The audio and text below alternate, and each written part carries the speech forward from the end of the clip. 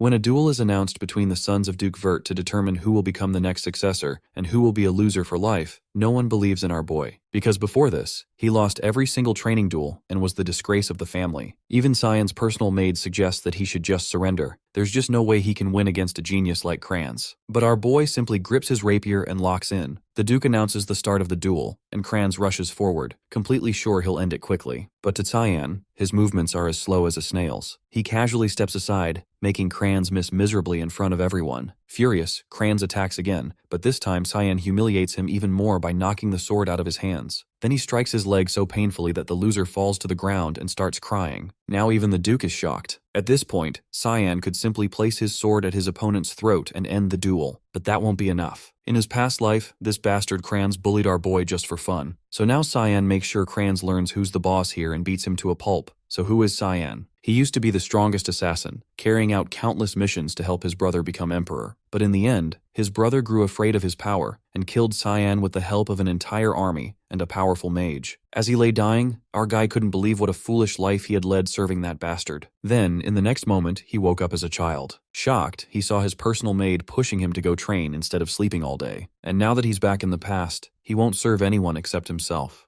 Once the duel ends, he is summoned to meet with the Duke. A high-ranking knight escorts him through the halls toward the chamber. Just before they arrive, he spots Margaret stepping out of the office. A crooked grin tugs at his lips. She's clearly just finished ranting about her precious son. He throws a casual jab, asking if Kranz is holding up all right. Her expression twists with fury, and she snaps, demanding how he dares act concerned after what he did out there. He brushes past her like she's air, muttering that that's how duels work, but she's not about to let that go. Loud enough for anyone nearby to hear, she spits that this is exactly why illegitimate brats like him shouldn't be treated like real heirs. Then she takes it further, insulting his mother and claiming he should be groveling in alleyways for scraps. She hisses that he had no business fighting at all. The words sink in and his jaw tightens. Her venom finally hits a nerve. His anger simmers, sharp and silent. He briefly considers killing her but settles on a more satisfying plan to make her suffer instead. He, of all people, knows exactly how to break her slowly and deliberately. Cyan informs her he'll be enrolling in the academy with Kranz. She squints, unsure what he's getting at. So he spells it out, his tone sharp and deliberate. She wouldn't want her son graduating without his limbs intact. Her focus should be on him now. She steps forward, but the knight blocks her way and says the meeting with the Duke is urgent. They don't have time to waste. He gives her one last smirk before turning toward the Duke's chambers. He walks into the office and offers a formal greeting. Memories flicker, his father's face. And it's been 15 years since they last met in person. The man, Duke Willius Vert, the mighty feudal lord of Velius, defined by many titles, the continent's shield, the hero who held back the demon onslaught for years with sheer magical might. He carried that burden to his last breath during the demon raid. All he ever wanted was peace across the continent. But Cyan sees him differently. A man who chose to live his entire life as a servant of duty, when he had the freedom not to, is nothing but a fool. The Duke skips past greetings and gets straight to business, telling him that the moment Kranz charged, he locked onto the sword's trajectory and dodged. Then he asks how long he's known how to wield a blade like that. Our protagonist replies that he trained on his own every night. The Duke clearly doubts him and says he's never shown the slightest interest in swordsmanship, so why hide such skill? He answers that he didn't want to attract attention. The man finds it odd that he didn't hold back against Kranz and questions whether that level of aggression was really necessary. Cyan says he needed to prove something, that he's better than Kranz, despite their shared bloodline. The Duke breaks into a wide grin, intrigued and excited by what he just heard. He's gone beyond expectations. He tells him he could grow into a powerful and dependable ally for Ashel one day. Cyan freezes at the sound of that name. The idea of supporting someone like Ashel, now that he knows who he truly is absurd. Just like always, the Duke's obsession with Ashel hasn't changed. He grabs his son's hands and says he can ask for anything he wants as a reward. It'll be granted. He takes this chance as the opening shot to destroy everything Ashel's built and asks to be sent to the battlefront. Back in his room, the maid nearly jumps out of her skin when she hears what he's requested. She calls him insane for wanting to go to a place swarming with wicked creatures and demonic monsters. Velius, the western territory of the Ushif Empire, is the only region that qualifies as the true battlefront, and even Lamia Valley is considered the front line. It's a brutal war zone that's been locked in a fight against demons for centuries. Because of that, his father gives him one condition. He has 1 month to become strong enough to be worthy of entering Lamia Valley. He has no clue how much stronger he needs to be to meet that standard, but he knows he has to raise his physical capabilities as high as possible in the meantime. He's still weaker than most kids his age. What he does have is combat intuition carried over from his past life and a faint trace of magic within himself. If he can build up his body, he might actually put it to use, so the training starts now. Alice storms into the room calling his name with fire in her voice. She's already heard the news about his plan to head to the battlefront. She lays into him, accusing him of letting his win against Crayons get to his head. Then she tells him to meet her on the rooftop. She wants to test him, and if he can hold his own against her for 3 minutes, she won't stop him from going. He tries to talk her down, saying there's no reason for them to fight over this, but she shuts him down cold and asks if he's just chasing after her family's legacy. That's when it clicks. He gets why she's so aggressive. But he doesn't give a damn about her family name. His duel with Crayons wasn't even a full day ago, so his body is still wrecked. But she doesn't hold back. She comes at him hard with her broadsword. He reacts just in time, managing to block her strike. She pulls back, taken aback that he defended himself. A 10-year-old with a rapier just deflected her greatsword. She shrugs it off as pure luck and unleashes a flurry of fast attacks. He barely holds them off and takes some hits, but he sees a weak spot in her guard and turns the tables. He parries, slips inside her defense and counters, his blade aiming for her neck. She doesn't have time to dodge the counter, but Cyan twists his blade at the last second, giving her a window to escape. If he hadn't done that, she would have dropped dead on the spot. The Mist's sword technique wasn't built for mercy. Most of its fog-based forms are made for killing, which makes it hard to hold back, especially when his physical strength is still lacking. But now he's starting to burn out. To make up for what his body can't handle, he's been forcing mana through his sword, and he's just about hit the wall. He catches her mid-chant, blending earth and wind into her blade, and shifts into stance. The determination on her face says she's going all in, so he braces for impact, knowing damn well that trying to block that hit could send him flying out of the castle. He charges, hoping pure adrenaline and blind faith will unlock his magic mid-run. But before their blades connect, the Knight Ulkin drops in and shuts the whole thing down, blocking them both. He scolds her for going too far on someone younger. Reality hits fast. She blinks, then suddenly pulls him into a hug, trembling and apologizing for snapping. She just wanted to stop him from throwing himself into the battlefield. He gets it. He knows how she is, how she gives everything she has to everything. His sister, the prodigy who scored top marks across every subject at the Royal Academy, her looks alone had people calling her a child blessed by the gods. She'd trained with the sword since she could walk. She once matched Ashel blow for blow in their fight for the title of Continent's Guardian, but then it all collapsed. She joined the Knights of Light and got killed. He clutches her tight and swears to himself. This time, he'll protect her. In the middle of their moment, she turns to Ulkin and narrows her eyes. Wasn't he the Duke's personal knight? What's he doing here if the Duke already left for war? The knight says he's just acting under orders, to guard Cyan while the Duke's away. It's supposed to be a quiet mission. No one's meant to know. The younger man had already sensed him back in the Duke's office, but still finds it odd that his father wanted this whole thing kept under wraps. Mid-thought, fatigue hits like a truck and he knocks out in her arms. She smiles softly, thinking to herself, he really is still just a kid. The next morning, she heads back to the academy. He gets to work training his body. He can barely crank out 10 push-ups, still weak,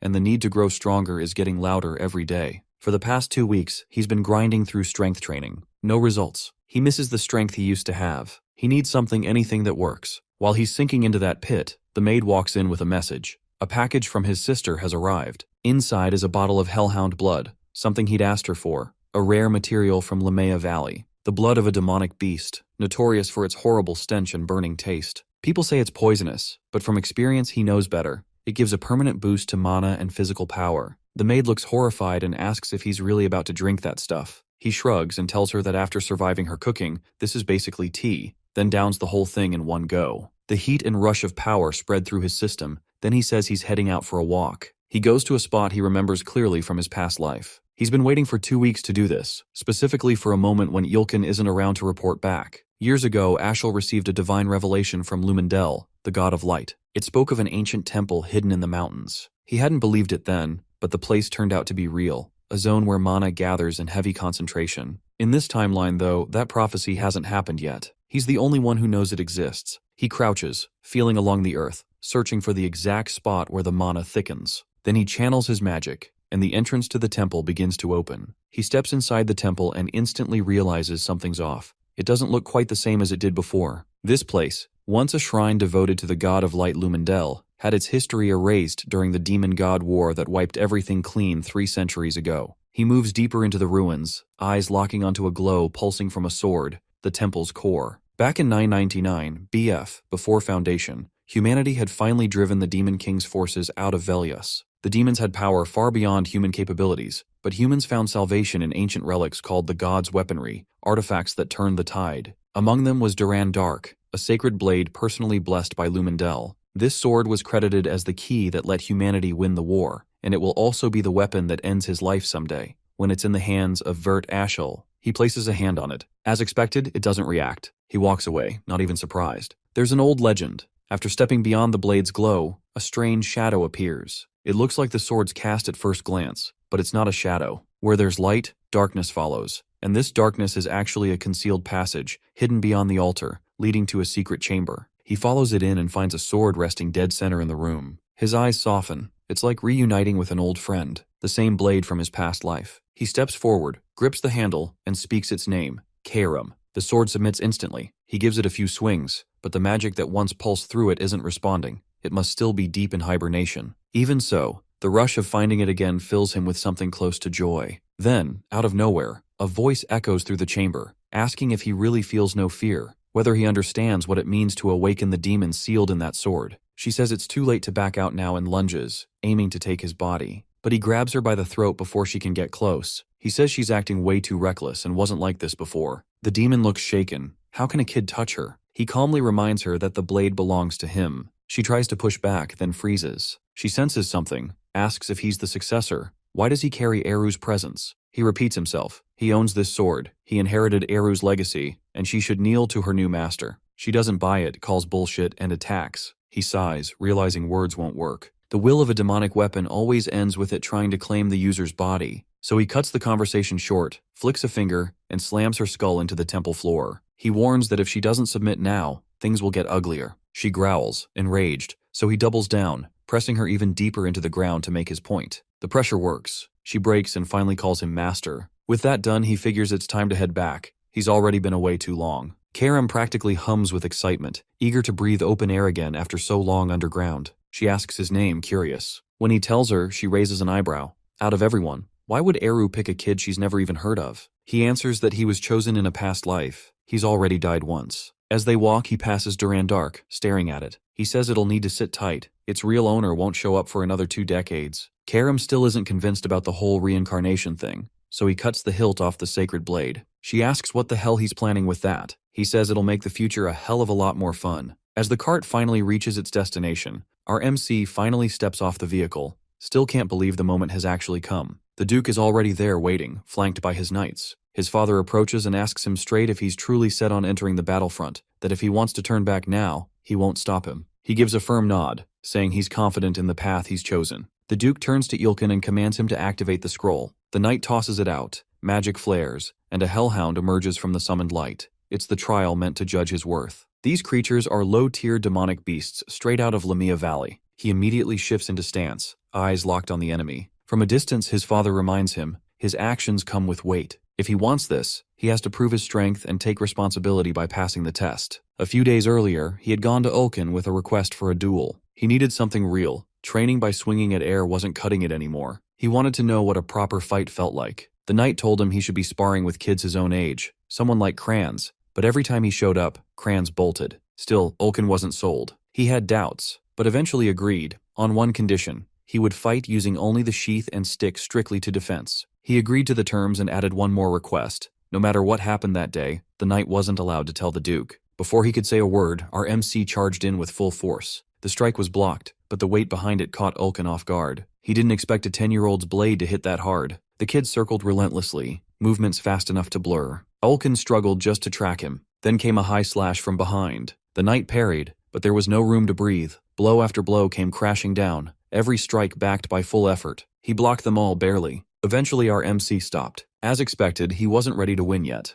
but he thanked Ulkin for the fight and headed off. The knight stood there in shock. The fragile little noble he once knew had changed, grown way too fast. So now, watching him face the hellhound, he's convinced those beasts aren't going to be a problem. He watches it make its move, it charges. He dodges cleanly. Even with how far he's come, taking on a beast like this still pushes his limits, so ending it fast is the only way. The next time it lunges, he sidesteps and drives his blade across its throat, straight into its brain. It collapses immediately. As the blood pools out, he eyes it with a stray thought. How fun would it be to bottle up a few jars of this stuff? But people would probably lose it if they saw him doing that. His father claps, impressed. The test is over, he passed. The Duke tells him they'll meet again at the front lines. Karam murmurs from his sword, asking why he didn't use her to finish the beast. She needs blood if she's going to wake fully. He reassures her. Soon enough, he'll use her to his heart's content. At the battlefront, a massive ogre is tearing through the front ranks. The Duke gives a sharp command for the soldiers to fortify the defense line and eliminate the ogre immediately. A barrage of magical attacks is hurled at the creature.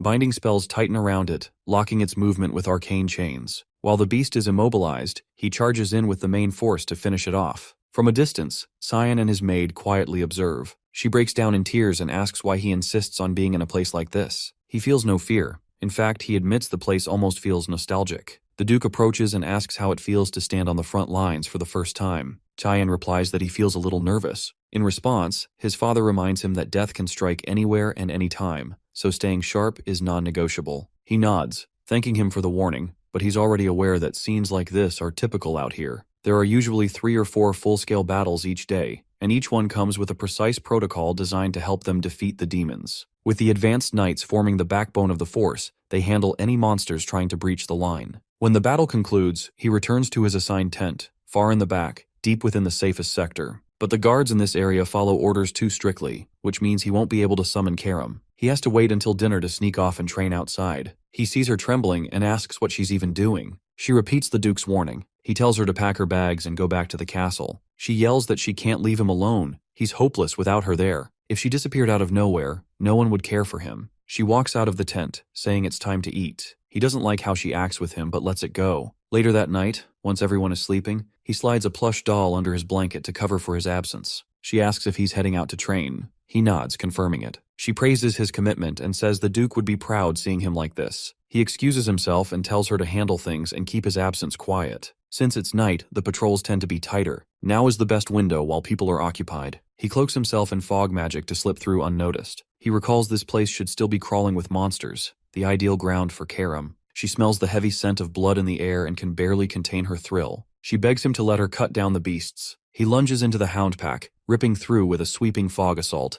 tearing them apart without slowing down. He harvests the blood from the slaughtered hounds and drinks it, recharging his mana and body and feeding Karam the power to grow stronger. She starts to get impatient, wondering how many more beasts they'll need to kill to reach their goal. He tells her they'll stay and train here all night. The area will keep drawing in more monsters. Elsewhere, across the front lines, a group of knights is escorting a royal convoy through the mountain paths. The maid seated in the cart tells the young girl inside that heading to the battlefield is too dangerous, and turning back would be safer. The child, with her gloomy look and smug tone, warns the woman to quit treating her like a kid before she pisses her off. She's supposedly the next heir to an empire. The maid apologizes for overstepping and brings up something she heard. The Duke of Vert has brought his youngest son to the front lines, and apparently, he's around the same age as her. The girl reacts with surprise at the Duke's decision. Why would he send someone that young into war? The maid clarifies that the Duke didn't make him go. He volunteered on his own. She repeats that he's probably her age and suggests they should get along if they ever cross paths. The girl flips into full tsundere mode and insists she's not interested in meeting him.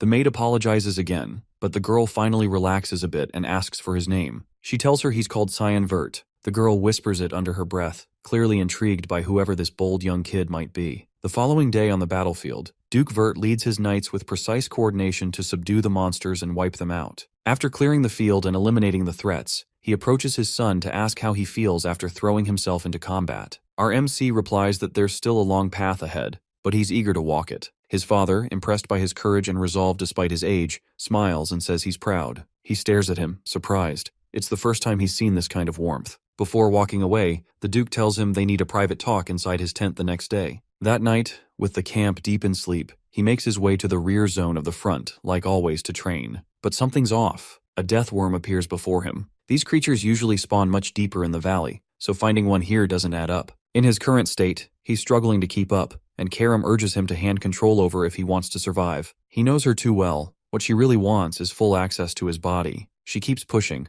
telling him those weak swings won't do anything to a worm that can heal every wound in seconds. He has to one-shot it to end the fight for good. He hears her out. This fight could drag on forever if he keeps going solo. Even though he's consumed an absurd amount of demonic beast blood over the past month, he still feels miles from being truly strong. Letting her take over might be his only option. He steps forward, allowing it. With the 9th form of thick fog, demonic sword manifestation, she unleashes her full speed and strength, slicing the worm into pieces with almost no effort. Meanwhile, the Duke, accompanied by several of his royal trainees, passes through the area and spots the scattered corpses of hounds that were slain earlier. They immediately pick up on the dense mana lingering in the space, and it raises suspicion that a demon might be responsible. He orders the group to search the scene and get it secured quickly. This kind of thing can't be left unchecked, especially if there's demonic activity. As he studies the cuts and marks on the bodies, he notices they resemble his son's fighting style, but shakes the thought off. They sweep the area and end up finding a massive dead deathworm. A new question is raised. Who could have taken down that many beasts solo? He starts forming a theory. Some kind of secret organization might be behind these incidents.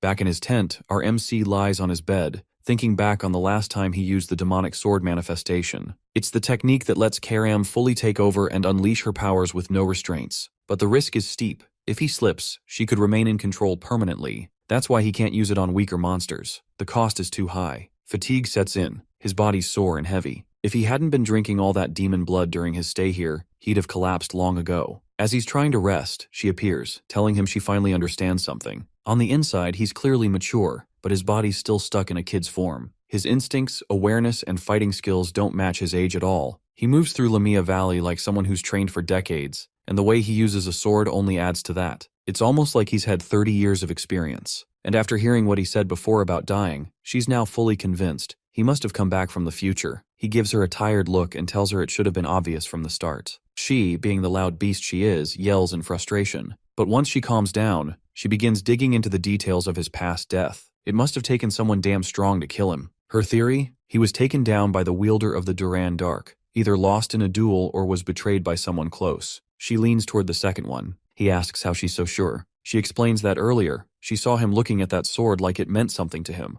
like it carried a past. And if that's the case, he's probably out for payback. Her tone shifts, and she growls that if he ever dies or gets defeated again, she'll devour him whole. He knocks her on the head and reminds her who's actually in control, but inside, he's quietly relieved. She hasn't changed a bit since the day they met in his previous life. Later that day, something feels off. People are acting jumpy for no clear reason. He heads out to figure out what's going on and runs into Emily. She tells him that news just came in. High-ranking monster corpses were discovered in the valley near the rear camp, the same area he's been staying in. He instantly realizes she's talking about the creatures he's been taking out every night. He asks if any other rumors have started spreading, but before she can say more, Yulkin interrupts, saying the Duke wants to speak with him. He knows he's screwed. He handled the corpses just last night. He walks into his father's tent and greets him like always. There's hesitation in his chest. If the topic comes up, he doesn't know what excuse to give. His father would immediately recognize his attack pattern. The Duke gestures for him to sit down, and without any build-up or delay, Father immediately addresses the reason Father summoned him. Father questions where he was last night. With no hesitation and a straight face, he lies, claiming he went to bed early. Suspicion flickers.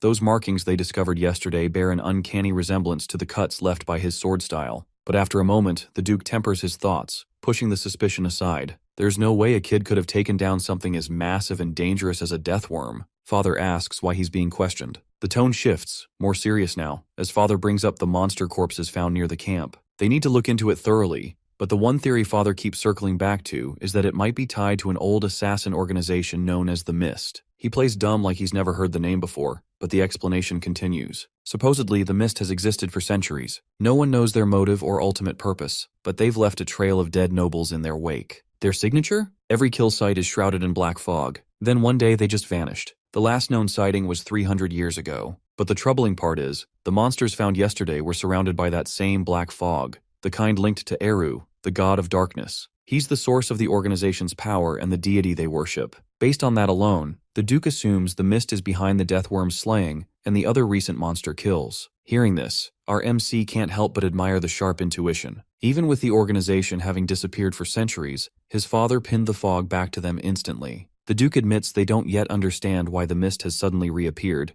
but regardless, the Empire's higher-ups must be informed. He feels slightly relieved. His father didn't suspect a thing and believed the lie. From that perspective, it makes zero sense for someone his age to be tied to a legendary underground group. The topic shifts. Does he know about the guests arriving later today? He does. The Emperor is set to visit the front. The older man nods, then says he wants a small favor. Meanwhile, the Emperor reaches the battlefield, welcomed respectfully by the knights. The Duke bows on one knee to greet his sovereign, but the Emperor quickly dismounts and tells him there's no need for ceremony. They've been friends for years. He then spots our MC nearby and introduces him as the youngest member of the Vert family. The Emperor seems genuinely pleased to see someone so young surviving in the brutal environment of the front lines. He finds it astonishing. Now he understands why his father wanted him present for this visit. This was the first time he was being formally introduced as the Duke's son. Back in his past life, whenever the Emperor came by, he was always told to stay locked in his room. But now, he feels real happiness, finally being recognized publicly with pride. The Emperor then gestures to his young daughter, introducing her. The white-haired girl from earlier is none other than Arryn Severs, the 5th princess of the Ushif Empire. He immediately identifies her. She's infamous as the tragic 5th princess. The favor mentioned earlier was about her. His father wanted him to ensure her safety. Since they're the same age, he could look after her, keep her company, and stay close. It would help to build a bond now, especially since they'll likely see each other again at the academy. He mentions it's a smart move to be on good terms with a member of the royal family, and hopes they'll get along. He isn't exactly eager to befriend her, but he gets where this is going. His father wants him to build the kind of bond he himself has with the Emperor. Still, that's just not who he is. There's no chance they'd ever actually be friends. For now, though, he has to go along with it. He ends up walking beside her like he was told. She pauses by the river, eyeing it curiously, and asks why the water is red. He tells her it's called the Blood River. Name says it all. When demons get fatally wounded or lose their ability to fight, they instinctively crawl to this river. Eventually, the bodies rot, and the fluids run into the water, staining it red. The idea of a river full of corpse runoff makes her sick. She then asks where exactly the river flows. He enjoys the chance to spook her, saying it heads straight to the demon realm, and if she swims far enough, she might bump into the Demon King. Their eyes drift to the sky, where a faint yellow glow appears on the horizon. He explains the light means demonic beasts are closing in. She panics, asking why demons would dare come this close to the camp. Meanwhile, up at the front lines, the Duke starts organizing for battle. He instructs the knights to focus on guarding the Emperor, then tells the rest of the army to shift west with him. The Emperor interrupts, declaring he won't sit back and let others shield him. He hasn't tasted real combat in ages and is itching to dive into the action. The Duke has no choice but to comply. They announce the Emperor is joining the charge, while the rest of the knights handle the incoming demons. The Duke then calls out for his son to join the others. He doesn't hesitate and moves to follow orders, but before he can leave, Arryn stops him and asks if he's really capable of fighting demons alone. He gives a nod, but she cuts him off, insisting she wants to come too. If he can go, then so can she. They're the same age. He brushes her off, telling her people die in this. Being the stubborn, loud kid she is, she yells that she still wants to go. He ignores her and calls for Ulkin, assigning him to keep her safe and take her somewhere far from the fight. Furious, she starts yelling insults at them for treating her that way. He walks up to her with that cold stare of his and tells her straight,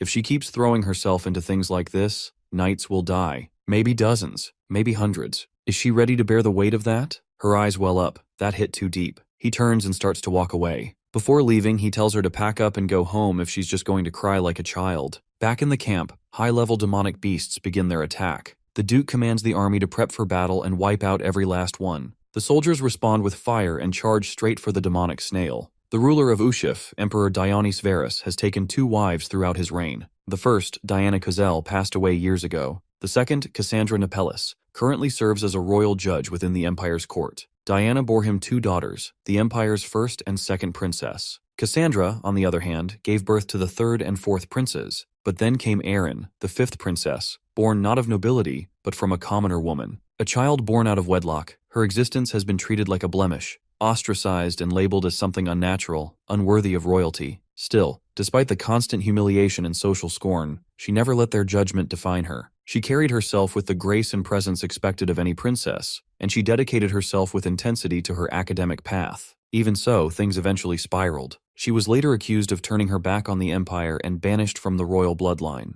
No one knows for sure what became of her, but rumors suggest she caught some incurable illness and died alone on a remote island. That was enough to earn her the nickname, the Tragic Princess. He, for one, believes things could have turned out differently. Always thought she might have stood a chance at a decent life, if only she weren't so caught up in dreams and blind ambition. She drew too much attention. Karam constantly teases him, claiming her story practically mirrors his. Meanwhile, far across the war zone, the Emperor and the Duke have been making significant progress wiping out the monster swarms. Dion channels raw lightning through his body, slicing through the stragglers like they're nothing. He might hold the throne, but he's also earned a reputation as a terrifyingly skilled magic wielder. Creatures like these barely slow him down. Once the area is cleared, the 2 duck inside the command tent to rest. The Emperor pours himself a drink and offers one too, just to reminisce about the old days. The offer is declined. There's no room for Buzz's judgment on the front, so he shrugs and drinks solo. As the quiet stretches between them, he casually brings up a troubling matter. Several nobles have been killed lately, and word is spreading fast, unsettling both citizens and soldiers. The Duke immediately asks whether there's any link between the deaths. Patterns. Strange signs. Diani tells him the common thread is corruption. Every noble taken out so far had a dirty record, and more importantly, every corpse showed signs of black fog residue. That makes his companion pause. He says he noticed the same kind of fog behind the camp just yesterday, which leads him to suspect that the black fog users have resurfaced. The Emperor agrees. It's definitely something they'll have to look into further. Then the topic shifts. He's heard whispers that Eren is being blamed for the recent chaos, and it's starting to weigh on him. He's been trying to keep things from boiling over, but some factions are clearly looking to use the situation against her. He turns to the Duke, face open and serious, and asks for one thing. If something happens, if he dies first, he wants his old friend to watch over her in his place. The promise is made without hesitation. The Duke swears on his life to protect her, no matter what. And with that, the conversation draws to a close. Back in another tent, he's catching Emily up on everything that went down while she was away. She seems let down that he barely spent time around the princess. He tells her not to expect too much. She laughs, half serious, and throws out that he'll never get married at this rate. He brushes it off and steps out to return to his usual training. But outside, he runs straight into Eren, standing there soaked from the downpour. She walks into the tent beside him and asks where he's heading next. Before he can answer, she tells him to stay for a moment. There's something she wants to talk about. She asks how long he's been stuck out here. He replies, nearly a month now. Not wasting time, he pushes the real question. Why did she come all the way here just to find him? But whatever she wants to say, she holds back. Emily's intense, almost unhinged gaze behind them makes her too uncomfortable to speak freely. He tells her to give them some space so they can talk privately, but she replies with a sarcastic grin, joking that they should all just have fun together. Once she's out of the way, Eren begins by apologizing, admitting she hasn't been behaving like she should, hasn't lived up to what's expected of her. He accepts it without hesitation and admits he might have gone too hard on her earlier. Her voice lowers, weighed down by emotion. She says he's well liked by everyone, that he carries himself with more maturity than she does. He instantly notices the shift in her demeanor. She brings up the fact that he's probably heading back to the academy soon, but he stops her before she can finish. He already knows where she's going with this. She wants to ask if they can be friends once they're there, but he cuts it off. Looking her straight in the eye, he tells her if she came here looking for friendship, she's wasting her time and should walk away. Trying to hold it together, she says she wasn't looking for that, just hoping to be on good terms, and says he's being unnecessarily cruel. With tears starting to fall, she says he probably sees her like everyone else does, a fake, undeserving princess. She takes a breath, pulls herself together, and apologizes for showing up at all, says she overestimated him and walked away with nothing. Then she mutters that he's nothing like his brother, Ashel. That name hits hard. He grabs her arm without thinking, demanding to know how she even knows him. She tells him she ran into Ashel during a walk near the Royal Academy. He told her not to worry about other people's opinions, only to focus on her goals and what she wants. That makes him freeze. It's clear now that his brother had started manipulating her from the very first moment they met, already laying down the trap. He tries to warn her, but before he can get anything out, a deep rumbling shakes the tent. Emily rushes in, panic written across her face, yelling for them to get out immediately. But they're too late. An orc crashes through the top of the tent, smashing into the ground and launching her through the air like a broken doll. From outside, the nearby knights spot the torn-up tent and realize he's still inside. Emily, sprawled in the dirt, breaks into sobs, convinced he's just been killed under the wreckage. Word of the attack reaches the Emperor and the Duke immediately. Both of their children are trapped inside the wreckage of a tent, torn apart by a high-ranking demonic beast. Without pausing, Diani commands the entire military force to head straight to the scene and secure his daughter's life. Meanwhile, panic floods his mind. He can't wrap his head around why powerful monsters keep showing up this far behind enemy lines. They're supposed to stay deep within the valley. Something feels seriously wrong, and he's starting to suspect he might be the reason behind it. Tears well in her eyes when she sees him alive, after genuinely believing the orc had killed him. But he managed to get out before the structure collapsed. There's no way he'd let an orc finish him off when he's slain demon kings in a past life. Beside him, she asks if the knights stationed at the camp are all right. Then she breaks down, overcome with guilt for coming here at all, knowing they would have followed her straight into danger. The knights approach and reassure her that protecting her is their sworn duty, and they're ready to die if that's what it takes. But the words are cut short when the orc storms back into the scene, grabbing one of them, crushing his body in a single grip, and hurling him across the field like nothing. Without hesitation, he steps in front of her, standing between her and any incoming strike. The orc immediately locks eyes on him, confirming the suspicion. These advanced monsters are being drawn specifically to him. He yells for the others to fall back and get her to safety while he holds the beast's attention. Emily grabs the princess and bolts, leaving him to face the threat alone. But his strikes barely scratch the creature. It's like the blows aren't landing at all. Confused and frustrated, he starts wondering what the hell is going on. Why are they so fixated on him? That's when Karam appears, casually explaining that all the demonic blood he's been drinking to get stronger has left him reeking of power, attracting elite monsters like a beacon. Furious, he snaps, demanding to know why she didn't say anything sooner if she knew this from the start. She just grins wickedly and says she's only here for his body anyway. He doesn't hesitate, grabs her and transforms her into his weapon. With her as his blade, he launches into the orc, slicing through limbs like butter and putting it down without breaking a sweat. But then he spots something worse. Dozens more high-level beasts still on the move. She lights up with excitement, thrilled by the prospect of such a massive feast. The mood shifts when they come face to face with a devil dragon. He tells her to get ready to tear into it, activating his demonic manifestation to wipe out everything standing in their way. Elsewhere on the battlefield, the Duke has just taken out the final remaining monster in his area. Dione turns, asking if there's any word on the kids. The reply is grim. There wasn't a single sign of them near the collapsed tent. The Emperor says he must be panicking over his son, but the Duke answers with a cold expression. Any member of the Vert family should know how to survive something like this. What matters now is the princess's safety. As they speak, the knights arrive, successfully bringing her back to her father. She rushes into his arms, breathless, pleading with him to save our MC before it's too late. Meanwhile, the Duke walks up to the maid and asks if she's his personal attendant. When she nods, he asks what happened. With her voice shaking, she explains that he told them to run while he stayed behind to hold off the monsters. One of the knights offers to go retrieve him if given the order, but the Duke takes a moment, then declines. Their focus has to remain on the current wave. If these creatures break through the camps, nothing will stop them from reaching the Empire itself.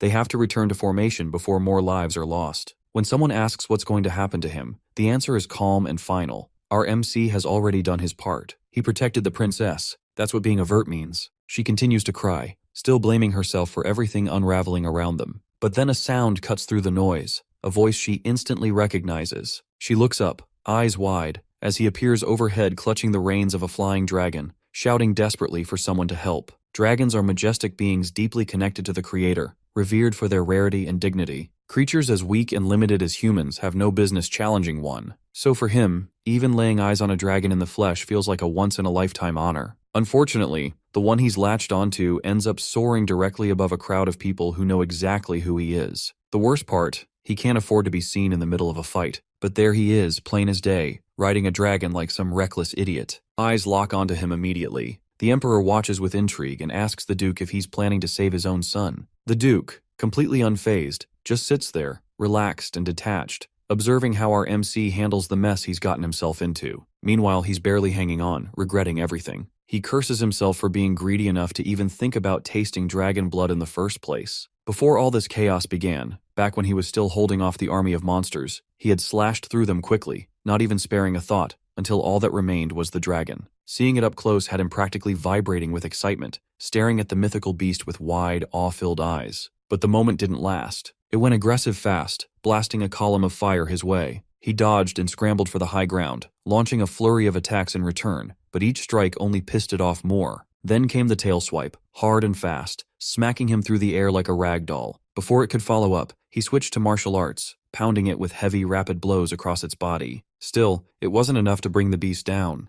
As he prepped for his next move, something unexpected happened. It stopped. Then it simply turned and flew away. But of course, being the impulsive little gremlin he is, he leapt after it without thinking, grabbing onto its side like a maniac just to steal a taste of its blood. That's how he ended up stuck, clinging to its back, powerless and exposed. She demands to know why he hasn't used her to fight back. At this rate, he's going to get himself killed. He screams back that if anyone sees him use his powers now, he'll be fried alive. He can't let that secret get out. While they're still arguing, they spot the Duke beginning to cast a massive, high-level magic spell, an 8-star incantation. Panic hits immediately. That serious look on his father's face means only one thing. He's about to target the dragon, even knowing his son is on it. The spell launches. Blades of magic shoot into the air, slicing through flesh with terrifying force. He leaps off just in time, trying to dodge the raining blades mid-air. As he falls, she yells for him to use his powers to escape, to fly out before it's too late, but he still can't risk being seen. Desperate, he scans the area and spots a river of blood not too far off. As a last-ditch effort, he shifts his trajectory and aims for it, hoping it'll cushion the fall. Somewhere else in the valley, a pair of demons had been watching the commotion. One, the older of the two, remarks that it must have been a young dragon getting itself into trouble. The white-haired one next to him counters, saying something incredibly powerful must have scared it off.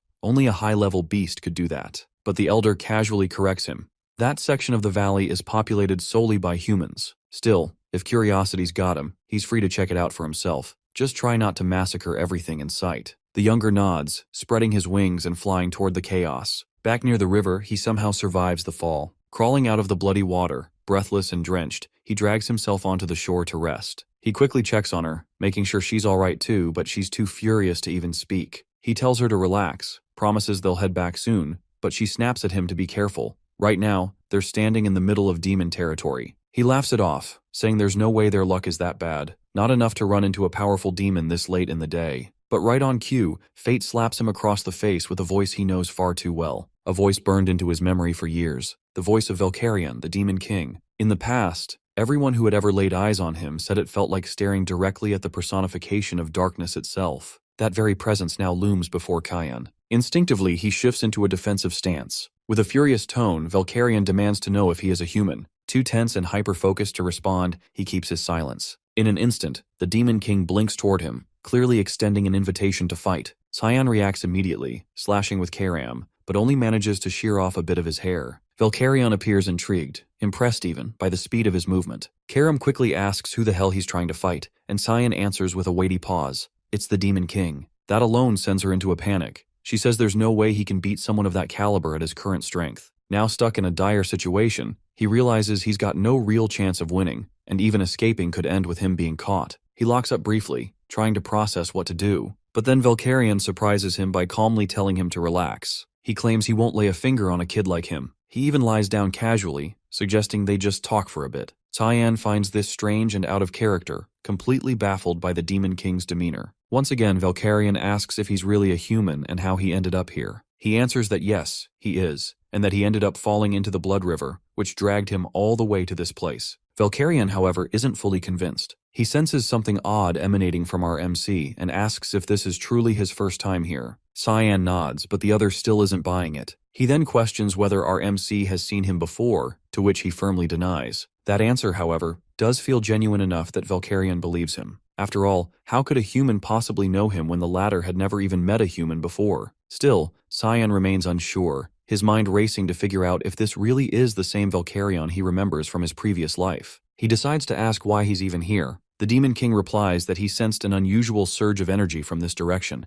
and came to investigate, explaining that as ruler of these lands, it's only natural for him to look after them. Our MC's lack of surprise actually reinforces his suspicions. His unbothered expression makes it seem like he already knows him. Valkyrian continues to talk, clearly thinking aloud, but Cyan isn't really listening. He's too caught up in how wildly different this man is from the version he once knew. If everything unfolds the same way it did in his past life, the demon invasion will begin soon. But looking at him now, he just doesn't seem like the type who would trigger such chaos. If this is his real personality, then something must have gone wrong to alter him. So Cyan takes a risk and asks what he truly wants to achieve as Demon King. Amused by our MC's boldness, he says that all he desires is to ensure safety and prosperity for his people, and if anyone threatens that peace, he won't hesitate to wipe them out. For a split second, Cyan glimpses the real core of Valkyrian, a raw force of evil restrained deep within. Something must have set him off in the past to awaken that beast, and our MC knows he has to prevent it from happening. He warns that soon, either Valkyrian or his empire may face a dire turning point.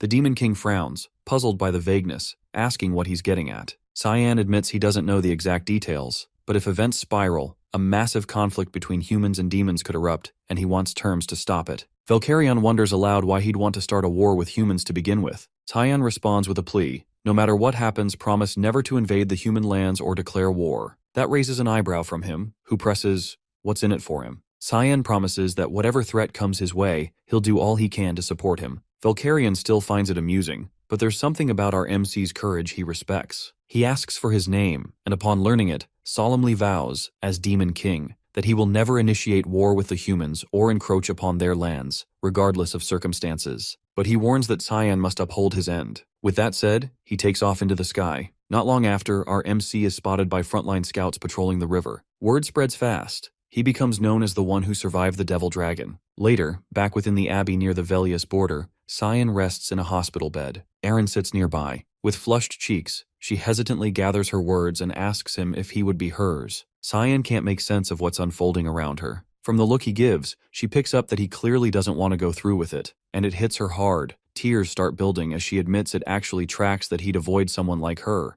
just a useless royal with no power to offer. Her reaction starts to wear on him, her mood, her desperation, the way she's laying it all out. It's beginning to grate. Deep down, he already knows she's got nothing practical to bring to the table, but her emotional mess is tugging at his patience. She quickly brushes her tears away and forces a smile, insisting she just needs to level up, get stronger, become powerful enough that someone like him might finally look her way and accept her presence. She locks in that goal, swearing she'll grow so terrifyingly capable that resisting her won't even be on the table anymore. Just before stepping out, she pauses at the door and throws a quiet thanks his way for not dropping dead on the front lines the other day. Some days later, off in the shadowed edge of the forest's rear border, a man slips through the trees, making sure no one's trailing behind. He pulls a cube from his pack, arcane and faintly glowing. The moment it's exposed, dark chains of cursed magic lash out, locking his limbs in place. A voice cuts in behind him, Cyan's, remarking in disbelief that Reynold Crimson was the rat all along. The smuggler immediately launches into a frantic explanation, rambling about how the cube's no ordinary item. It's packed with enough raw mana to give it near-limitless storage, a design straight out of the Garam Kingdom's mage labs. The assassin yanks the cube away and pulls off his mask, revealing his face and casually reciting his full name like he's reading it off an arrest warrant. Reynold freezes, stunned that Cyan's the one who got the jump on him. He demands to know what brought him out here, but the other man doesn't even acknowledge the question,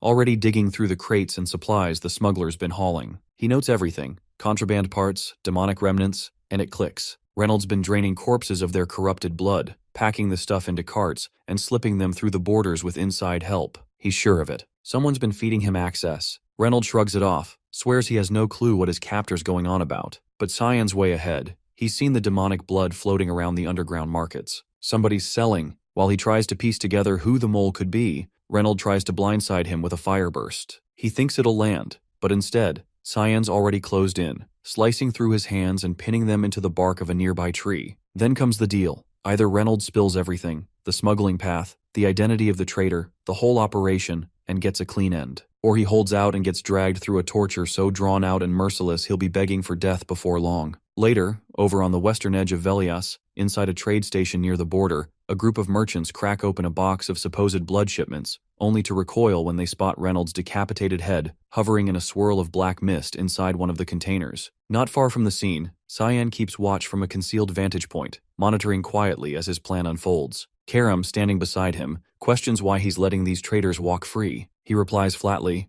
"They just need something to shake them." A warning. He remembers all of this from his last life. Reynold Crimson, deep in bed with Garam's government, had been trafficking corrupted blood right under everyone's nose. Every shipment led back to Garam's mage society, the same people fanatically obsessed with unraveling magic's source and stretching its limits beyond reason. Right now, they're still focused on creating handy tools like the Dimension Cube. But he knows what comes next. Soon they'll push further, start crafting horrors with that blood, twisting magic into something far worse, and he's dead set on stopping that spiral. Karam throws in a jab, mocking him for suddenly doing the Empire a solid after swearing he was done with all that, said he'd live for himself this time. Back in one of the estates owned by the Ushif, Ashel lounges in a room, having just wrapped up some private time with a woman. His attention perks up when she mentions something. Cyan apparently went off to the front lines, and he took their father with him. That's all it takes. Now Ashel's ready to pay his brother a visit. The bastard's been getting on his nerves lately, and he's not letting that slide. Emily lets out a loud cheer the moment she's finally off the front lines and safely inside the castle. The relief is real, and she practically shouts her excitement. She turns to Cyan, saying the academy's going to be a total upgrade compared to this grim place they're stuck in now. But he doesn't share that energy. His face says it all. He already knows what's coming, what's waiting inside those academy walls, and it's nothing like what she's imagining. Truth is, that place isn't the bright new chapter she's hoping for. It's a maze of backroom politics and shallow alliances. Envy fuels everything, and clout outranks talent. Actual learning takes a backseat to social climbing. She, on the other hand, is hyped because she's heard the academy's full of good-looking guys, and she's convinced it might finally be her shot at finding romance. Time passes, and eventually the entrance day arrives. Cyan reaches the front gates and on his way in,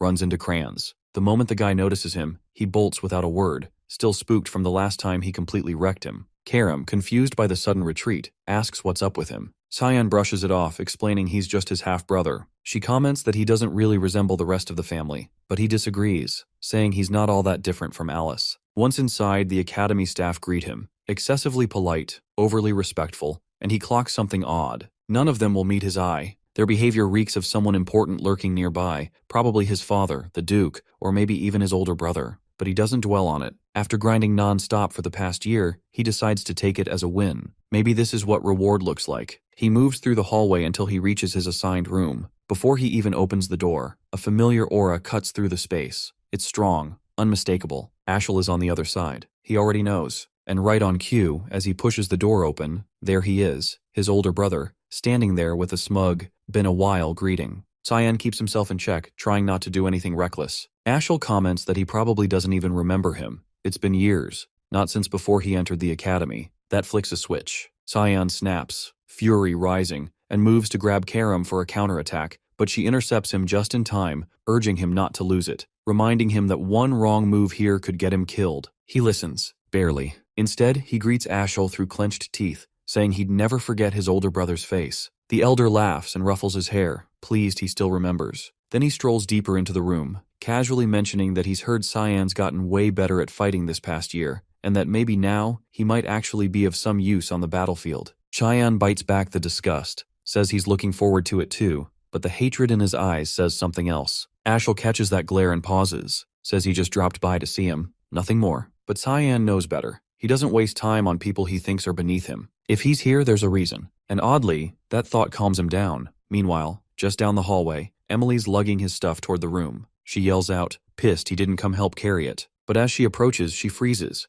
Ashel walks out instead. He brushes right past her, telling her not to mind him and to just get back to work. Once he's gone, she vents her frustration, demanding to know why the hell Cyan didn't warn her he'd be here today. He doesn't respond, just tells her to leave him alone for a bit. He locks himself in the bathroom, leans over the sink, and throws up. The pressure, the tension, it all hits him at once. When he steadies himself, he turns to Karam, demanding to know why she stopped him earlier. To him, it made no sense. It was the perfect opening. She could have taken over his body right then. She shuts that down, says she didn't hold back because she was being soft. She just wants his rage to keep growing. The more twisted it gets, the better he'll taste. Cyan smirks, says he prefers her this way. Over in Ashel's private room, a butler enters with an update. As ordered, he's been tracking the second princess, and now he's found her. She's deep in the northern region of the White Elves' territory, Fruina. Ashel raises an eyebrow. Fruina's not exactly welcoming, especially to outsiders. But of course it's her. She's got a way with people. Makes sense she'd pull it off. He tells the butler to notify him right away if she ever decides to return.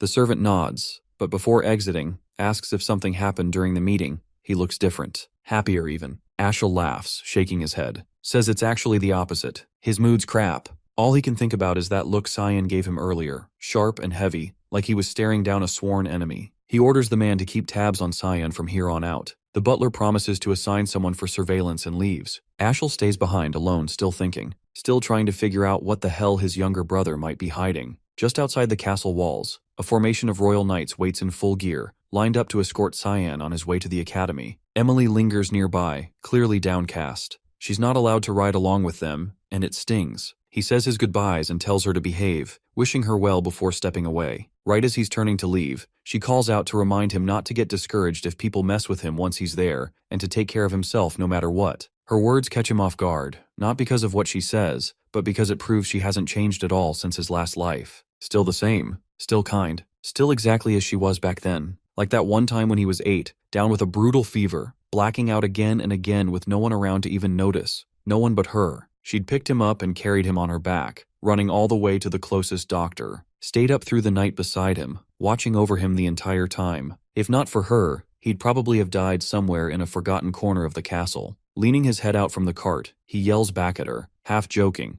telling her she better behave, or she'll be punished when he returns. She waves after him, eyes glossy with tears but smiling wide. To him, she's never just been a maid. She's someone he holds close, someone who genuinely matters. Once back inside the cart, something starts to feel off. The escort, 6 nights for one person? It doesn't sit right. He starts to suspect there's more to this than a routine trip. Whatever they're planning, it probably won't wait until he reaches the academy. Hours pass before they pull over. One of the knights tells him they'll be camping here for the night. Curious, he asks where exactly they are. They respond vaguely, claiming it's a location in the center of Saffron, and that they should be arriving at the city by morning. But he knows better. The landscape doesn't match, not even close. No forest like this exists near Saffron. Judging from the surroundings, they've dragged him somewhere isolated, deliberately out of reach. He climbs out of the cart and right away the group closes in. Surrounded. Calmly, He asks the only thing that matters. Who's pulling the strings? Who's behind this setup? They don't answer. One of them simply tells him the only thing he needs to know is that he's dying today. A knight steps forward and moves to swing at his neck. He sidesteps effortlessly, then takes the man's head clean off in a single counter.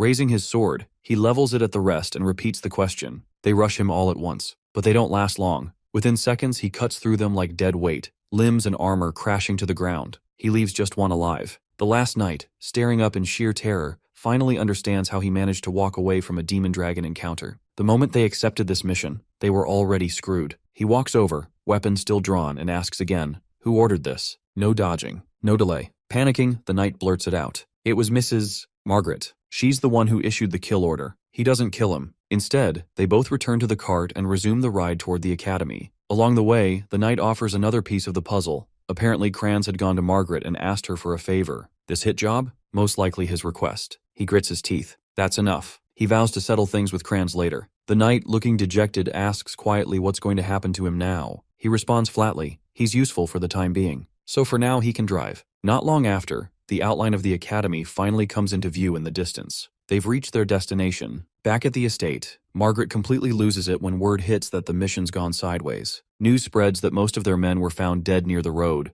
their corpses discarded like trash. Yet somehow Cyan survived, and worse, made it to the academy. Her nerves spike, disbelief setting in. None of this tracks. The butler calmly suggests they may have misjudged his abilities, but the idea that a kid pulled this off doesn't sit right with either of them. He figures there has to be a hidden hand orchestrating this mess. He floats the idea of sending a cleaner to the academy to finish the job. She cuts him off before he can finish. If they try that, he'll go straight for Kranz. She orders a full blackout. No retaliation, no leaks, no word of today's incident. The servant bows out and leaves, but outside the room, Ashel's butler has been eavesdropping the entire time, undetected. It's been 10 days since Kyan and Brian rode out from Saffron. By now, they've probably figured out he's still breathing. That means the road to the Royal Academy is finally safe. But now he has to figure out what the hell to do with Brian after this. Not long after, as he lounges in the back of the cart, soaking in the quiet, the escort gives him the heads up. They've arrived. He glances out and spots the academy building. Nostalgia hits hard. A flood of memories comes rushing in, some good, most crap. He walks in and hands over his credentials at the front desk. A wave of whispers follows. People stunned to hear the name Cyan Vert. He's instructed to head to his dorm and wait there. In 2 days, he's expected to attend the entrance ceremony and elemental assessment. The staff hands him an ornate key paired with a sealed letter. He gives both a once-over, baffled, then stunned when he learns he's been assigned a royal hall, all to himself. No one in his bloodline has ever gotten that honor, so clearly someone's pulling strings. Brian steps inside with him, still trailing along. Cyan turns to him. Now that the escort gig's over, it's time to settle things. The guy freezes, convinced his time's up. But instead of a blade, he gets a hefty sack of gold, payment for his work, more than enough to start over somewhere. Caught off guard, his eyes well up. He drops to one knee and begs to serve for life. The request throws Cyan completely. Why would anyone want that? So the man explains, his father always told him, if you ever find someone worth your loyalty, don't hesitate. The whole thing annoys Cyan. He thinks it's a stupid way to live. How can Brian be so sure he won't get betrayed down the line? The answer's simple. If it happens, it happens. Cyan shrugs it off and decides to skip the ceremony. He's going straight for the elemental test. Meanwhile, inside the dean's office at the Royal Academy, the man sifts through the latest elemental results. This year's batch brought in plenty of impressive candidates, like Aaron, who scored 2-star mana and shows a 50% alignment with the light element, and more beyond her. He's honestly impressed with what the kids are packing this year,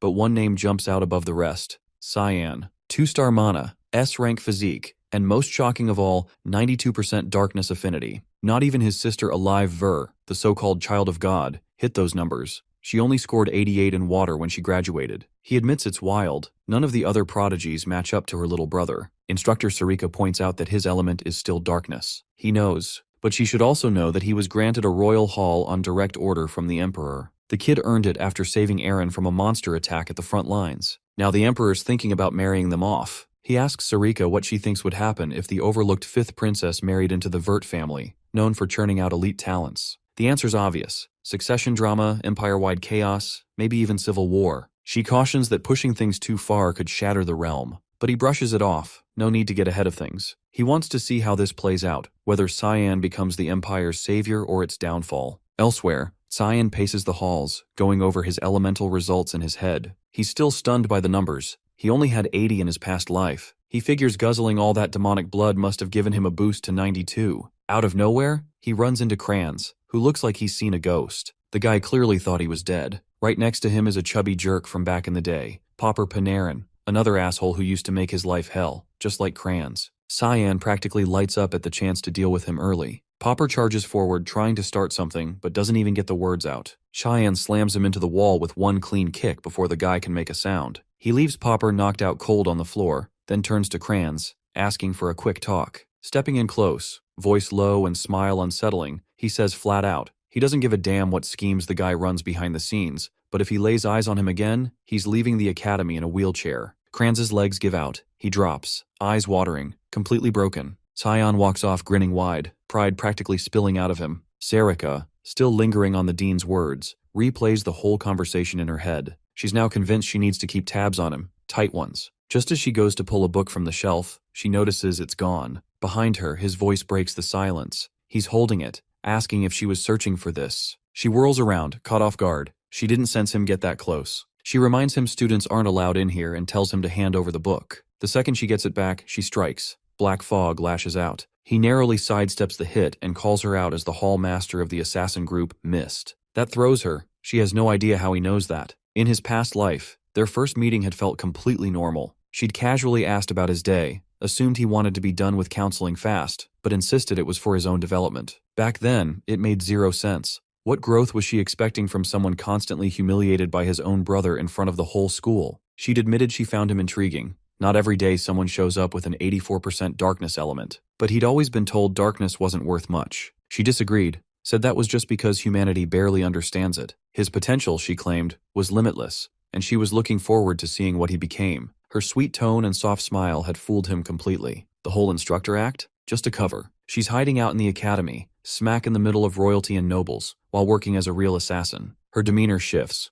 She tells him they'll continue this in her lab. He's a bit thrown off by how calm she is. Inside, it's just like he remembers. He takes a sip from the tea she pours and instantly knows she laced it. She laughs it off, but he shrugs. Poison doesn't work on someone who's been chugging demonic blood. He tells her she'll need a better recipe next time. She asks how the hell he knows all this, especially the fact she gets her orders from specific books in the library, the exact spot he went for. Now she's suspicious he might actually be Miss too. He tells her there's no better proof than that. That pisses her off. He brings up how, before he left for Chatan, someone questioned whether one night would be enough. Nobles have been dropping like flies lately. He grins and casually asks when the purification project kicked off. She plays dumb, claiming she has no idea what he's on about, but he calls her bluff, says he's on to the assassinations. She warns he's going to regret running his mouth. They both gear up to fight. Fog thickens around the lab as she suddenly hurls the table at him. He doesn't dodge, just drives his fist straight through the wood, splitting it in two. He tells her he's already shown more than enough to prove who he is.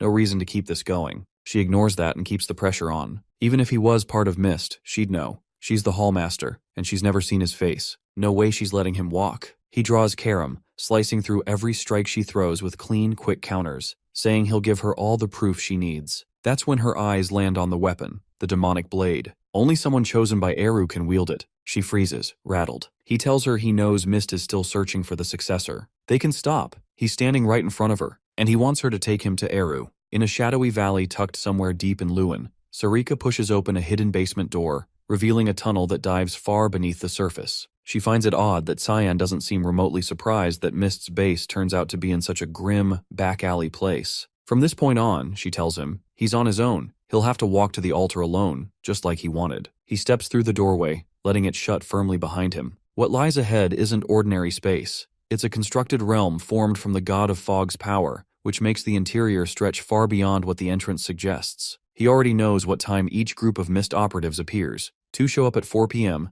3 more at 11. As he walks down the dim path, a barrage of flying daggers comes at him out of nowhere. With a sharp swing, he bats them away cleanly. Honestly, this kind of violent greeting is exactly the sort of thing Mist would pull for new arrivals, though this might be a little much, even for them. A cluster of masked assassins leap from above to catch him off guard, but all they land on is his afterimage. He's already out of range. They throw another round of blades, but he isn't stupid enough to fall for the same gimmick twice. Hell, it didn't even work the first time. This time he swats the daggers back mid-air, sending them straight into the ones who threw them. They pause, clearly impressed by his reaction time and control. Now serious, they spread out and encircle him, ready to strike from every direction. He unleashes his fog magic, Bloodthirst Wave, a special mist-only technique that channels killer intent into a physical force to restrain opponents. The red mist wraps around their bodies, squeezing so tightly they can't even breathe. One by one, they crumple to the floor, passed out. But not all of them. One remains standing, unaffected by the spell. He clocks right away that this one is clearly higher ranked than the others. He gears up to cast Unshakable Roots, something more powerful, but the assassin blitzes in before he can finish, cutting him off. The attacker's mask falls in the scuffle, and it turns out it was Sarika the whole time.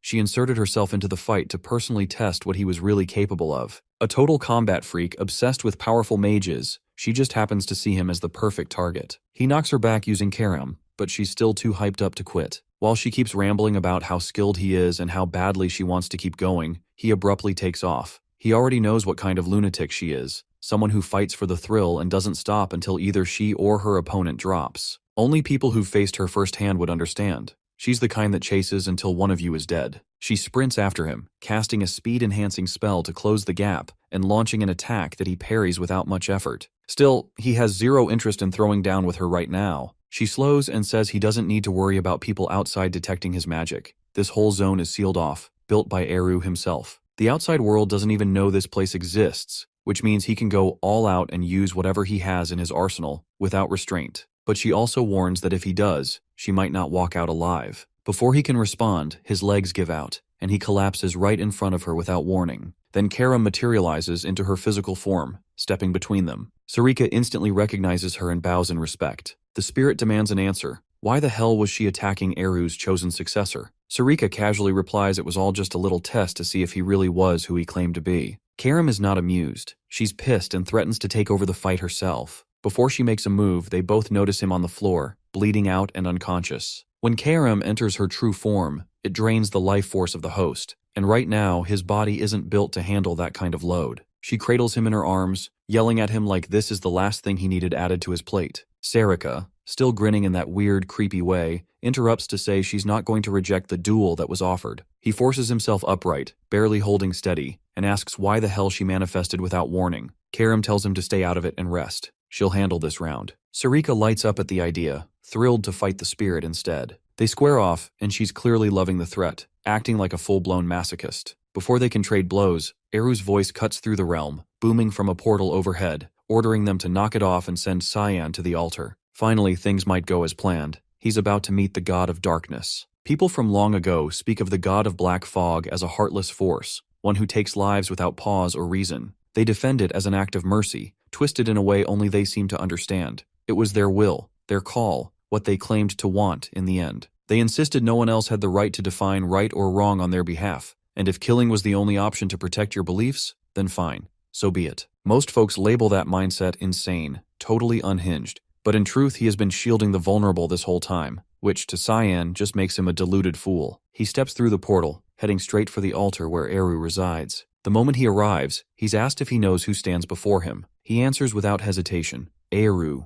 the god of black fog. Even though he's technically the chosen successor, the god has never heard his name before and wants proof, something solid to back the claim. But the fog energy already pulsing inside him says enough on its own. There are only two paths to becoming a successor. Either Eru handpicks you, or the Mist Stone does. Since the god doesn't recognize him, it can only mean the stone chose on its own, especially considering it vanished completely last year, which lines up even more with his identity as the next in line. Eru is honestly impressed that he managed to awaken Karam, let alone control her with such ease. And those eyes, sharp, focused, nothing like a kid's, tell him immediately this boy is from a time and place far removed from his own. Cyan once suspected the god had meddled in his trip through time, but Eru isn't the all-powerful being he used to be. His divine power has been long gone, and Cyan already knows that. Still, he came here hoping for better answers. Eru shrugs it off, saying it's actually worked out well. Less effort for him now that the successor found his own way here. Lazy as ever, just like Cyan remembers. But jokes aside, the god notices something off. His guest didn't come empty-handed. He can feel it, an object giving off a nasty aura. It's the hilt of the holy sword. He questions him. Wasn't the power of the demonic sword enough? Now he wants both? But Cyan has no intention of doing anything with it for now. He just doesn't want the world to remember the blade exists.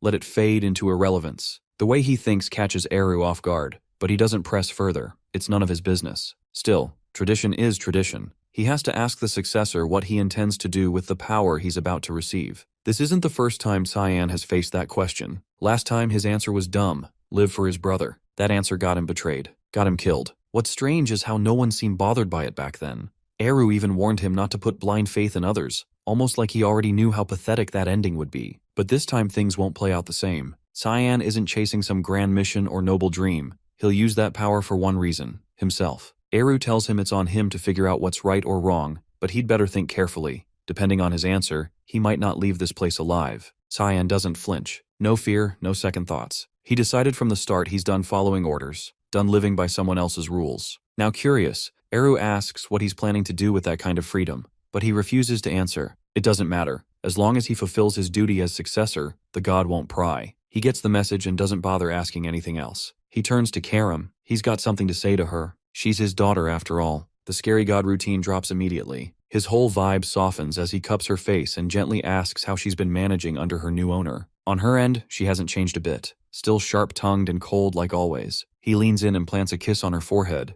It isn't just a kiss. That touch snaps her into her true form, and it doesn't drain any of Tyan's mana this time because Eru gives her a portion of his own life force, allowing her to maintain that body without wearing him out. Then he jokes that she'll need a body if she wants to get freaky with her master. She absolutely loses it, yelling and tearing into him for saying something so disgusting. Honestly, they're kind of perfect for each other. Same chaotic energy. The following day, inside the royal hall, Brian asks what the hell is going on, but Cyan is just as lost, watching it all unfold. At the center of the room, Sarika and Karam stand face to face, tension building with every glare. The sword spirit tries to rile her up, saying it's suspicious how close the constructor and Cyan must be if she's sneaking into his room early in the morning. Sarika doesn't react. She just gives a calm smile and lets it slide. Still, the air thickens like two wild animals sizing each other up before a brawl. Midway through the awkward standoff, he dips, saying he's going for a walk, and leaves Brian stuck between them, right before things finally boil over. Outside, though still within academy grounds, Cyan perches high on a rooftop, quietly observing the students down below. No one can see him. It's his go-to escape spot. His peace doesn't last. The metallic tang of blood hits his nose. Down below,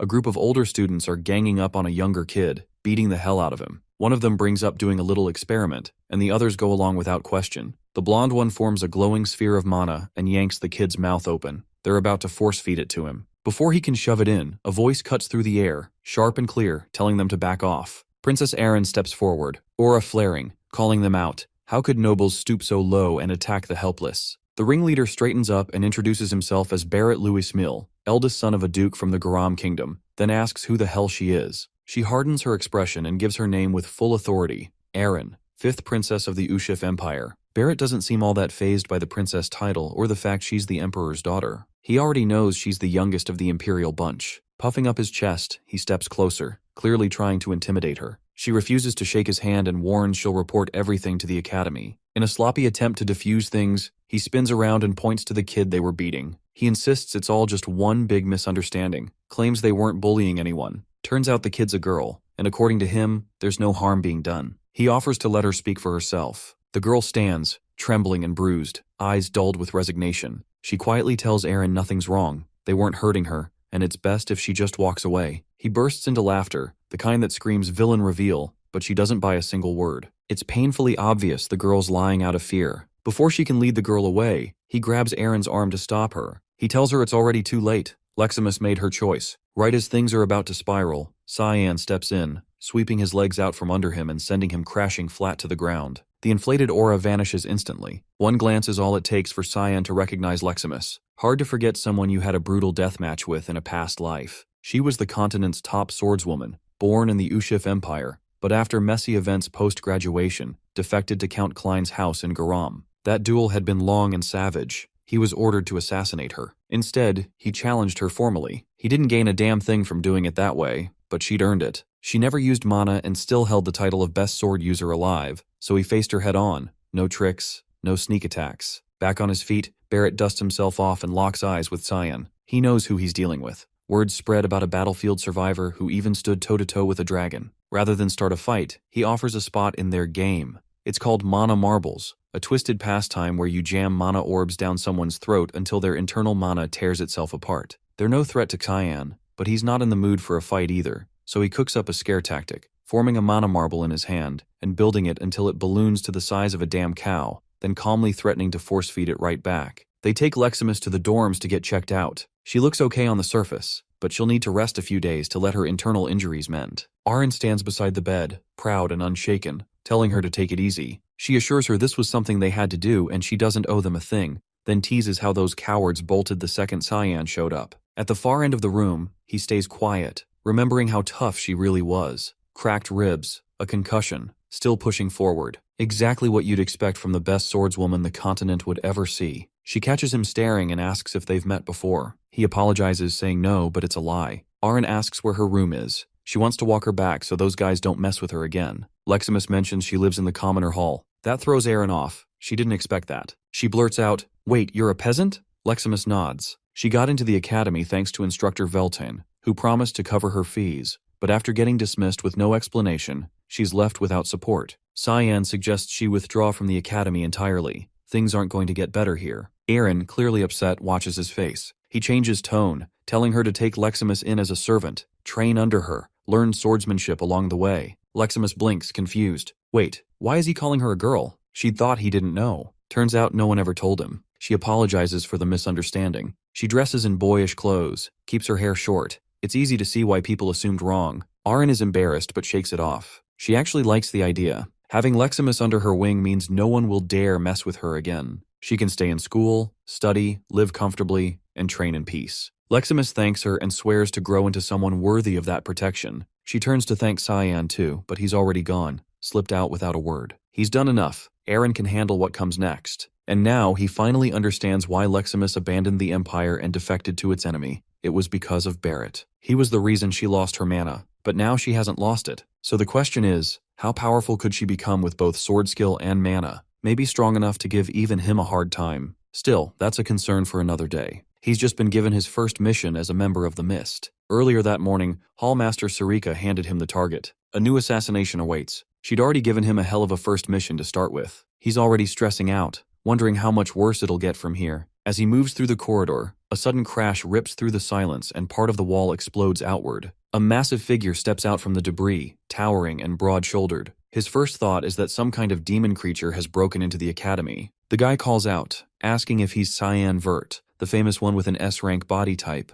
also the youngest in the Vert bloodline. Turns out he's not a beast at all, just another 11-year-old, Seth Chaharkin. Apparently, he's heard the stories, the kid who walked off the battlefield after fighting a dragon and lived to tell it. But the thing that really got his attention? The S-rank physique, a level even he couldn't reach. So now he's shown up just to throw hands and see how he measures up. Cyan finally spots the emblem pinned to his uniform and clocks where he's from. The Sparnia Empire, a desert-based nation tucked on the eastern edge of the continent. Back in his previous life, that place gave even the Ushif army trouble because of its brutal military, led by none other than Seth himself. But for all its might, it still crumbled after the prince suddenly dropped dead from illness. Dude had built himself into a walking tank, but forgot to take care of the basics, like not dying. And now, here that same guy is, standing in front of him way earlier than expected. The timeline doesn't match. They weren't supposed to meet this soon. Fighting random children isn't on Cyan's to-do list today, so he shuts it down. He says the academy doesn't allow street fights. If you want a duel, file it properly with the main office. Muscle mass clearly doesn't equal brain power, because Seth bolts off in the completely wrong direction. Cyan just watches him disappear and lets out a breath, glad he won't have to deal with that walking dumbbell for a while. He's got a mission to focus on anyway. Out behind the academy, tucked away in a shadowy corner, two men are speaking. One's a knight, confirming that everything's ready to go. The other gives him the order to move, deliver it to the buyer immediately. This man is Zickerman Albus, one of the richest three on the continent. On the surface, he looks like a saint, donating to charities and handing out cash like a hero. But in reality, the man's a monster, the kingpin behind the slave trade. He runs it, manages it, and even breeds creatures specifically to sell them off. Today, he's about to unveil the jewel of his twisted collection. He shouts at the staff to handle it with care. This one's his masterpiece. From the lack of guards, Cyan figures this is probably the best chance he'll get for a clean hit. But just as he's about to move, Karam senses something odd, an energy she doesn't recognize. There's something unusual here, something that isn't human. Albus, meanwhile, is too distracted admiring his captives to notice anything wrong. Then it hits, a pressure in the air, and dark mist begins curling through the space. One of his attendants suddenly drops, his head gone in a flash. Before anyone even thinks of reacting, Cyan's already sliced through the rest, silent and precise. In a matter of moments, every last bodyguard inside and out has been dealt with. Albus, now pale and shaking, begs for his life. He pulls out money like it's a shield, offering it desperately. Cyan isn't impressed. He responds by severing the man's hand. For someone who's tortured and trafficked lives,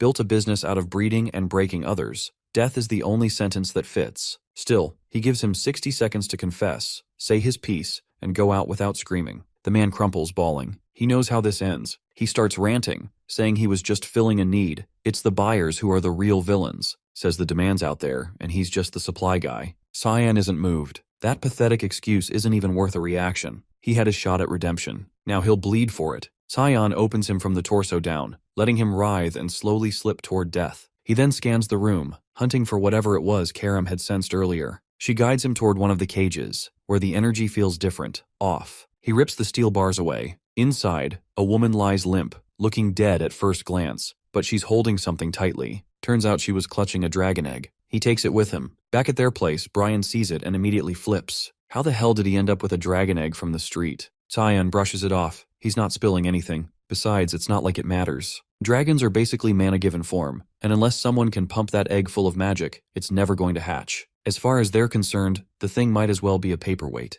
But of course, right on cue, the moment he finishes that sentence, the shell starts cracking. To make things even stranger, what emerges from the egg isn't a dragon, but something in between a dragon and a human. This is already spiraling into something far more tangled than he ever expected. The little creature locks eyes with him and blurts out, "Papa!" Without hesitation, she leaps onto him, clinging to his torso like she's found her long-lost father. He immediately turns to Karam, throwing blame her way for letting things end up like this, while she's doubled over in laughter. Back when the mission had ended, she was the one who urged him to keep the egg, just to prevent it from falling into the wrong hands and being used. He argued it would never hatch anyway, not without its mother, and at this point it was no more than a volatile rock. Turns out he'd been completely wrong, and now they're stuck with a half-dragon kid and all the chaos she brings. The issue isn't just weird, it's massive. Her very existence is dangerous. Being a hybrid of dragon and human, she belongs to neither world. The Academy would purge her the moment they discovered her, just to preempt any potential disaster. As for the dragons, they're fanatics about keeping their lineage pure, and if they learn of her birth, they'll execute anyone involved. He's cornered and doesn't know how to handle her. The risk of sheltering a hybrid is astronomical. Logic tells him the kindest option might be to kill her now, spare her from the grim fate waiting ahead. Karam watches silently as he battles through the dilemma, visibly unsure what his conscience will decide. His hand moves around the girl's neck. His choice is made. He'll eliminate her. But just before he follows through, she opens her eyes and calls him Papa again, arms wrapping tightly around him. Her warmth and a strange foreign emotion sweep over him. He lifts her slowly and takes in the small, bizarre creature clinging to him. Something changes. He decides he'll raise her. With Karam, back in the halls of Vert Castle, Margaret paces in circles, spiraling over what to do about him. If she lets him run free, there's no telling what he might do to her precious spoiled child, Kranz. Her anxious storm is broken when Ashel interrupts, offering to lend an ear if she needs someone to talk to. She quickly dismisses him, brushing it off with an excuse and making a swift exit. Once she's gone, he calls for Kellen and asks for an update. The report says 6 of their knights have turned up dead in the Velius forest. The only survivor appears to be in Lewin, most likely staying close to Cyan. The person who orchestrated the assassination? His mother? The most recent update says he has been taken into a royal hall, but after that, all communication was cut. None of this surprises Ashel, and he's clearly let down that after all this time, they still haven't uncovered anything new. Kellen asks for permission to head to the academy personally. He promises to dig up something concrete. Ashel gives the go-ahead. Find out what Cyan is keeping hidden. Back inside his royal quarters, he's midway through feeding the dragon kid when Sarika barges in. She spots the child and starts questioning him, but he cuts her off and asks why she's even here at this hour. The reason is urgent. Disturbingly so. Seth has filed for an official duel. She's livid that things have escalated to this point. His actions are now drawing far too much attention. He hadn't actually thought Seth would pull it off, but the request went through. And worse, the duel is set to happen in just 2 hours. 2 hours later, they're both in the arena. Seth looks amped for the fight, though he's a little annoyed by the rules. They only allow swordplay and magic. No freestyle chaos like he prefers. He proposes they ditch magic altogether and fight with nothing but pure skill. The challenge is accepted. Seth launches into the first strike without hesitation. His speed is no joke, and Cyan makes a mental note of it as he blocks the blow with ease, undeterred by the force behind it. He knows strength alone won't win this. What he needs is precision, clean movement, and speed to dodge and counter everything coming at him. Seth pours everything he has into the barrage, but he can't land a single hit. Even though his opponent is only using a rapier, every strike is parried with tight, controlled movements. In one last desperate move, Seth speeds behind him to try and land a sneak attack, but Cyan doesn't even raise his sword. He flips the match in an instant, grabbing Seth's leg without him noticing and slamming him into the ground. Right before he hits the ground, he jerks himself upright and lashes out with a kick to break Cyan's grip. That quick recovery finally manages to catch his attention. The audience is absolutely locked in, watching what feels like a duel to the death. Seth rises, admitting he's lost the edge when it comes to swordplay. Now he's going all in. Whatever he's got left, he's throwing it. He shifts into stance, readying a high-tier spell. Off in the distance, the Dean observes in silence, clearly invested in how this match unfolds. There's a glint in his eye, waiting to see how Cyan reacts to the next move. Cyan may hold an A rank in physical ability, but his opponent sits one tier higher, an S rank. If this were only about raw stats, the outcome would already be written. But Seth carries an ace. His mana rank's a rare 3-star, the highest among any student here. Sarika watches from the sidelines, holding back the urge to yell at Cyan for dragging things this far. Seth summons a magical fist, ready to strike. Cyan barely shifts, dodging it takes no effort. The spell is redirected mid-air, forced to track him, yet he still evades with ease, not even breaking focus. He's studying the way the caster works, and it's starting to click. This guy might actually be channeling above his level, possibly a 4-star spell. Pissed, Seth accuses him of cowardice for refusing to meet the blow head-on. He decides to up the ante, this time no dodging. A 4-star sandstorm tears toward him. Cyan, ever the aura cultivator, plants his feet and takes it full on. Elsewhere, Brian is busy keeping the dragon girl occupied. He's had plenty of practice raising his younger siblings, and that experience is suddenly paying off. But before he can process it, she shoots up in size, now able to stand on her own 2 feet. Back at the duel, the advanced spell hits dead center on Cyan. The barrier around the arena strains under the pressure, nearly coming apart. Spectators shout for the Dean to step in.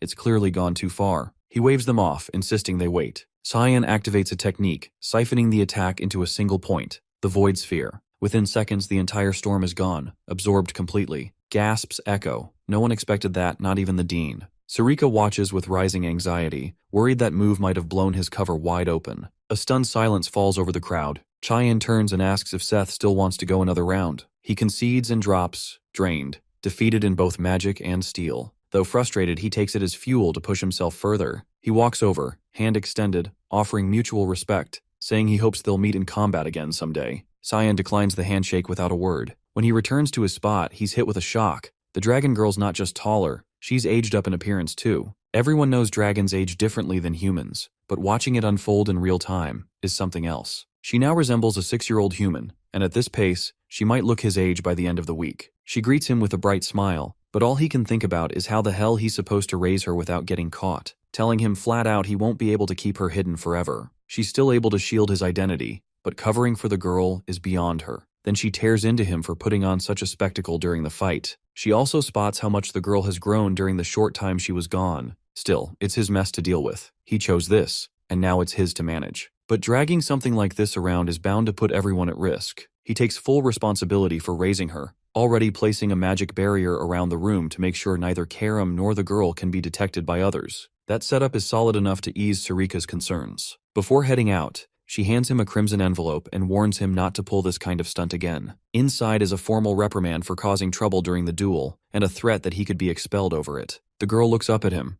asking innocently if they'll end up living on the streets now. He reassures her with calm certainty. Nothing bad's going to happen. He'll sort things out with the school. He already knows the dean sent it personally, not the admin office, which likely means it's more of a summons than a punishment. In his previous life, he had once gone to that same dean to request entry into the Knights of Light. He had finally decided to follow his father's wishes, surrendering to his brother's commands. The dean hadn't supported the choice. He knew it wasn't a good fit, but he hadn't been able to stop him either. Right before granting entry, the dean had given him a warning, one that proved to be true. Nothing worthwhile would come from chasing that path. Whether he faced consequences or a miserable ending, either way, he'd come out empty. That's the reality of living like someone else's puppet. No matter how things turned out, the resentment would always circle back to his brother. That's what the dean told him the last time they spoke. But now, the situation's changed, and whatever the dean thinks this time, he's about to find out. Brian brings up a suggestion. They need to stop calling the girl Kid and just give her a name already. Without hesitation, he casually names her Nana. Brian snorts at how basic it sounds, but she lights up at the name, running in circles and repeating Nana Vert, completely delighted. Back in his office, the dean is still mulling over what happened during the duel. He already had high hopes for Cyan,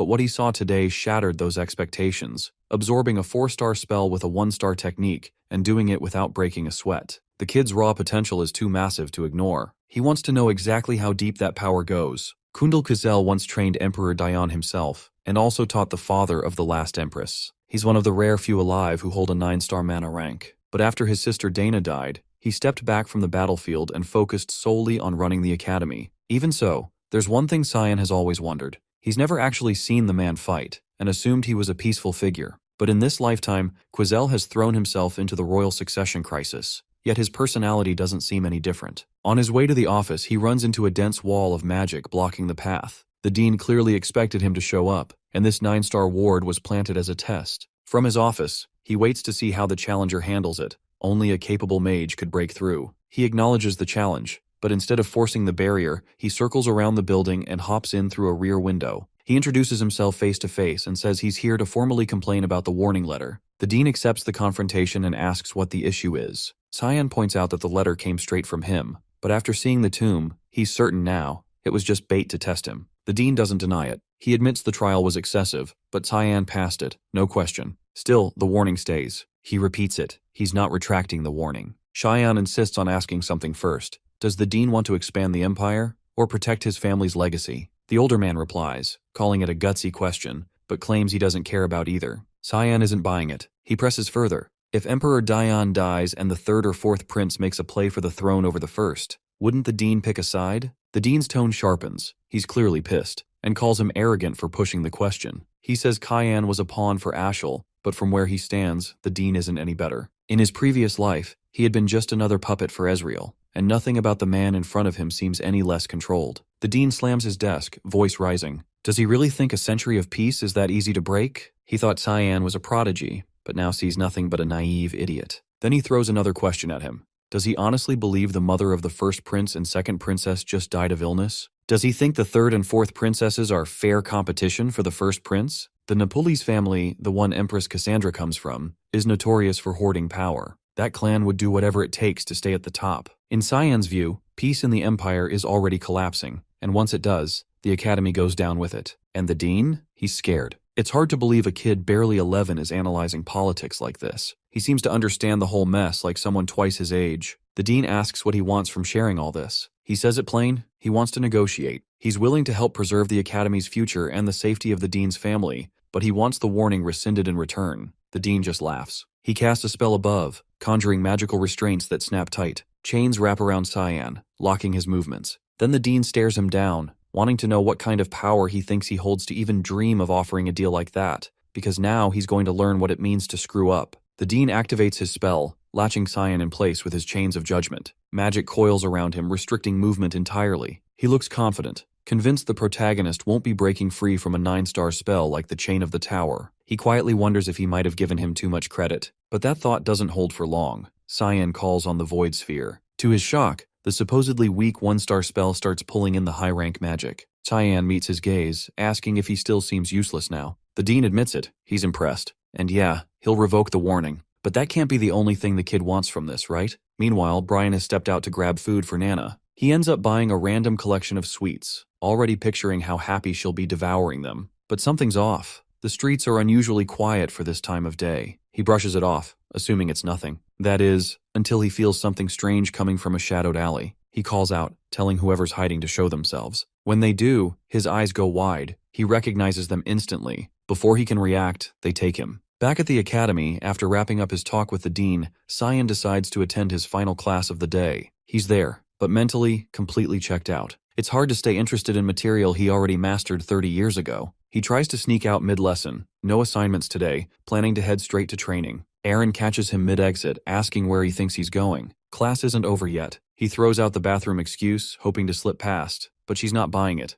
Wrong hallway for that excuse. Leximus chimes in, reminding her to carry herself like a proper princess. She ignores him and presses Cyan again. If he's not going to the bathroom, then where? He tries switching topics, asking why she lets Leximus speak to her so casually in public. She shrugs, saying she only allows him to use her first name in private, then adds that Cyan should do the same, since they're friends now. He replies that he's just some nobody while she's the Emperor's daughter. She calls him too uptight. Before their exchange can go further, 2 upperclassmen step into view. Aaron freezes when she sees them. One smirks, saying it's been a while. Pavian stands in front with his brother Nerovian beside him. She bows politely, showing deference. Nerovian mocks her, asking why she's running around with peasants she once had chained up. Cyan clocks them immediately, the Neptune brothers, her half-brothers, and they're clearly not fond of her. Then they notice him. He steps forward and introduces himself as Cyan Vert, youngest heir of the Vert family. They nod, saying they'd recognize a duke's son anywhere, and mention they caught his duel earlier. It left an impression. They tell him next time there's a gathering, he should come. Might even become friends. Then Pavian turns back to Aaron, telling her flat out to stay in her lane, drop the arrogance, and remember her place. With that, they leave, dragging her pride along. Leximus looks over, confused, asking if those 2 were really her brothers, and what the hell's wrong with them. She keeps her voice calm, saying they're still family. She can't just abandon blood ties. Cyan disagrees. To them, he says, she's beneath dirt, less than a stranger. Blood or water, it means nothing without power. That's why they treat her like that, because deep down, they're afraid of her. This is just their way of keeping her in check. So she has no reason to hang her head. The words hit harder than she expected. She goes bright red, clearly moved, unable to believe he'd say something that kind to her. He returns to the royal hall and immediately notices something's off. No one's around except Nana. He calls out for Karam and Brian. Only Karam responds. He notices she's in fireball form, hovering. When he asks why, she says it helps conceal her energy whenever she needs to stay hidden, then asks what's so urgent. He says he needs her to track Brian. She pauses, focuses, then says she can smell blood, and it's coming from the direction he went. Elsewhere, Brian is getting slammed around by a group of thugs clearly working under Barrett. The man crouches nearby, sneering that Brian should have listened when they were still playing nice. But now they're done holding back. They're going to cut him up and mail the pieces to Cyan like a present,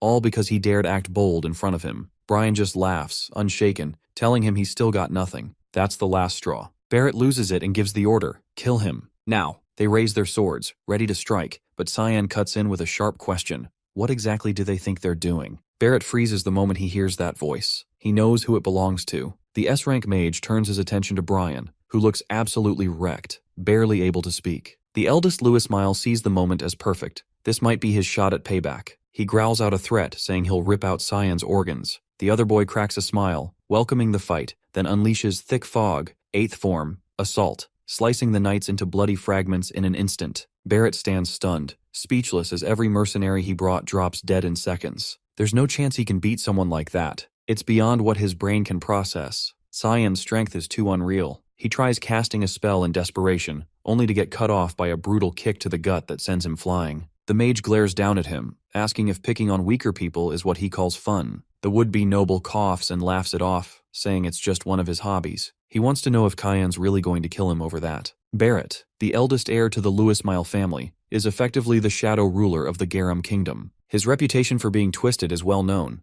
Beating people up was the least of his crimes. He once set a small animal on fire just for fun. Then came the moment he crossed the line entirely. He murdered a female classmate. His excuse? She was simply practicing magic. Eventually, the Mist issued a purification order against him. When Cyan broke into the Louis Mile residence after the exile, he discovered piles of corpses, dead servants stuffed into the basement. He hadn't planned a quick death. He intended to make him suffer first. But then the criminal laughed, telling him to skip the drama and just get it over with. He claimed he didn't mind dying, said he'd already wrung all the pleasure out of life. Now thinking back on it, Cyan realizes that killing him like that wouldn't have been punishment. It would have been mercy. Barrett already got what he wanted out of life before dying. Just dying won't ever come close to repaying what he's done. The mage grabs him, pries his mouth open, and begins forming a marble of mana. The Louis Mile heir recognizes what's coming and suddenly panics, begging him to stop. He throws out threats, warning what'll happen if Cyan dares hurt someone from the Garam kingdom's most powerful bloodline. But before he can finish, the sphere is jammed down his throat and swallowed. The victor tells him it's fine if he wants to hate him, talk trash, curse him, whatever. But there's one thing he better not forget. Never lay a hand on someone under his protection. Barrett writhes in agony as the mana marble detonates inside him, permanently shattering his internal mana flow. From a nearby rooftop, Ashel's butler has been watching everything. He's stunned. Cyan's power far exceeds what he expected. He realizes he has to report back to his master immediately, before the mage ruins everything. But he doesn't even get the chance. A cold blade presses against his neck. It's Sarika. She's finally tracked down the stalker who's been tailing her student for days. Meanwhile, Cyan heads over to Brian, checking him for injuries. The injured man apologizes, saying he didn't expect them to gang up on him like that. The mage straightens up and asks if he truly sees himself as a subordinate. Then why the hell was he fighting a losing battle? He says charging into a hopeless fight might be noble, but it's still dumb. A dead loyalist is useless to him. He cuts the scolding short, telling him they'll finish this conversation back home. He then calls out, demanding Sarika reveal herself. A group of mist assassins appear, with the woman leading them. She's impressed. He noticed them despite their perfect concealment. She drops down, dragging the butler with her, saying she brought him a present. But Cyan already knows the guy's been shadowing him for a week. The assassin acknowledges his growing capabilities,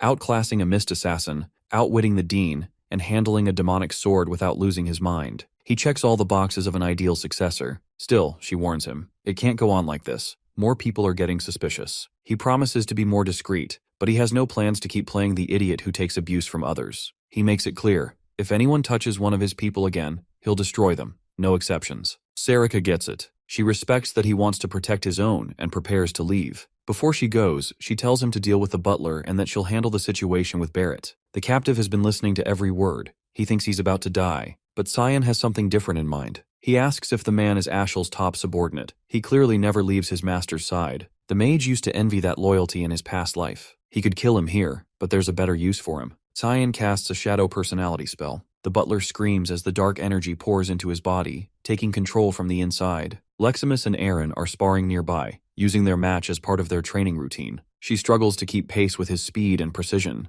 Eventually, he slips behind her, gently placing the blade near her head and declaring the match in her favor, still addressing her formally as Your Highness. She yields, accepting the loss, but insists he should drop the title and just use her actual name instead. Elsewhere, they hear Brian groaning through clenched teeth as he trains with Cyan, who's been running him into the ground. He's taking hit after hit but holding up thanks to his high stamina and brute strength. Cyan's already considering he might be a decent asset down the line. He checks if Brian wants to pause for a break. The other boy brushes off the pain, pretending he's still fine and ready to continue. Not that it would have mattered. Cyan would have kept going regardless. He knows there's no telling when someone like Barrett might strike again. Brian needs to be prepared to hold his own. Brian brings up Kellen, asking if he's really alright after the spell was used on him. Cyan tells him not to stress about it. Kellen's with them now. He explains the spell. It hijacks a person's personality and puts them under external control. He's only used it once before, back in his previous life. Cyan questions Kellen directly, asking who he is now. The knight answers without hesitation. He's Kellen Diego, a guardian from Velias, assigned to monitor Cyan. He pushes further, asking who his master is at the moment. Kellen says it used to be Ashel, but that's changed. He wants to serve Cyan now, and asks to stay under his command. Cyan gives a sly smile and tells him to deliver his next message exactly as dictated, word for word. Kellen nods, fully on board. Back on the field, Aaron asks if Cyan's here to train. He gives a nod and returns the question. She says she trains here every weekend with Leximus. Lately, she figures it's a smart move, especially after last week's chaos. Barrett had been found collapsed outside the infirmary, completely unhinged and covered in bruises. No one's been able to get a word out of him about what went down or who was responsible. Thing is, it's not that he's unwilling to talk. Sarika straight up erased his memory, and just to twist the knife, he's now permanently blocked from using any form of magic. Still, what throws Cyan off is Leximus's reaction to hearing all this. He expected her to be satisfied, but something in her expression says otherwise. His thoughts are interrupted when Nana drops from the sky, screaming his name. Apparently, Karam left her unsupervised again. The little half-dragon crash lands straight into Aaron's arms, still shouting Papa, while staring at Cyan. Aaron stares at the kid, baffled, and asks what the hell is going on. He gives her the whole backstory, start to finish. Once she understands, she's clearly relieved. Nana isn't actually his daughter, and there's no secret affair with some mystery woman. He braces for blackmail or some school scandal fallout. Instead, she quietly reassures him she won't say a word to anyone. Not the faculty, not the students. He's thrown off. Why help him when there's nothing in it for her? She simply pities Nana. She belongs nowhere. Neither humans nor dragons will ever accept her. If he's willing to care for her, Aaron's fine with it. But there's one condition. She wants to visit whenever she feels like it. She tries to cover the request with her usual detached tone, hiding whatever she's really feeling. He agrees anyway. He doesn't exactly have room to argue. He jokingly calls it their little secret. As he leaves, she blushes faintly, feeling a weird mix of giddy and flustered, like she's finally stepped closer to him. Meanwhile, in the other room, Karam is roasting him for letting Nana show up in front of classmates. She smirks, teasing that maybe they should get a look at her too. He snaps back, blaming her for passing out when she was supposed to keep Nana in check. The mage shrugs it off without guilt and flips the blame right back at him. Brian steps in with a more practical idea. Maybe some walks around the grounds would help Nana unwind instead of keeping her locked inside all day. Cyan agrees. It's probably for the best. Above the academy, 2 dragons glide across the sky. One of them halts midair, catching a stench that turns his stomach. He turns to the other, Catalina, and asks where they are. She tells him they're flying over Lewin's domain. He scowls, saying he needs to drop by the academy. There's a foul presence down there, and he's not about to let it fester. Brian and Cyan head out together late at night, bringing Nana along for a walk in hopes of shifting the atmosphere a little. During the outing, she figures out how to use her wings and speak clearly, now zipping around wildly through the air without any control. She seems completely drawn to wide-open spaces, darting from one spot to another without slowing down. He watches her with a quiet grin, clearly enjoying the sight of her having so much fun. He's brought her to a secluded area far away from the academy grounds so she can move freely without drawing attention. Karam notices the unusually big smile stretched across his face and throws in a sarcastic comment, telling him he might as well go get Aaron as her mom since he already looks the part of a dad. Their moment of peace doesn't last very long though.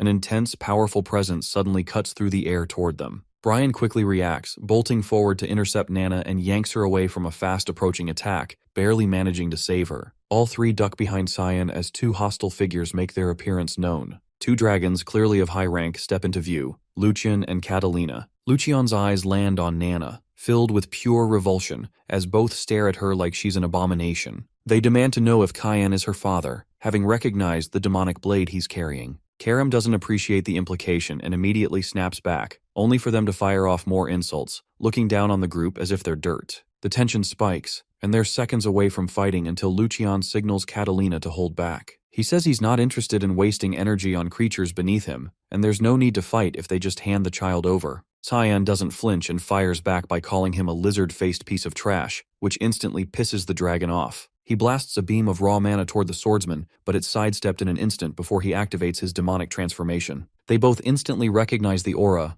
This is the power of the exile. Even so, they don't take him seriously. But he moves faster than expected, and closes the distance without Lucian even noticing. The dragon just manages to block the incoming blow and creates space between them for a moment. He fires off a shockwave spell, catching his opponent off guard, but the impact doesn't seem to do anything. Cyan breaks out of it almost instantly. Before the dragon can react, the swordsman sweeps around and attacks from behind, only to be blocked by Catalina's shield. Lucian tells her to back off, warning she's no match for him, but she holds her ground, trusting that her shield, reputed as the strongest among the dragons, will be enough. It isn't. He makes one clean movement, cutting straight through her magical barrier like it's nothing, and slashing her apart using one of his fog-based techniques. Lucian is left stunned. He can't wrap his head around how a human is wielding this level of strength. Even the god of fog has already lost his dominion, so it shouldn't be possible for anyone else to channel that kind of power. He demands to know who the man really is, but the swordsman keeps quiet, refusing to say anything at all. Desperate to turn the fight around, Lucian activates his polymorph, transforming into his full dragon form in one last effort to win.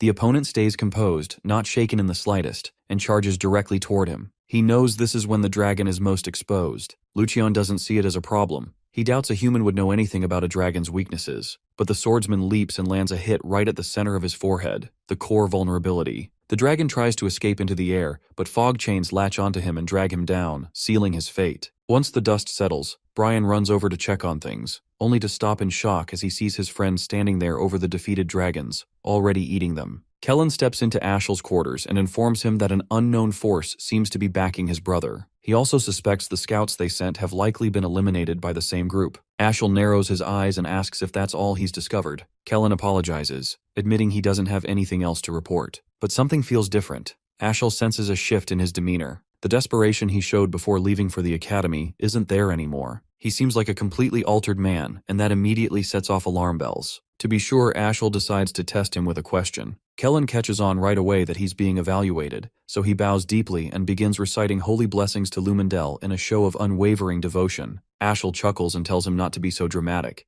It's just part of standard procedure, nothing personal. He waves a hand, dismissing him from the room. Kellen exits, quietly noting to himself that he'll need to tread more carefully next time. If suspicion grows even slightly, he won't be walking away so easily again. Just as he opens the door, he almost bumps into a young girl. He instantly recognizes her. She's Cyan's personal maid. Curious, he asks what business brings her here. Before she can respond, Ashel appears behind him and places a hand on his shoulder, saying that he's the one who summoned her. He flashes a polite smile and gently requests her help with something. She looks puzzled at first, but agrees, ready to assist however she can. Elsewhere, the dragons hold a private emergency meeting. They've realized that Catalina and Lucian have gone completely off the grid. The last trace of their presence was a massive divine power surge recorded near Lewin's borders. After that, nothing, just total silence. What's alarming is that both were above 8-star rank, and their mana cores were shattered. All that remains of the battle site is raw destruction. No bodies, no clear evidence, just overwhelming magical residue. Whoever killed them went through the trouble of wiping every trace clean with magic. That suggests a dark element caster was involved.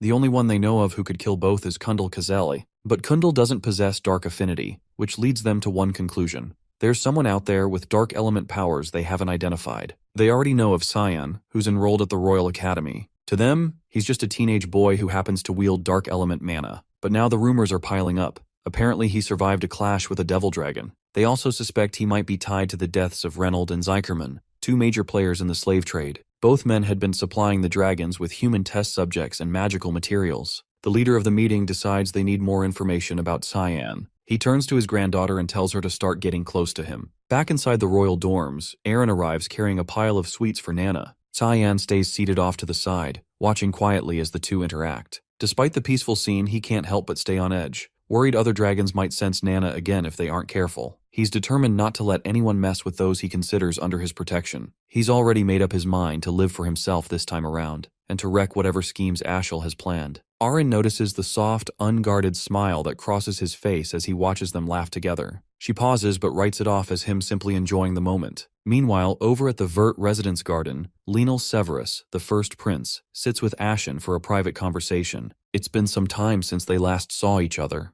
Lenal leans back and asks how long he plans to stay cooped up, wasting away out here in the middle of nowhere. He's also heard rumors that Alice left on some kind of journey. Ashen confesses that he's genuinely worried about her, but admits he has no idea where she's gone or what she's up to. Lenal smirks and teases him, suggesting that maybe he's more concerned about his influence and position than he is about Alice herself. Ashen warns him not to discuss sensitive topics out in public, but the prince shrugs that off, saying they're close friends. It's fine to be honest with each other. He then asks if Ashen's brother is named Cyan. Apparently, the Emperor is starting to take an interest in the protagonist. He's even been thinking about arranging an engagement between Cyan and Aaron, the fifth princess. Lenal admits he's not sure why the Emperor is so adamant about it. Maybe it's his way of trying to shield his daughter. Ashen advises him not to act impulsively. He believes the more attention Aaron gets, the more her value and influence will rise, and the more useful she'll be to them. Lenal raises an eyebrow and chuckles, clearly entertained by his calculated approach. A butler arrives with drinks, offering them politely. Ashel, who's now joined them, glances over and asks who this knight is, as he doesn't recognize the man.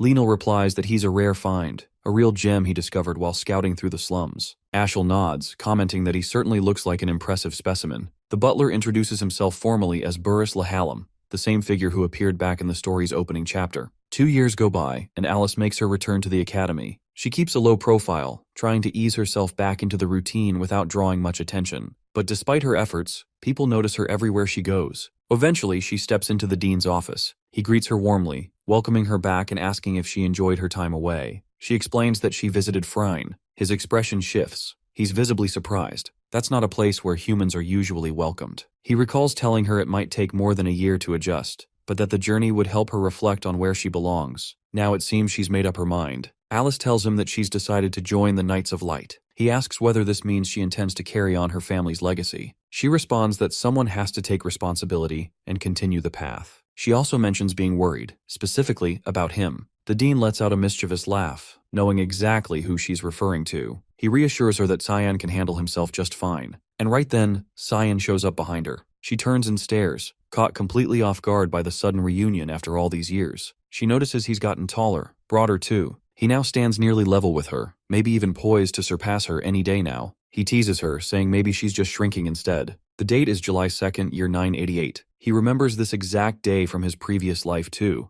That was the final time he saw his sister alive. She asks if he's planning to return home for summer break. He tells her no one back home would even bother welcoming him, except for her. She's caught off guard by that. She asks if that's why he's avoided coming home for 2 years. The truth is, his reasons for staying away run much deeper. Ashel is one of those reasons, and the Duke's wife has been hunting him down, grasping at every opportunity to end his life. And their father? He does absolutely nothing about it. Going back would be no different than signing his own death warrant. He's made up his mind to stay away until graduation. She then asks if he's gotten close to Crayons. He replies that there's no chance of that. at least not right now. She reacts with visible surprise. He explains it's because the guy has been nothing but hostile, even tried to kill him once. She freezes in disbelief, shocked silent. Brian steps forward then, ready to confirm every word. She asks who the man is. He introduces himself plainly. Brian Kendrick, a guardian knight. Cyan walks her through everything, how things played out between him, Kranz, and their mother. Her expression twists with a mix of emotions,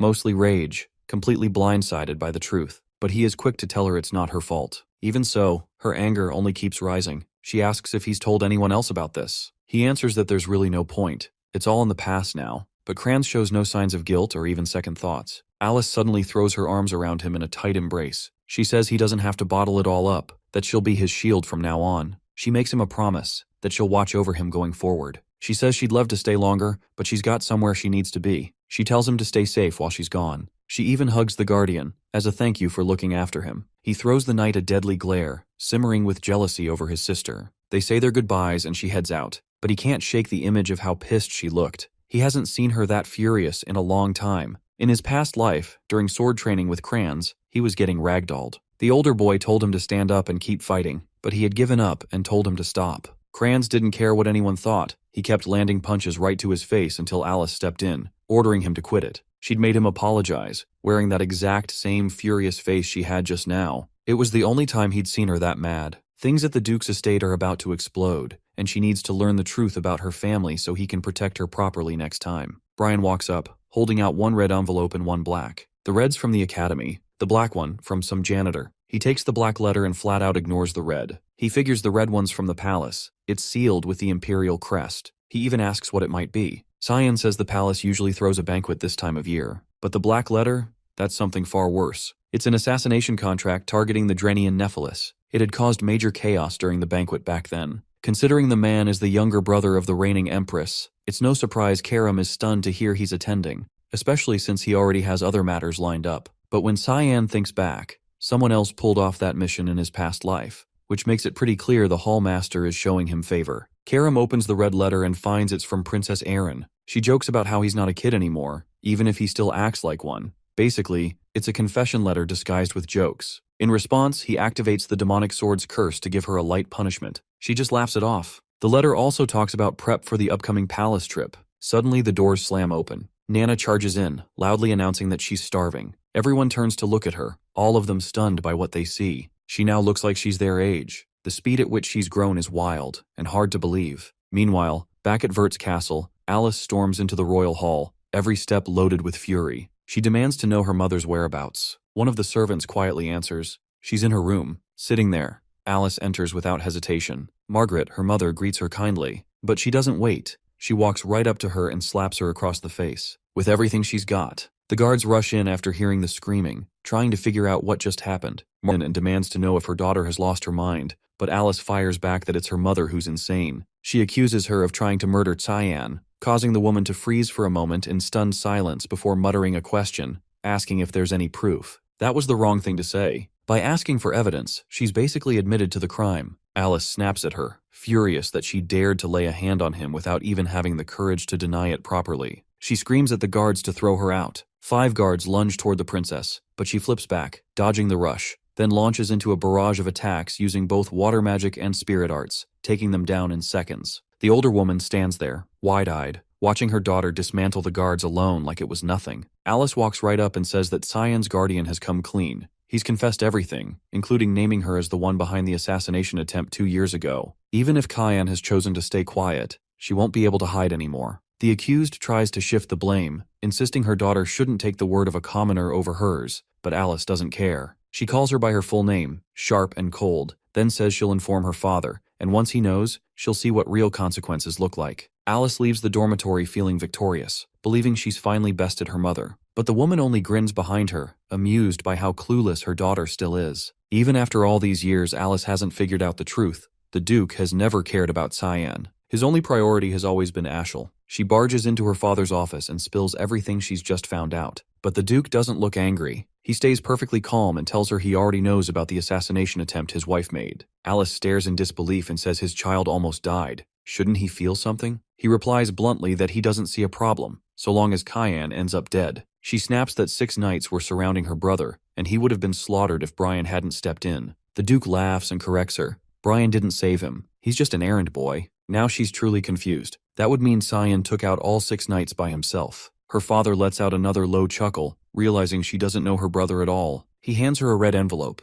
an invitation to a royal banquet. He says he won't be attending, and that she should go in his place. Then he casually tells her not to worry about Cyan. He's far stronger than she thinks. Alice leaves the room, but his words keep echoing in her head. Just then, she runs into a girl with white hair, returning from a long absence. She lights up and throws her arms around her, demanding to know where she's been hiding all this time. The newcomer is Cecilia Rain, a high-ranking member of the Knights of Light, and once Alice's maid, mentor, and close friend. She gently cheers her up and invites her to come along to the banquet with her. Meanwhile, Cyan and Brian have already begun their journey to the banquet. Nana is thrilled, staring wide-eyed at all the scenery and wildlife they pass. He reminds her to hide her tail. He doesn't want trouble. She uses magic to disguise both her tail and wings, making it easier to blend in. He asks if she still remembers what he told her. She quickly nods and says she'll introduce herself as his maid, but he doesn't look too convinced she'll manage to stay normal in public. The cart rolls to a halt. They're being blocked by bandits. Cyan glances at Brian and tells him to deal with it. It's nothing major. Without hesitation, the swordsman slices their throats and finishes them off in one clean movement. He's clearly come a long way since their training sessions. With the road clear, he hops back onto the cart and they continue the trip.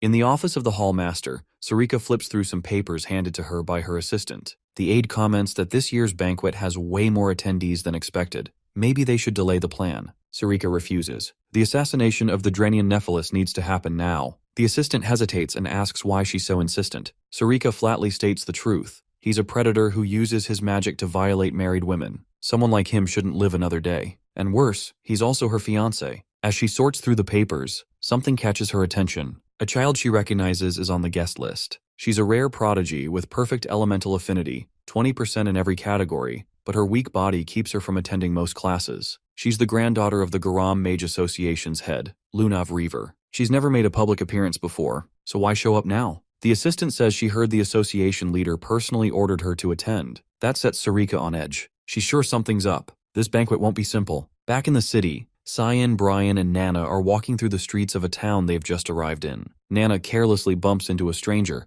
but her innocent smile makes him forgive her instantly. Cyan makes a mental note. She needs to stop thinking the world is always nice. Suddenly, Brian notices something's off. Her eyes have shifted. She looks like a predator, dragon pupils back, radiating a strange hunger. She says she's starving, and they need to act fast before someone notices her aura. Cyan tells Brian to take her to the nearest restaurant. A few hours and countless dishes later, she's back to her sweet self. Good thing he brought enough money to handle her appetite. Just as he's relaxing, he senses an unfamiliar mana approaching from behind. A voice calls out, asking if he's really Cyan Vert. Cyan reels for a second. She knows his name. That alone puts him on edge. He keeps his tone guarded and asks her location. She doesn't answer. Instead, she casually takes a seat right beside him. He repeats the question slower this time. Eventually, she responds and introduces herself as Lunav, explaining that she attends the same school and is currently in her 2nd year. The name rings a bell. He swears he's heard it before. Still, something about her doesn't sit right. Why the hell is she being this friendly? He coldly replies that he doesn't waste time on underclassmen. She shrugs and says that's fine. Compared to him, she's practically invisible anyway. Brian and Nana both pick up on the interaction. The maid leans in and asks if that girl is one of his friends. The knight, squinting, admits he has no idea who she is,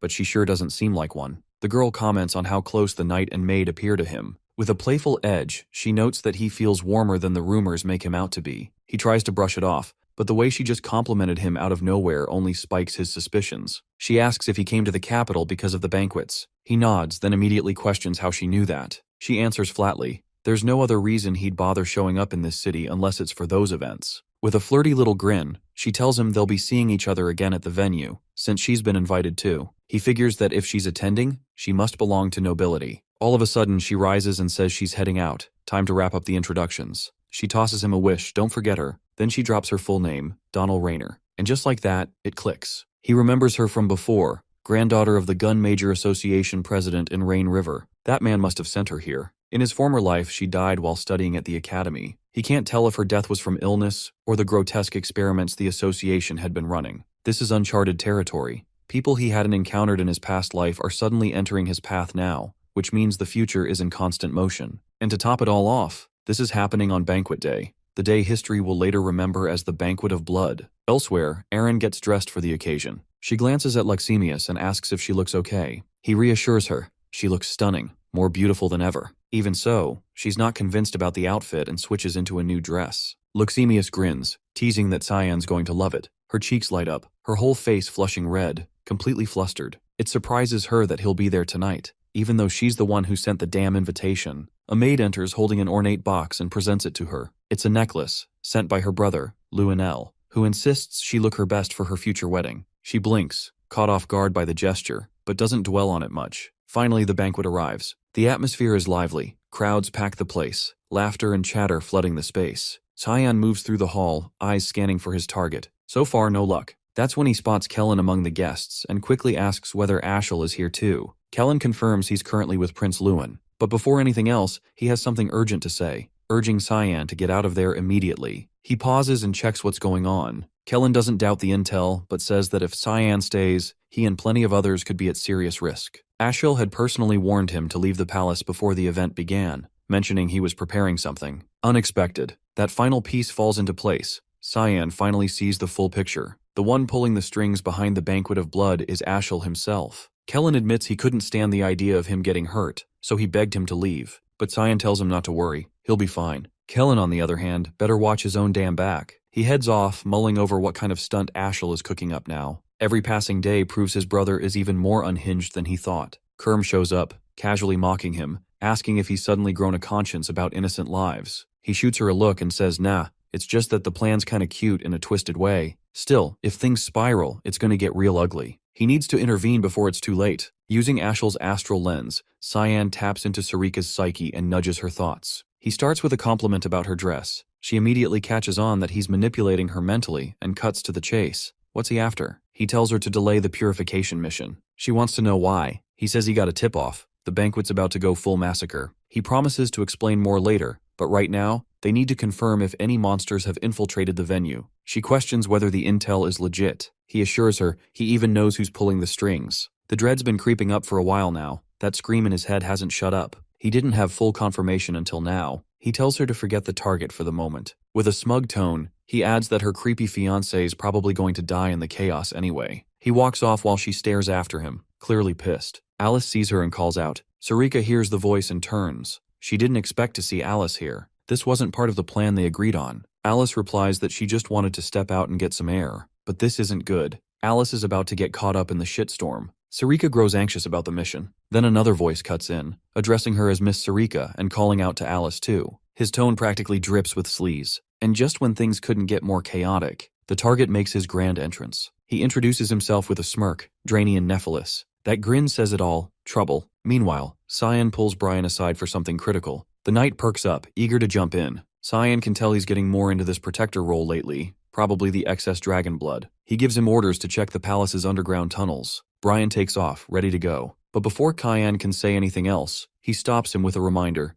This isn't a game. The mission matters. Before he finishes, Brian picks up on movement behind him. Cyan immediately senses the presence, but before he can react, the knight leaps into action, assuming danger. He crashes into the figure. Turns out it's Emily. He stammers an apology as she hits the floor, unconscious. While that mess plays out upstairs, someone is already deep inside the palace's lower levels. He performs a ritual, issuing commands. Dozens of armed fighters begin to stir. The room is filled with shadows ready to strike. Inside the banquet hall, Princess Erin stands still, visibly irritated. Cyan and his group are nowhere to be seen. She had gone out of her way to invite them personally. This wasn't the response she expected. Out of nowhere, Lunav approaches, offering a polite greeting and saying it's an honor to meet the princess. Erin turns to her confused and asks for her name. She responds with a proper introduction. A moment later, Erin places her, same academic year, back at the academy. She remarks she could never forget someone that brilliant. With a dignified tone, she welcomes the girl to the event on behalf of the Empire.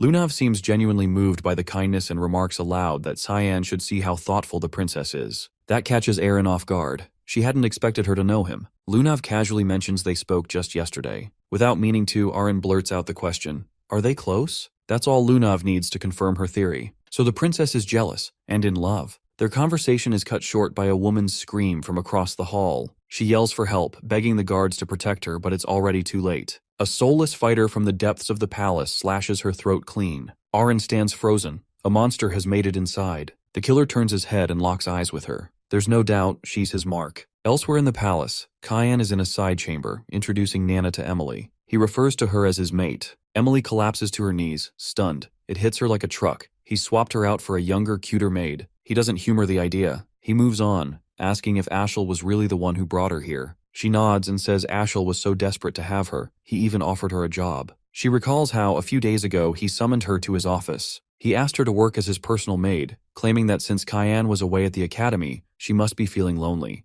She had declined, saying she'd rather stay and wait for him to return. He narrows his eyes and asks if she's absolutely sure, but she doesn't have any more answers. That's all she knows. He turns to Brian and tells him to stay close. Emily and Nana aren't safe on their own. Brian checks if he's heading out. Cyan confirms it. Emily wasn't supposed to be part of this timeline. Now, with spies crawling around and Ashel clearly pulling strings, he sees the whole play. His expression turns sharp. Ashel's crossed a line. Without another word, he storms off, set on reaching Aaron and whoever else is in danger. After he leaves, Emily breaks down crying. She clutches a bow tie tightly, the same one Ashel had asked her to give to Cyan. As she weeps, Nana senses something off. The gemstone on the bow tie radiates a faint, unsettling magic. She stiffens. Something about it feels wrong. Meanwhile, in a private chamber, Ashel and Prince Luenel talk in hushed tones. They both know the mission is officially underway. After everything, the moment has come. Luenel's gift is about to be delivered. Ashel gives Boris a nod of approval, calling him surprisingly effective. The prince grins and says, "This is only the beginning. Their unit will become even more valuable from here on. They're not just disrupting a party. They plan to tear down this peace-soaked empire and remind it exactly who it needs." Back in the Grand Hall, panic ripples through the crowd as the monster's attack causes chaos. Aaron keeps calm, helping direct people toward safety. Lunav urges her to leave while she still can, but she shakes her head. She won't leave until she's made sure everyone else is safe. She insists on staying to help. The creature overwhelms the frontline guards with ease. Then it splits. Identical copies spawn into the room. One clone grabs a guard and rips him apart before he can even scream. While everyone focuses on the copies, a demonic beast breaks through from behind. It tears through half the defense force in seconds. Despair sets in, but a new figure steps in, Sarika. She cuts down one of the beasts with expert precision, immediately commanding the remaining guards to focus on evacuating civilians. Then Alice appears, seamlessly entering the fight. Together, the two begin clearing out the enemies. The head guard tries to pull everyone into a coordinated retreat. Meanwhile, they hold their ground, preparing for the next strike. But to their shock, the creature doesn't even glance at them. Its focus is locked solely on Aaron. Just before its tentacle can reach her, a guard throws himself forward and slices it off. He dies instantly. A cluster of tentacles tears through the guard's body, killing him instantly. Aaron rushes to catch him, trying to keep him upright, but he's already gone. Tears run down her cheeks as guilt sinks in. She blames herself. Meanwhile, Lunav pushes back the advancing monsters, launching bursts of aqua blast mixed with gusts of wind. She turns over her shoulder and shouts for Aaron to get to safety. They'll handle things from here, and she's not letting that captain's death mean nothing. While they beg her to go, the princess stares one last time at the fallen guard. She whispers a promise that his sacrifice will count. The creature's roots are soaked in lethal toxins. Just brushing against them would mean instant death. This shield will block the poison. She commands the survivors to stay alive and fight back. The guards, fired up, charge in. Swords flash as they slash at the enemy, pushing through injuries and exhaustion. Even with her spell, the tide starts turning against them. That's when Alice steps in, releasing a freeze spell to halt the advance. One of the royal guardians pleads with Aaron again. She needs to evacuate, but Sarika finally reveals what she's really capable of. Drawing a dagger, she slices through monster after monster with precision. Although she teaches alchemy at the academy, wielding a blade like this risks exposing her true identity, but that's irrelevant now. She shifts to her fog sword technique and slays the towering demonic tree beast. An assassin lunges out of nowhere, catching a guard off guard. The alchemist spins and splits his face in two. She yells to the remaining soldiers. There are still more out there, and they can't lower their guard. Her plan is for Elise to get the princess out while they hold the line. But something itches at her. This still feels wrong. Alice and Aaron sprint down a hallway, escaping the chaos. The princess's thoughts swirl. If this girl really is one of the Verts, that would make her Cyan's sister. The thought snaps her back to him. Is he okay? Is he safe? Their train of thought shatters as a skeletal creature drops into their path. The thing doesn't seem lost. It knew exactly where to find them. Alice eyes the monster. Her gut tells her she can't handle it alone. It's a nightcrawler, a high-tier one. They team up, binding it in place with chains and coordination. Hope sparks as reinforcements leap in. Maybe they still have a shot. The nightcrawler swings with a brutal left hook. Lunav leaps in, throwing up a barrier that absorbs the hit. Alice seizes the moment, already on its back. With a smirk, she launches her attack, declaring her name and promising he'll regret ever showing up. The strike lands hard enough to finish him on the spot. Back in the banquet hall, Sarika brings down the last creature with a strike of fog-forged magic. Something nags at her. She walks over to one of the assassins and pulls off its mask. A chill runs through her. They're not living beings. They're corpses, puppets reanimated through dark magic. It's a twisted resurrection technique requiring ridiculous amounts of mana and setup. With this many, it couldn't have been a solo caster. Someone big is behind this. But the why is still a mystery. Elsewhere in the palace, a squad of marionette soldiers descends on the Emperor. He wipes them out easily, but his body gives out. Collapsing, drained, and gasping, he looks up to find Ashel and Luenel already in the room. The Emperor thanks them for their support, unaware they're the ones orchestrating the chaos. Ashel hurries to his side, swearing loyalty. It's all part of the setup to win his trust. Meanwhile, Elise cuts down one more creature and runs into the next chamber, but it's no better in there. More puppet assassins flood in, relentless. They just keep coming. Emily informs Brian that Ashel has given Cyan a bow tie, but he had already left before she could hand it over. Brian finds it odd that Ashel would give him a gift and admits he has a bad feeling about it. She asks if something is wrong. He isn't certain but notes that Ashel has never sent Cyan any presents before. From what he's observed, Cyan harbors a deep-seated grudge against his older brother Astral, far beyond typical sibling rivalry. From across the room, Nana warns Brian that they need to get out immediately. He asks why, but she only replies that something dangerous is approaching. Before they can respond or ask further, a monster bursts through the wall behind them. Brian orders them to flee while he handles the threat, a powerful beast, a behemoth. Meanwhile, Drainian, the target of the purification, runs desperately for his life. The others help evacuate him. He escapes faster than anyone else, but is ambushed at the front doors by a horde of marionette corpses. Fear grips him. His only hope is to survive and return to his sweet, dear mate, whom he has been tormenting and abusing in his absence. He turns to suggest retreating to the back doors, thinking it might be safer, but before he can get a response, a marionette decapitates him in one swift motion. Just as the marionettes prepare to kill more, Alice intervenes with an aqua explosion. Paired with Lunav's freeze spell, they overwhelm and destroy the marionettes. Everyone in the room stares in shock at their display of power, curious about who they are, but there's no time for introductions. The mage warns that the danger isn't over, and urges them to protect Princess Erin. They turn their attention to the princess, checking if she's unharmed. She, however, is more concerned about Lunav's frail condition. Lunav reassures her not to worry and promises to recover quickly. She warns that the next assault will begin soon, and that Erin needs to evacuate. Despite that, the princess can't shake her concern for them. The guards step forward, pledging to shield her. Alice confronts the monsters directly and commands the guards to use their magic to defend the noble guests. They must hold the line until the battle ends. The Royal Knight's priority is the princess's safety. Alice promises to do everything in her power to stop the monsters, though inwardly she doubts her chances. No matter how many they eliminate, more keep showing up, as if tracking them constantly. It seems they are being tracked through the gemstone given to Erin. Back to Brian, he faces off against the behemoth, doing his best to keep Emily safe and the monster at bay. For such a powerful creature to invade the palace, there must be a deeper plot.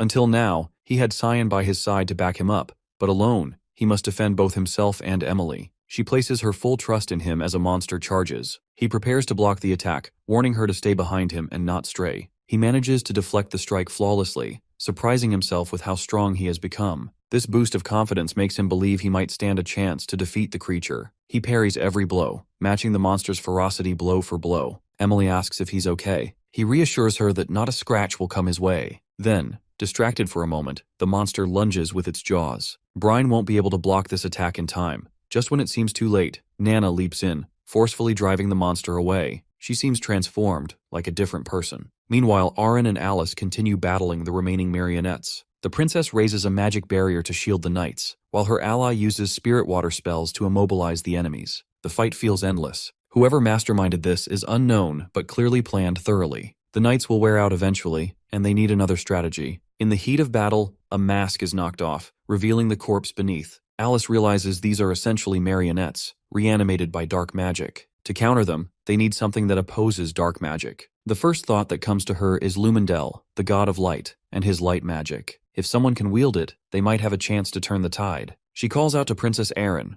asking her to infuse her sword with mana. Erin replies that she can't. Doing so would break the protective spell cast on the knights. The guardian knight consoles her, saying they'll be fine without it. She hesitates but knows they have no choice. She proceeds to bless the sword with the blessing of light. Although combining two mana types is difficult, the princess channels the blessing of light into the blade. Spirit magic flows through the sword as smoothly as water, giving it a tangible mana form. Alice isn't fully confident this will work, but is willing to take the risk. On the other side, Cyan had already eliminated most of the marionettes in his path and quickly realized these enemies were nothing more than puppets and mandrakes. Apparently, he had begun assisting Ashel. This was also when Boris officially became one of Ashel's subordinates. Karim expressed surprise that humans still practiced necromancy-type dark magic, such an ancient and forbidden art. He acknowledged her observation and mentioned there was a particular individual who frequently wielded it. He explained how the use of dazed stones accelerated the monster's strength and that the mana within those stones attracted beasts. She confirmed she could sense the dazed stone's mana emanating from a specific direction. He urged her that they needed to move faster, warning that the palace was turning into a slaughterhouse, but before they left, he insisted on changing his clothes. Meanwhile, Alice, aided by Aaron, summoned the spirit Marion using light-type mana. Since mana types couldn't be combined easily, the spirit's existence was unstable and couldn't be sustained for long without risking bodily collapse.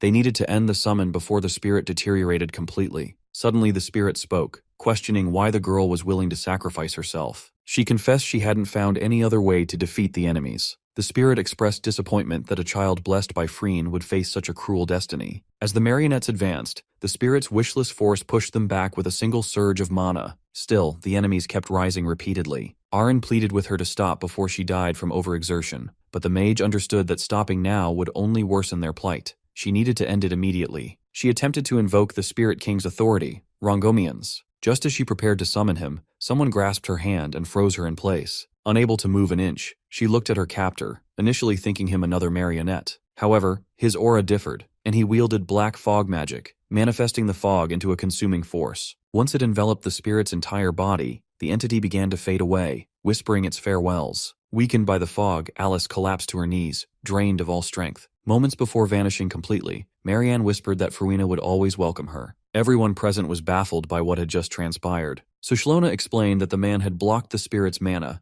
nullifying its manifestation, and added uncertainty over whether he was even human. The marionette pressed forward to attack again, but Cyan cut through them effortlessly. Although he attacked, if he took even a small step back, all the enemies gravitated toward the princess's group, as if irresistibly drawn. He asked Karim if she sensed any mana around the group. She confirmed feeling demonic mana emanating from Aaron's necklace. He requested her help to clear the situation swiftly and cleanly. Using his creation space technique, he enveloped the entire room in a fog domain. Panic erupted as no one knew what lurked inside the fog or what threats might emerge. The marionettes began sinking into the mist, consumed within seconds. In moments, all of them vanished completely, leaving the space silent and empty. It was as if nothing had occurred. Both parties were intrigued and amused, wondering who the masked man could be. Suddenly, Lunav collapsed, unconscious from exhaustion. Cyan appeared behind Orion, attempting to remove her necklace. She sensed a vague familiarity but couldn't place him. He shattered the gemstone that had been attracting the marionettes, but the guards attacked, fearful for the princess's safety. Rather than dodging, his body transformed into fog, dissolving from sight. He reappeared beside Lunav, performing something on her, but Aaron counterattacked with her light stinger, also turning him to fog without harm. Employing psychological manipulation, he spoke, assuring them he meant no harm and was there to help. He had destroyed the druids, so the monsters should no longer be drawn to them. He urged them to exit through the front gates, assuring the path was cleared. The fog domain dissipated, revealing the original room. The guardians checked on the princess, but she told them not to worry about her and to assist Alice and Lunav. The mage confirmed she was fine and insisted they recover and leave through the front gate as Cyan advised. She silently resolved that ensuring the children's safety was her top priority, leaving the mystery of the masked man's identity for later. Lunav had sensed his mana and had concealed his presence. In a separate room where Emily and Brian fought the monster, Nana had already slain it and was now devouring its corpse piece by piece. Emily was horrified, questioning if the girl was really a maid. Brian shared her confusion, having never seen her act like this before. She had transformed into a small dragon, radiating a powerful aura. Rumors swirled around Cyan's past life about the banquet flood incident that claimed many lives. Whispers blamed the fifth princess of the empire, Erin Severs, alleging she'd been blinded by her craving for power. The storm that day was likely the real cause, but speculation suggested either Ashel or Luenel had handed her something that sparked the disaster. Following the chaos, both were hailed as empire heroes, emerging as the biggest beneficiaries of the tragedy. Karim struggled to believe they had fabricated the whole event to their advantage, sacrificing their own people for profit. Her disdain ran deep. She even considered humans worse than demons. He responded that this was nothing compared to the atrocities they would commit later, though he admitted feeling regret for the massacres he'd wrought in his previous life. Perhaps he was even darker than them. Rising to his feet, he prompted her to ask if they were leaving. He replied that Nana was probably waiting, and that the knights should handle the palace mess. She hesitated, then recalled her unease about the princess's necklace. She also mentioned Emily, noting the girl carried the scent of Day's stone as well. His shock was immediate. Emily was in serious danger. Nana had lost control, obsessively repeating how delicious Emily smelled as she tried to approach her. Brian stepped in to shield the girl, but was no match for the little one's ferocity. He was forced to admit she was no longer herself. Something monstrous had taken hold. Strangely, she targeted only Emily, ignoring him entirely. He faced a dilemma.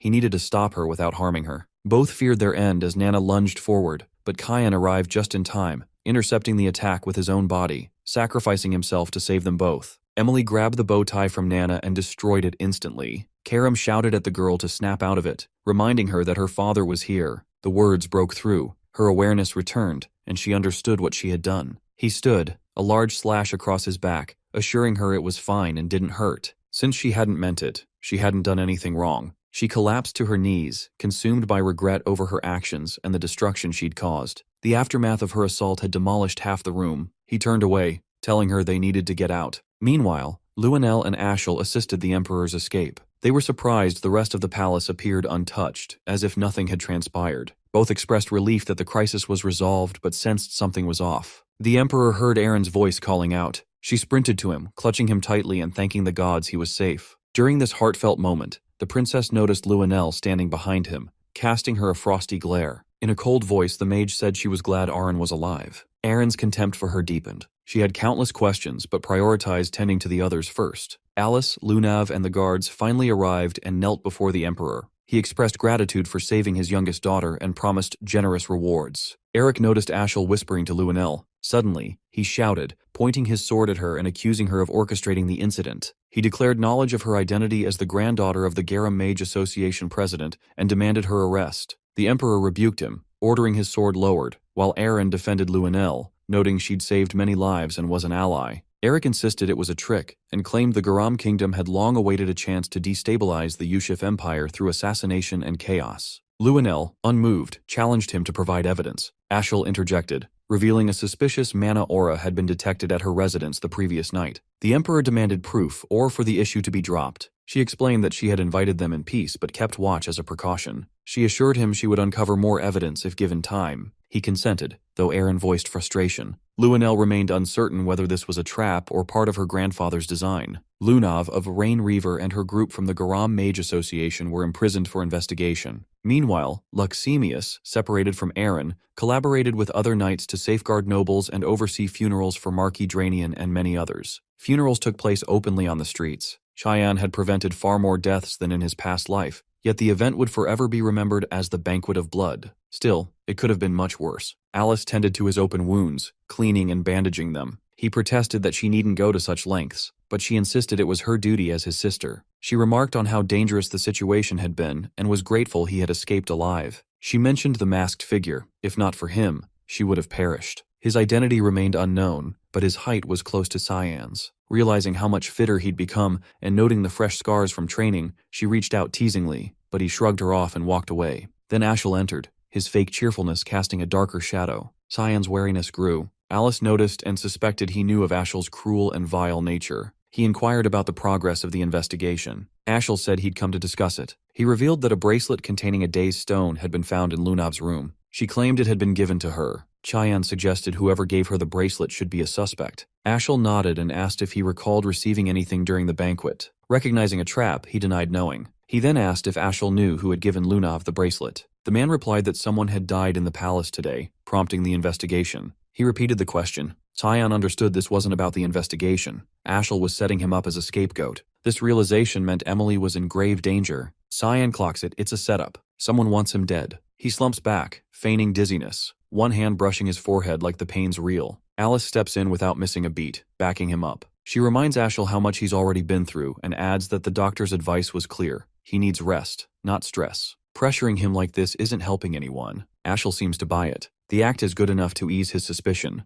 He suggests heading out, but before turning, Cyan finally gives a reply. He says he doesn't recall receiving anything, and even if someone had tried to send something, they probably didn't make it through that hell alive. Ashel gives a slow nod, acknowledging the answer. Something about it satisfies him, maybe because it means he no longer needs to take him out. Still, a part of him regrets it. This was his best chance to erase him. Cyan stays on alert even once he's gone. Alice forcibly pushes him to lie down, insisting he rest whether he likes it or not. Elsewhere, a maid runs through the halls in a panic, Boris not far behind. She keeps shouting that she did exactly what she was told. She gave the necklace to Aaron just like they ordered. She doesn't even know what the damn thing does. Her voice cracks as she begs for her life. Boris catches up and, almost calmly, tells her she didn't mess anything up, but there's still something he has to do. No choice. He slits her throat without hesitation. As she crumples, he quietly curses how all his careful planning just went to shit. Before leaving, he summons a demonic hound from the dark. It snarls, then starts tearing the body apart, erasing the evidence. Far out in a secluded forest, Emily and Brian lie low in a quiet wooden house, far from any eyes. He walks over with a handful of apples and offers her some. Dropping down beside her, they snack in silence before conversation picks up. She asks how long they're supposed to stay hidden out here. He says Kyan gave clear instructions. They're staying put until told otherwise. There's no timeline. It's open-ended. Back in the palace, just before their escape, she had handed him a gift, the bow tie Ashel meant for Kyan. He stared at it, then torched it to ash without hesitation. He told her plainly the palace and the Vert estate weren't safe for her anymore. She had to disappear, at least for now. He turned toward Brian and made it clear he had business to handle, so protecting Emily was now his job. Then Cyan crouched in front of Nana, gave her a small pat on the head. With a rare smile, he reassured her he wouldn't be gone for long. Even Brian blinked, caught off guard by the warmth in that smile. Now back on the forest bench, Emily glances over, asking if Nana's all right. He answers she's had a rough stretch, but she's looking better lately. Emily still can't wrap her head around it. She always thought that girl was just a maid. Turns out she's something else entirely. A dragonic hybrid. Emily knows she has to step up, do more. Their eyes meet, and something unspoken passes between them. Together, they quietly make a pact. They'll give Kyan everything they've got. Inside the castle, Luanel storms into the throne room, shouting. He rages at Emperor Dion for letting the suspects off so easily. Dion fires back, telling him to lower his damn voice. His decision is final. The prince snaps, dripping contempt. How's he supposed to rule the whole continent with that kind of weakness? What the hell is it about the Garam Empire that scares him so much? A flash of blinding light cuts the air just past his head, shutting him up. The emperor speaks coldly. Conquest sounds noble, sure. But the Ushif Empire borders more than just Garam. There's also the Demon Realm, Sparnia, and Fruina. If Garam becomes an enemy, they'll lose the only buffer keeping demonkind in check. That floodgate opens, the whole continent drowns in monsters. Even if they could seize power, the death toll would be unthinkable. Anyone who wants that kind of blood-soaked rule doesn't deserve the title of emperor. They're just a monster. Luanel tries to pivot, redirecting the topic back to the suspects. Dion cuts him off again, this time mentioning the Dazed Stone. The prince stiffens. He didn't expect his father to know about that. His agents shouldn't have gotten that far in the investigation yet. Dion catches his expression. It says everything. He's known his son long enough to know that once he wants something, he doesn't let go. He looks at him, disappointment heavy in his gaze, and mutters that Aaron would make a far better emperor than Luanel ever could. And with that, he walks away, adding he has no desire to see him again. Hearing Aaron's name praised like that makes Luanel boil. He lashes out in anger and storms toward her dorm without wasting a second. He slams open her door with heavy, furious steps. Inside, Leximus immediately steps between them, warning him that Princess Aaron is resting. Luanel couldn't care less. He punches the guard straight in the face to shove him aside. Then he turns to his sister. She looks at him and asks, calm but wary, what reason he could possibly have for barging into her room. He gives a crooked, malicious smile. Says he just wants to have a little chat with his dear, sweet sister. Leximus steps forward, firmly reminding Luanel that if he keeps pulling this aggressive crap, the princess will have no choice but to act, even if he is royalty. He doesn't flinch. That same twisted grin spreads wider as he turns to her and casually threatens to wipe out her entire bloodline over a few reckless words. But before it escalates, Aaron interrupts, voice steady. She tells him to cut the nonsense and asks why he's really here. Tilting her head slightly, expression unreadable, she asks if there's something specific he's expecting to hear from her. He falters, picking up on the shift. She's not the shaky, submissive girl he used to push around.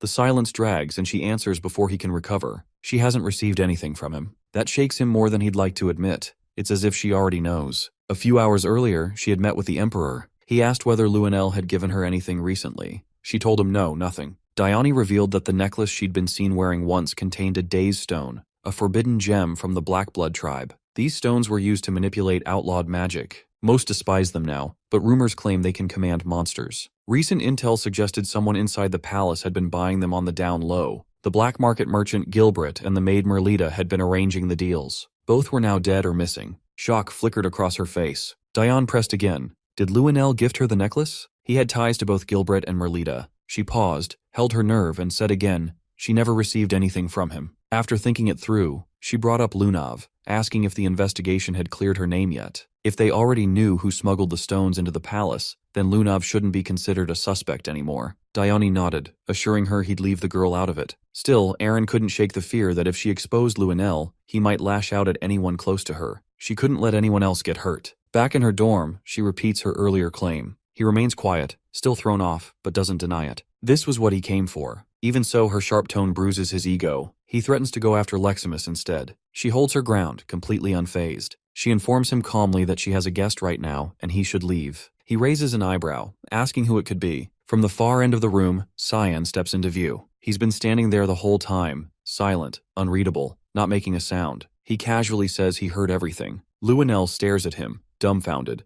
not sure what's worse, Cyan's stealth or the fact that he didn't notice a damn thing. He scowls, annoyed that the knight's treating the whole thing like it's a joke, but Cyan doesn't react, not even slightly. He moves to stand beside Aaron and, unfazed, asks if Luenell plans to come at him next. The prince hesitates. There's been talk that Cyan and Aaron might be engaged, and pissing him off would be stupid. He's the son of one of their father's closest allies. What Ashel had said earlier still gnawed at him. A few days ago, he had asked why Ashel was so dead set on eliminating Cyan when their father clearly trusted him. Ashel told him straight. Cyan irritated the hell out of him. He was hiding something big, and the not knowing was driving him insane. Now Luenell gets it. That presence Cyan carries, it's unsettling. He suddenly tones it down, backing off and claiming he was just messing around. Now that the misunderstanding is cleared up, he says he'll be on his way. Cyan finds the whole thing weird. Luenell Severus, the one history once called the Insane Emperor, actually seems reasonable, at least compared to the one from his previous life. Before leaving, the prince glances toward Leximus and gives an apology for the earlier hit. The knight, still stiff from the punch, apologizes back for what he said. Once Luenell's gone, Leximus mutters that he's a piece of crap.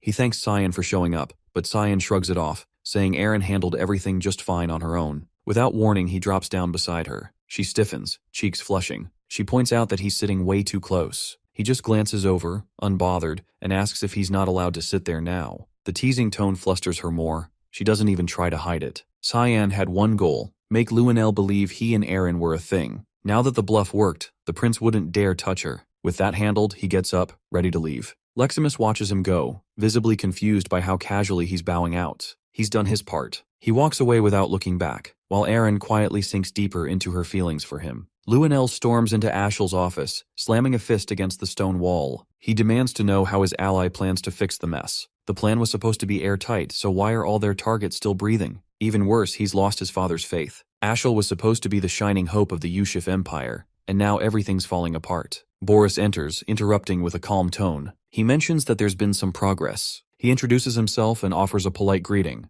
The prince glares, asking where the hell he's been this whole time. Boris explains that Ashel had sent him out on an errand. He also brings news. Emily has vanished. Ashel asks what kind of success he's talking about. Boris pulls a small, glowing pyramid from his coat and holds it up. He says they've underestimated the people closest to Princess Erin. Luenell asks if they're supposed to reflect on that. Boris shakes his head. It's not about reflection. It's about facing the evidence. Inside the crystal, faint traces of mana swirl. Most of it is ordinary, but there's something else. Black fog creeping along the edges. That specific aura belongs to the demonic sword, which means someone in Aaron's inner circle is wielding forbidden power. Back in the royal dorms, Emily sets down a steaming platter. Dinner tonight, a monstrous, demonic-looking scorpion. Brian stares at it like it might lunge at him. Meanwhile, Nana and Cyan eat like it's no big deal. Brian pushes his plate away. Cheyenne's already finished, brushing his hands clean as he stands. Emily asks if he can stay longer, maybe eat a bit more. He declines. If he sticks around, Ashel might find him, and that would put all of them in danger. He says he only came to check on them. Emily still can't go back yet, but Brian can handle errands if needed. Cyan quietly assures them that he's stationed people nearby. Right now, this place is safer than anywhere else. He tells them he'll be back later, then heads out. Just as he steps outside, Sarika, the hallmaster, blocks his path. Her voice is laced with sarcasm as she comments on his adorable little family. Then her tone darkens. She wants answers. How did he know about the banquet of blood? Or the death of her fiancé? Everything about him screams foreknowledge. She gives him one warning. His answer will decide what comes next. Depending on what he says, she'll either mark him as an ally or label him a threat.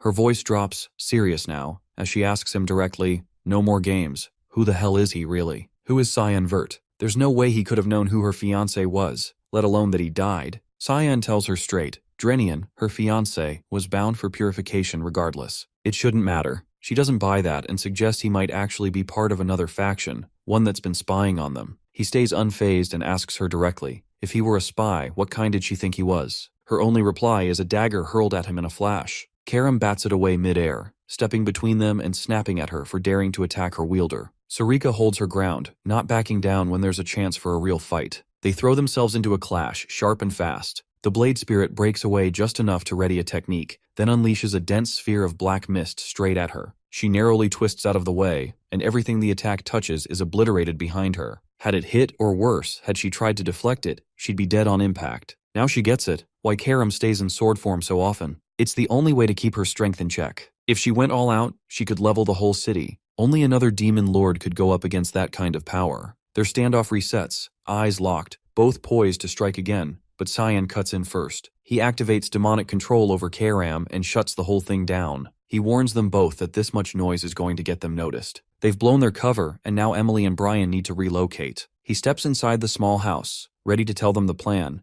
only to freeze at the sight of Lunav, sitting casually at the table with the others. She's bypassed the barrier completely, not even a ripple of detection. She's way more dangerous than he'd guessed. He questions how she found this place. She shrugs it off, says it's just one of her little talents, and assures him no one else knows. She came alone, only to thank him. He brushes that off. He doesn't think he's done anything worth thanks, but she insists. From the moment his energy entered her, she recognized it. Everyone turns to him, confused, none of them realizing she's talking about the day in the palace when his mana surged into her body. She explains she can manipulate all types of elemental magic, blend them, and shift them. She can even trace a person's unique mana signature, a gift passed down from her grandfather. He disagrees, calling it a curse. Her body's already cracked under the strain. Her expression shifts, half wonder, half gratitude. It really was him who helped her that day. He stops her there and suggests they continue the conversation somewhere else. Emily lights up when he says they're going back to Lewin Academy. Finally, she'll get to look after him every single day.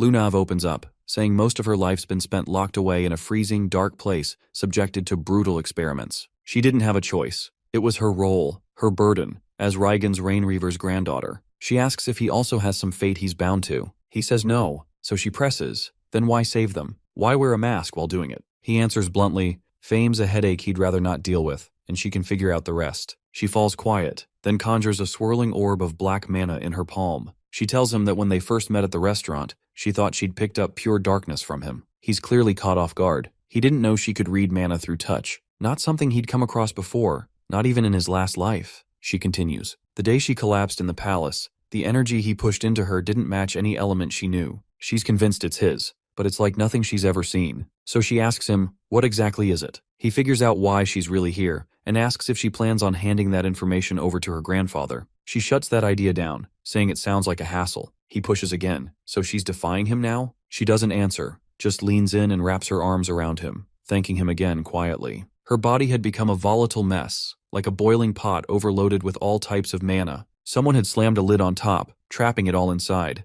The heat built up until the pressure began to smother her life force. She'd been standing at death's door. All he had done was poke a hole through that lid, enough to let some of it out, just enough to relieve the pressure. In his eyes, she looked like someone else's pawn, and that hit a nerve, because she reminded him of who he used to be. He gently pushes her back and tells her she owes him nothing. He asks her to keep it quiet. He's gotta go. Just before leaving, he turns and warns her not to overdo it again. Next time, it might kill her. A soft look crosses her face. Now she's sure he really is a good person. Meanwhile, deep within the Garam Empire, inside Reigen's chamber, the Emperor's expression twists with fury the moment he hears the news about Lunav. His butler tries to calm him, saying no formal charges have been filed. But that's not what's eating at him. She still hasn't returned home. He orders them to track her down and bring her back, no matter what. Cyan and the rest of his group finish gathering their things, preparing to depart, and begin making their way back toward the academy. Among them, it's Emily who stands out the most, her mood brighter than anyone else's. Curious about her enthusiasm, he looks over and asks what's gotten her in such a good mood. She happily responds that it's because she gets the chance to serve him again, just like before. But then she adds something else, reminding him that the academy has a strict rule against bringing in maids and wants to know what exactly he's planning to do about that problem. He explains that the headmaster might allow it just for him,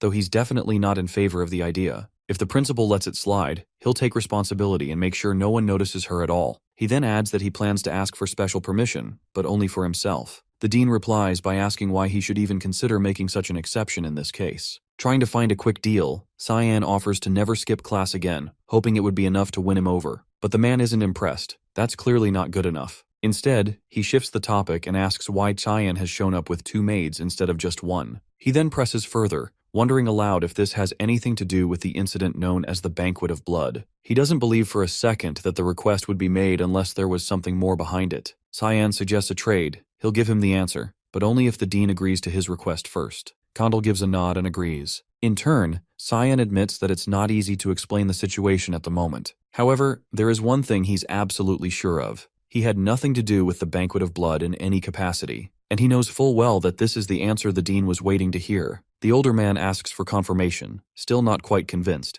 and wants to know if Cyan is truly certain about that. Although his reaction shows skepticism, he doesn't press further. The conversation ends on a relatively positive note. Even so, Cyan can't shake the thought of what might happen if the truth ever came out. If Condal realized that the real person behind the Banquet of Blood was none other than his own grandson, things would fall apart. From what he knows, it couldn't possibly have been Lionel, too sloppy for something that precise. He's pretty confident it was Ashel who came up with the plan, while Boris likely worked things from the shadows, pulling strings as usual. That's always been the pattern. Ashel runs the front while Boris manages things behind the curtain. Later, when Cyan returns to his dormitory, he's surprised to see someone outside his room doing push-ups on the floor. It's the same guy who challenged him to a duel a few years ago. As soon as he spots him, the guy jumps up and immediately asks for a rematch. Apparently, he's been showing up every single day for the past 2 years doing this routine. Cyan doesn't even acknowledge him. He just walks past and enters his room without a word. Inside, he stops when he sees Brian lying unconscious on the ground.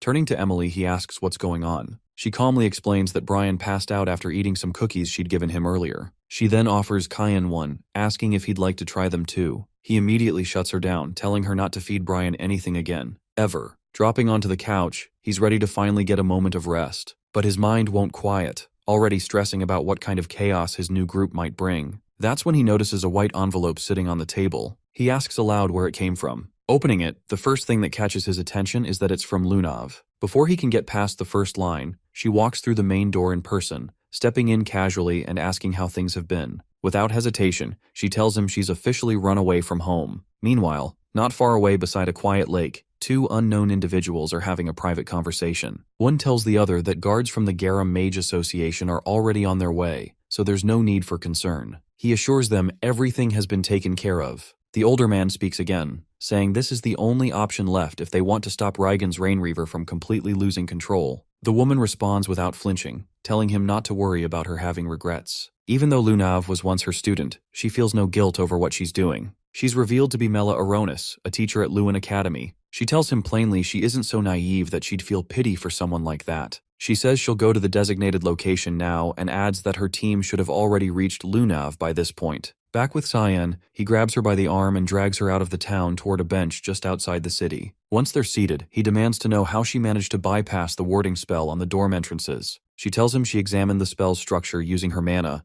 then used her own spell to cancel it out. He stares, stunned. What she just described goes way beyond basic analysis. She can dissect and reproduce magic instantly. It's not just about scanning. She can flat out replicate. She then asks if he had time to read her letter. He hasn't. She showed up before he could even finish the first sentence. She admits she came early because she didn't want to wait for his response. He presses next, wanting to know if her grandfather sent her here. She freezes, saying nothing. So he pushes again. Did Reigens tell her to approach him specifically? She takes a breath and says that yes, it started that way, but not anymore. Whether he believes her is up to him. Then she shifts the subject and mentions something strange happening at the association. 2 dragons affiliated with them suddenly went missing near the Lewin region. On top of that, some smugglers transporting illegal goods from other countries were recently found dead. Now that she's pieced things together, she realizes he's tied to every single one of those incidents. Up until now, it had just been a guess, but now she knows for sure. Cyan hadn't realized the dragons were tied to the association in the first place. He chuckles and asks what she plans to do with that knowledge. She responds quietly, saying she won't be alive much longer. Even though he helped her before, she's convinced her body's already beyond fixing. If she's lucky, the best-case scenario is 3 years left to live, all thanks to his help. He doesn't accept that and asks how she can be so calm about dying. He doesn't understand why she isn't reacting or breaking down. She smiles faintly, saying she wishes she was capable of feeling something, anything at all. That irritates him. Getting up, he tells her it's not his problem and she should go back to where she came from. He walks away, saying he's not interested in being dragged into another mess. They part without another word. Karam shows up beside him, asking if he's really just going to leave her behind like that. He figures that's the best move. He's already sensed the Garam Association lying in wait nearby. Right on cue, a squad of guards in all-white uniforms appears and surrounds Lunav. She watches them close in and mutters that she thought she'd done a better job escaping, saying they showed up way too early. The guards order her to return with them, telling her that her grandfather is looking for her. She narrows her eyes at them, guard rising as suspicion creeps in. Something feels off. She points out that it's always Victor who comes to pick her up, not a bunch of unfamiliar guards. They explain that he's caught up with something important, so they've come to take his place today. That response confirms her doubts. She's never known anyone named Victor in her life, let alone from Garam. Without hesitation, she unleashes a gust of wind, using the brief distraction to bolt away. She manages to break free from their grasp and slip out of sight, but a hand touches her shoulder, and just like that, she collapses unconscious. Her escape fails. The abduction has worked. One of them gives the order to carry her to the carriage and move out. Meanwhile, Karam glances at Cyan and quietly mentions she's picking up signs of fighting nearby, clearly referring to those fake guards. He tenses slightly, now genuinely concerned they might not be affiliated with the Garam Association after all. The group brings the unconscious girl to an abandoned chapel hidden in the outskirts. Once they arrive, one of them notifies their teacher that the mission was a success. She assures them with eerie calm that the girl will serve a greater purpose. While the kidnappers hang around just outside the church, lazily keeping watch, something unnatural starts to creep in. Thick black fog rolls over the area, and before they can react, blades slice through the mist. Screams erupt from the guards as they're cut down in seconds. The whales reach inside the chapel, and the teacher calls out, ordering Ralph to go out and eliminate whoever's responsible. Outside, Cyan stands alone, surrounded by corpses, barely winded from the massacre. He knows that wasn't the main threat. The one he's really here for is still inside. Ralph storms out of the church and lunges at him, striking without a word. Cyan immediately senses that the man shares the same chaotic energy as Lunav, though far more unstable. Minutes later, the fight ends with Ralph collapsed in the dirt, fully defeated. Lema arrives and freezes, clearly not expecting to find her ally in that state. Cyan stares her down and asks if she's the last one left, and what her reason was for taking Lunav. She gives no answer. Instead, she launches straight into a violent barrage, merging fire with thunder in a single burst. Just like Lunav, she's using dual elemental magic. He counters the fire spells with Karam's help and instantly closes the distance. Lema hurls a blast of wind to shove him back and immediately follows with a lightning strike, but the sword spirit materializes behind her mid-cast, interrupting the attack before it lands. The lightning had force, but her aim was off, leaving him untouched. Cyan traps her with his black fog chaining spell, locking her in place so he can interrogate her directly. His first demand, who ordered the kidnapping, and how many more are involved? She breaks into a twisted laugh and tells him they'll come find him soon enough. Her skin begins to deteriorate, rotting as her body starts fading from view. Karam watches the strange decay for a moment, then deduces what's going on. It must be the effect of a heart curb. That's a special artifact that traps mana in the heart, preventing it from circulating. It would also explain Lunav's condition. She's likely under the same effect. Lema raises her brows, startled by how much they seem to know, and demands to know how they figured it out. Cyan, voice low and cruel, tells her she'll get her answer in hell. He drives his hand into her abdomen and tears out a stone pulsing with magic. In his past life, he once discovered an ancient tome locked away inside a Garam research lab. That book detailed everything about the heart curb, how to activate it, control it, and how to destroy it. Karam quietly asks what he plans to do with the artifact now. He tells her to bring Lunav to him. She carefully lays the girl on the ground, preparing for what comes next. Cyan takes the stone in his hand, crushes it, and lets the released mana pour into her chest. If she's been bound by the same artifact as the teacher, this should be enough to shatter it from within.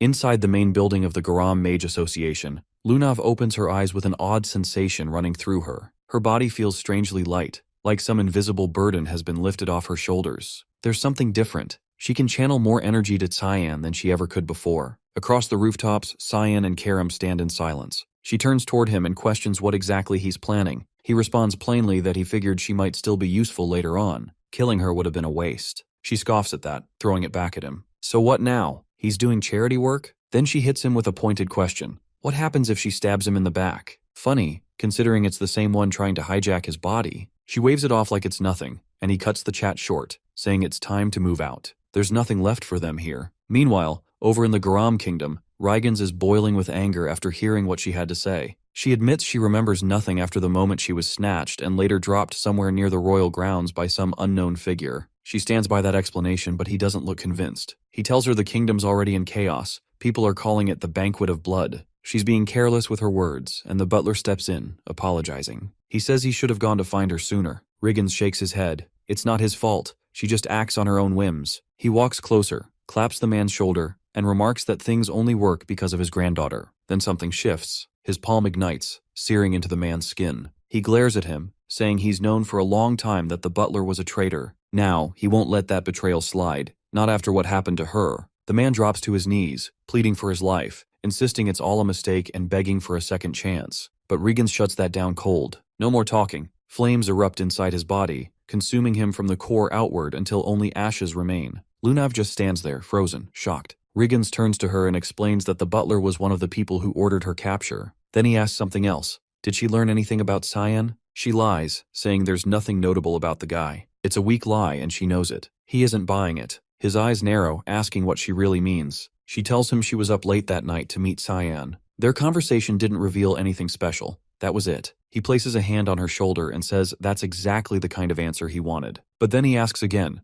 what is Cyan hiding? Riggins knows he's one of the Verts. That alone means he's got secrets or backup. With a straight face, she tells him he's just got a bodyguard and a useless maid at his side. Nothing that connects him to anything major. She pushes back, asking why he's so hell-bent on him in the first place. That question strikes a nerve. His mood shifts instantly, annoyed now. He says it confirms it. Cyan's definitely hiding something. Then he cuts off her questioning. She's a Rainreaver by blood. She doesn't need reasons, just orders. He tells her to leave unless she has anything important to add, and that she's not allowed to step outside for now. She stays put, gaze stuck on the pile of ash where the butler once stood. She's had enough. She's not just family, she's supposed to be a consultant in this house. Back at Lewin Academy, some buff dude's been loitering on top of Cyan's dorm roof for a while. 0 classes, just standing there. Cyan catches sight of him and immediately turns away, not in the mood for whatever that is. As he passes by a few students, he overhears them gossiping. Apparently, classes have been canceled for days and one of the teachers is missing. Then he hears a familiar voice,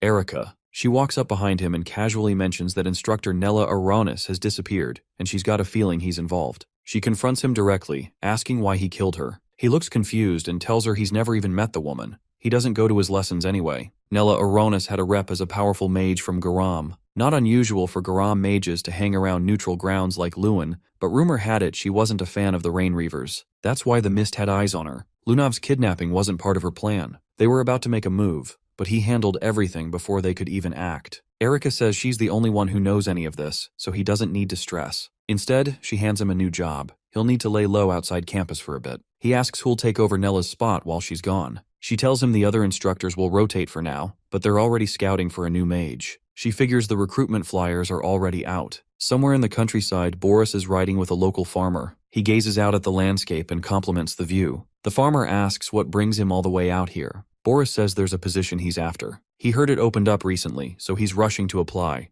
The farmer connects the dots quickly. He wants to be the new teacher at Lewin. Back in Cyan's upscale dorm, Emily is sprawled across the couch, practically dying from boredom. Karam isn't thrilled about the overcrowding and tells her to move off her favorite spot. They get into a spat, and she doesn't wait. She forcibly kicks her off the seat. Cyan steps into the room mid-chaos and calls her over. They've got a mission. Emily perks up, begging to go with him. But he tells her she's got a more vital role. Her job, make sure Nana never goes hungry. Ever. At first she's offended. It sounds like the dumbest task imaginable. Then she hears a deep growl from the other side of the room. Nana's already starting to shift, predator instincts kicking in. Emily panics, shoves a cookie into her mouth, and immediately reassures him she's got this. No problem. Feeding duty secured. He reminds her, don't give Brian any food yet. He's still recovering. She tells him she's already cooked and prepped. They're covered. Karam asks where they're headed. He tells her, Southwest Ushif Empire, Lambaster. Lambaster, a city built on blood, corruption, and coin. The strong rise, the weak vanish. Below its surface lies a massive underground arena, echoing with the roars of a bloodthirsty crowd. Tonight's fight? A no-rules deathmatch between two warriors, Zalbard and Zyber. Their size difference is almost absurd, yet both are locked in, focused, and ready to kill. Zalbard makes the first move. One punch from him craters the floor beneath their feet. Zyber dances around it, movements quick and precise, but not quick enough. Zalbard grabs him mid-air, fingers closing around his body, and crushes him with one hand. The crowd goes absolutely feral, screaming his name as the victor. Karam and Cyan make their way through the grimy streets of Lambaster. The place reeks of chaos, with drunks passed out in every corner and the air heavy with rot and lawlessness. Even the demon cringes at how gross and unregulated it all is. He explains that unlike Lewin, which maintains neutrality because of formal treaties, Lambaster is a different beast entirely. It's not neutral by diplomacy, it's just completely ungovernable. While they keep walking, a pack of sleazy men steps into their path, eyeing her and trying to flirt like it's going to go somewhere. It's clear now the city's flooded with lowlifes and criminals. They barely get a sentence out before he tells them to back off. Cut to moments later. Those same guys are face down in the dirt, groaning, already dealt with. They head into a bar attached to a hotel. He tosses a fat coin pouch onto the counter with a thud and asks for the best room they've got. The waitress raises a brow, shocked by how young he looks, and casually asks his age. He repeats the order, but this time his voice drops.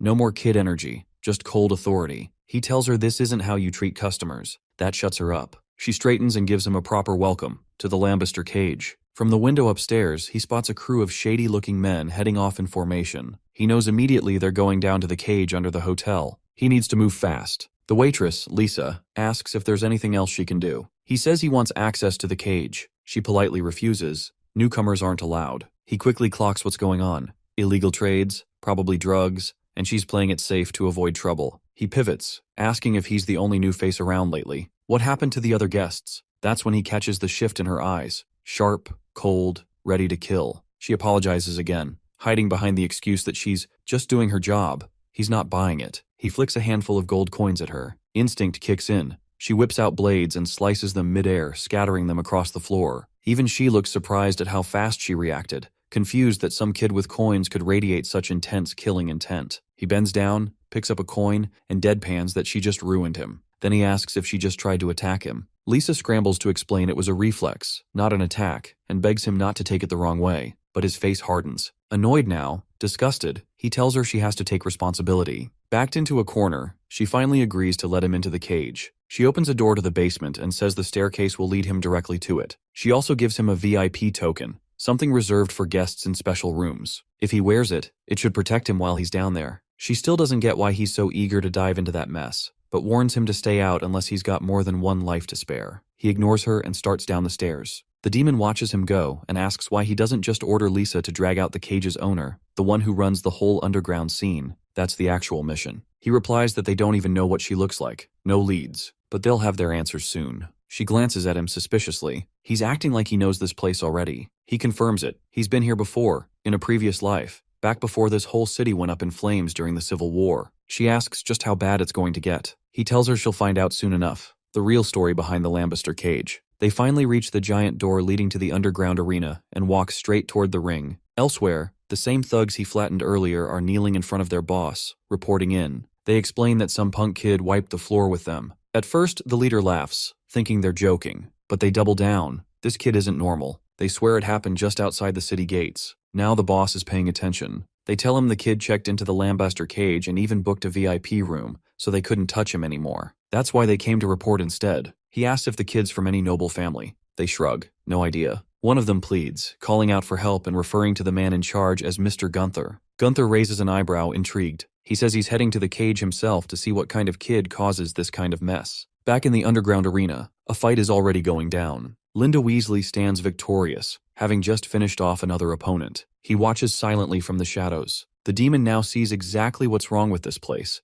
These brutal underground matches are what dragged the city into chaos. That's why he's here. If he can't approach Linda Mihalov directly, then he'll flip the script and make her come to him. Security around the ring spots him and walks up, warning that this isn't a playground. Perfect timing. He throws down, takes one out, then another, then the rest. When it's over, he dusts himself off and asks flatly where he can register. Not as a spectator, as a fighter. The energy in the arena turns wild as the crowd catches sight of a kid, Cyan, stepping into the ring to square off against Zarbark. Laughter mixes with disbelief, the audience buzzing, hyped that someone actually greenlit a child to fight. Most assume it'll be a total wipeout. The brute's no joke, a walking boulder, half human, half ogre by the looks of him. He casually raises one thick finger to squash the kid like a bug. Cyan launches off the ground, lands right on it, and snaps the finger in half. Then he drives his fist straight into the giant's face, shattering his nose and caving in part of his skull. Zarbark crashes to the floor, dropping to his knees after just one hit. For a few seconds, the crowd doesn't make a sound, frozen by the fact that a literal child just demolished him. Then the silence bursts. Cheers erupt. They chant his alias over and over, Lamai Simon. Karam leans in and asks what name he gave them. He says he can't exactly go around dropping his real one,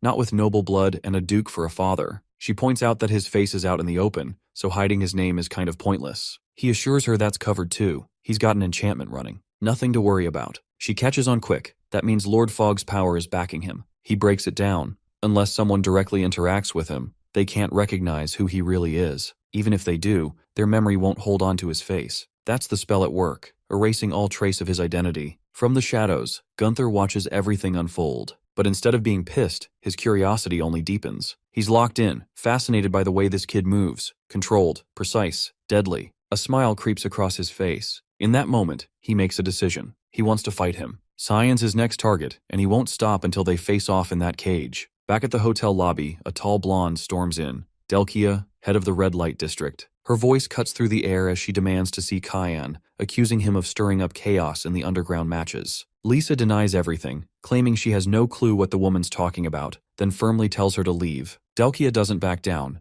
threatening violence and saying the incident happened on Lisa's turf, so she's not stepping aside. The hotel owner stands her ground, not about to let anyone cause trouble in her building. Tension spikes as the intruder's crew starts shifting, waiting on her signal to attack. Lisa's caught, torn between protecting Cyan or staying neutral. Then, out of nowhere, he strolls in like nothing's happening. Cool as ever, he casually asks if someone's been looking for him. The room goes still. No one even noticed he was there. He walks straight to Delkia, calmly suggesting they talk directly instead of bothering hotel staff. She turns to face him, and instantly her expression changes. It hits her like a drug. For a second, the world drops away. All she sees is him. She steps closer, takes his hand like it's the most natural thing in the world, and softly asks his name. He answers with the fake one, Lamai Simon. She swoons, completely under, saying it's a bold name for a face like his. Lisa watches from the side, clearly disturbed, muttering a warning to him not to go anywhere near Delkia. He shrugs it off, telling her he's got it handled. The blonde slips him a business card,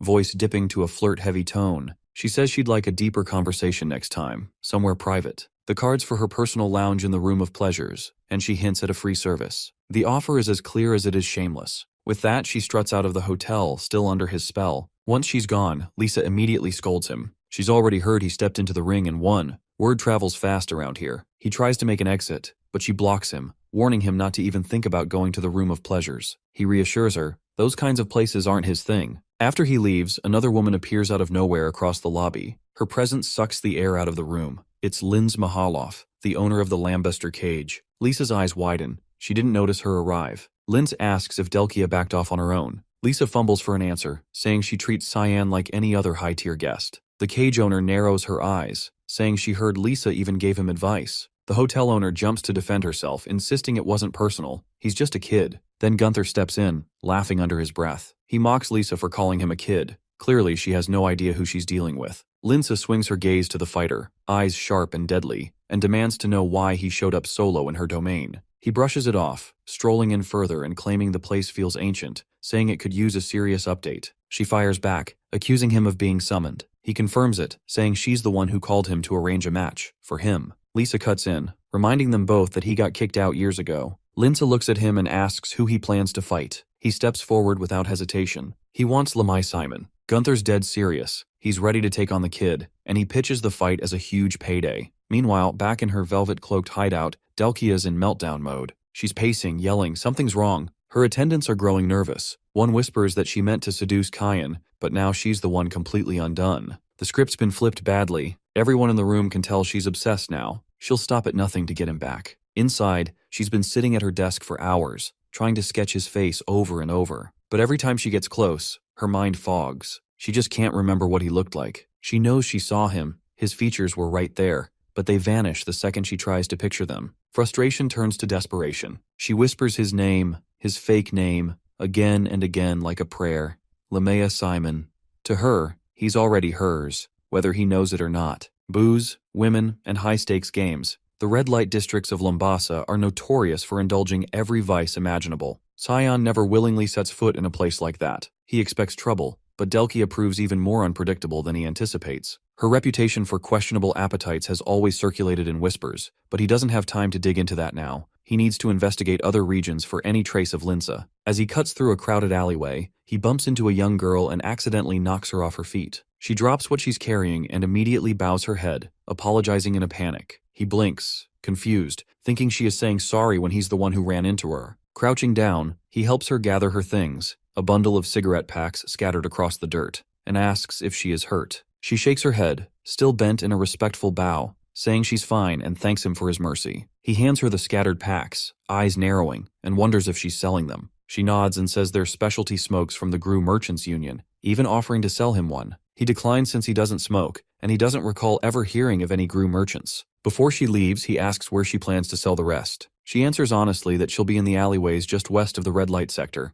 and if she's lucky, she'll sell out before sunrise and be able to go home. Realizing she can't go back until the entire batch is sold, he pulls out a gold coin and flips it to her, saying he'll take the whole lot, then adds a second coin just for her. A huge grin breaks across her face as she clutches the coins tightly and runs off, calling out her thanks and promising never to forget his kindness. From behind, Karam shows up and smirks, asking if he's sure he isn't a charity foundation disguised as an assassin. He doesn't respond, instead watching where the girl went and noting that she's heading toward the dump zone, saying they need to follow her. They slip through the alley just in time to spot her cornered by 3 thugs, the same ones he'd already beaten up near the city gate. They yell at her, calling her a liar and threatening to teach her a lesson. She's on the ground, begging for her life, insisting she didn't steal from them. Before any of them can move, he appears behind them like a shadow, his voice cutting in cold as he points out that she's asking them to believe her, so they should just stop. The men freeze, recognizing the voice of the kid who flattened them earlier. He steps closer, mocking them for stealing from kids. One tries to play it tough, but the fear in his eyes gives him away. In seconds, he sweeps his legs out,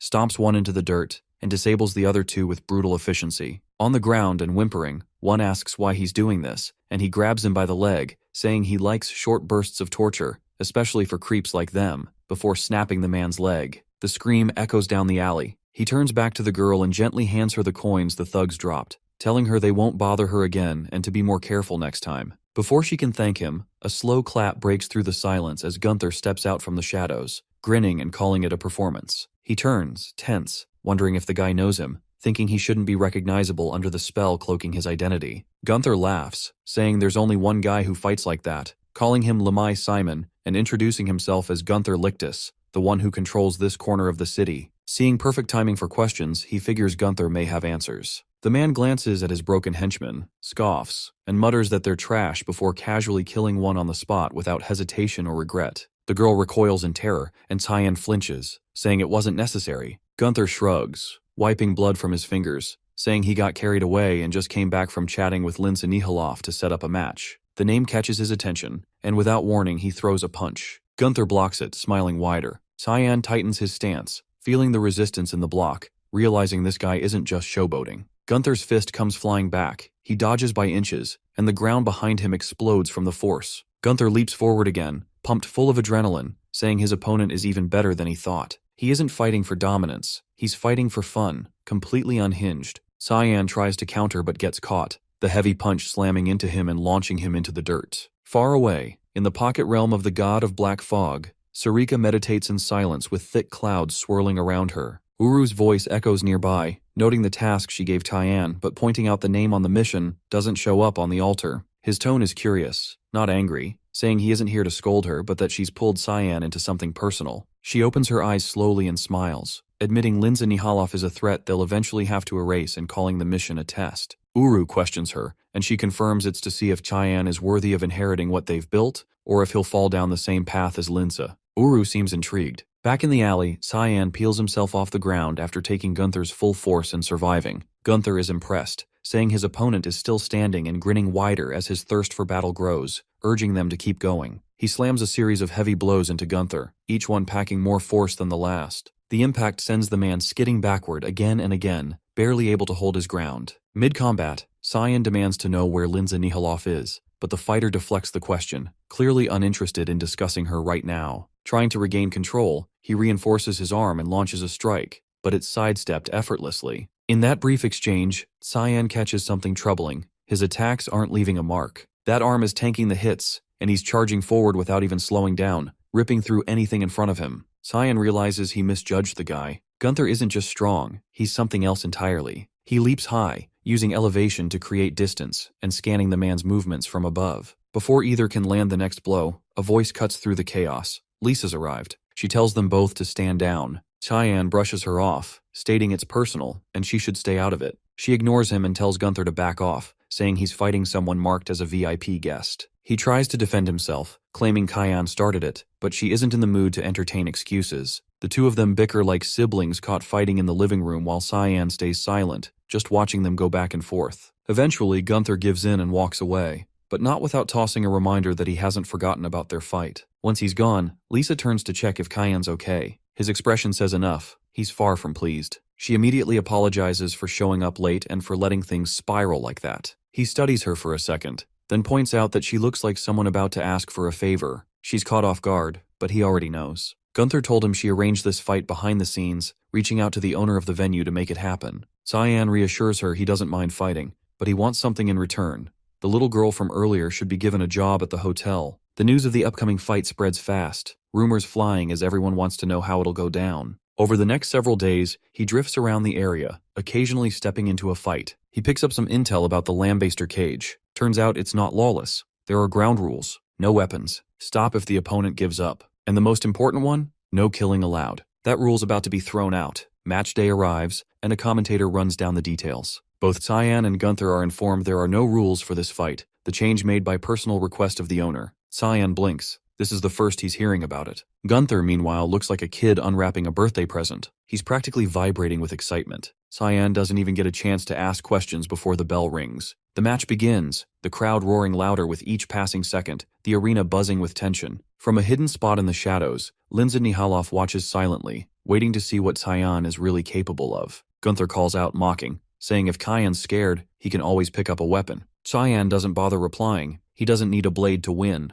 He shifts into a stance, surrounding himself with black fog magic. This is where the real fight begins. Gunther grins, finally facing a real opponent. Without shame, he confesses that killing humans gives him a rush. That's why he was permanently banned from the cage. Cheyenne hears him but doesn't flinch. Gunther lunges, throwing a clean punch toward his face, but misses completely. Cheyenne grabs his arm, moves like a shadow, then, without hesitation, slices it clean off. Gunther screams as his right side spurts blood, the severed arm gone in one cut. Cheyenne gives a quiet warning. If he moves too much, the black fog will finish the job. The silence says it all. He knows it's over. Cheyenne wins. The arena erupts, the crowd chanting his name, electrified by what they just saw. But not everyone's cheering for the same reason. One person watching from the stands isn't focused on the fight. They saw something darker. The black fog from that strike looked too familiar. There's only one conclusion. He carries the demonic sword. After the match, Cheyenne can't shake the feeling that someone wanted him in the dark about the no-rules twist. He's starting to suspect Linz knows exactly what he's trying to do. As he's deep in thought,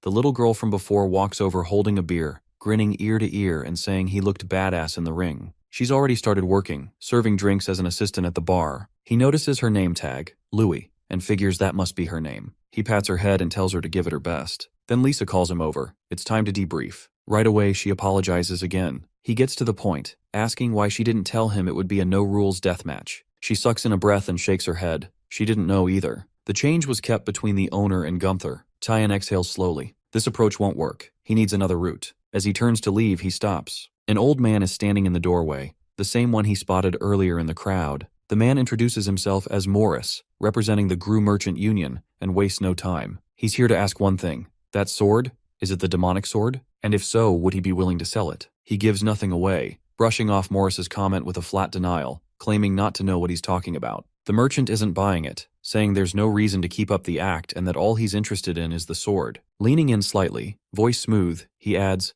there's no shame in wielding something demonic. If anything, it shows style. Cheyenne doesn't reply, just watches him, eyes narrowing. Unbothered, Morris grins and says they'll cross paths again very soon. With that, he turns and exits, security detail flanking him. Cheyenne's thoughts drift to the Gru Merchant Union. He remembers now, that group didn't exist until after he killed Zickerman Albus. Lewis approaches, eyes glossy, and shakily asks if he's okay. He gives her head a gentle pat and tells her there's nothing to worry about. Then he faces Lisa. His expression hardens, eyes sharp. He wants something and he doesn't ask. He demands. He wants to meet the owner immediately. She freezes, stunned by the sudden shift in him, unable to find the words. Elsewhere, deep in the rundown backstreets of the city, Gunther is unraveling. His rage spirals, smashing everything in reach, wrecking the alley as if that'll fix what happened in the ring. People nearby try to calm him down, telling him to stop moving before his injury tears open again. He ignores them and roars the name Simon into the air, vowing to kill him. The helplessness is eating him alive. He got destroyed, and it stings. He needs a new plan, something that'll actually work. But nothing comes, not until a thought hits. Louis. Cyan's taken a liking to her, looked out for her. Maybe she's the key. Maybe he can use the kid to get to him. Later that night, with the hotel quiet and the guests mostly gone, Louis is wiping down the bar counter. The door creaks open. Gunther steps inside, that same eerie grin spreading across his face as he asks if she remembers him. She hesitates, then nods. Yes. He doesn't drop the smile and says he needs her help with something. In a nearby room, Cyan is still talking with Lisa. The conversation hasn't cooled down. He wants to know why the owner won't meet him. She tells him flatly it's not that simple. Lince isn't someone people just meet. He narrows his gaze, wondering why she's defending Lince so hard. Lisa's not surprised he already knows the owner's name, maybe impressed, but not shocked. She figured he wasn't just some average guy the moment he walked in. She explains that Lince has been watching him closely. The fight with Gunther? That was her idea. And so was the rule change. Then she gets serious, saying if he's smart, he'll leave. Fast. Because staying might get him killed. He listens but doesn't speak. He can't tell whose side she's even on right now. Maybe none. Maybe she's just doing her job. Suddenly, a scream echoes from the main hall. Louis. They both bolt from the room. What they find is chaos. Tables flipped, walls cracked, and a massive hole blown through the side of the building. Neither can make sense of it immediately. Cyan studies the wreckage in silence before muttering that he might know who did this. Then he spots it. Louis's name badge, tossed on the floor and streaked with blood. He turns to Lisa and tells her to stay put for a while. She protests, saying he doesn't even know who took her. He cuts her off, repeating the words but with ice behind them. He has a damn good idea who it was. Far from the hotel, in a private suite that hasn't seen sunlight in days, Delkia is slipping into madness. She's sprawled across her bed, sketch pads everywhere, each one covered in frantic drawings of Cyan's face. She stares up at the ceiling, face blank, whispering that she can't remember what he looks like anymore. Then a voice cuts through the silence, saying a woman's room shouldn't be this trashed. She shoots upright, demanding to know who entered without permission. It's Morris. He looks her over like she's something pathetic. She recognizes him instantly and asks what he wants. He says it's simple. He's a merchant, and he only shows up when he's got a deal to offer. Glancing at the drawings scattered across the room, he catches on quick that she's completely obsessed. Without wasting time, he pulls out a small glass bottle filled with murky liquid from the Garam Kingdom, the strongest paralysis potion they make. With this, he says, she can have Cyan completely helpless. She takes the vial, expression unreadable, and asks what it'll cost. He doesn't flinch. All he wants is whatever Cyan carries. She can do what she wants with the rest of him. The offer sounds like a setup, but Morris insists. That's it, nothing else. He turns to leave, adding that he doesn't care who gets it done. He just needs Cyan out of the picture. And ideally, Gunther handles it first. That's the plan. Back in the slums, Gunther's been waiting. Cyan doesn't take long to show. The brute smirks and tosses something at him. An ear, saying it's a keepsake. The rest of the body? Inside the crate he's sitting on. Cyan stares at the severed ear, barely breathing. His expression goes dark, and his restraint snaps. He warns Gunther that he's going to kill him. The rematch has officially started. Gunther couldn't be happier. Elsewhere, Lince sits across from Lisa, her voice calm as she asks if she believes Cyan will actually kill Gunther. She nods once, certain, no hesitation in her eyes. Yeah, he's going to finish him. Lince tilts her head, curious, and wonders aloud if she's worried about him. Lisa's tone stays even, saying whatever connection she had to the fighter died out a long time ago. Then she pauses, something lingering on her mind, and finally asks why the obsession with Cyan. Lince chuckles under her breath and says, if she's that curious, she'll ease her mind. Then she asks something strange. Can Lisa remember his face? The question lands hard. She blinks, then blinks again. Slowly, she realizes she can't. She can picture the man, his movements, his voice, but no matter how hard she tries, his face won't come into focus. Lince smiles and tells her it's a side effect of one of Eru's divine powers, one of the authorities of the god of fog. Lisa's eyes widen at the name, Eru. Lince laughs again, entertained, saying it seems fate's digging up old roots. She says it's funny how her past is circling back like this. Lisa's voice drops, quietly asking if she's in danger. The other woman waves it off, saying no, not danger. They're just about to receive a guest worth keeping, and she plans to treat him right. Back in the junk district, the fight is reaching its peak. Gunther stands amid the ruin, a manic glint in his eye. His arm, once torn off, is now reforged with raw mana, reinforced by scraps around him. He hurls it, sweeping destruction through the air, the swing crashing into Cyan.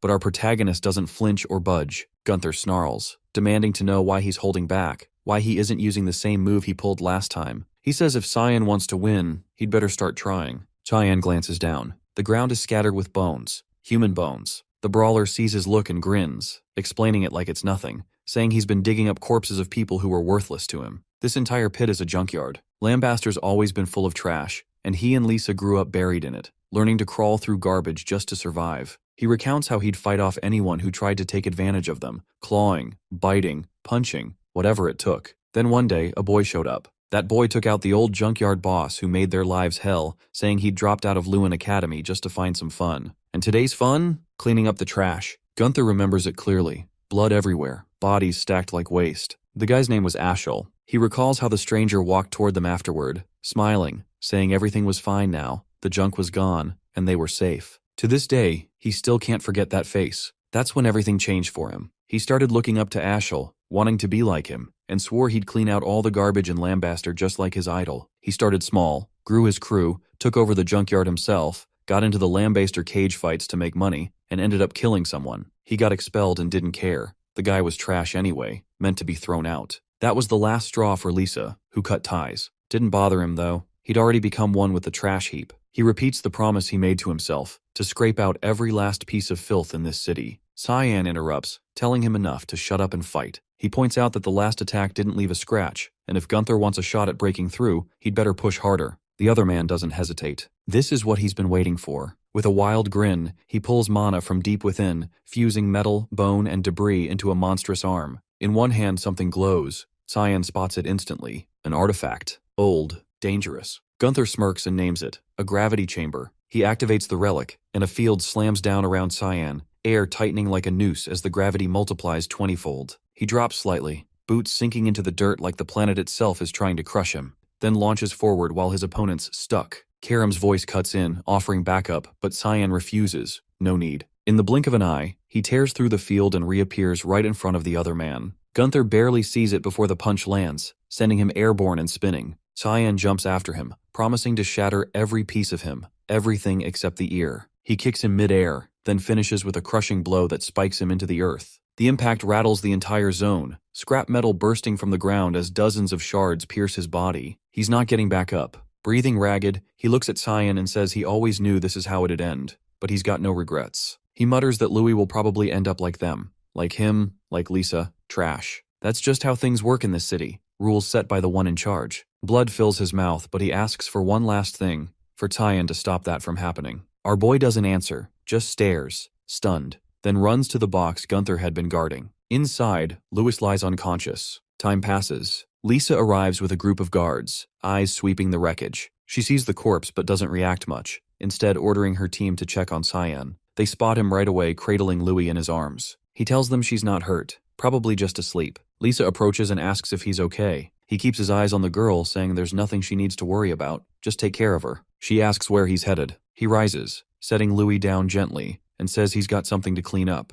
Lisa asks where. His voice drops, cold and final.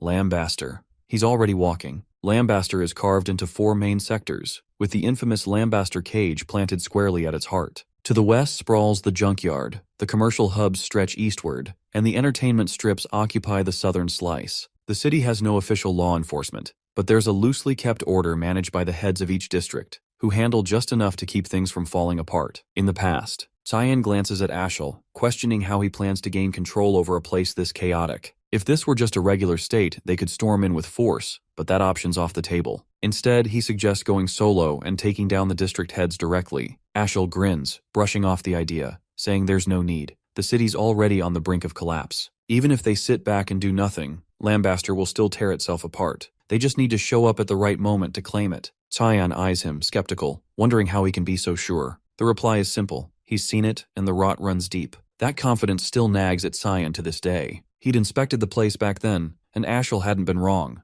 The decay was real. But this time he isn't here to observe it rot. He's here to rip it out from the roots. He steps into Delkia's den of indulgence and is greeted with a cup of tea. The scent hits him. Sweet mint layered over what's supposed to be black tea. It's not subtle. She's barely hiding the fact that it's laced. Pulling him into a hug, she watches closely, clearly waiting for him to drink. The aroma reminds him of a standard paralysis blend sold in Garam. She thanks him for accepting her invite, promising tonight will be worth his time. In that moment, he confirms she knows he's aware the tea's spiked. He locks eyes with her, finishes the entire cup in one go, then slumps over, pretending to pass out. A crooked smile stretches across her face. Finally, she's got him. Now he belongs to her. Meanwhile, in the commercial district at Gru Merchant Union, Morris receives word that the trap worked. A potter informs him a message just came in from the entertainment quarter. He lights up with satisfaction, though irritation lingers. Wasting the gravity chamber on Nanterre left a bitter aftertaste. He went through hell to get that from the Garam Association, but with Cyan captured, the demonic sword is as good as his. One of his guards warns things are going a little too smoothly, suggesting they check the place early. Morris approves but warns them to keep their hands to themselves. Even though they're just doing their job, their eagerness annoys him. He suspects they're after the sword too. Instead of waiting, he hitches a ride in his cart and heads there himself. Pushing open the door to Delkia's chamber, he finds her lounging on the main bed, Cyan unconscious beside her. She teases that he's early and asks if he couldn't hold back a bit longer. She was just about to start the fun. He shrugs her off, saying he doesn't care about the body. It's the sword he wants. She replies coolly that she's already removed it from Cyan. That gets his blood racing, and he urges her to hurry and hand it over. She tells him not to rush, then yanks a rope. What he sees next sends a jolt through him. Bodies, all stuffed and propped up, clutter the room. At the center lies another Delkia, bloodied, beaten, unconscious. He's stunned. The first one peels off her disguise. It's Karam, the living embodiment of the demonic sword he's been obsessed with. The sight still shakes him. He hasn't gotten used to the sword taking human form. A voice rises behind him. Cyan. He says Morris knows too much to walk away. Panic flashes across the merchant's face as he calls for the Shadow Assassin Squad, but a fist drives into his throat before he can finish. If he's so eager to see his men, Cyan says, he can meet them the hard way. Creation space flares to life, unleashing the fog swamp technique. Black shadows swirl around Morris, creeping up as they begin devouring him alive. Cyan calmly tells him he knows about the artifacts given to Gunther, and the paralysis mix passed to Delkia. The man stammers, begging for mercy, and swearing he'll never pull anything like this again. But once the fog swamp takes hold, there's no crawling back. The shadows drag his body into a limitless sea, drowning him alongside his guards. With Morris erased, only Delkia remains. Sarika steps up, offering to handle her so Cyan can go. He warns her not to overdo it. She smirks, saying there's no need to worry, then strides over and glares down at the woman, accusing her of laying filthy hands on her master. Sarika announces she knows Delkia is fully conscious and better get ready, because she's going to slice her into 1,000 pieces. The pleas come fast, but Sarika doesn't buy them. She slams her fist into her face, shattering her nose. Cyan steps out of the chamber. Halfway through the hallway, a ripple in the air shifts, and he senses a familiar mana. An instant later, the surroundings twist, and he finds himself in a different space. It's the fog doom technique, only this time someone else is using it. A voice cuts through the fog, mocking his stunned expression. She introduces herself. Linza Nihalov, one of Lambaster's district heads. The name stops him cold. This is the one he was supposed to purify, and it turns out she's part of the mist. She materializes in front of him, casually noting Sarika must have missed her. He thanks her, saying it saves him the trouble of hunting her down. As far as he's concerned, she's just another backstabber. He cracks a smile, saying he's not in the mood to fight, but danger spikes as he catches an attack just in time and knocks it away. What really stuns him, though, is that Lisa from the front desk is here, and she's siding with Linza. She goes in for an attack, but Cyan blocks every strike, keeping her blows at bay with sharp precision, and tells her to step aside. He states plainly that his objective is Linza,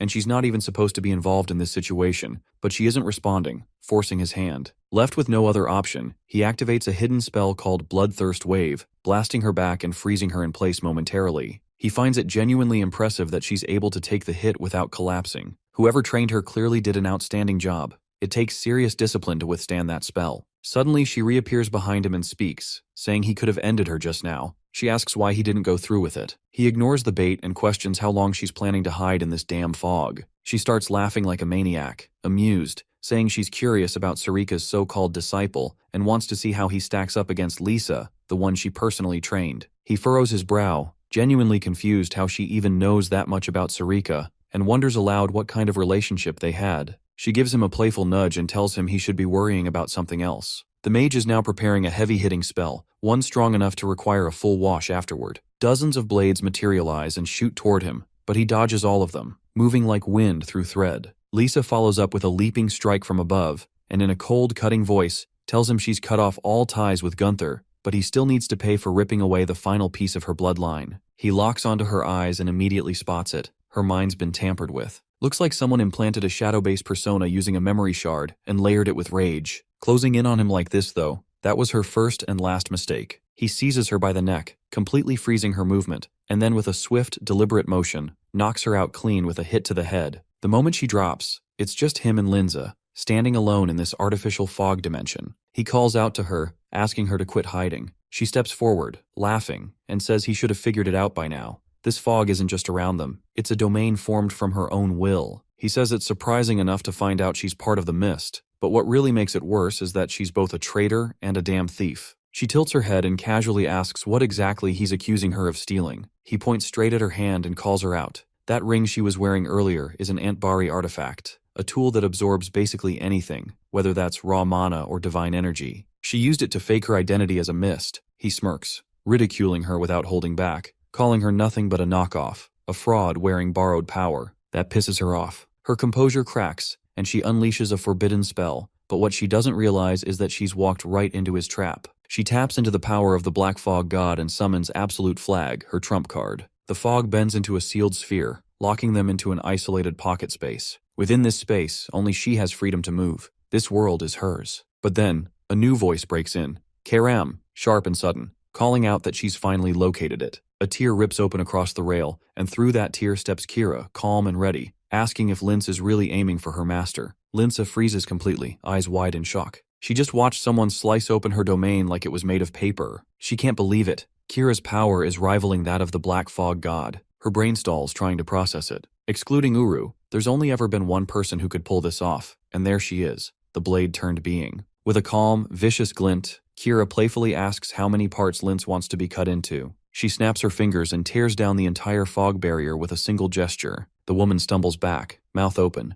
reeling from how casually Kira just walked in, yelling that there's no possible way this brat is the true heir. She insists it's impossible. 300 years and now some random kid shows up? No way. The demon leans in, speaking in a sharp whisper, asking what her deal is. He gives her a look and mutters that she's just throwing a tantrum. Karam boils over, rage spiking. She calls him a child again and follows it up by calling him a fake successor before dashing forward, ready to strike. He doesn't flinch. He grabs Kira, shifting her into weapon form instantly, and with a grin, comments that she's way too sloppy to ever pass as a decent assassin. Both of them activate a high-grade fog skill, Russian Fogstorm, and their weapons crash violently. But even in that clash, Lince has no real power to push back. He asks if she still doubts that he's the real one chosen. He says fine, if she still won't accept it, he'll just show her the real deal. As she stumbles, trying to regain her stance, he unleashes one of his highest-tier fog techniques. A massive orb of dense, churning black energy begins forming. The spell is called Adamant. The mana charges spiraling violently. Before she can even get a breath, the sphere launches toward her. Flashback, years earlier, at the Temple of Black Fog, Sarika looks at her and asks if she's really going to walk away now. The woman replies that she's sick of waiting for a successor who may never appear. She turns her back and asks if Sarika plans to kill her. The priestess calmly denies it, saying there are far worse people in the world, and no reason to kill her yet. Still, the second she senses the fog has corrupted her soul, she'll eliminate her without hesitation, and when that time comes, she'll also reclaim every piece of stolen gear she took. The woman shrugs, almost smug, saying no one even knows she stole anything, so there's no need to be nervous. She offers a farewell and says to stay decent, as if they were still friends. That was the last moment they shared.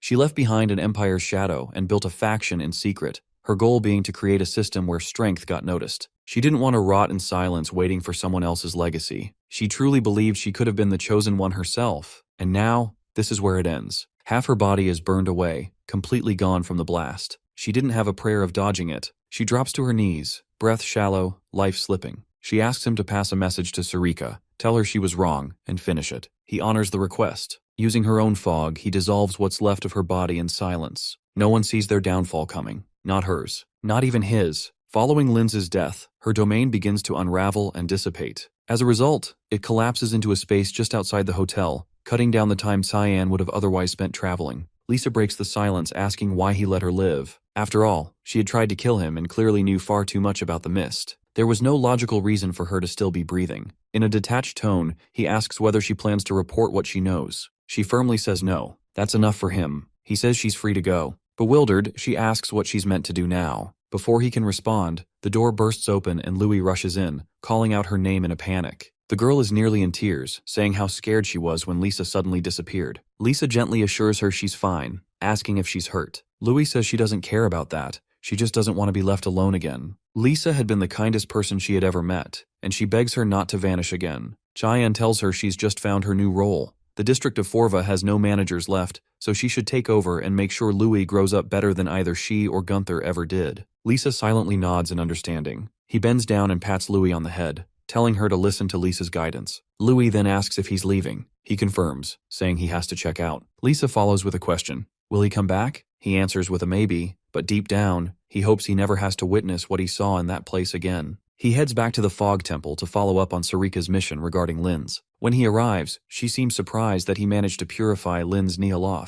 She asks whether it was difficult. He gives a dry response, stating she already knew how hard that mission was. Sarika nods and notes that he seems to have some questions. He asks about her past connection to Lin's and whether she was ever part of the Mist. She confirms they trained together but left when she disagreed with where the Mist was heading. She even took the Hallmaster's ring with her, something passed down through the order. Cyan pulls the very ring out of his pocket. She tells him it was supposed to be hers, but she wants him to keep it. He's confused, since that ring was only meant for Hallmasters, but she says she no longer needs it. She's strong enough without such symbols. He admits he thought her true motive for sending him on that mission was to retrieve the ring. He hadn't expected this. Karam materializes nearby, remarking that Sarika probably resented Lin's, which explains their dynamic. She says she was only keeping a promise, and that most people eventually break under the ring's power. He wonders aloud whether this is a test to see if he too would be corrupted. He asks if she plans to warn him like all the others, that if he succumbs, he'll be purified just the same. Then he questions whether she even accepts him as the next successor. Sarika grins slightly, saying she's simply watching to see whether he becomes a menace to humanity or a hero.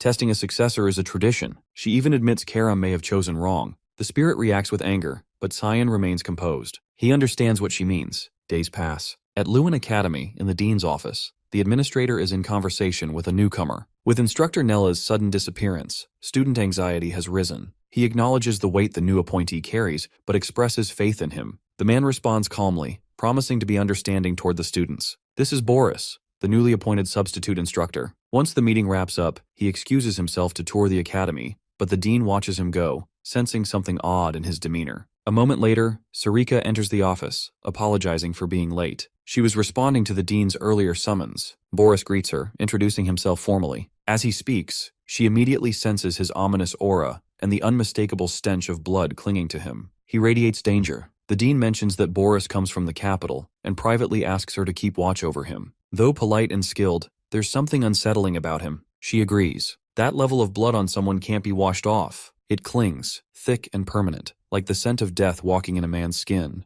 Later that day, inside the academy, a large assembly of guards has formed, standing in organized lines. The sheer number is staggering. Even Aaron is taken aback. She had heard the guard force had expanded since the banquets of blood, but this is excessive, overwhelming even. Suddenly, a voice calls out to her. She turns and recognizes Lunav, who approaches with a warm smile. They walk together, chatting. Lunav expresses her gratitude and happiness, saying she's been doing well lately, all thanks to Aaron's help. Aaron, being modest, returns the compliment, saying her friend has done a lot for her too. Then she introduces her to Leximus. The three chat and laugh together as they wander, but then they run into Boris. He introduces himself as the new instructor, asking specifically for Princess Aaron. She greets him with a polite smile, mentioning she's heard quite a bit about him. She inquires if he's teaching mana application. He then makes a casual request. Could she spare a moment? He claims it's nothing urgent. He just wants to assess her mana levels. He asked her to produce her mana sphere. Without hesitation, she creates and presents the sphere. Leximus and Lunav exchange wary glances. Something doesn't feel right, but Aaron brushes it off, insisting it's just a routine check. What could possibly go wrong? As Boris prepares to do something with the mana, a blur of motion interrupts. Cyan appears beside her, grabbing her hand just in time. His expression darkens, eyes sharp as blades, fixed on the instructor. In a low, threatening voice, he asks why the hell he's in Lewin. 1,000 years before the founding era, the Demon King's army had already launched its brutal campaign. On the front lines, human soldiers struggled to withstand the relentless onslaught, desperately casting barrier spells and defensive wards, only for them to be torn apart almost instantly by savage blows, like those of a giant demonic spider. The casualties climbed quickly. They scrambled to regroup, trying to re-establish order in the chaos, but the enemy pressure didn't let up. As they faltered, a blur of motion caught their eye. A figure approached at speed. Cian. In one swift move, he severed a monster's leg clean off. He'd finally arrived. The rumors weren't lies after all. Though they had believed he'd been deployed to the Western Front, the stories were true. He always showed up when it mattered. He pointed toward the wounded, telling them to fall back. He'd handle things from here. The demonic spider charged up and fired a laser blast directly at him, but he leapt aside just in time, landing clean. Excitement flickered in his chest. He'd hoped it would be a special class monster, but it was too slow to be worth the effort. Disappointed, he summoned the void sphere and obliterated the creature in one blow, vaporizing its head entirely. Moments later, he caught the sound of clapping. It was Boris, clearly impressed, grinning as he commented that no wonder Sir Ashel kept him close. He had assumed Cyan was stationed in the rear lines, same as him, but had come north after hearing this front needed reinforcements, only to find the situation already wrapped up. Cyan noted the obvious. These soldiers had been seconds from being wiped out. This war wasn't ending anytime soon. It had been a full year since the Vare family ordered the elite knights on the front to relinquish their power to Emperor Luenel. The monsters seized that moment of vulnerability and began their advance, resulting in an unbroken war ever since. All of it, a direct result of Luenel's greed. Cyan admitted that if Ashel hadn't personally asked him to show up, he wouldn't have bothered. Boris let out a low laugh, admitting he was pushing his luck by saying that aloud, but he understood. He was in a similar boat. Cyan assumed Luenel had sent him too, but the other man corrected him, saying it was his skill set that got him picked. Even so, his values aligned more with Ashel's than the Emperor's. Cyan tilted his head, asking what sort of skills Boris even had. Boris lifted a hand, pulling in mana from the surrounding air. Cyan watched as he pulled residual traces of his own magic, compressing them into a dense sphere. Something about the sphere's energy felt off. He studied it, then admitted there was something in him, maybe even what he'd been looking for. Looking back now from the present, that might have been the moment the hunt really started. He wouldn't let himself slip up again, which was exactly why giving mana access to someone like Boris was a terrible idea. Boris recoiled at the sudden shift in tone. The aggression caught him off guard, unraveling whatever plan he'd been running. Leximus stepped in, shielding Princess Erin and snapping at Cyan to rein it in. Boris tried to smooth things over, claiming it was just a misunderstanding. As a newly appointed instructor, he'd only meant to assess student aptitude. Cyan wasn't having it. That was a weak excuse. He'd never heard of that kind of protocol, and he'd only just learned about the appointment. Boris shrugged, saying he'd step back if they felt pressured, adding a half-hearted apology if he'd made anyone uneasy. Cyan gave a curt nod, accepting the apology but telling him to get lost before things got worse. He kept hold of Arin's hand as he said it. With no room to argue, Boris turned on his heel and walked out, thoroughly thrown off by the hostility. Lunav blinked, clearly puzzled, whispering to herself, wondering if she'd ever even heard of that instructor's name before. Cyan released Erin's hand and muttered an apology for snapping, but she brushed it off, saying she understood and trusted he was on her side. Her cheeks lit up mid-sentence, and flustered, she grabbed Leximus's hand and bolted, muttering something about urgent business. Once they were gone, Lunav turned to him and asked if he knew Boris personally. He said not really, just barely. That surprised her. She'd never seen the guy before. He cut her off, warning her clearly, "Don't dig into him. Don't approach him. Stay the hell away." Later, back in his dorm, Cyan cast a candy waterfall spell, thanking Emily and Brian for holding things down while he'd been out. Brian perked up, but Emily looked annoyed, complaining that he kept interfering with her cooking. He smirked, teasing that he thought she liked being cooked for. She shot back that it felt like her job had been yanked out from under her. He turned toward Brian. Training time. They headed to the academy's practice field, but they were late. Someone else had beaten them there. Leximus was already mid-drill, her claymore nearly as tall as she was, moving like it weighed nothing. Cyan wasn't shocked. Impressed, sure, but not surprised. She was bound to be called the continent's top swordsman one day. He grabbed a wooden practice sword and told her to show what she'd learned. She paused, confused by the challenge. He rose to his feet and gave her a slight nod. First strike was hers. She hesitated. She had a real blade, he was holding wood.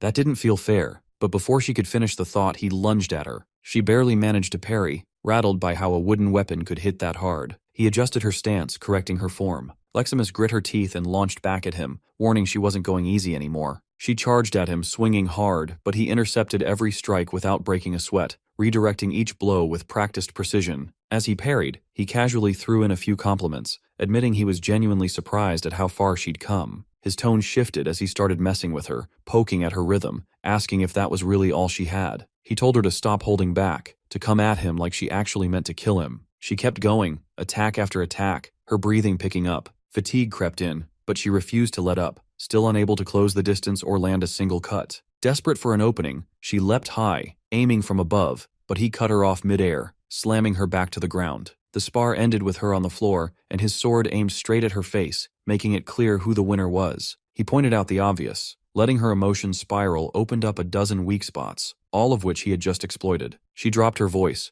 admitting she didn't even come close to his level, then quietly muttered how nice it must be to have that kind of strength. He reassured her right away, saying she had skill, real, rare skill. Not everyone could handle that kind of sword, especially not as smoothly as she did. She was doing something even veteran knights still struggled with. If she kept up at this pace, he honestly believed no one was going to be able to match her in a duel. She blushed a little, caught off guard by the praise, especially after getting wrecked like that. He shifted the subject, asking Brian to start training with her from now on, then paused, thinking for a second. Of course she was confused. He explained, a little awkwardly, that regardless of her current ability, he had other matters to handle and couldn't train Brian himself right now, so he was leaving him in her care temporarily. She nodded, saying she'd bring a wooden sword next time so they could get to work. Brian piped up, asking where Cyan was headed. He just said there was somewhere he needed to be. Leximus looked more than fired up to get into the next session. As Cyan walked away, that eerie sensation he'd felt earlier still lingered, creeping around the edges of his awareness. Then he spotted her, Lunav, standing dead center on academy grounds beneath the night sky, unmoving. He walked closer and realized she was watching Boris's tower, eyes fixed on the searchlight. He asked if she was planning to sneak inside. She grinned knowingly, saying he already knew she would. Just curiosity, she claimed. She'd never heard the guy's name before, not even once in the entire Garam Mage Association. For someone labeled an 8th Circle Mage, that was not just weird, it was suspicious. That grin of hers didn't fade. She was clearly sticking her nose where it didn't belong and loving it. Then she turned to him and asked if he was coming too. It felt like he already knew Boris, maybe even hated him a little, enough to get involved. He exhaled heavily. She was dragging them both into a mess, and they both knew it. They waited for Boris to finally step out of his room. Once he was gone, Cyan led the way and cracked the door open with a spell. The room inside was stacked with books, dense with ancient symbols and magical writing. One glance was enough. They both thought the guy was a total academic freak. She picked up one of the texts and flipped it open. Most were heavy on old, forgotten spells, stuff that probably hadn't been used in centuries. Then he froze. He felt Karam slipping away from his body. He asked her where she was going. She answered from afar, saying she was heading to the rooftop, telling him to chill, they could keep poking around the lab. He narrowed his eyes, confused by her sudden departure. Before he could dwell on it, Lunav called him over. She'd found something, a strange, dusty volume older than the rest. From one glance, his expression darkened. This wasn't just any book. It was Hearth-Kreia, Boris's armor. Meanwhile, up on the roof, Karam lifted her head, catching a foul, almost rotten smell in the air. She muttered that it was already about to emerge. She called to it, Hearth-Kreia. A presence descended from above. A voice echoed out, calling her by name, saying it had been far too long. 3 centuries to be exact. She forced a grin, anger barely held in check, saying she was doing perfectly fine until he showed up. The voice teased her, saying her personality hadn't changed one bit, joking that maybe that was why she ended up picking Cyan as her wielder. That hit a nerve. She snapped, lunging at him, but he calmly held up a hand, telling her to relax. He wasn't here to fight. He just wanted to talk. She demanded to know what he was really up to, what his endgame was. Down below, Cyan and Lunav were still locked on the old book, Hearth-Kreia. She studied it closely, saying it didn't read like any magic text she'd seen before. It had the structure of a historical chronicle, but everything was encrypted in strange glyphs and codes. Decoding it would take time. She flipped a few pages and pointed out one image, a half-drawn sun. It was the only symbol she recognized, but even that looked off, unfinished. She asked what he thought it meant. A sun, trailing darkness behind it. His face shifted immediately. He slammed the book shut and told her they had to destroy it now. That book was the core of everything, the banquets of blood, and all the disasters that followed. But before they could move, a voice cut in from behind. Boris. Calm. Cold. Cyan hadn't even noticed him coming, too caught up in the book's danger. Boris casually took it back, holding it in his hand like it was nothing, saying he'd been debating whether to drop by, but now they'd saved him the trouble. He called it an interesting coincidence, but spying, that's where the fun stopped. He lifted a hand and cast a spell, blasting Lunav clean through the window. He apologized, sounding almost sincere, saying Cyan didn't need to worry. She was fine. He'd only sent her back to her dorm. Now that they were alone, he said they should talk. He'd been curious about Cyan, about the version the world saw and the one hidden underneath. Cyan clenched his fists. This was bad. He wanted Boris dead right now, but Hearth-Kreia complicated everything.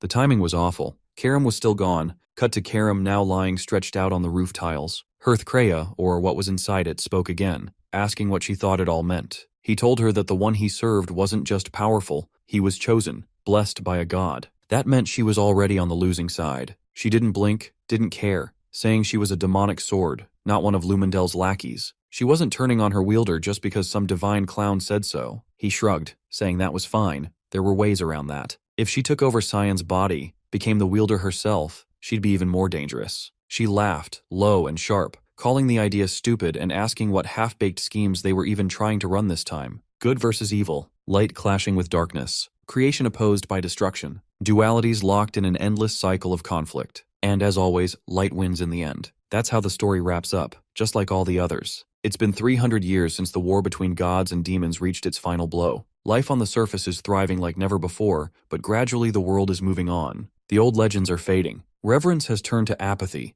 and eventually, they came to a decision. After long debates, they agreed. Maybe what the world needed again was darkness. Darkness to make the light shine brighter. Karam scoffs at the reasoning. So what? She takes control of Cyan's body and goes berserk, and then Hearthcrea and Lumendel show up to end her and be crowned the new heroes? That's the plan? He nods, grinning, saying that's exactly it. She doesn't take it well, swiping at his face with disgust and calling his whole pitch complete bullshit. Hearthcrea sighs, clearly disappointed. He figured a demonic sword's fate was to one day possess its wielder and asks if she's changed somehow. Her temper flares. She snaps that they were the ones who labeled them evil in the first place. They never once tried to understand. They just handled their own crises and dumped the rest on others. He had hoped talking to her would be as smooth as it was with Eru, but clearly not. So he says farewell and vanishes into the night. She stays there for a beat, rethinking everything he said, and her resentment for Eru only deepens. Back inside the lab, Boris offers Cyan a cup of tea. He doesn't bother responding, cutting straight to it and asking why the man said he was so interested in him. The teacher chuckles, saying it's only natural for someone in his position to take an interest in his students. Cyan raises an eyebrow. He's not even in his class. There's nothing left for him to learn here. Boris casually asks if the dean or his father, the duke, know about that. Cyan tells him to stop dancing around and just say what he really wants to say. The mage drops the pretense, asking if they've met before. He says he's been getting this vibe since the beginning, like Cyan despises him, like he wants him dead, but he's certain they've never met. So he wonders if maybe our MC already knows of him. The answer is flat. No, he doesn't know him. What's more shocking is that no one knows him. An 8th Circle mage should be a household name. Boris says he just likes to live quietly. Cyan shoots him a cold look and asks where he's really from. The reply is evasive, claiming it's a small, obscure place he's probably never heard of. But Cyan sees through it. He's lying. He always has been. Even in a past life, he buried his origin deep, refusing to let anyone in. Cyan asks if there's anything else he wants to know, but Boris glances at the time and smiles, saying it's late. They can continue this conversation another day. Once Cyan leaves, Boris speaks to Hearthcrea, saying he got so caught up in the moment that he couldn't even think of the right words. But now he understands why Ashel felt so threatened. It's Cyan, the one behind the dying princess, the little brother of the savior, chosen by Lumendel, bonded to a demonic sword. Hearthcrea materializes, saying this is what destiny looks like. It's Karam who's supporting him. Maybe he is the darkness they've been waiting for, and if that's true, then he will be the one to make Ashel burn brighter than ever. Just like the prophecy, the black fog that blotted out the sun,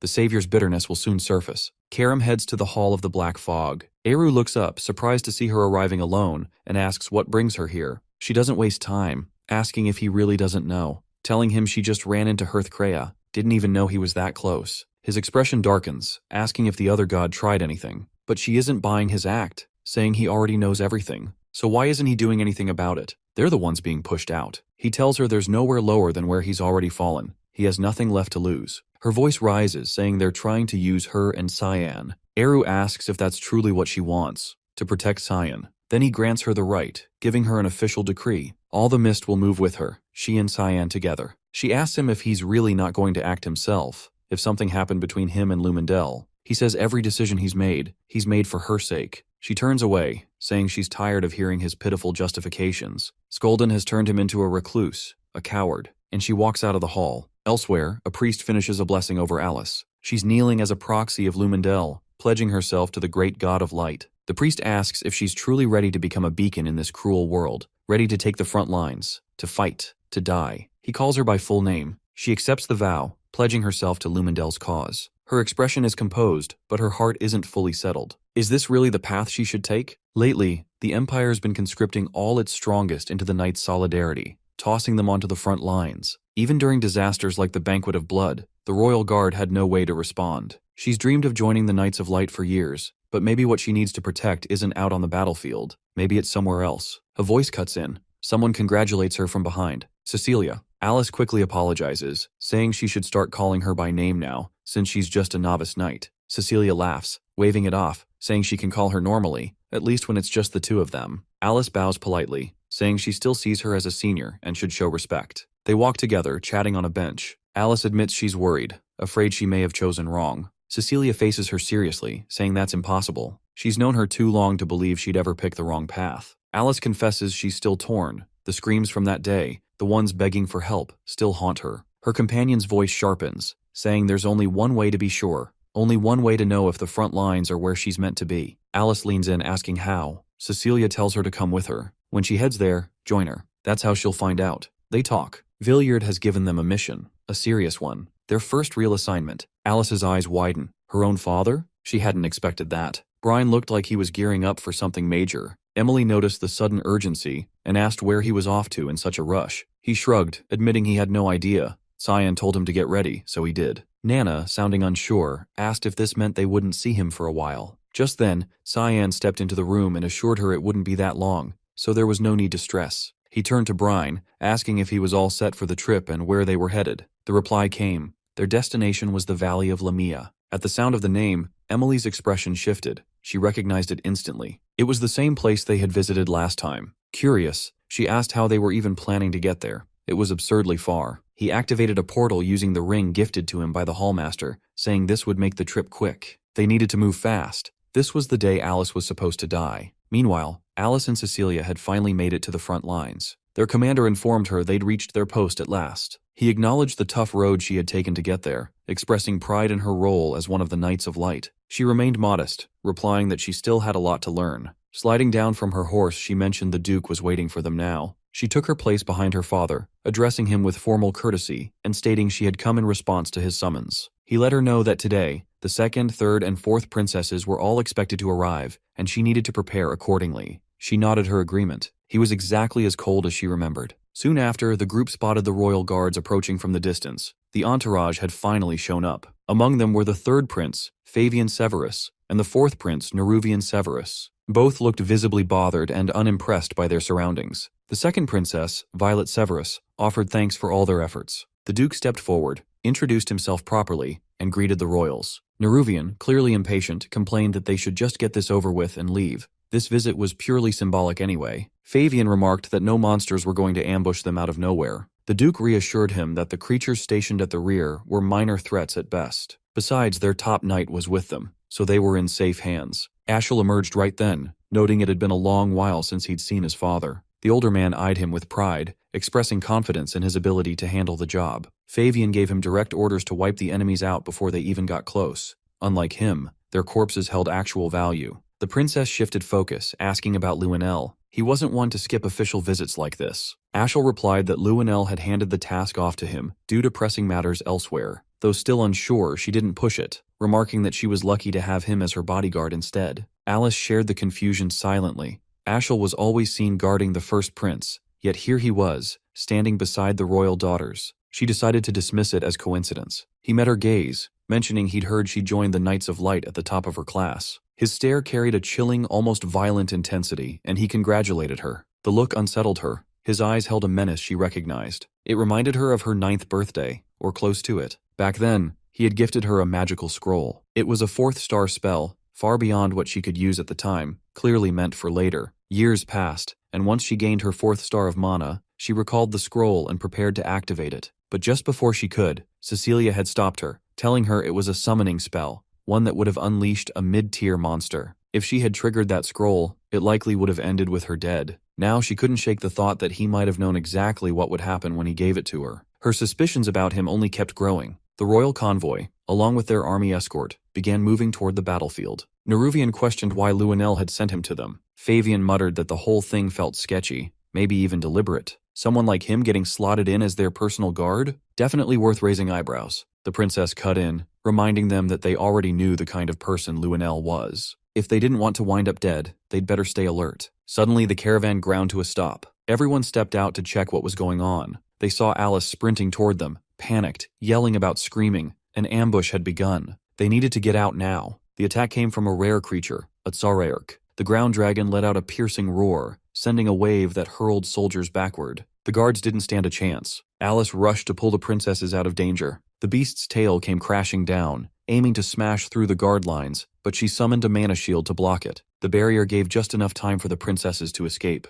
She couldn't believe it. How had a high-level monster ended up this deep into their secured territory? Something wasn't right. Down in the dirt, the princess heard Ashel speak up, vowing to protect them and urging them to come closer, and that's when it hit her. This whole ambush might have been part of his plan, a way to kill them under the cover of chaos. Right then, Cecilia arrived, launching her Wind Blossom spell to drive the monster back briefly. Alice grabbed the princess's hand, trying to lead her to safety. Something felt horribly off. Back when he looked at Violet, there had been real bloodlust behind his eyes. She glanced back and saw him standing next to the dragon like he belonged there. She shouted his name, telling him to watch out. A barrier flared up around Ashel, launching the monster backward with force. He clicked his tongue in irritation after noticing that both the princess and Alice had already slipped away. The creature lunged again, but he, now visibly pissed, leapt into the air and struck it down in a single blow. Elsewhere, Violet, Alice, and Cecilia were sprinting toward a safer zone. Suddenly, Violet stumbled and collapsed onto the ground. Alice rushed to her, checking frantically if she was all right, offering a hand and asking if something was wrong. The princess gave a faint smile and said she wasn't going down that easily. Before Alice could react, a blade drove straight into her body. Cecilia had attacked from behind, betrayal as brutal as it was unexpected. Shocked and reeling, she managed to gasp out a question, asking why her friend would do this. She crumpled to the dirt, a vital organ pierced, shrieking in agony. Violet stood over her, explaining that she was Ashel's younger sister. She had suspected something was off the moment she learned Luenell wasn't attending, especially given how obsessed he was with being part of everything. She believed this was all a ploy to quietly remove them under cover of chaos, letting others take the blame while they stayed clean. Alice tried to explain, insisting she only wanted to protect people, but Violet cut her off, saying she already knew how power-hungry the Verts and Luenell were. She mocked the idea of sitting still and waiting to be executed like a fool. She told her to spit out her last words while she still had seconds to spare, laughing as she added that maybe Luenell would swoop in and rescue her in time. She tossed down a scroll, an emergency teleport and summon spell, to warp both herself and Cecilia away. Left behind, Alice lay stunned. She couldn't wrap her head around what Cecilia had just done. Some part of her refused to believe the betrayal was real. Maybe it was mind control. Maybe there was another reason. Tears slid down her face at the thought that her closest friend had turned against her. She glanced around. The area was crawling with monsters. Forcing herself to rise, she whispered that she had to pull it together. This wasn't where she was going to die. She had to survive, and she needed to know why her friend had done this. Blood seeped from her wound, and she used it to enchant a spell, turning it into razor-sharp blades. Meanwhile, Violet and Cecilia reappeared inside a secured safe house. The princess looked much more at ease now. Cecilia was quiet, clearly trying to mentally erase any trace of Alice or their shared past. Violet asked why she'd spared her. There had been plenty of chances to finish her off. She reminded her that the order had been to kill, not let her go. Cecilia calmly replied that Alice wouldn't last long anyway. The monsters would finish the job for them. Back in the field, Alice was holding her own, fending off the creatures with what little strength she had left, but her body kept giving out. She kept thinking, what the hell was she supposed to report to the knights? No one would believe that Princess Violet had tried to kill her. She shook it off and focused on survival. Escape came first.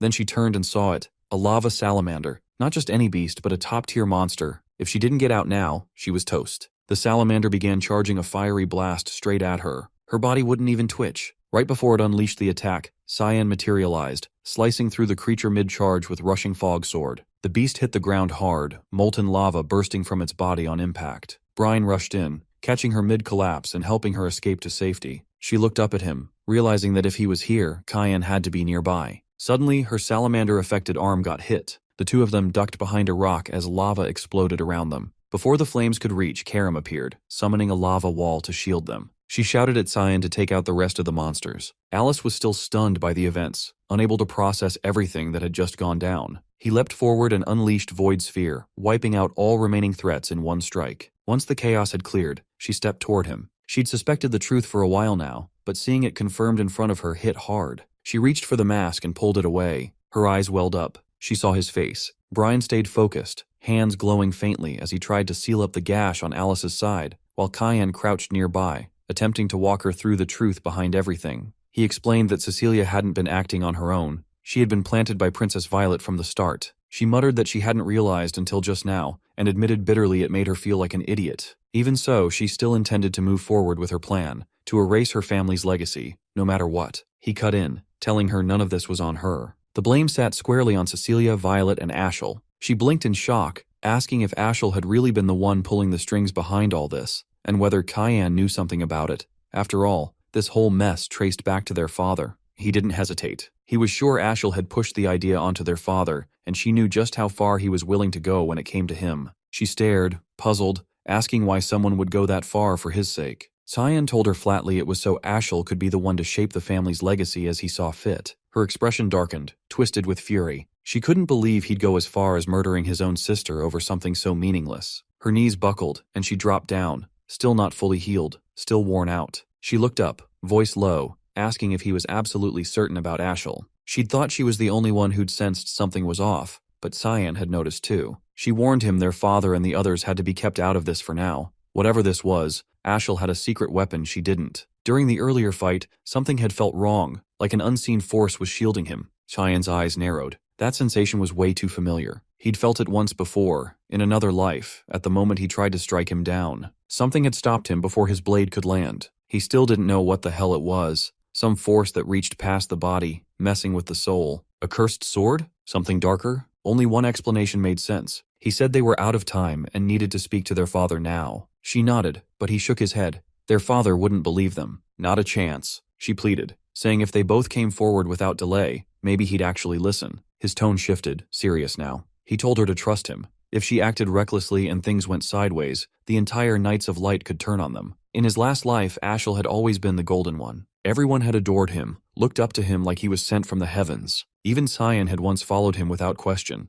People treated him like a messiah, never doubting a word he spoke. But looking back now, Cyan couldn't help but think something about that had always felt off. The way Ashel had been adored, it wasn't just admiration, it was worship. And if some still questioned him, they never said a thing. Even their father, an emperor who died chasing his own dreams and fears, had trusted Ashel completely, not a shred of doubt. Cyan had clung to that trust too, right until the end. When the betrayal hit, he'd felt nothing but rage. And one nagging question kept digging into his mind. What the hell made everyone believe in Ashel so blindly? But the answer had always been right there. It was him. Cyan said it aloud. Ashel had become an untouchable icon, carrying the divine authority of the most revered god in human history. He was the chosen one, humanity's supposed savior. Meanwhile, on the rear end of the battlefield, the royal guards had formed a shaky perimeter around the princesses, trying to keep them safe. The girls stood frozen, shaken to their cores, unsure what to do as the ground rumbled beneath them. A massive earth dragon lunged forward, claws raised to strike. Then Ashel appeared, cutting in just in time to shield them. The dragon launched another strike, but he raised the shield of judgment, blocking the blast for everyone behind him. Then, in a blur, he shot toward its face and split its skull in one swift blow. The beast crumpled dead. He asked if everyone was all right. Cheers erupted, voices chanting his name filling the air. Even the princesses started singing his praises. Alice stared, stunned. She couldn't wrap her head around it. The savior? Chosen by Lumendel? Cyan, standing beside her, told her plainly.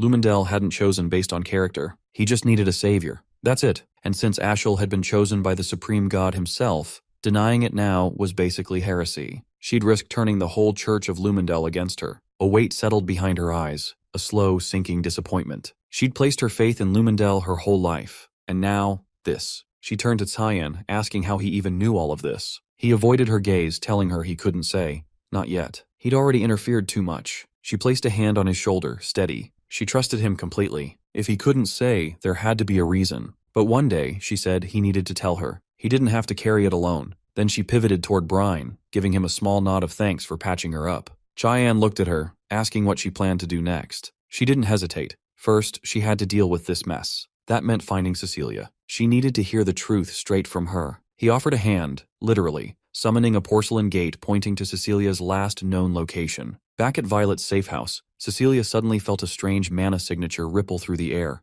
Someone was getting close. Violet scoffed. No one else knew about this place. They didn't even have time to blink before a blade whirled through the air, narrowly missing the princess's throat. Cecilia's eyes widened. She knew that sword. It was Alice's. While that played out elsewhere, Ashel arrived at the last known location of Alice and Cecilia. He picked up the remnants of a magic scroll and immediately suspected it had been used for teleportation. Without wasting time, he told the soldiers nearby to sweep the area and check if any shelter was close. One of the guards called out, motioning toward something, and brought up a question. Would Princess Violet be all right? They all turned to see a corridor littered with what used to be salamanders, now ripped to shreds. He issued a sharp order to secure both princesses without delay, then took off to investigate whatever had done this. Over at the safe house, Cecilia had been tailing Cyan for quite a while now. At first, she'd assumed he'd be incredibly skilled. His mana pressure and killing intent had been off the charts. But in the end, he was just a kid, Still, something felt off, like someone else was backing him up. To close the distance, she cast a spell that flung her forward, aiming to catch and strike him directly.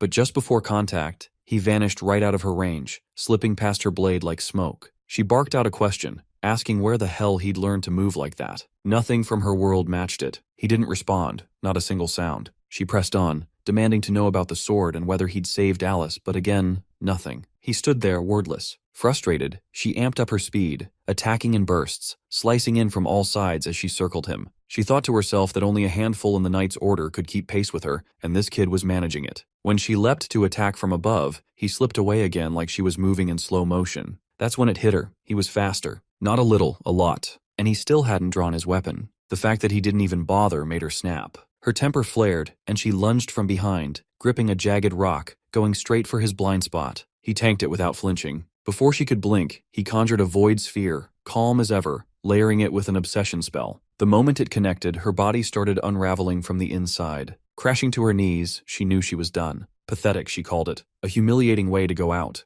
This wasn't the kind of place she ever thought she'd die in. She called him Grim Reaper, half in awe, half in horror. Even then, she asked if he was seriously just going to stand there silent, even now. Desperate, she begged him to at least answer one thing. Was Mr. Leximus still alive? He dropped to one knee, eyeing her curiously. He asked what kind of expression that was. Was that relief? He admitted he'd expected something messier. Anguish, maybe. She gave a faint smile, telling him to think of it as justice finally cashing in. That this ending, ugly as it was, kind of fit. A voice rang out across the space, asking, "Justice for what exactly?" Alice stepped into view, eyes locked on her, asking how she could do it, how she could betray her. The other woman looked up and smiled weakly, eyes wet, saying she was just glad Alice was still breathing. Alice screamed, cutting her off, demanding an answer. She wanted to know why she'd lied all this time. Years back, her village, just a nameless dot on the map, was wiped out by monsters. Every building gone, every person dead. She'd been the sole survivor. Barely clinging to life, she'd thought it was the end right there. But then came the sound of voices. A rescue squad combing the wreckage. They dug her out from beneath the collapsed rubble. Despite the shortage of supplies, the princess overseeing the mission had food and water rationed just for her. It was nothing short of a miracle. She had been pulled from death's door by either royal knights or rafters. She couldn't even remember which. And the one who took her in after that was Violet. From that moment, it felt obvious. When someone saves your life, you owe them yours in return. Later on, the chance to repay that debt finally came. A direct order from the princess. She was told to infiltrate the Vert household, keep an eye on them, and wait for further instructions. That's how she ended up planted inside as a maid, and through that, she got to know Alice. But now, looking back at it all, she wasn't sure it had been worth it. A part of her wished she'd just died with the rest of her village, buried with the rubble and silence. Then came that day. They'd all been standing by, waiting for someone to show up. Violet had pulled her aside and given the command, "Kill Alice." She was labeled a threat. Alice, stunned, asked why Violet would see her as dangerous. The maid answered without flinching. The princess had always seen the Vert family as suspicious, ever since she noticed how closely Ashel and First Prince Luinal were aligned. To Violet, that loyalty meant the Verts were probably backing Luinal, and in the paranoid world she'd been backed into, that assumption only grew worse. She spiraled, gripped by fear and distrust, because that's who she was, someone who only trusted herself when the walls closed in. The would-be assassin gave a faint, bitter smile, saying she was nothing like her, and wondered aloud how she'd spent her whole life taking orders from someone like that. And the worst part? Alice had trusted her the entire time, and in return, all she had done was betray that trust. That's when Cyan snapped awake and cut through the moment, calling it what it was. Bullshit. If she thought admitting guilt was some kind of free pass for forgiveness, she was way off. Alice tried to step in, asking him to slow down, give her a second to figure out how she felt about all this. But he raised his blade toward the kneeling woman, cold and unshaken. This wasn't a minor offense. She shut her eyes, ready to take whatever came next. Alice screamed, pleading with him to just listen a little longer before doing anything final. Brian held her steady, whispering for her to put her faith in Master Cyan. The sword came down toward the condemned. Back at the safe house where Violet had holed up, the silence shattered as the door slammed open. She immediately demanded to know who dared to break in. Calling out for Cecilia, she suddenly realized she had no idea when the girl had disappeared. Ashel stepped into the room. He told her he'd come to get her out. A sharp draft crept down the princess's spine, her thoughts snagging on one question.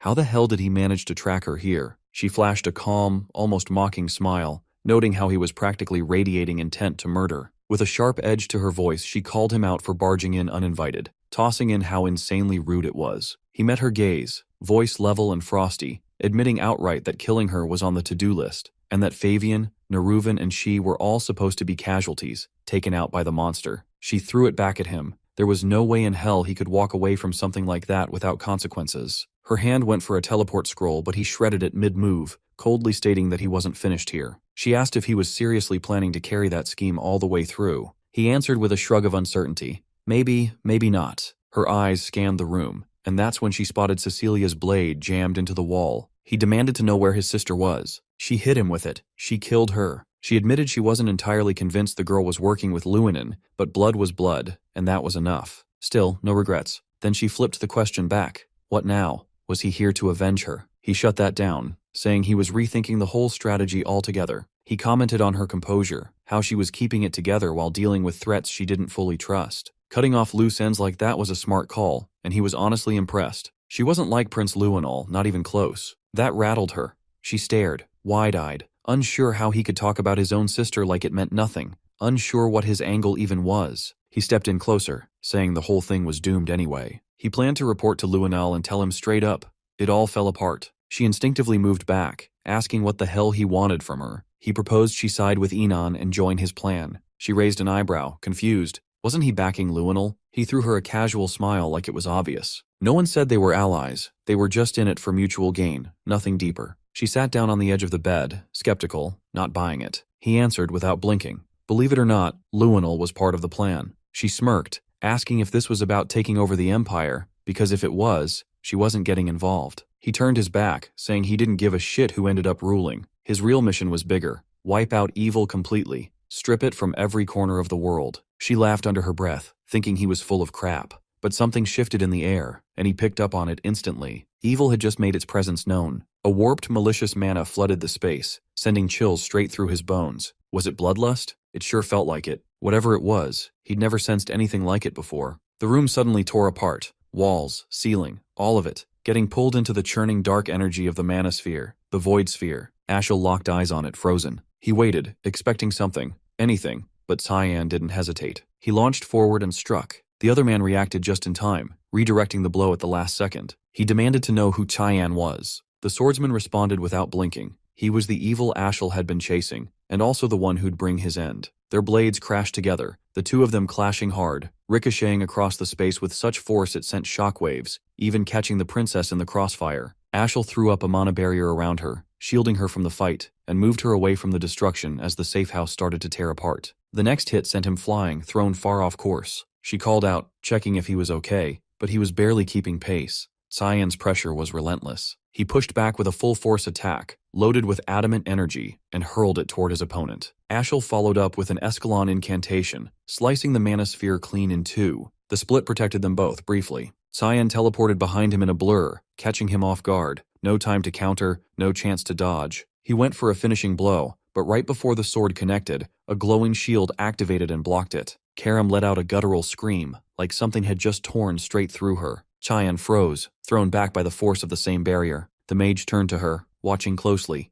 Something about this wasn't normal. He tried to steady her, assuring her he'd get through this, no matter what. Cyan stared at her, confused, asking what was happening. She barely got it out, saying it felt like her whole body was being shredded from the inside. Must be his power. It sucked for both of them. Ashel stepped closer, questioning why Cyan backed off when he swore he'd be his end. Then he moved in again. The other man hesitated. Sure, he'd love to finish this, but now that he'd seen what the mage's magic was capable of, he knew he needed to retreat. He tossed something at them, Cecilia's sword and her bloodied shield. Violet reacted immediately, demanding to know what he did to her. He answered flatly. He purified her. Ashel studied him, asking if that was the endgame, wanting to know who gave the order. Cyan said nothing about orders, claiming the mist. That's who he was from. The ones who never forgive. He didn't do this because he was told to. He did it because it had to be done. And yeah, that confirmed it. The rumors were real. The mist was back. Before Ashel could respond, Cyan faded, his body breaking into air and vanishing like vapor. The mage's expression darkened, something heavier settling in.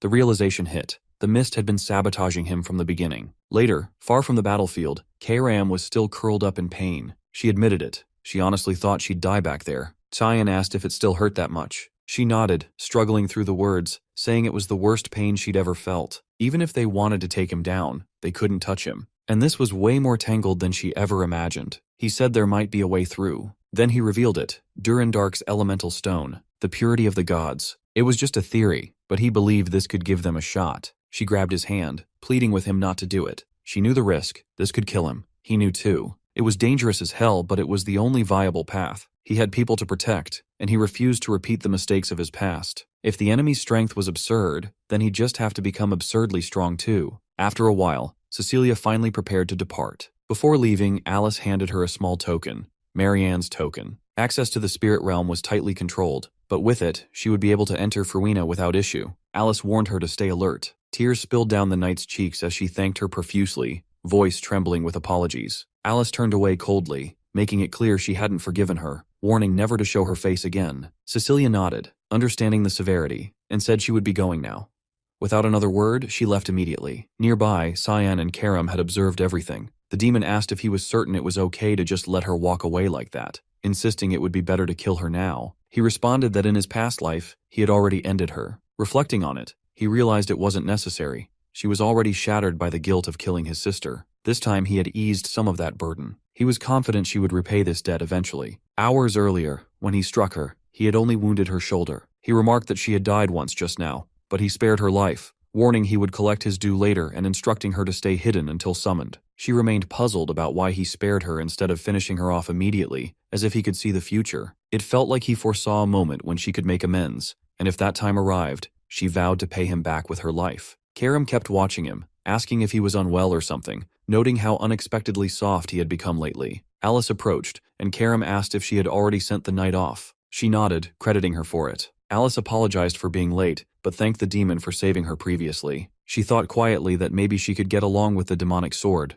Perhaps it wasn't so bad after all. She laughed softly and asked if Karam was close with Cyan. The demon denied it, explaining their bond was more like master and subject. She fixed Alice with a serious look, warning that his body belonged to her, so Alice shouldn't try to take it away. That instantly killed any hope Alice had of getting along with her. At the academy, Dean Kendall received a message from Cecilia. She explained she had uncovered answers to all her questions, and decided to leave the Knights of Light. Their path had strayed, the people they protected weren't the right ones, and the household's will was corrupted. Even her father was letting it happen. She promised to visit soon, wanting to discuss many things, especially concerning her brother Ashel and Prince Luanal, and said she would explain more in person. The dean thought privately that both families were a mess, but she was still as concerned about her brother as ever. He vowed to at least pretend to care about Ashel, since she had asked him to. Turning around, he apologized to Boris for keeping him waiting so long and asked how life at the academy was going. Boris replied that he was slowly adapting. The teen wasted no time, asking why he had called him and expressing curiosity about when Boris would admit he worked for his grandson, Prince Luanal,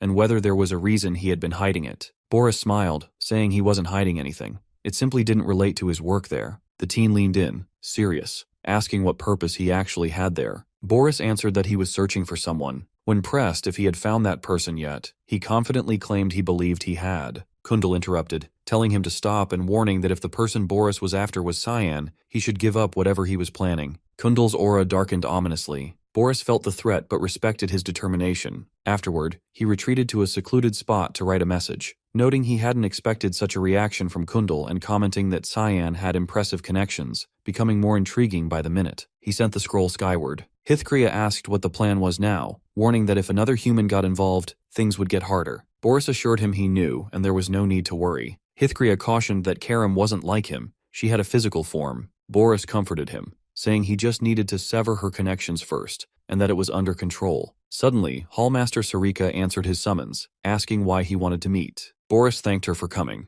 She replied she had wanted to meet him as well. Rising, he mentioned he wanted to ask about Cyan, saying he spent most of his time in his dorm, skipped lessons, yet was extremely skilled. She shrugged it off, calling Cyan a natural prodigy, and asked if that was what caught his attention. He said that initially, yes, he was just interested in our protagonist, but now he was curious about those around him too. Moving closer, he accused her of being a follower of the Black Fog and the Mist. They both shifted into attack stances, but before she could draw her sword, Boris summoned a hellhound that swallowed her whole. Inside the beast, she managed to slice through its insides and break free. Using fog powers, she conjured a domain that enveloped them both. Boris admired her, not expecting such capabilities. She could create an entire new realm, explaining this was how she kept her mana from leaking into the real world. Sarika smirked, admitting she didn't know how he uncovered her true identity, but this revelation would cost him his life. If he desired death, she would grant it gladly. He pulled up Hithkria's book, warning her it wouldn't be as simple as she believed. She smirked, addressing him by name,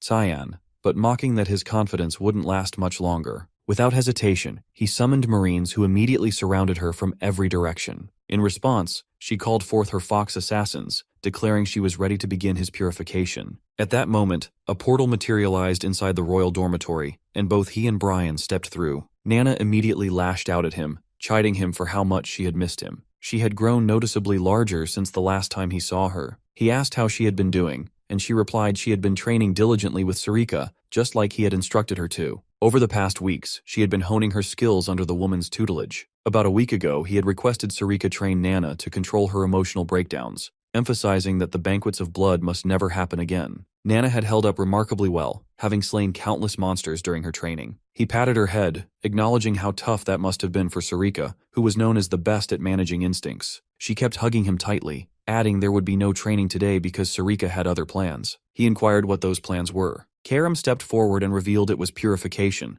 Sarika had been ordered to purify Boris. He asked what she meant by that. Karam explained that since Boris was an instructor, Sarika, being one herself, should have easy access to him. He was confused as to why she would take such action, and questioned whether Karam realized the opponent they were facing. She sarcastically asked if he meant the scripture, mocking him and claiming neither Sarika nor Mist could handle that. He exhaled in relief, confirming she was aware of the decree, then asked when she intended to tell him. She laughed, saying she didn't think it was necessary. He quickly gathered his belongings, stating there was no time for rest or delay. His bloodline was the real danger here. He instructed Brian to handle things in his absence, and the man reassured him not to worry. Brian asked if they should stay put or leave, and he told him to take Nana and Emily to her new screens. Brian questioned if he was going to leave the girl behind or bring her along, but he patted her head, emphasizing it was too dangerous to remain here, so they all must leave as well. He promised to return once the situation was under control, but made it clear he was leaving everything else in Brian's hands for now. Meanwhile, Sarika struggled to maintain her defense against Boris.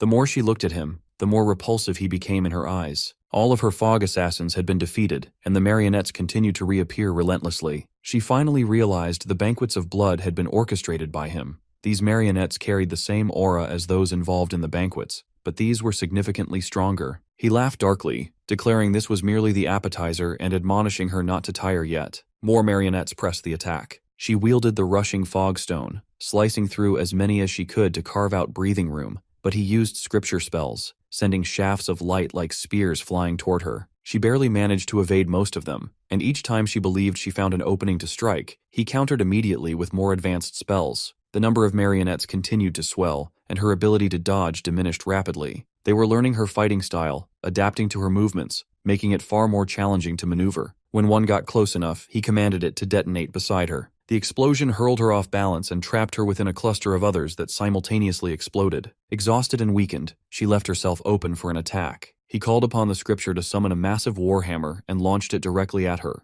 The hammer crashed into Sarika, driving her deep into the ground and shattering everything beneath. She lay there looking beaten while Boris mocked from above, murmuring quietly to herself. She finally understood. The marionettes could track an opponent's mana. These weren't ordinary puppets. She guessed his spellbook was the source of his power, something extraordinary given the mana she sensed. It had to be a divine weapon. He applauded her sharp battle instincts and extensive knowledge with a dry laugh, then shrugged it off, summoning a fresh wave of marionettes to assault her. Still, she refused to surrender. Rising instantly, she gathered mana and unleashed a secret fog technique called the expansion. Her shadow grew, twisting into a demonic form, the Mammon of Greed. He froze, stunned by the sight, unable to grasp how she pulled this off. The mana he sensed from her before had vanished entirely. What new kind of mana was she tapping into? The demon swung a massive arm, crushing countless marionettes in its path. The puppets scrambled onto its body, trying to attack, but it sprouted more spikes, shredding them and absorbing their energy. He found himself at a loss. She had conjured a demon familiar whose mana surpassed all expectations, but it was a temporary shield. Now she was drained of mana herself, and even casting a simple spell would be nearly impossible. Flipping open his spellbook to strike again, he suddenly lost sight of her as she vanished and reappeared behind him, completely silent and impossible to detect. He activated Holy Protection just before she plunged a blade into his back. She unleashed a rapid barrage of strikes, slowly eroding the shield until it shattered. Before he could react, she slammed him to the ground, gripping his face and driving it into the dirt, leaving him helpless to retaliate. Just as she was about to slit his throat, an idea struck. to cast a spell without any incantation. She detonated the ground beneath them, propelling both into the air. He reacted quickly, firing judgment spears, but she dodged every one and teleported close, delivering a brutal kick to his face that slammed him into the earth, obliterating everything beneath. Gasping on the ground and struggling to rise, he heard a voice command him to stop the fight for today. Before he could react, she swooped down with a finishing strike, but the spellbook intercepted the blow. He reflected that they didn't have enough intel on her.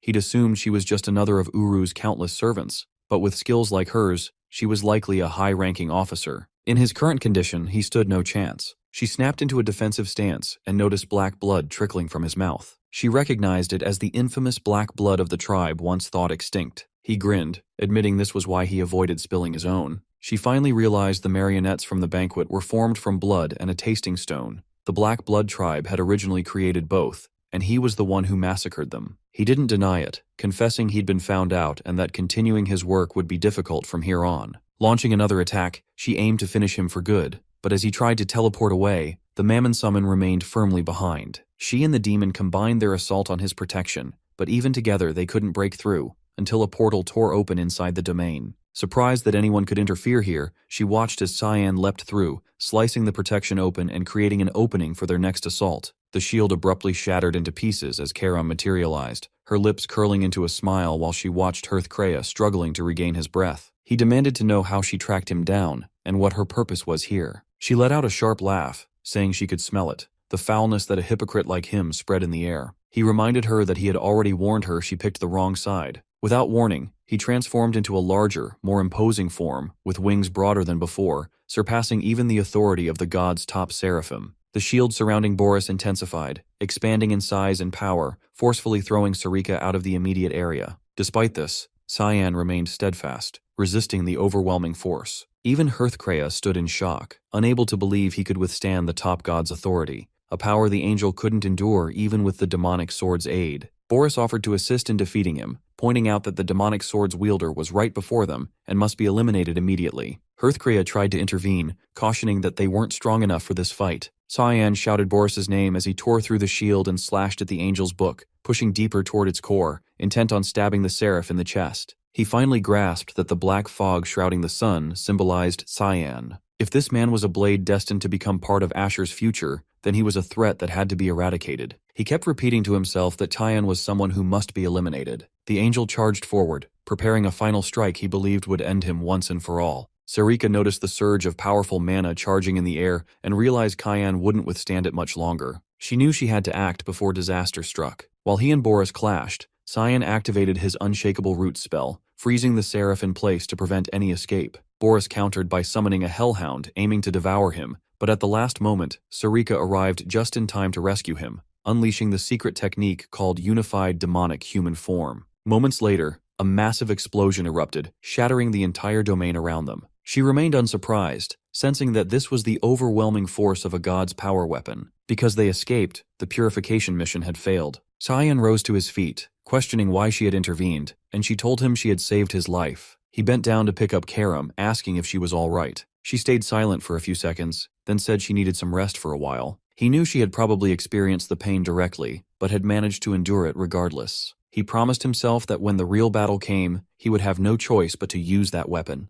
At Brno, Commerce City near Lewin, Alice moved through the crowd searching for someone until she finally spotted the Academy's dean. She had doubted he would appear, but here he was. They found a cafe to talk somewhere more private. He mentioned it had been a long time since he left the academy, and she replied she was equally surprised, given he rarely left the school grounds. He explained it was because of the letter she had sent. The situation seemed serious now. The will of the household wasn't the main issue anymore. Ashel and Lewin represented the bigger problems. She asked if he knew anything about the man. He replied he wasn't entirely sure, then asked what she would think if Ashel became the household head. She looked down, mentioning that countless silenced citizens had joined the Knights of Light. He would likely become the leader of the Empire's most powerful army. The dean nodded, adding that Lewinel, his grandson, would probably command the knights alongside him. Alice looked up, saying that was exactly what worried her, then asked his opinion of his grandson. He glanced down, recalling that once, long ago, her brother Cyan had asked him whether he valued the Empire's prosperity or the honor of his household more. It was as if Cyan had foreseen the future. The dean admitted he hadn't been cautious enough about what they might do, his face darkening. She asked what he meant, and he told her he didn't know for certain, but urged her to leave the empire for a while. A great disaster was looming. He would do what he could to make things right, but couldn't guarantee anything. She asked what disaster he meant, and he warned that a coup d'etat was brewing, signs of internal conflict aimed at seizing the throne. Alice stood before the window, her mind tangled in thoughts about the coup d'etat warning. She hadn't expected Ashel and Luinal to plot something like this. How did Dean Kendall and Cyan already know? Suddenly the door swung open, startling her as Emily and Brian stepped into the safe house. Approaching them, she greeted the pair and immediately asked if they had been living with Cyan at the academy. Emily nodded, smirking, teasing that young Master Cyan still needed her around. The idea of him sharing the academy with two women unsettled her. Brian explained he had urgent matters and had sent the three of them here. She noticed only Brian and Emily were present and realized Nana was missing. Their hearts sank. Nana had been there moments before, but they hadn't kept an eye on her. Taking charge, she stated that if this person was close to Cyan, then she was important to them too. They needed to search for her together immediately. At Bernea's harbor, a ship slipped away from the dock. The elf confirmed they were ready to depart. The werewolf commented that the bay looked especially nice this time and suggested reporting it to the captain. Before leaving, they spotted someone standing nearby, Nana, confident and serious. Leaning in, they asked if she had been abandoned by her parents. She pointed toward the distance, shouting that she smelled something familiar there. Instantly, they recognized a chance for easy profit and tried to lure her aboard by promising candy and food. Though she looked too old to fall for the candy trick, her eyes lit up at the mention. They put on friendly smiles and laughter, but she recalled Cyan's warning about strangers offering candy. Still, she pushed her doubts aside and pretended to follow them. The basement door swung open for her. Thoughts of him flooded her mind again, reminding her never to enter dark, confined spaces if someone beckoned her inside. Yet she ignored the caution and stepped in without hesitation. Once inside, the door slammed shut behind her. The elf and werewolf exchanged smiles, feeling lucky to have claimed another prize. Her eyes scanned the basement, but no candy appeared. Instead, rows of cages filled with trapped children stared back. Realizing she'd been deceived, tears welled up. Then she caught the same scent as before and followed it until she found another cage, housing a chained, terrified dog-like creature,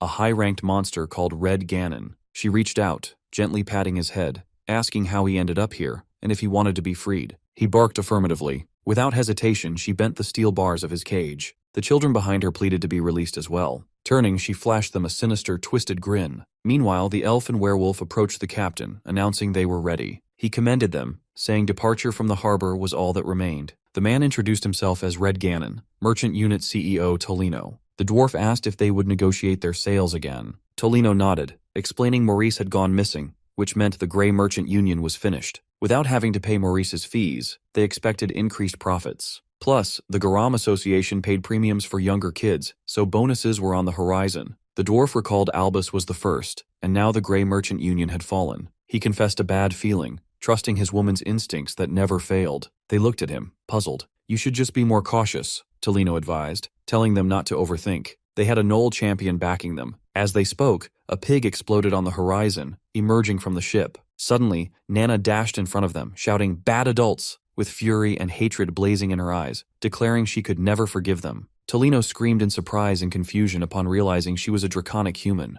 She pointed at all of them, accusing them of being liars and bad adults. They grew angry and launched their weapons at her, but none were enough to bring her down as she punched and kicked each of them, beating them one by one. At his last resort, the man ordered the monster to bring her to him alive. She quickly ran toward him, wielding a hammer that smashed down and destroyed the ground beneath her. He shouted in frustration, reminding the beast she needed to be kept alive, but she hadn't died yet. The strike hadn't even fazed her as she held the hammer with one hand, effortlessly. She looked at him and noticed the chain around his neck and the symbol on it. He swung his sword again, and she backed away. Dodging all their attacks, he screamed, asking how they couldn't defeat a little kid, insisting he was big enough to win against her. The monster under his control growled and charged a heavy swing, but before landing it, she punched the creature, sending it straight into him. He had no time to react, so the beast fell right on top of him. Elisa and Brian noticed smoke and sounds coming from nearby while searching for her. Brian suggested she might be over there, sensing a surge of mana in that direction, urging them to hurry. Meanwhile, the man was trying to recover from the fall and used a gem,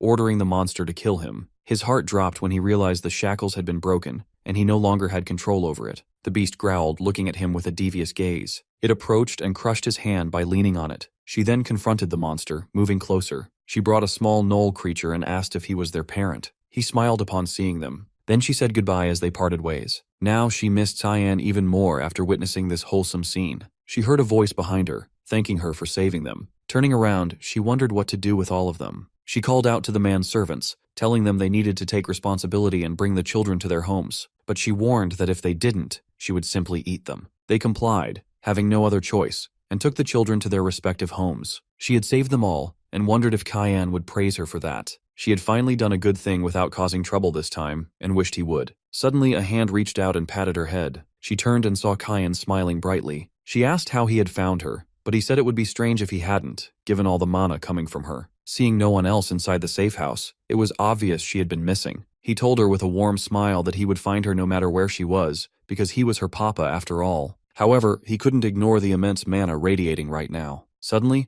Brian and the others finally reached the place, expressing relief that Nana was okay. But Cyan was angry at Brian for not doing his job properly. Alice was surprised to learn the child they had been searching for was a draconic human. Meanwhile, in the Uchif Empire's capital, at Gwizdal Estate, someone ran to the front door, asking what was going on and why someone who usually stayed at the academy would come here out of nowhere. The dean entered the estate with servants bowing respectfully to him. The blond man asked what had brought him here, referring to him as his father. The dean, wearing a serious and angry expression, told him to talk, noting it had been a while. They have gone to a private room. The dean has told him it has been 2 years since he relinquished his position as duke, which is why he has not intended to intervene in how things have been run. But he has asked how the fees for the estate have dropped so drastically, while the funds being sent to the emperor's family have increased so significantly. He knows very well that the current emperor's family has been sending exorbitant amounts of money to them every year. Their political standing will be degraded if they do not pay such amounts, and then they will place their own person on the throne. He has shouted,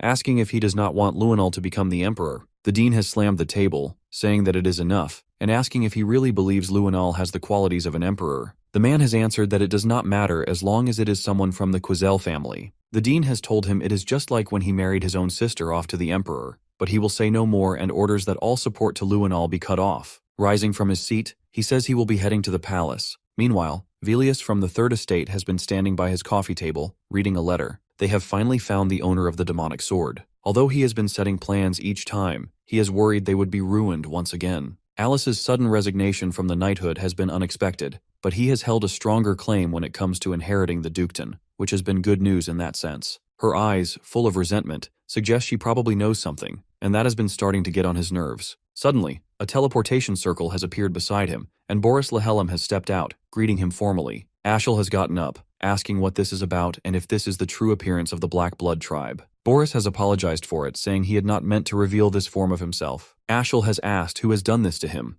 and the other man, with a frustrated expression, has told him that his brother Cayenne has driven him to this point. Ashel has grown angry and frustrated when he has heard that name. Boris has said that at the same time he has been able to achieve his goal, and has pulled out some marble-like mana, saying it is the mana of the demonic sword he found during the Banquet of Blood. Now that the owner of the demonic sword has been found, Ashel should finally understand that Cyan is the one, and has been ruining all of his plans. He has expressed disappointment at being completely unaware of it until now. Boris has admitted he wanted to eliminate Cyan but was not powerful enough. He has urged Ashel to step in, saying he has fought Cyan before and knows it will not be easy, but believes he can do it. Still, he warns it is not the time yet. Since the followers of the Black Fog are with Cyan, the situation has become difficult to predict. Ashel has asked if there is a plan, and Boris has told him to follow the prophecy. The saying will guide him to where the sword is, to where the holy sword lies. He needs to find the holy sword to Durandark. Kellen has been surprised to hear mention of the sword, and has felt the need to report this to Cyan immediately,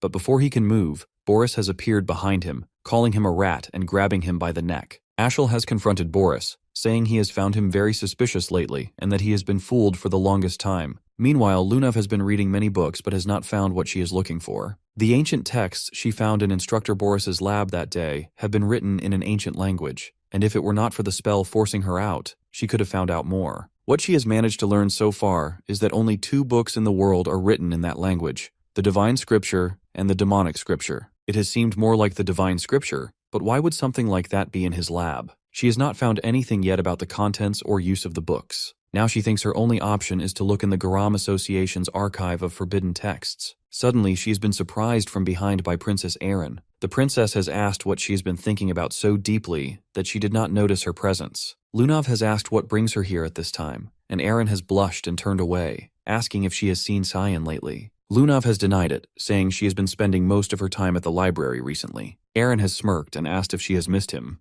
Lunav has disagreed but admitted it feels strange that he suddenly stopped coming to school, her face turning pale like white bread. She has comforted the princess, saying there is no need to worry and that he will come back eventually. Aaron, confused, has asked how she can be so certain, and Lunav has answered that she just knows. Suddenly, Leximus has entered the room, saying there is a big problem and handing her a letter, telling her it is from the palace and she needs to read it. She has opened it after scolding him for reading her private letters, and the first thing she has noticed is handwriting resembling her father's. The letter's content confirms the sturdy relations between the wards and the palace, and notifies her of the engagement between the 5th princess, Aaron Savers, and Sire Cayenne Vert. She is frozen as she reads those words, her cheeks burning bright red, continuing to read. Inside Emperor Dejan's chambers, he murmurs a quiet thanks as Violet hands over a glass of water. She brushes it off, saying there is no reason to thank her, and that looking after him is the least she can do, considering she is his daughter. He waves off her concern, calling it nothing serious, just a common cold. She wishes he would get better soon, saying it stings to see him like this, clearly suffering. He gives her another small reassurance not to stress over it. Then, without a knock or a word of warning, the teen barges into the room. He greets the Emperor and introduces himself without hesitation. Violet quickly rises to her feet, excusing herself so they can speak in private.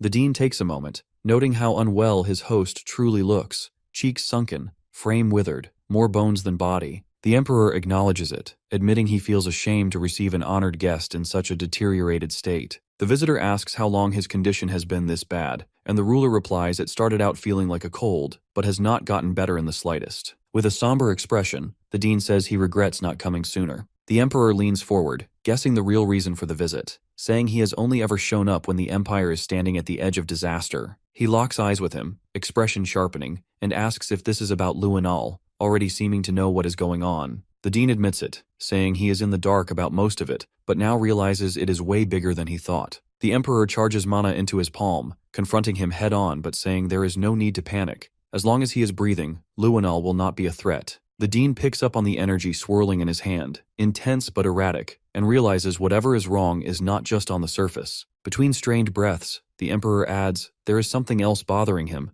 how Princess Erin is faring at the academy. His guest tells him not to worry, as she is sharp, driven, and packed with talent, and she will grow into a solid ruler. The Emperor softens, relieved, though unease lingers, as she has always been fragile and quick to tears. Still, he is glad she is doing well. He mentions how much she has changed after meeting a certain boy 3 years back, Cyan, and believes that boy will stay close to her. For that reason, he has decided to have them marry. The dean offers a knowing smile, which surprises him, who figured that would be news, but the teacher already saw it coming the moment Cyan was recommended for the royal dorms. The Emperor lets out a low laugh, then asks for his honest opinion of the kid. Without skipping a beat, the dean flatly replies that he is a disaster, cutting class more often than people eat, and never once seen opening a book. In all his 5 decades of teaching, Cyan is the worst student he has ever had. That leaves the Emperor second-guessing the engagement plan, but the dean changes the tone, saying our MC might be awful academically, but is gifted in ways that matter, and with him around, no one would dare lay a hand on Aaron. The Emperor finally exhales, comforted by that, before asking what is really eating at him. His guest stiffens and, after a long pause, confesses he is afraid of what might happen if blood gets spilled between his children. While that conversation unfolds, Violet, having exited the room, bumps into Luinal. He demands to know if she just came from seeing his father and grandfather and what she was doing there. She barely glances at him, saying he should go see for himself and ask them directly. He tries to stop her, saying he is not finished, but she brushes him off, calling him irritating. That ticks him off, and his voice rises, asking if she wants to start something. She throws him a sly smile, saying she would not stoop low enough to hate him. He snaps, asking what the hell that is even supposed to mean. She grabs his face without warning, grip tight, leaning in, and says she thought he, of all people, would understand. Close to his ear, she whispers that she knows what he has done, that he has tried to kill every one of his siblings. He slaps her hand away, warning her to shut up if she does not have proof, then turns on his heel and storms off, announcing he will get answers directly, and next time she should learn to keep her mouth shut. As he walks toward the room, rage burning in his gut, his thoughts spiral. Someone has betrayed him. The question is, who and how much does Violet know, and what is she plotting? Elsewhere, Princess Erin fumes after hearing the news, wondering how her father could decide something this massive without even talking to her. To protest, she slams her head against the desk, though she admits she does not hate the idea and that it probably makes political sense. But still, he should have said something. Leximus, meanwhile, is practically buzzing, saying he is all in and that he watched her go through heartbreak before, so this feels like fate or divine timing. She lifts her hand dramatically, declaring she will take young Master Cyan for herself. That is when someone barges in, scolding Leximus for making a racket in the library and bothering the princess. The moment she sees him, she grabs her noisy companion and hauls him out. He asks Lunav what is going on with the two of them, but she dodges the question entirely, cutting straight to hers, asking if he likes Aaron. He blinks, caught off guard, and immediately denies it, saying mentally he is in his 40s while she is still a kid. So hell no, that would be gross. She smirks but says nothing.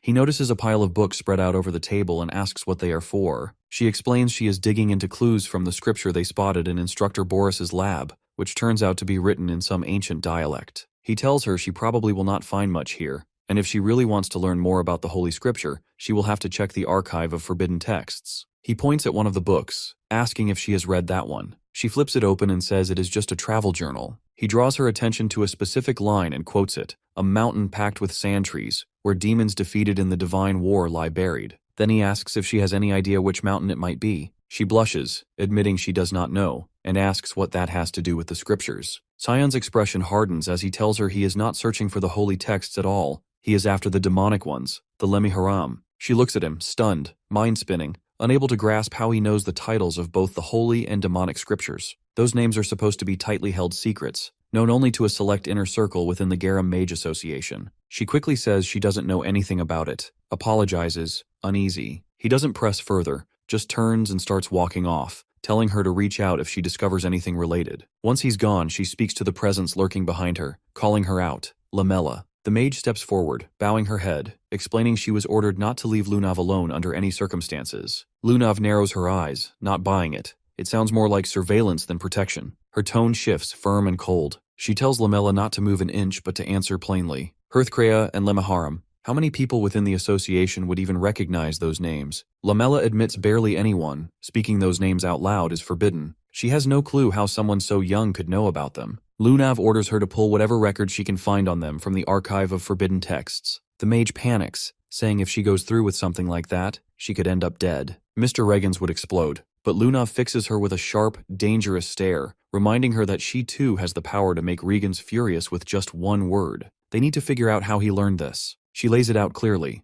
Lamella has a choice to make. The mage swallows her fear, nods, and quietly excuses herself. Message received. Lunav turns her focus back to him, planning to question him herself. Whatever he's hiding, she needs to get closer to find out. Sometime later, he walks alone, still mulling over the cryptic phrase, "a mountain full of trees and sand." He thought maybe Lunav would have a clue, but it turns out she didn't. Guess he's on his own for this one. Then a voice breaks his thoughts. Someone beside him comments he looks like he's got a storm brewing in his head. It's Seth, offering to listen, saying he's a man of high empathy and emotional depth. His whole look has changed, more polished, more socially acceptable. Cyan stares, thinking this must be it. Seth's finally lost his damn mind. He tries to leave. He doesn't have time for this right now. Seth's all brawn, no brain, not exactly what he needs at the moment. Then something clicks. Seth's from the desert. He stops, turns back, and asks if he's ever come across the phrase, "mountain full of trees and sand," or the name Lemhi-Haram. Seth laughs, saying it's been a long time since he heard that name.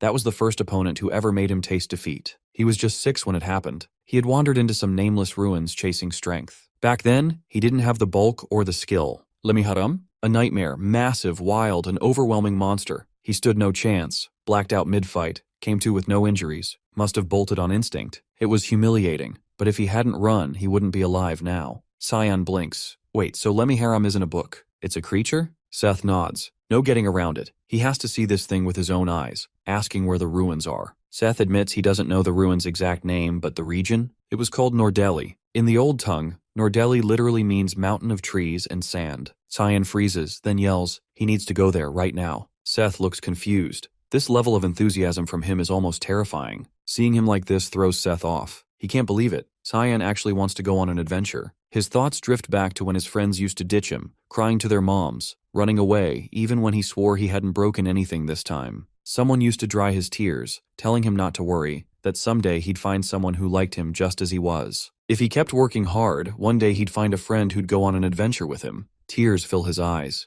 Not from sadness this time. This is that moment. Without hesitation, he agrees, then dashes off, literally breaking through a wall to get packed.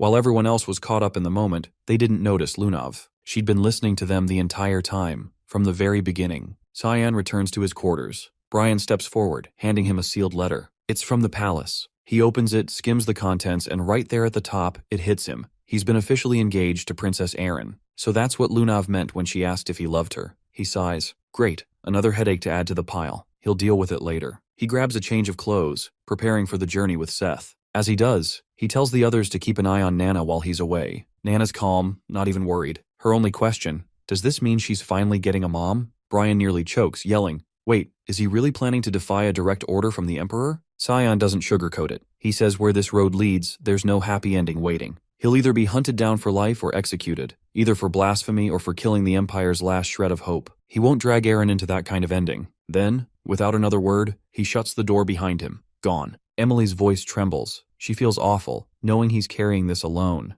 And meanwhile, Ashul, their older brother, is the one playing villain. Brian gently rests a hand on her shoulder, saying they won't let things end like this. They'll give everything they've got to help him. Just then, Nana speaks, but her voice is different, eerily calm, slightly deeper. They turn, startled, and freeze. Her face has shifted completely. She now looks exactly like Cyan. She's shapeshifted. Meanwhile, he and Seth have already crossed into the southeast region of the Sparnia kingdom. Their destination lies to the north. They're flying, literally, on a magic carpet Seth calls Alamut. It's fast, blazing fast. What should have taken days only takes half a day. He glances ahead, voice serious. Does Seth really remember where they're headed? The desert warrior shrugs confidently, saying there's no need to stress. The path's still clear in his mind. All they need to do is get through that dust storm up ahead. Cyan looks toward it and immediately knows this isn't just some harmless gust. But Seth brushes it off. It's just your average Sparnian dust storm. He just needs Cyan to trust him. They black out, and when their eyes snap open again, they're past the storm. Clear skies now. Looks like they made it through the dust wall intact. Seth's awake too, no injuries, just groggy. Cyan glances over and asks how much further they've got to go. His gaze shifts forward, catching sight of something ahead. Seth confirms it's the ruins. Visibility's still bad thanks to the sand, but the place is massive. He mentions the mage is likely the first outsider to ever set foot here, besides himself. Cyan questions that, side-eyes him, not buying it. Says he's picking up traces. Too many people. They weren't first. Tiny figures start moving through the haze, men riding camels and weaving around the ruins, clearly scoping the place. They murmur about heading in and staying sharp. The group halts at an entrance, some sort of door covered in old inscriptions. The pair hang back, watching from a distance. Cyan leans toward him, wondering aloud who these guys might be and saying they should stay on alert. Before he even finishes, Seth breaks into a sprint, diving straight in. The strangers dodge cleanly, unfazed, demanding to know who the hell he is. He stands tall, states his title, Prince of Sparnia, then flips it, asking who they are and what they're doing here. As tension spikes, he blurts out that he's not alone and points toward Cyan's position. They freeze at the name, asking if he's actually present. There's recognition. They clock who both of them are. Now that they know these two are aware of the ruins, they say there's no way they can be allowed to leave. One of them channels energy into his weapon, electric sparks racing along a spear, then lunges at the prince with the charged blade. Seth responds instantly. His hand moves, sand rises, and a defensive mold catches the incoming mana, flips it, and launches it back. The redirected strike obliterates the door behind them instead. The attacker completely whiffs, rattled. He whips around to call his backup, but freezes. Cyan's already dealt with the entire group. Frustrated, the man surges with power, mana flaring around him, but then a voice cuts through the tension. Stop! Cyan instantly recognizes the tone. Lunav steps out of the dust and walks toward them, saying the group's with her, calm but firm. She looks to the guy with the sword and tells him to lower it. He does more than that, dropping to a bow and apologizing, clearly not realizing they were her people. She turns to the mage, asking how he's holding up. He skips the pleasantries, grilling her about how she even knows this place exists. She smirks, teases him, says she could smell him from a mile off. The guy nearby clearly doesn't enjoy the flirting.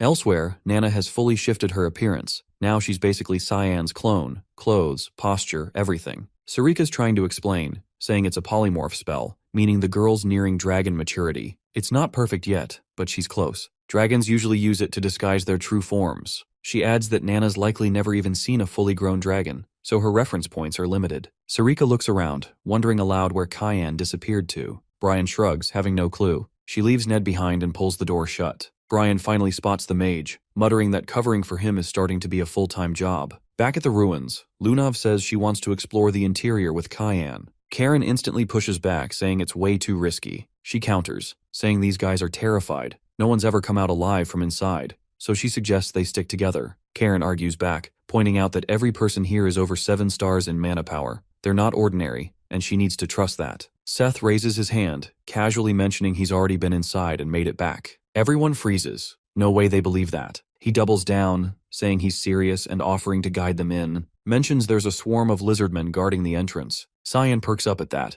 Lizardmen? He hears they've already smashed through the front gate. Suddenly, a giant foot stomps into frame. More follow. Dozens of lizardmen swarm the ruins, charging straight at them. The group readies for battle. Lamella steps ahead, positioning herself between Lunav and the oncoming creatures. Meanwhile, Karen and the other fighters surge forward to engage. They go all in, but even at their strongest, it's not enough. The tide of lizardmen keeps swelling. They're burning mana fast, and it's obvious they won't outlast the wave. Then something shifts. Lunav stiffens. She senses an overwhelming surge of mana. It's heavy, unnatural. Cyan taps into the Sphere Void, the same spell he's used before, but this time he fuses it with division magic. In a flash, every lizardman drops. The battlefield goes silent. Not a single monster left. The entire horde gone in a single strike. No one moves. They're stunned. He just wiped out a squad of high-tier beasts in one hit. Seth breaks the silence, irritated, complaining the wipe happened before he could even get his moment. Cyan shuts him down, telling him to quit whining and lead the way instead. The swordsman pivots and heads into the ruins.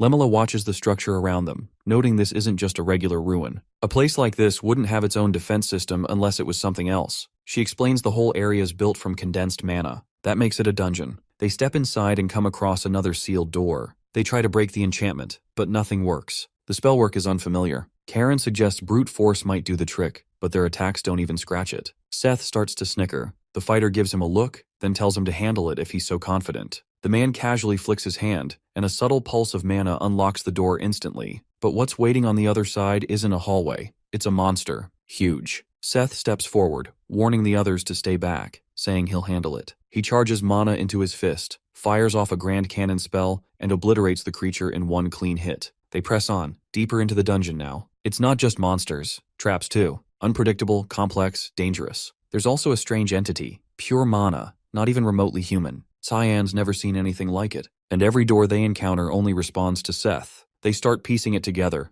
The ruins are attuned to his bloodline. Lunav confirms it, saying the Sharkans are the ones who built this place. She found the info buried deep in the archive of forbidden texts. Cheyenne frowns, not entirely buying it. Something doesn't sit right. She turns pink, smiling, swearing she doesn't lie to people she actually likes. He doesn't let it land, firing back that he doesn't trust logic built on feelings. She sits down quietly, then says something different. The Garam Association's been chasing both the divine and demonic scriptures for decades. She explains they believe the divine armor could push the Garam kingdom to greatness. For her grandfather, it's more than politics. It's damn near a religion. He thinks the armor's the key to ruling the continent. Cyan chuckles, calling it bullshit, saying power like that doesn't save anyone. It gets people killed. Her smile fades. She stares at him, then asks why he wants the demonic scripture. The same question, twice. He smirks, saying he wants to ruin it. Not use it, not fulfill some prophecy, just wreck it. Because wrecking it sounds way more fun than watching another kingdom turn it into a throne. Lunav lights up,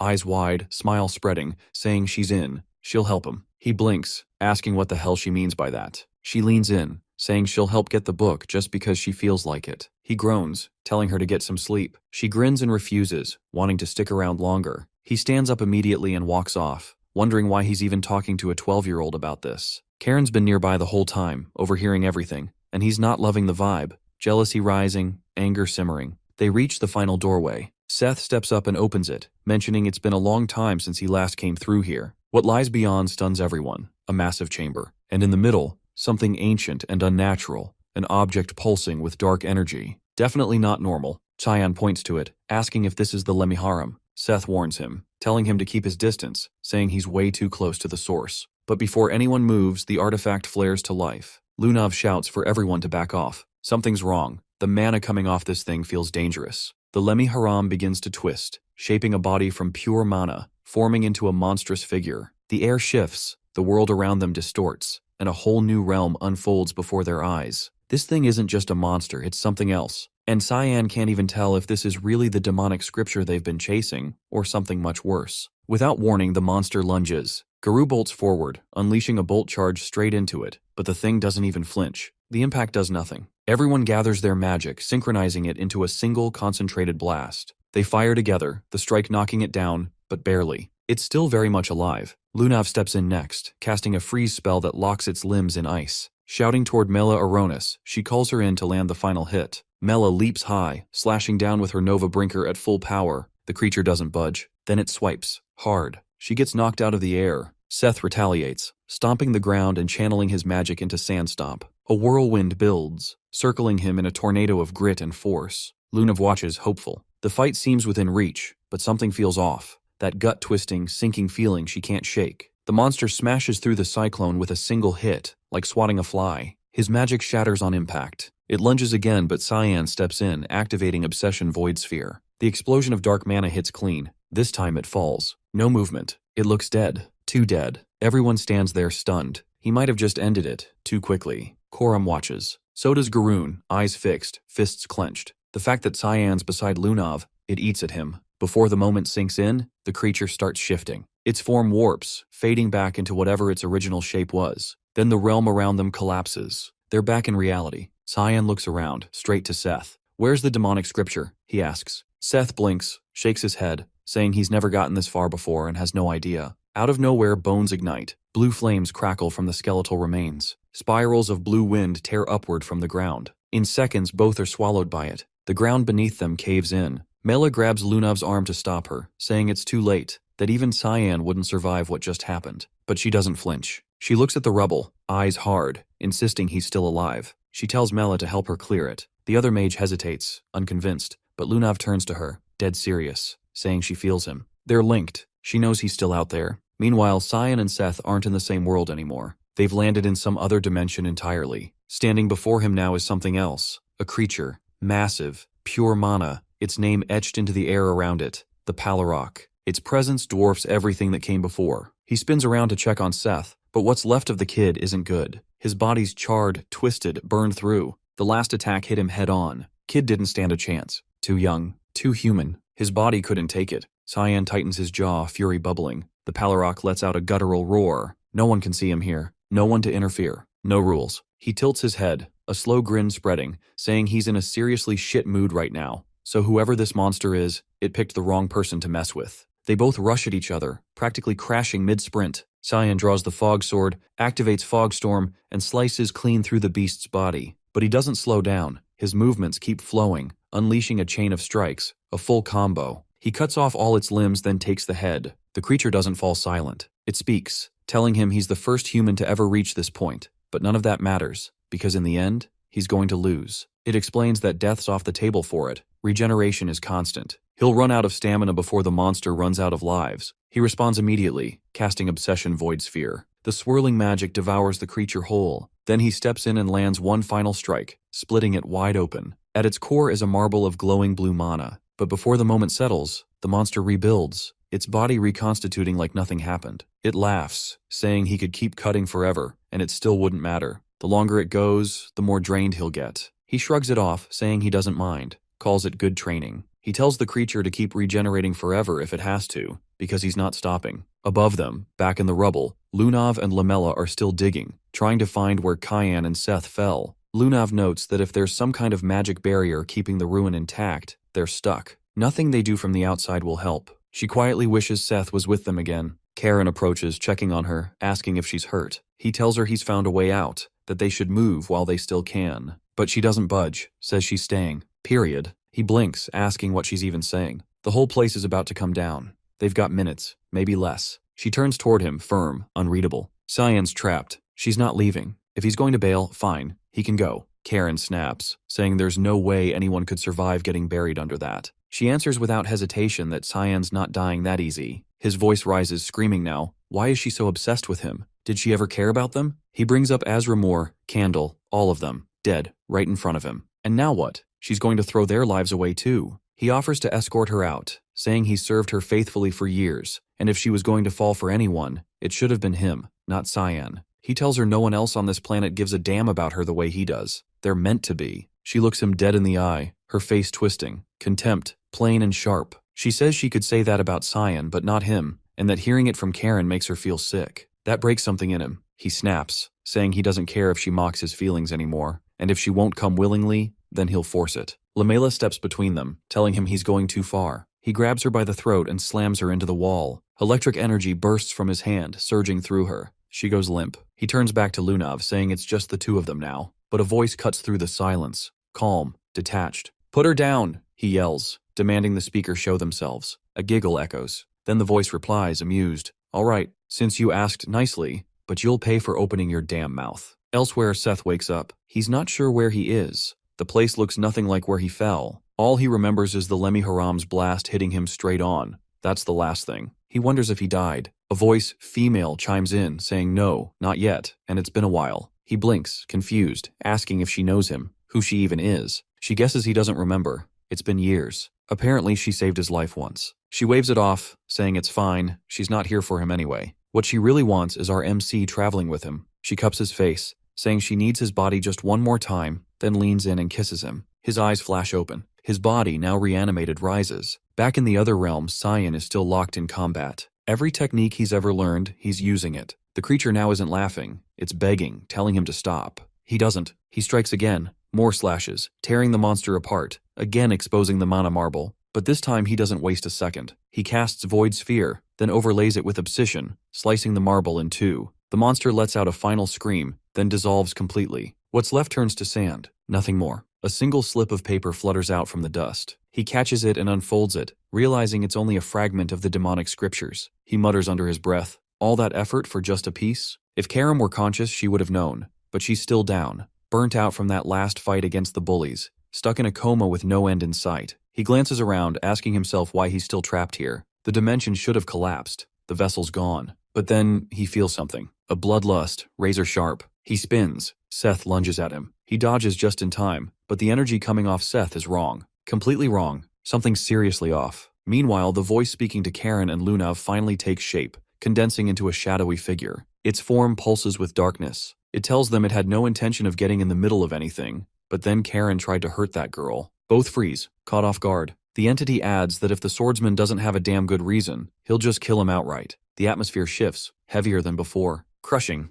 This energy isn't like the other one. This must be the real Lamiran. Thinking he might still have a chance, Karen reaches for his sword, but doesn't even get it loose. Lamiran clocks the movement instantly, irritation flashing in his eyes. With a flick of magic, he seizes the man's arm and twists it. Bone cracks. He mutters how impolite it is to answer words with violence. Then he snaps his fingers. The limb detonates, blood and bone exploding midair. The swordsman collapses, groaning. But the shadow's not done. He summons a colossal hand of magic and slams it into him, pinning him to the wall like an insect. He asks again, wanting to hear his excuse, but Karen can only whimper, pleading, begging for his life. Lamihran doesn't even blink. He casts Gigant Ixia. The massive spell crushes the man's body completely, ending it. Once it's over, the shadow turns, eyes landing on Lunav. He asks where she's planning on going. She gives a small bow, thanking him, then asks tentatively if he's the Miran, and what he plans to do with her now. He leans forward, saying he's just here to observe. The answer stumps her. She hesitates. He studies her, stepping in closer. His gaze narrows on her chest, pointing out faint traces of heart curb lingering in her aura. But someone else, someone with mana close to his,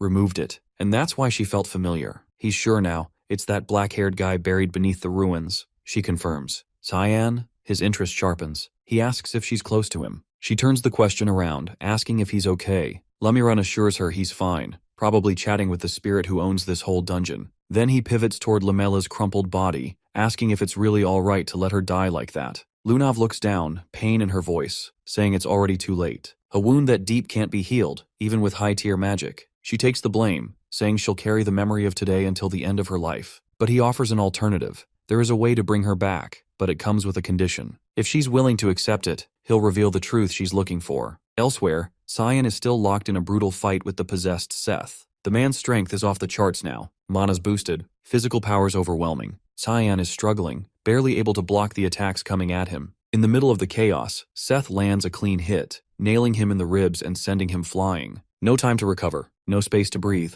The possessed fighter even takes flight, hovering above with zero effort. When he speaks, it's not his voice anymore. He says Cyan's the first human to last this long. But playtime's over. It's time for the real fight. Cyan's eyes narrow. He demands to know who this is, but there's no answer. Just the power of the sand god, Apophis, being called forth. He braces himself, but right before the hit lands, he hears her voice. Karam's finally awake. She appears in her human form, conjuring the Black Fog's vigilance magic to block the attack. Tyan sighs with relief. She tells him she's still tired, Every nap feels like not enough, and she's definitely going back to sleep once this is done. Seth hits the dirt hard, then says it's been a while since their last run-in, back during the God-Demon War. Karam doesn't hold back, snapping at her. Acting friendly now won't undo the crap she pulled with her master and hijacking a human body for fun? Not cool. She calls her by name, Sabalom, the sand god. Karam gestures to the tattoo burned into Seth's chest, saying it's the crest of the Chaharkan tribe, the ones who serve Sabalom, and accuses her of interfering with mortals just for her little desert cult. Sabalom shrugs it off, teasing her, saying she's just playing around with her master and Karam shouldn't be so possessive. Cyan watches, baffled. These two are talking like old frenemies. He cuts in, asking why the sand god is guarding the demonic scriptures. Karam answers for her, explaining the place isn't hers. She just loaned it to the tribe that worships her. They built the shrine, and after the war, she took Lamiran in for safekeeping to keep the divine armor out of the wrong hands. Then she leans closer to Cyan, asking point blank if he's after Lamiran. He doesn't hesitate, says he needs to kill someone, and for that, he needs the demonic scriptures. Even she's thrown. She didn't expect that answer. She asks again, "That's all you want?" He levels his gaze at her, saying if she gets in the way, he'll kill her too, even if she's a god. She bursts out laughing, but his face doesn't change. He means it. She wipes a tear from her eye, still chuckling, then says fine. She's made her decision. She'll tag along, watch his journey. Through Seth's body, he raises a brow, saying stealing a body like that is kind of messed up. She waves it off, saying she's only borrowing it occasionally and won't overdo it. And while she's here, he doesn't need to worry about Seth dying again, especially not from something pathetic, like a cold. Cheyenne stares at her for a beat, thinking if she's riding shotgun in Seth's body, then he won't die the same dumb way he did in his last life. Not a terrible deal, he agrees. She grins, saying it's time to move. She taps the ground with her foot, and the stone floor begins to rise. Before it lifts too far, she looks back at him, smirks, and says goodbye. The ground beneath them cracks open, then swallows them whole. When it spits them back out, they're exactly where they'd once been, trapped under all that rubble. Seth blinks awake, disoriented, lost. He doesn't know where he is or why he's still breathing. Lunav sees Tyan first, then Lemela. Relief washes over her face like a crashing wave. She'd been terrified he wouldn't make it back. He scans the ruins. It's absolute devastation. He asks what happened here, because if this place was under Sabalom's protection, then whatever tore through it had to be Mihran's work. Then his gaze falls on the scriptures, now in her hands. That answers that. She tells him only she and Lamela made it out. Everything else a blur of chaos since he vanished. Seth speaks up, urging them to leave, saying something's messing with his head. Some woman's voice whispering warnings over and over. She keeps saying this place is going to collapse soon, and it won't stop. Sabalom's still inside him. Cyan gets it now. With Lunav in possession of the demonic scriptures and Sabalom tethered to Seth, there's nothing left keeping this dungeon together. And so it begins to crumble. She gathers them, telling them to stay close. She's casting a teleportation spell. He hesitates, saying the distance is too far, too risky. Then it hits him. She's not casting a basic spell. She's about to use a 9th star teleportation spell. His eyes widen.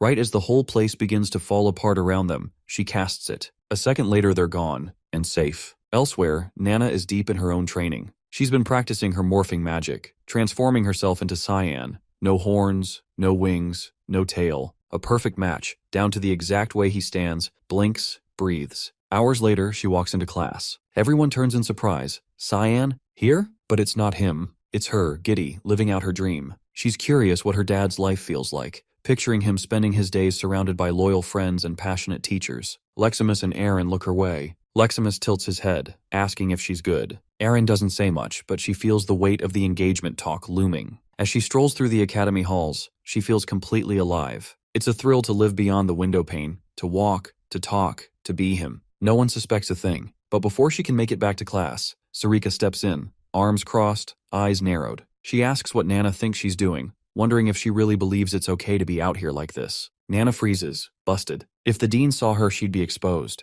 punished. Tears prick her eyes. She starts to cry, afraid, cornered. Before Sarika pushes it further, Aaron steps in, saying she needs a word. It's not the best timing, not even close, but Nana sees the out. She grabs Aaron's hand and pulls her away fast, saying they need to talk, now, in her room. Aaron stammers, shocked, blushing, but goes anyway. Leximus watches the whole thing and decides not to interfere. Back in the wild, the teleportation worked. They made it. Cheyenne pulled it off, something Saya honestly wasn't sure he could do. He's gone further than she expected, past the mark. Lamela urges him to rest, saying they should head to the nearest village. Saya turns to Seth, asking if he recognizes anything around them. He squints at the unfamiliar terrain, then nods. He knows this place. It's Nordelli, the city of the outsiders. Before anyone can speak, a group of men emerges from the shadows, blocking their path. One steps forward, his tone sharp. He wants to know why Seth has come back. Seth stares at him, then recognition clicks. Barnithy?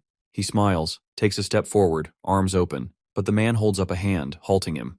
No warmth, no reunion. It's been 6 years. 6 years since he vanished. And in that time, these people have rebuilt, piece by painful piece. Barnithy says if Seth feels any shred of guilt, he needs to turn back. This piece, they bled for it. Don't ruin it now. Seth reels at the words, clearly stunned, and blurts out if they hadn't been tight before. Barnithy gestures toward one of the men nearby, asking if he recognizes him. He squints, puzzled, then gives a slow shake of his head. He's got no idea who's standing there. Barnithy snaps, yelling that the guy is his son. Back when Seth was younger, he knocked out one of the kid's teeth just because he wanted another shot at training. He brushes it off, claiming it was just kids messing around. But underneath, he knows the truth. He never got married, not with all the lives that were lost. But that's not even close to the worst damage he's done. He's made a habit out of wrecking village wells. He's smashed through buildings like it's a sport. No rhyme, no reason. Instead of walking through doors like a normal person, he punches through the walls around them. Cyan doesn't look surprised. She's heard it all before. He's always been a pain since day one, the royal chaos magnet. Barnithy pleads, begging him to stay far, far away from their lands. Then, right in front of them, his body shifts, new tattoos snaking across his skin like fire. A voice cuts through the air. It's Sabalam, the sand goddess, stepping in. She refuses to watch this go down in silence, saying it's personal. He's her mess to deal with, and she won't let them rough him up. Barnithy fires back, asking what the hell she's even talking about. Sabalam introduces herself plainly,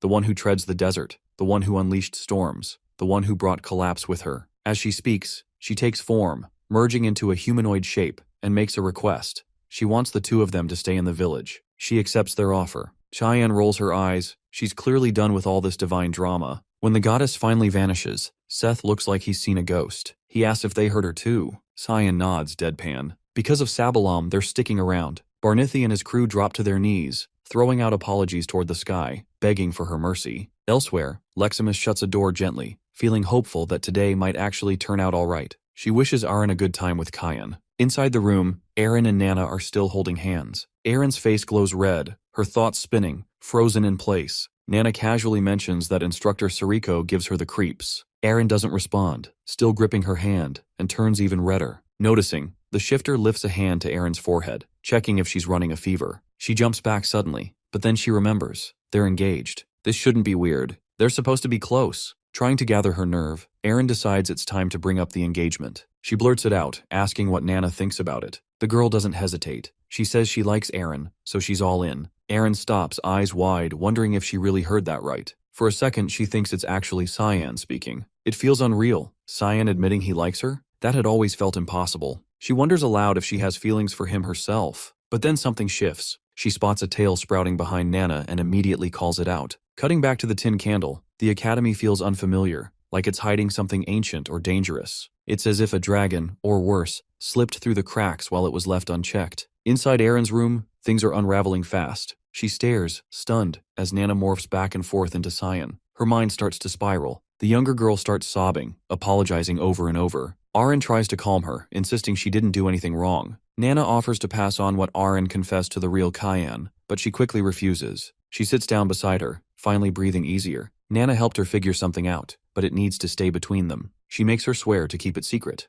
Then she asks her to shift back into Cyan one more time. Nana nods and transforms. After a quiet pause, Aaron's face flushes bright pink as she stammers out the words, she likes him. She's finally admitted it to herself. Since the moment they met, her heart's been his. But she's also sure she's just been dragging him down this whole time. Still, she's been trying, pushing herself to change. Tears spill from her eyes as she pleads with him not to vanish again without a word. She begs him to stay. Once she's wiped her face clean, she tells Nana never to breathe a word of this to Cyan. But the girl isn't listening. She's staring out the window, murmuring that something's coming. Something big. Something powerful. Meanwhile, Leximus throws herself in front of the dean, desperately trying to block him from entering Aaron's room. She says Aaron's in the middle of something important. He couldn't care less. He tells her to move, then casts a spell to shove her out of his way. He hits the door with another spell and forces it open. Aaron screams, demanding to know why the hell he's barging in. She says she was having a private talk with her fiancé, no less. The dean calmly tells her to step aside, adding that whoever she's speaking to isn't actually Cyan. She quickly tells Nana to run. Whoever this guy is, they're way outmatched. The shifter tries to bolt,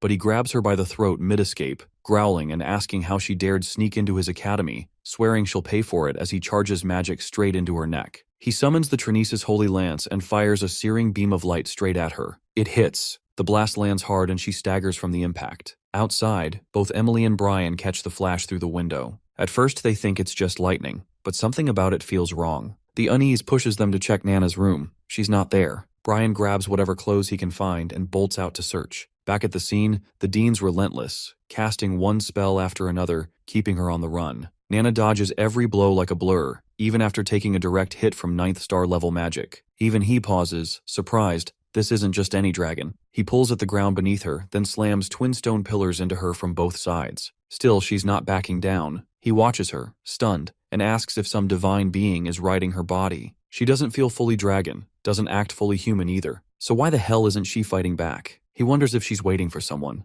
Catching her breath, she quietly says she doesn't believe he's evil, and she doesn't hurt good people. That throws him. How can she tell? She says she can smell it. She can tell who's kind just by the way they carry their scent. Her teacher told her, only fight when it's time to teach bad people a lesson. He presses, wanting to know who this teacher is, asking if it was them who dragged something as unclean as her into the academy. That word hits her like a slap. Her eyes darken and her body begins to shift, scales spreading, posture changing. She's going full dragon. He reacts instantly, casting Star Judgment with lethal intent, shouting that he won't let her live. She catches the blast mid-air, flings it back like it's nothing, but he's already teleported.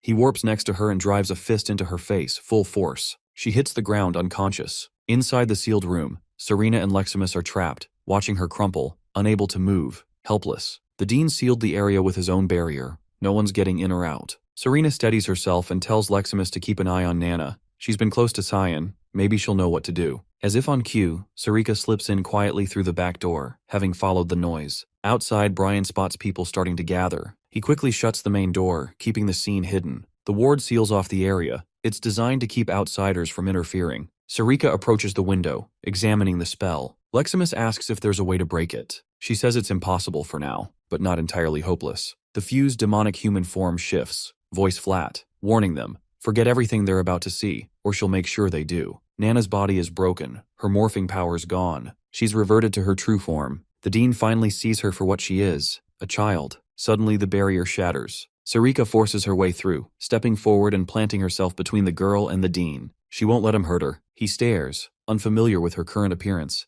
and demands to know the connection to the half-dragon. She says it plainly, Nana is her student, and she'll take full responsibility for what happened. His tone shifts, cold, decisive. He tells her this isn't about responsibility. She needs to move. He's ending this now. Nana rises weakly, voice trembling, apologizing. She swears she's not a bad kid and begs him not to punish Sarika. Tears stream down her cheeks as she cries out. He looks at her. For a moment, she reminds him of his daughter. He turns away, rain pounding harder outside. He says she's clearly hurt and needs healing, then tells Sarika to bring her to his office when it's done. The mentor shifts back to her regular form and thanks him. He warns her not to be grateful yet. They'll be discussing the consequences soon. Meanwhile, somewhere else entirely, the crowd roars. Seth is officially crowned, now worshipped as the vessel of the goddess Sabalom. Cheers erupt around him. Seth stares blankly, confused by the crowd's cheers and the fact that he's dressed in makeup and women's clothes. Barnithi steps up, beaming, saying he always had faith in him, that he knew this day would eventually arrive. Seth's expression twists into frustration. He yanks at the outfit, ripping it apart, yelling for them to stop with this ridiculous charade. Cyan watches the whole thing unfold from a distance, lips curled in amusement. Behind them, Karam appears, cutting through the mood. She mutters that she has no idea what Sabalom's endgame is. She suspects the goddess is using Seth to monitor them, but what for? She can't figure out.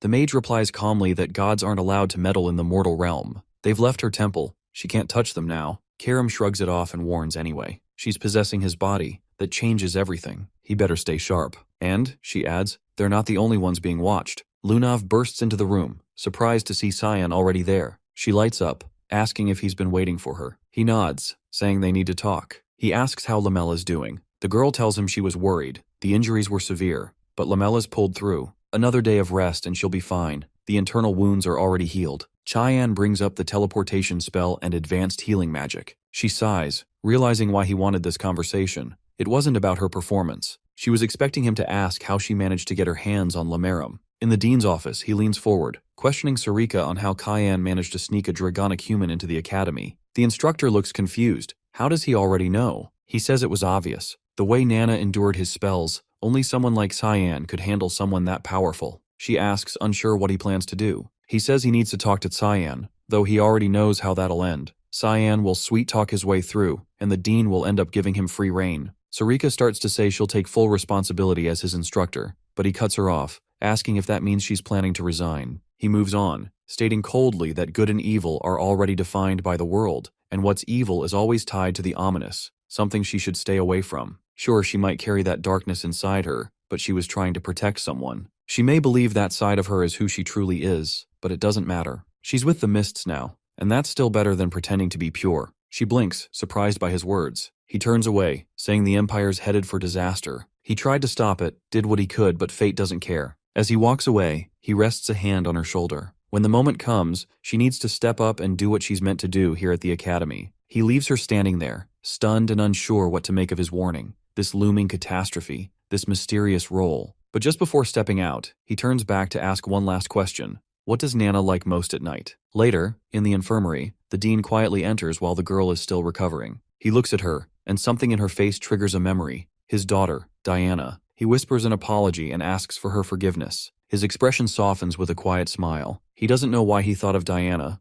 only that he misses her deeply tonight. He gently strokes her face, lingering there for a moment. Before leaving, he places a piece of candy on the bedside table. Elsewhere, Cyan and Lunav continue their talk. He starts to say something, then stops himself. She tilts her head, confused. She thought he needed something. He turns away, telling her flatly that he doesn't need it, not exactly, and she shouldn't worry herself. Unless she's planning to take it to the Garam Association. Lunav shakes her head, she'd never do that. He meets her gaze, cold and sharp, telling her not to let anyone take it from her unless she wants to die by his hands. He excuses himself, saying he needs to return to the academy. She can come by later with Seth. After he's gone, Lamaram speaks up. He asks if she really likes him. She nods without hesitation, then asks if he understands what Cyan's trying to do. She calls him Lem. He says he doesn't fully get it yet. He's still learning about Cyan too. He steps closer. She tells him she's all in. No matter what it takes, she's going to help Cyan. He says she's free to do that. As long as she honors her end of the contract, his truth is hers. Then he raises an eyebrow,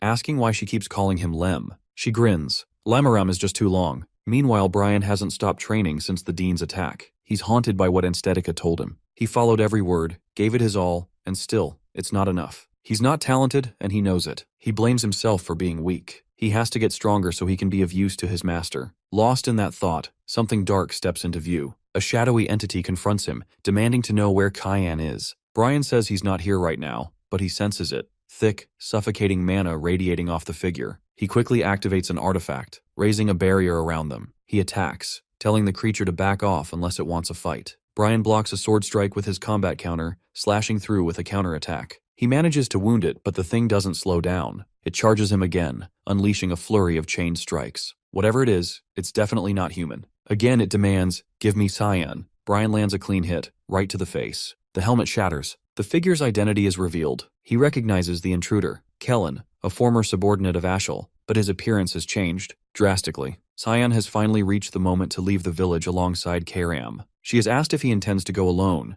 and he has told her that Lunav can return with Seth once Lamella recovers. But he himself has found no reason to remain any longer. She has given a sly look, wondering if he's fine with Lunav being upset. He has assumed she wouldn't care much. Karam has let out a tired sigh and claimed he's destined to end up alone. He has responded without hesitation. Solitude doesn't bother him. The second he has stepped into the teleportation portal, he has landed right in the chaos, caught between a clash erupting between Kellen and Brian. He hasn't been able to grasp the situation. Blood has covered the younger man, who's already taken a bad hit, and Kellen's appearance has completely altered. Brian has shouted a warning, urging him to stay alert. This hasn't been Kellen anymore. The former warrior has lunged forward, aiming to strike, but Karam has reacted fast, calling on the Russian fog storm and tearing him apart in seconds. Brian has looked completely stunned, barely believing how effortlessly the mage has handled it. All he's managed to feel is that he's become nothing more than dead weight. Cyan has turned toward him, pointing out the severity of his wound and advising rest. He has done enough while Cyan's been gone. Now it's his turn to take over. Cyan has approached the fallen Kellen, breathing hard, asking whether he's still conscious. Using what little strength has remained, the man has warned him to stay cautious. Ashel and Boris have already gotten their hands on the holy sword. The news has shocked Cyan, In his previous life, they hadn't reached it this early. The situation has begun spiraling faster than he's ever calculated. Kellen's form has faded, leaving behind only his warning to stay careful. While Cyan has watched him disappear, offering a silent farewell, he's seen what they've done to Karam, turned him into a puppet. He hasn't had to think twice to know who's responsible. Brian has pulled himself up, asking what exactly happened to him. Cheyenne has crouched by the fallen figure, picking up a stone, the seal of Reuniversal, an ancient, corrupted magic that bends a person's mind, forcing them to turn on their own. They've weaponized his shadow self against him. Regret has crashed down. He's realized he should have killed Boris when he had the chance. As long as that bastard remains alive, this nightmare will keep repeating. He can't afford another repeat of the past. He's made up his mind. Boris has to die. He's turned to Brian and told him to prepare to leave. The other hasn't understood what he meant by that, so Cyan has clarified. They're leaving the academy. Their destination, the Vortsduchy Temple of Lumendel. Meanwhile, Ashel has stepped into the palace and approached a woman standing at its center. She has greeted him, acknowledging the time since they've last crossed paths, referring to her as Nafrudit Iris. The woman has smiled, revealing her face, noting how rarely he's used that name anymore. With a puzzled tone, she has asked if he hasn't come with Prince Luanal. Ashel has kept it simple. He hasn't been involved in that anymore. She has smirked in amusement, teasing that the rumors surrounding Prince Violet must hold some truth. He hasn't taken the bait and instead brought up the revelation she's apparently received. Her laughter has echoed as she confirmed it. The holy sword rests on the hill where the scenery of the Guardian can be seen. She has speculated that this scenery must be linked to the estate of the continent's guardians, which is why she's wanted to meet him. She's believed no one else would know its most likely location better than he does. He's admitted he's had a guess. Still, a question has nagged at him. Why has it been located so close? She has stepped nearer, saying that the truth doesn't always lie far off. That's what Lamenter's love has felt like. At the same time, Cyan has faced the Dean, presenting a stone and asking if he's recognized it. The older man has immediately identified it. Cyan has explained that he's discovered it inside the academy, but before he's finished, the Dean has cut him off, assuming he's tangled himself in more trouble again, dabbling with forbidden magic. Without giving him a moment, the Dean has also asked how long he's planned to hide a dragon in his room. The realization has hit Cyan. He's completely busted. The Dean's anger has exploded. He's shouted that Cyan's behavior has been insane, and that he should leave if this is how he intends to act. Cyan has agreed, admitting things will get worse if he remains in the academy. The older man has slumped back in his chair, surprised at how compliant Cyan has been acting, and asked what's gotten into him. Cyan has explained, the seal of reversal belongs to someone behind the banquet of blood. That person has to be stopped, and he's the one who has to do it. Otherwise, innocent people will keep getting dragged in. The Dean has sensed the rage simmering inside Cyan, wondering what has driven him to this point. After a moment's pause, the man has picked up the stone again, preparing to share something unusual. He has asked Tyan if he knows what closely resembles the stone, something called the Day's Stone. There's a theory that both originate from the same source, tied to the Black Blood tribe. Though that group has been thought extinct, rumors still whisper of a few remaining in the slums of Exilium, near the capital. Cyan has been taken aback, asking why he's only hearing this now. The Dean has handed the stone back, telling him to stop carrying everything alone and that he needs to pay attention. The century-long peace that's held the world together is unraveling, and if they fail to protect that one piece, the academy itself will be lost. The older man's voice has gone firm. He must play his part, and the Dean will play his. In a memory from years past, during one of their older conversations, the Dean has warned him he wouldn't find anything good in that place. Whether he faced trials or destiny, it wouldn't serve him. That's what it's like to live as someone else's weapon. Now Cyan has understood those words. His past life has held nothing good. Stepping out of the room, those words have lingered. Don't shoulder it all alone. He has wondered if this has been the real advice the Dean has given him in this life. As he's walked through the corridor, Sarika has appeared, asking whether he plans to leave and whether he intends to kill Boris. She has been listening the entire time. She has stated that Cyan was always going to be a target. He's asked if she plans to join him. The instructor has declined, saying she would like to, but she's had to stay behind and fulfill her role, especially now that the Dean knows her truth. Cyan has asked whether the older man has discovered her real identity, but she has realized that he's known from the beginning. Karam has appeared, pointing out that the Dean hasn't earned that title for no reason. He's not someone to underestimate. Sarika has said that he probably has a plan, but she's leaving Boris to Cyan. And as a parting note, she's asked him to pass a message before killing him. Tell Boris to go to hell. Cyan has acknowledged the request, assuring her Boris will suffer hell long before reaching it. In the fields near the very Duchy, Ashel has found the entrance to the Duran Dark Sword. It has been surprisingly close to the estate. After hours of traveling, he's asked her if it's really the Holy Sword. Both have been struck by the glowing aura and visual force of the weapon. He's taken hold of the blade and called its name. Eris has felt uneasy about how crookedly it's embedded in the ground, but has assumed it's probably fine. Suddenly, a woman's touch has reached him, claiming him as the heir to the god of light and her master. With a flick of her finger, she has hurled him into the air. Anger has flashed across her face. She has cried out in frustration, saying he's taken too long to return. Tears have spilled as she shouted at him, calling him a fool and berating him for leaving her behind. She has pointed at him, promising she will never forget, and never forgive, what he's done. Once he managed to stand, he realized the figure in front of him was nothing more than a child. Ares had taken form within the space, clearly not an ordinary presence. She must have originated from this blade. She must be the spiritual embodiment of Durandark. Her appearance was a surprise. He had never imagined her looking like this. With tears still falling, she motioned to herself and blamed everything on Ashel. Then her voice broke into a scream, wondering how he even knew, as if he'd walked into this moment with the foresight of a prophet. She explained that the wielder of the demonic sword had stolen her power and demanded that Ashel retrieve it as soon as possible. Back at Lewin Academy, Cyan remained by Nana's bedside while she continued to rest, recovering from the last battle. Relief quietly settled over him. She hadn't been hurt too severely. She had survived an encounter with the most powerful mage on the continent, and that fact alone left him astonished. She had reached a point where she no longer relied on him. While he reflected, Brian entered the room, his first words apologetic. Chian looked at him with confusion, but the knight confessed that he'd felt like a disappointment, never good enough to call himself his guardian. The young mage fixed him with a plain look and told him to do better. Rising from the chair, he said there was a destination he needed to reach. Brian asked where he was headed, and Cyan mentioned a location on the outskirts of Lewin, leaving the rest for Master Sarika to explain. He instructed the knight to go on ahead. He'd catch up later. The shift in Brian was instant. He lit up with energy and determination, ready to take on whatever came. Just before leaving, Cyan turned back to acknowledge him. If it hadn't been for Brian, Nana wouldn't have grown the way she had. That much was beyond even his reach. He told the knight he'd done well, then walked out. Down the hallway, Emily rushed after him, holding a lunchbox and a strange monster-themed hood. She called out, saying she'd packed him food, but he had already disappeared from view. Elsewhere, within the Northern Asians' quarters, Rygans, the leader of the Garam Association, stepped inside. He turned to his subordinates, demanding confirmation that this had been Karen's last known location. Under his breath, he muttered about the younger mage's ambition. Such bold goals, wasted in a place like this. He reached down to retrieve an artifact and activated it with a spell designed to summon the dead. Mana surged through the ancient runes, reshaping into Karen's form. Rygans wasted no time, asking about the fate of the demonic scriptures. The resurrected mage replied that they had vanished, now in Lunav's possession. The elder pressed further. What purpose had brought her here? Karen explained that Kayan Vert had been hunting the scriptures, and Lunav had joined in to help. Rage ignited in Rygans at that, and he dismissed the younger one on the spot. Turning to his followers, he ordered them to locate Lunav and bring her to him immediately. Beneath Exilium, in the city's hidden pathways, a group of half-humans gathered.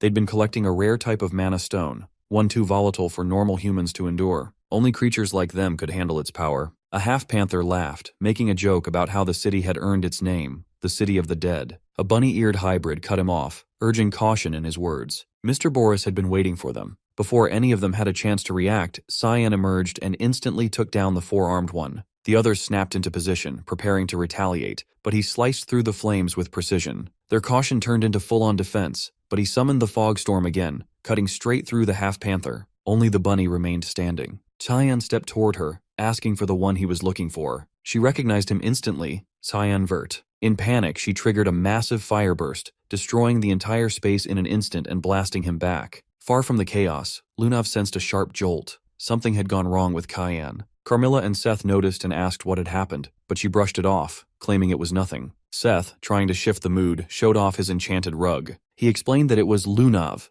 the name passed down with the rug through generations of the Shahar Khan family, the Arawats. It could take them to the academy in a matter of seconds. But the young woman had already carried one of her own, meaning they had had no need to share. Lamella added that the artifact belonged to the Garam Association, a group known for gathering rare magical items, so objects like the Arawats were common in her world. Lunav urged them to speed up, pushing to reach the academy faster. Worry tightened in her chest. Something had clearly happened to Cyan, and she couldn't shake the dread. Exilium has been left in ruins, scorched earth blazing beneath the collapsed stone. Cyan stood untouched, shielded by the Void Sphere spell. The bunny hybrid ended her life in a desperate final move, igniting herself in the explosion. Scanning the wreckage, he spotted mana stones scattered across the area. The fire won't die down unless dealt with directly, so without hesitation, he conjured the air void to siphon the flames away entirely. As always, Karam took the opportunity to poke fun whenever he did something remotely heroic, telling her to take a closer look. The half-humans caught in the blaze hadn't died,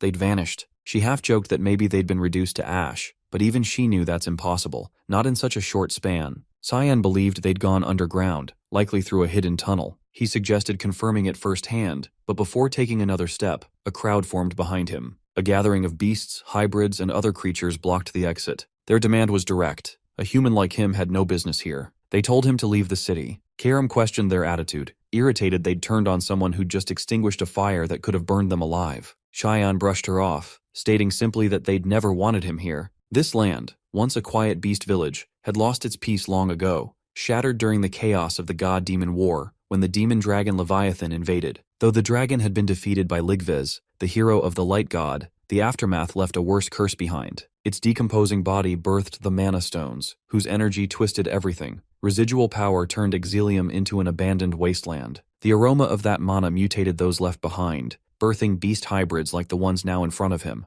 They survived by mining the very stones that cursed them, all while harboring bitterness toward the humans who cast them aside. One of the half-humans stepped forward, trying to force him out by violence. Karam casually suggested wiping them all out, but she decided it wasn't worth the effort. Too much work, too little payoff. They left instead. Not far off, the bunny hybrid handed the mana stones over to the panther. None of them had perished, not even the four-armed one, who regenerated, his neck fully restored. If not for Boris's enchanted bow, they wouldn't have survived the earlier battle. The mage materialized then, asking whether his involvement had caused them harm, and informing them that Cyan had reached the area too, apologizing for the chaos. They dismissed his concern, saying there was no need. In their eyes, he'd been the aggressor, attacking first. They hadn't realized who they were dealing with until it was too late. As far as they were concerned, Cyan was no match. Boris feigned guilt, but they encouraged him, claiming that without the funds he funneled from his palace work, they would have starved. Now's their chance to return the favor. They had his back. He told them not to overdo it, making it clear he'd be the one to settle things with Cyan.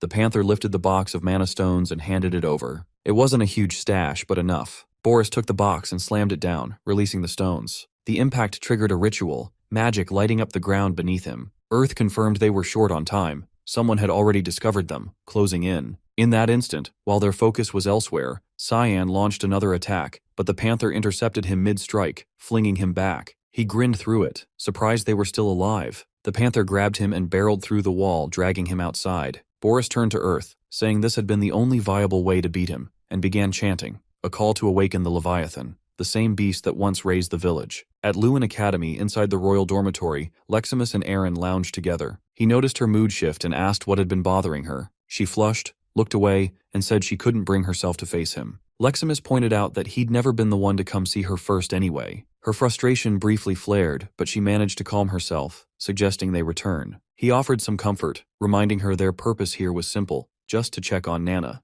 Then, just down the hallway, they spotted Seth, Lunav, and Lamella standing near Cyan's room. Aaron asked if they were also here to find him. They nodded but explained he hadn't returned. She tried to reassure herself, convinced he'd come back. He was never good at sharing how he felt, not with words. But this time it was different. His presence, his scent, everything about him had vanished. She began to worry he wouldn't return at all. Aaron ignored him and asked Lunav whether she had any idea where he might have gone. She replied that it needed further investigation, ordering Seth to search the academy for any leads, then sending Lamella to the Garum Mage Association to gather updates. Aaron decided to return to the palace to gather intelligence. Before leaving, Lamaharam approached Lunav, warning the search wouldn't be simple. Every trace had been erased so completely that even Cyan couldn't be tracked anymore. Aaron and Leximus raced toward the palace, urgency pounding in her steps. She couldn't shake the gut feeling that he might vanish forever if she didn't act. She refused to let it happen, vowing to find him before it was too late. Meanwhile, back in Exilium, Cyan engaged the beast hybrids. He started to suspect that Boris had twisted their mutation,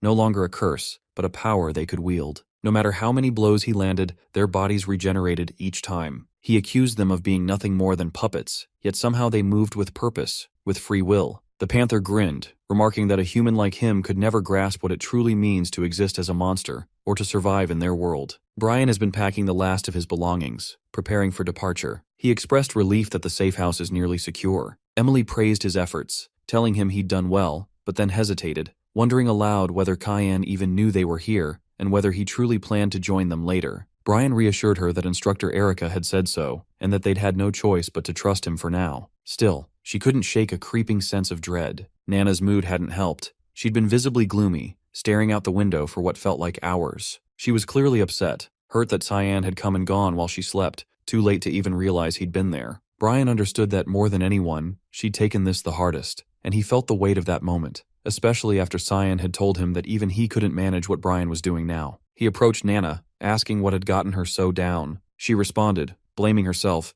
saying her papa must have run off because she caused trouble. He tried to comfort her, gently placing a hand on her head, assuring her that none of this was her fault. She hadn't done anything wrong. Cyan would return. They just needed to be patient and stay strong until then. As she wrapped her arms around him, she muttered that Cyan was stupid and insisted that Brian scold him later. Elsewhere, Cyan remained locked in combat with the half-humans, struggling to gain ground. They threw everything they had in a desperate attempt to slow him down. The bunny hybrid hurled a Sangu grenade, erupting into a violent blast of fire. She assumed there was no way he could dodge in time, but he reacted instantly, swinging Karam and unraveling the magic. Shock spread among them as they realized someone so young had mastered techniques of a swordmaster. The four-armed hybrid issued the command to strike from all directions, insisting he must have a blind spot somewhere. They were told not to let him counter. Karam observed their movements and pointed out the obvious. They were all following identical attack patterns. Cyan recognized it too and moved to exploit it. He activated the Thick Fog 8th form, Assault, dashing through them and cutting down his attackers. Just before he reached the four-armed one, the bunny launched a flaming arrow at him, warning him to stay sharp. He summoned the Void Sphere to absorb the flames effortlessly. The panther came at him from behind, but he evaded the ambush and appeared behind it instead. In one swift motion, he unleashed Fogstorm, slicing the creature apart. He then decapitated the four-armed hybrid and dashed toward the bunny, splitting her cleanly in half. At last, they grasped the truth. They had stood no chance. The power gap was impossible to bridge. Even so, their bodies began to regenerate, limbs and heads returning. They told him that defeating him was never the goal. Cyan demanded an explanation. If winning wasn't the plan, why start the fight at all? The panther, still grinning, confessed it had all been to stall for time. Suddenly the ground trembled beneath them. He felt the surge of dark mana, a storm of pressure rising from beneath. The ritual Boris had been crafting had finally reached completion. The dragon stirred, and as the sky darkened, Cyan realized the unthinkable. Boris had actually brought Leviathan back, reanimated as a puppet. Karam recognized the beast too, stunned to see it again. Cyan knew immediately that if that dragon ran wild in this era, the consequences would be catastrophic. He decided he wouldn't allow it. The Leviathan awakened in full, and atop its massive form, Boris took control. The first thing the dragon did was snap its jaws shut around the panther hybrid, devouring him in a single, brutal motion. The others dropped to their knees, paralyzed by disbelief. None had expected this betrayal. Even Cyan paused, stunned by the sheer brutality. Karam leaned in to explain that it hadn't merely consumed the hybrid, it had used him as a mana sacrifice to amplify its power. He asked why such a creature would need sacrifices at all. Karam guessed that it was likely still recovering damage inflicted by the divine scriptures. The bunny screamed, horrified by what Boris had done, insisting this wasn't part of the deal. He responded with a smile twisted in madness, claiming it was all for the greater good, even as he laughed maniacally through the explanation. Only then did the remaining half-humans understand. They had been tricked, betrayed, used by someone who never saw them as anything more than tools. Across the wider city, other beast hybrids noticed the dragon's return. Its gaze turned to them, charging energy in its mouth. Boris, still consumed by laughter, pointed toward the city and declared that all of Exilium's people would now repay what they owed.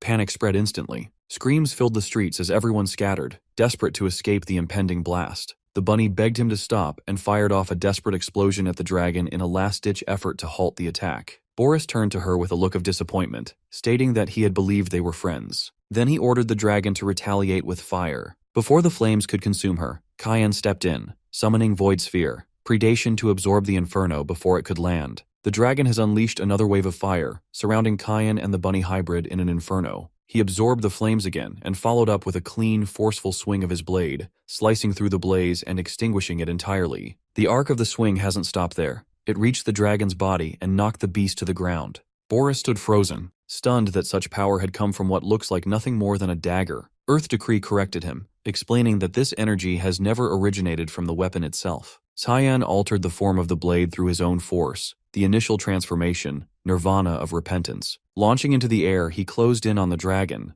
The guy tried to intercept him by activating Flashing Rain, sending a volley of rapid strikes, but Cyan redirected each attack without effort. Following through with another swing, he cut clean through the dragon's arm. The massive limb fell toward the citizens of Exilium, leaving them no time to react. but Cyan quickly initiated the 8 fluttering pearls, slicing the arm into scattered fragments mid-fall to protect the city below. Boris only laughed, brushing off the concern for others and claiming that Cyan is destined to become the next offering in the ritual. The dragon drew in a long, deliberate breath, charging another ominous blast, but Cyan's shield returned to his side. Bracing himself, he engaged a fortified rising fog, neutralizing the magic with a single decisive strike and hitting the dragon in the process. He then leapt straight to the dragon's head, arriving before Boris could even notice. Cyan confronted him, revealing how long he had waited for this chance. There would be no escape this time. Summoning his ultimate technique, Black Fog, Arc Adamant, an annihilating spell capable of leveling entire cities, he landed the attack before Boris could react. Meanwhile, Lamaram and Lunav continued their search for him until Lamaram suddenly picked up on his energy, declaring that he had located him. Lunav asked whether he'd pinpointed the exact spot, her eyes catching on the transformed appearance of her companion. He gestured to the map, stating the coordinates with certainty and naming the location, Exilium. She recognized the name and questioned why he would go to an abandoned slum. Lamaram admitted he wasn't sure but had sensed an ancient dragon there. He was vaguely familiar with it, but would need to see it firsthand before saying anything for certain. Lunav's concern deepened at the mention of a dragon that ancient, but he downplayed it, insisting she shouldn't stress. It was barely more dangerous than an overgrown lizard compared to Cyan's strength. At that moment, Lamella stormed in with a group from the Garam Association. Lunav asked for an explanation, and the leader told her that the Garam faction suddenly forced their way in and announced that the president had summoned her. She must go with them now. Lamella leaned in quietly, confessing she had a bad feeling about all this and would try to buy some time. Lunav whispered back in surprise, asking why she was helping if she was loyal to her grandfather. The woman looked away, saying Lunav once saved her life, and this was her way of honoring the path of the night. Lunav smiled faintly and asked her to deliver a message to Princess Erin. The Garam subordinates started pressuring her to move faster, but Lamella reassured her not to worry and promised to deliver the message when she could. Lunav reluctantly complied and followed them, guessing it must be related to what happened at the ruins, and assuming the president might now target Cyan. She made up her mind to stop him before that happened. Back in Exilium, the battle was finally over. The dragon lay defeated, permanently he believed. Boris had vanished, apparently disintegrated, but the peace was short-lived. Shouts erupted behind him, accusations flying. People screamed that everything had gone wrong because of him, blaming him for bringing ruin, shouting that it was all because a human showed up. Others hurled false claims, demanding he leave. Karam muttered again that killing them would be simpler, but Cyan dismissed the idea, saying it was fine. This way, his wait wouldn't have to stretch on as long. Hours passed before word reached Luinal Severus. When he heard of Boris's death, fury took over. He cursed the man, calling him a useless bastard, shouting that he rescued him from the gutter and reshaped him into someone closer to human, only for him to die without paying back the debt.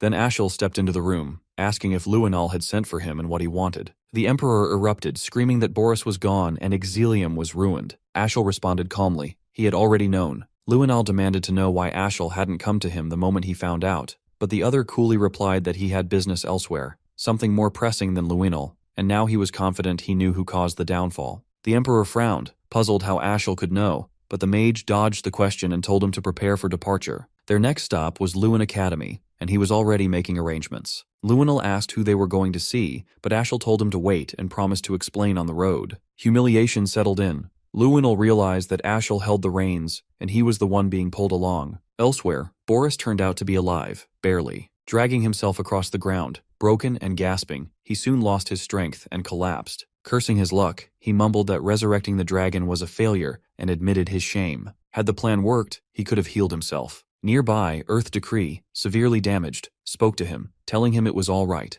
There was still an offering nearby, one strong enough. Boris looked up in fear, asking what it meant and what it intended to do, but the being told him not to be afraid. This was the will of God. Then it consumed him, sacrificing Boris in order to restore its own strength. In the proximity of Luin, the royal carriage has been rolling steadily toward the academy. Luinal Severus has grown visibly restless, demanding to know the identity of their intended contact. Ashel, keeping his gaze fixed on the passing landscape, has calmly explained that they've come to seek an alliance with the academy's dean regarding Cyan, Luinal's younger brother. The elder, baffled, has questioned what connection Cyan might have to anything relevant. Ashel has revealed that our MC has been the one to eliminate Boris, and that he currently holds the demonic sword while also serving as an assassin for the clandestine syndicate known as the Mist. Luinal has frozen in disbelief, unable to accept it without certainty. The mage has confirmed that the details have come at the cost of Boris's life, and every disruption they've encountered has pointed back to Cyan. The realization has finally settled in. He has played them all along. Ashel has added that a bounty has already been issued, and he's confident the Academy has become aware by now. The Elder, disturbed, has asked for clarification on the bounty. With a slight grin, Ashel has stated that Cyan has been tied to the Banquets of Blood and labeled as the mastermind behind an assassination network. Their crimes can all be pinned on him cleanly. Though the mage has claimed that turning against his brother brings him sorrow, he's convinced that eliminating him has become necessary for both justice and continental stability. This, he said, is simply divine will, an unavoidable path laid out by the god of light. Elsewhere, Lunav has entered a chamber where her grandfather has been waiting. She's demanded to know why he's come all the way to Luan. Reagan, taken aback by her lack of hesitation, has wasted no time and accused her of accompanying Cyan to the Nortelli ruins and assisting in the theft of the demonic scriptures. She's denied any involvement. The Elder, enraged, has accused her of shielding our MC and unleashed a gravitational spell to pin her down. Despite the crushing pressure, she has stood firm, challenging the baseless assumption. Her resistance has surprised him. She's endured mana intensity far beyond his expectation. He's reminded her of her future within the Garam Association, warning her not to be ruled by sentiment. He has then amplified the gravity, forcing her closer to the floor, but she's had enough. She has cast the spell away and declared that he won't extract anything from her. He's hesitated for a beat before snapping his fingers, triggering an enchantment. Tendrils of magic have erupted from the walls, ensnaring her. He's declared that she won't even get the chance to regret this. She's asked whether he intends to kill her, but Regan has insisted that the association's future can't be discarded. Strange glyphs have flared along his arms, runes of Narasha. She's recognized his attempt to fracture her mind.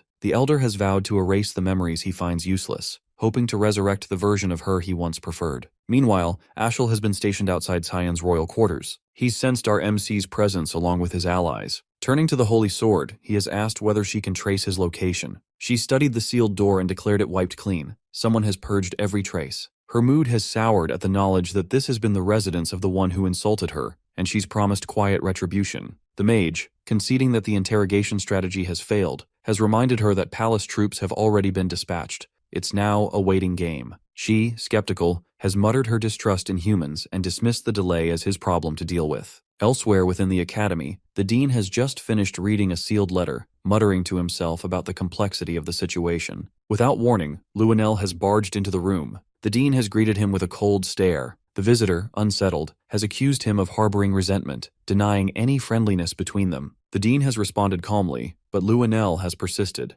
blaming him for cutting off Kizel's funding and poisoning his father's perception of him. The elder has refuted it again, claiming he only sought to prevent bloodshed. Fury has crept into Luanel's voice. He insists that others, Violet, Favian, Nerovian, and Aaron, are all clawing for the throne and would stop at nothing to secure it. The dean has dismissed him as pathetic, telling him that the throne belongs only to those who've matured enough to lead, not to those who grasp for it. He's turned away, reminding the young man of his father's efforts to maintain peace and urging him not to unravel it. Luanel, with a bitter grin, has scoffed at the idea. He's pointed to the dean, accusing him of hypocrisy for raising a demon under his roof, and demanded Cyan's location. Before the dean could respond, Aaron has entered the chamber, startled to see Luanel present. She's admitted she had only come to inquire about our MC. The prince has rudely dismissed her, but the dean has promptly ordered him to leave, reminding him that she had requested this audience first. The younger man has protested his rank, furious over being made to wait. The dean has attempted to mediate, but the argument has escalated until Ashel has walked in and announced that the dorm has been found completely vacant. He's declared that Cyan now poses a threat to the Empire, and urged the dean to cooperate. Aaron, horrified, has asked what he meant. The mage has explained that our MC has been implicated in the Banquets of Blood and the Exilium disaster, backed by a web of eyewitness testimony. He has turned to the dean again, asking whether the palace has sent him a letter. The elder has confirmed it with a grim nod. Aaron has burst into tears, unable to reconcile the accusations with what she's known of Cyan, insisting he could never commit such disgraceful acts. Ashel has informed her that a bounty now weighs on his name. Beyond the academy's reach, in a quiet outskirt village, a crowd has assembled around a worn-out wall displaying a freshly tacked-up poster. The youngest heir of House Hertz has become the subject of gossip, whispers of crimes and speculation on whether he might show up here next. As the crowd has dispersed, Cyan has stepped forward to collect the poster himself. Karam, standing nearby, has commented that the portrait does him more justice than real life, and asked whether he's pleased with the outcome. Our MC has let out a wry smirk and said that he is. Now, Ashel will come chasing him, craving the Empire's most expensive bounty, just in time to try and play the hero. In the snowy plains of Rowena, Alice hears Cecilia urgently calling out to her. Cecilia rushes over and shows her something shocking, a report claiming that Cyan is the one behind the banquet of blood. After seeing this, Alice can't believe it. Moreover, Alice insists that Cyan would never do something like that, to which Cecilia explains that she saw the news while patrolling and doesn't know what they should do. Alice realizes this is probably why Cyan told her to leave earlier. He must have known something bad was coming. Instead of panicking, Alice tells Cecilia that they should focus on their training, to which Cecilia is surprised by Alice's calm response, but Alice explains that even though she's not completely sure, she trusts that Cyan will handle things in his own way. Right now, she believes it's more important for her to become stronger, so she can be ready to help him when the time comes. Marion, who's nearby, praises Alice's determination and tells her to continue training. Alice agrees and goes back to her practice. On the other hand, Lunav finds herself trapped by the grandfather, who's trying to rip Cyan away from her mind. Lunav's grandfather warns that resisting will only make things more painful, to which Lunav cries out, refusing to let Cyan be taken from her. Suddenly something strange happens, and the surroundings shift into another realm. The grandfather is shocked. A powerful figure, Lem, appears and warns him that he has entered a forbidden territory. Lem radiates dark mana and reveals the terrifying power of the demonic scriptures, Lemiharum. The grandfather realizes Lunav had these demonic scriptures all along. After that, Lem calls him an inferior being and tells him to choke on the truth he was so desperate to uncover, and Lunav finally gets out of his grandfather's control, and he sits down on the floor, accepting his defeat. Lunav questions whether Lem caused this, but Lem accuses Lunav of planning it from the beginning, which Lunav doesn't deny. Instead, Lunav thanks Lem and says it's time to go help Cyan. As they prepare to leave, someone calls out to Lunav. After this, Lem stares coldly and asks what they're looking at, standing at Lunav's head. In a safe house on the outskirts of Lewin, Brian shows a wanted poster with Cyan's face on it and warns that royal knights are swarming the streets, searching for him. Also, Brian insists Cyan has been framed, and Nana echoes his concern. Tension rises as Brian prepares his sword, declaring he made an oath to protect Cyan and Nana with his life. Nana joins him, ready to fight. Suddenly, there's a knock. A girl hesitates, then opens the door, and Cyan stands there calmly. Everyone is overwhelmed with relief. Brian tears up and Nana runs to Cyan, calling him Papa. After that, Cyan tells them to keep quiet because he had been really worried. Cyan confirms he's not guilty and says he won't bother explaining himself and warns that this place isn't safe anymore because Ashel now has the Holy Sword, and it won't take long before he finds their location. Cyan says the only option now is to hide inside his other dimension because the entire empire is turning into his enemy. Brian, emotional and firm, declares his loyalty will never shake and promises to protect Cyan no matter what path he walks, to which Cyan accepts it, though the girl thinks Brian gets too serious sometimes, and Nana urges him to hurry. With that, Cyan turns to Lem. Now that the distractions are out of the way, Lem smirks, ready to go wild, but Cyan reminds him there's something specific he needs to do. Lem seems thrilled that whatever it is, it sounds exciting. Lunav's grandfather fumes in frustration after learning the truth that he always believed Cyan had the demonic scriptures, but to find out they were with Lunav all along shocks him deeply. A subordinate rushes in, apologizing for returning without the others, and explains that everyone else was defeated by Lunav herself. The old man angrily realizes that Lunav completely outsmarted them. The subordinate anxiously asks what their next move should be, to which the grandfather thinks that Lunav now has the scriptures, and if they continue chasing Cyan, they'll inevitably run into Lunav. Meanwhile, the scene shifts to a quiet night near a tall building. Cyan stands boldly under the moonlight, facing a group of soldiers who came to capture him. Suddenly, Cyan speaks out, almost taunting them, and calls for their attention, acknowledging their presence with a smirk. Then, with absolute confidence, he challenges them, telling them to catch him if they can. The academy feels strangely quiet now, almost as if something important is missing. The spot where Cyan once sat seems to echo with emptiness, and even the surroundings feel like they're grieving his absence. Seth sits there feeling down, wondering if Cyan will ever return. After everything they went through together, Seth can't understand how Cyan could just disappear like that, because the thought weighs heavily on him, making school feel dull and meaningless. Just as Seth starts losing hope, Lunav bursts into the scene with excitement and tells Seth that she found Cyan and urges him to come with her right away. After hearing this, Seth is shocked but quickly lights up with hope, because he also can't help but notice a small, adorable creature resting on Lunav's head. But before he can ask more, Lem steps in and tells him to hurry. Without wasting a second, Seth agrees and decides not to overthink and lifts Lunav in his arms, smashes through a wall, and follows Lem's lead. Also, Lem assures them that the destination isn't far,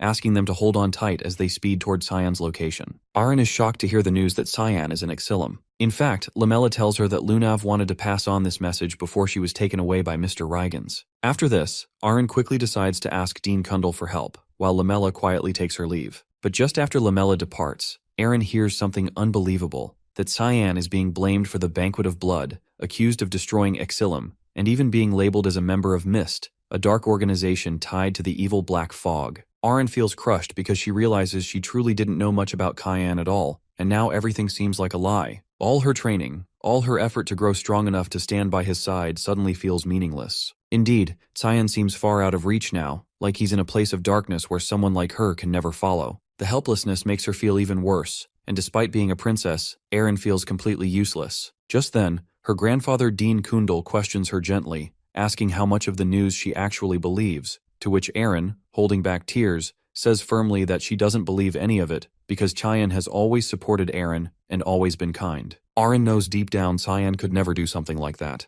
Dean Kundal gives her a nod that if that's what she believes, then there's no time to waste and they need to move quickly. Elsewhere at the same time, Cyan is surrounded by a crowd of enemies and challenges them all at once, clearly unimpressed by their movements. Redbeck, the Academy's top student known for his exceptional stamina and mana ranks, steps forward and believes he can finally bring Cyan down and unleashes his most powerful attack, Dragon Spear, in a dramatic display of fire and strength. Everyone watching expects this to end the chase, but Cyan defeats Redbeck with ease. The onlookers are stunned, unable to believe how quickly their strongest fighter was taken down. Cyan sees no reason to stick around if that was their best, and starts preparing something far more dangerous, the opening of the gates to Hell. Elsewhere, Aren flies through the sky, determined not to leave Cyan alone any longer because she's ready to fight beside him. Meanwhile, the battlefield turns chaotic, reinforcements are being sent to Square B, and soldiers are running in all directions. Amid the disorder, Karam keeps the enemies occupied. Cyan, watching from a distance, thinks she's doing a great job and decides to make use of this distraction. While everyone is focused on her,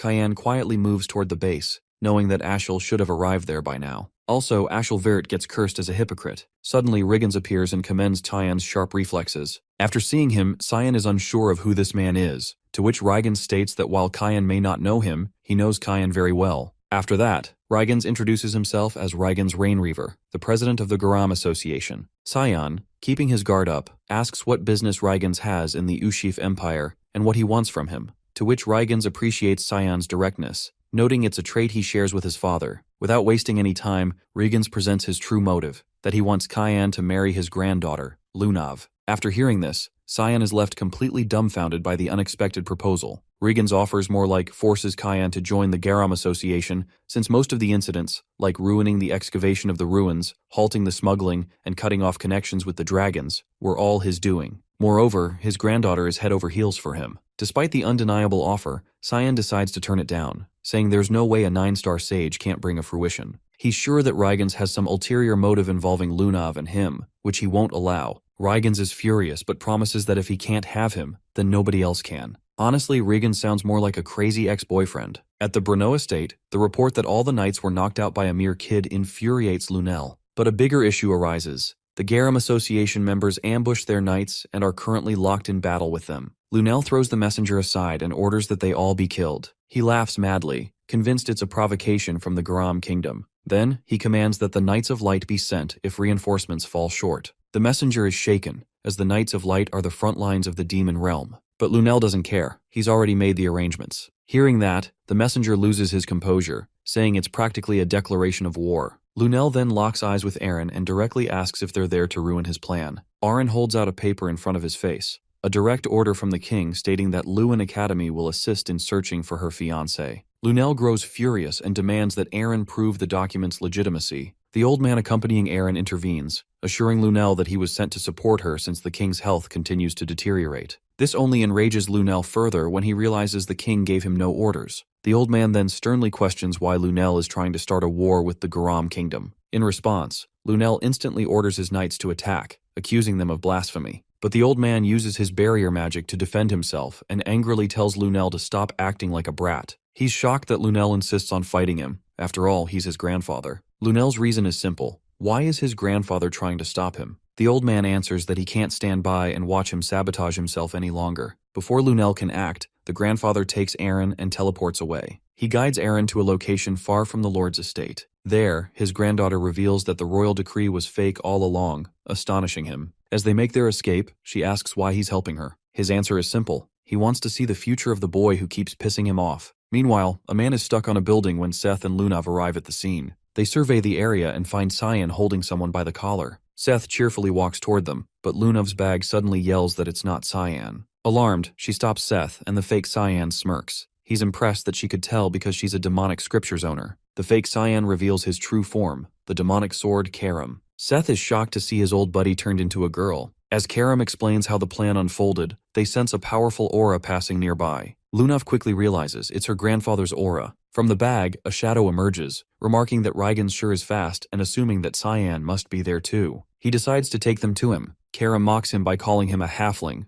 though still impressed by his strength. Meanwhile, a group of knights hears a loud thud, assuming it's an explosion coming from the direction they were headed. The ground starts shaking, and they think it's an earthquake, until they see Seth and Lunav advancing. The sight alone is enough to make them wet their pants. Ashel sees the explosions from the distance and tells his guards that's where the traitor of the Empire, Cyan Vert, is. He tells his guards that their duty is to eliminate evil in the world, raises his sword, and asks them to follow him on his hunt for Cyan. The knights cheer for him in unison and follow him behind. The Holy Sword reminds the successor that he needs the powers back to fulfill his duties. Some guards gossip that rallying the knights against his own brother is what can be expected from a Vert. His fellow tries to warn him that someone might hear, but the guard insists that there are already enough rumors. He explains that the rumors say this battle won't end in Brno and they'll be charging into the palace next. The guard hopes the rumors are false, but his fellow shows him around to see how ominous all the other knights are. Meanwhile, our protagonist pins the fighters into the wall. Those watching him are shocked to see his demonic energy. He hurries them to came at him. The fighters feel insulted, but right then, Reigens flies in. He now understands why his enemy is so important to Lunav and realizes that he can't let him live.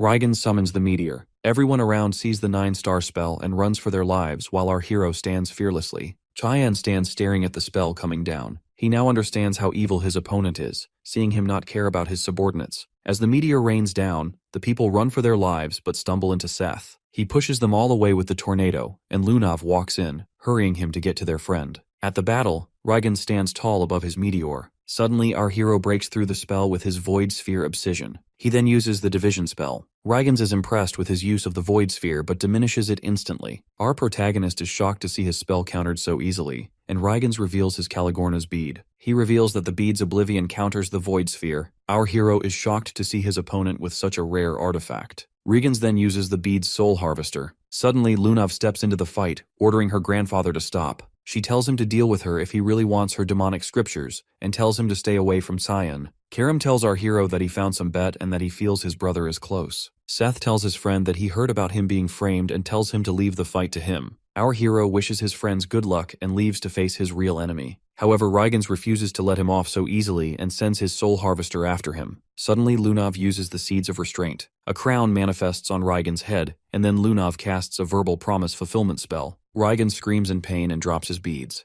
The soul harvest on our hero's tail disappears. Reigens is confused, wondering how his granddaughter planted the Seeds of Restraint in his head. Lunav explains that she did it when he entered her head, and reminds him that that's why he should stay away from her. Reigens reminds her of the consequences, but Lunav has already prepared for it, and now, she intends to show her grandfather the truth he desperately wanted. She proceeds to show him the power of the truth that he desperately sought. Meanwhile, the guards are shocked to see the patrol team running back. Our hero cuts through the patrol teal with his Rising Fog spell. The knights see him coming and draw their swords out. They're shocked to see the patrol team be defeated by a 13-year-old kid. Our hero leaps towards them. The knights see his demonic sword and run towards him. Our hero uses the rushing fog storm followed by a serial slash, cutting through the knights at once. Right then, the knight summons Lumendel's arm and crushes our hero down. He cheers excitedly seeing his attack land, but then our hero breaks through it. The knight then summons the perfect thunder, but our hero dodges it. He leaps towards his opponent, grabs him by his face, and smashes him into the ground. Right then, Ashel walks in. He uses the God of Light's power Sun Carriage. Our hero realizes that his brother is starting off with a strong attack. He takes the blow and runs through to face his opponent. However, Cyan can feel Karam's pain and realizes that he shouldn't have directly taken on the Holy Sword's attack. Meanwhile, Karam withers in pain. Duran Dark comes in, looking down on her, thinking she's tamed. She tells Karam that she should have taken over the body of her owner as she usually would. Karam starts laughing at her. Duran Dark grabs her by the collar to ask her what she plans to do with her powers. Karam continues to laugh and tells her that seeing her face was totally worth being tamed. Duran Dark grows angry, wondering how they could find out her location so early, but Karam tells her to just enjoy the battle. She offers to make a bet on who will break first, her or Duran Dark's heir. As our hero uses the demonic sword manifestation, Ashel feels the atmosphere change. Our hero takes a swing and an explosion goes off. Ashel is surprised to see his brother destroy the power of the holy sword. and the power of the demonic sword is released. Our protagonist then uses the Dance of Black Blood technique. However, Ashel still feels confident that the power of the God of Light cannot be surpassed. Our hero mocks his opponent's shock at the demonic sword clashing with the holy sword. Ashel is shocked to see the other half of the holy sword in his opponent's hand. Our protagonist challenges him to take it if he can. Ashel orders his brother to hand it over, but Cyan refuses to just give it away. Duran Dark gets angry, and Karam warns her successor against his opponent. Ashel uses the holy sword manifestation. Our protagonist feels the holy power, and Karam tells him to stay away from the attack. Ashel then uses the God of Light's power. A blinding light takes over. Our hero dodges the attack, and Duran Dark reveals to her heir the half power of the holy sword and orders him to bring the other half back to her. Ashel takes a swing, but our hero dodges. He then uses Rain of Flash, but our hero dodges that and retaliates with Assault. As the two enemies continue to block and attack each other, our hero can feel his sword crumble. Karam assures him that she can endure, and that even if she dies, she will take Duran Dark down with her. However, our hero knows it's a hopeless bluff because he heard those words in his past life too. When they were against the Demon King, Karam assured him to take care of his opponent, and that day, he lost Karam. Our protagonist refuses to repeat his past mistakes. He knows he needs to look for attack opportunities while dodging his opponent's attacks. Ashel attacks again, and seeing his brother dodge it, he realizes that his sword is at its limit. He takes another swing, and Duran Dark reminds Karam about their bet on who will break first. Meanwhile, the knights see the fight from the distance and realize that they can't interfere at this power level. They ask the other knights if they are going to intervene, but the knights don't answer. Instead, they all jump into the battlefield. Ashel lands a blow against his opponent, but our hero blocks it with his sword. Our hero uses his Void Sphere division to hold off the knights. He struggles to keep Boris's knights back. As the two continue to fight, Ashel asks his brother if he still wants to keep fighting, reminding him that he can't win. Our protagonist assures him he's perfectly fine and calls his opponent arrogant. Ashel summons his power and asks for the other half of the power back. He then summons the Holy Lance of Lu and lands multiple attacks against our hero. Meanwhile, the knights are impressed by Ashel's ability to fight. Luinel believes that it's not enough and orders them to use the Light Ray of Divine Punishment. The guards worry that it'll put Ashel in danger too, but Luinel orders them to do it. On the other hand, Lunav continues to torment her grandfather and thinks that the fighting is enough now. She stops hurting him, and Seth tells her that he's done too because the subordinates are too weak. However, Lunav knows Seth is just strong with a god's support and the people aren't weak. Seth acknowledges that it was the woman's help too. Lunav thanks the woman for her help. The woman takes her hood off and apologizes for jumping into the battle too late, but Lunav assures her that she was on time and she helped defeating the association members quickly. Suddenly, a spell appears in the sky and Lunav realizes that the magic weapon is being activated. Seeing that the weapon is used only in wars, she realizes that they're trying to get Cyan. Luinel stands before the soldiers, activating the magic weapon. He feels eager to get rid of all the people who look down on him. Ashel and our hero are surprised to see the magic weapon. Ashel uses the Border of God and destroys the weapon. As the whole place starts to collapse, Luinel tries to run for his life, but the walls crash down on him and bury him. Suddenly, Aaron jumps in and tells Ashel to stop and tells him she is going to take Cyan.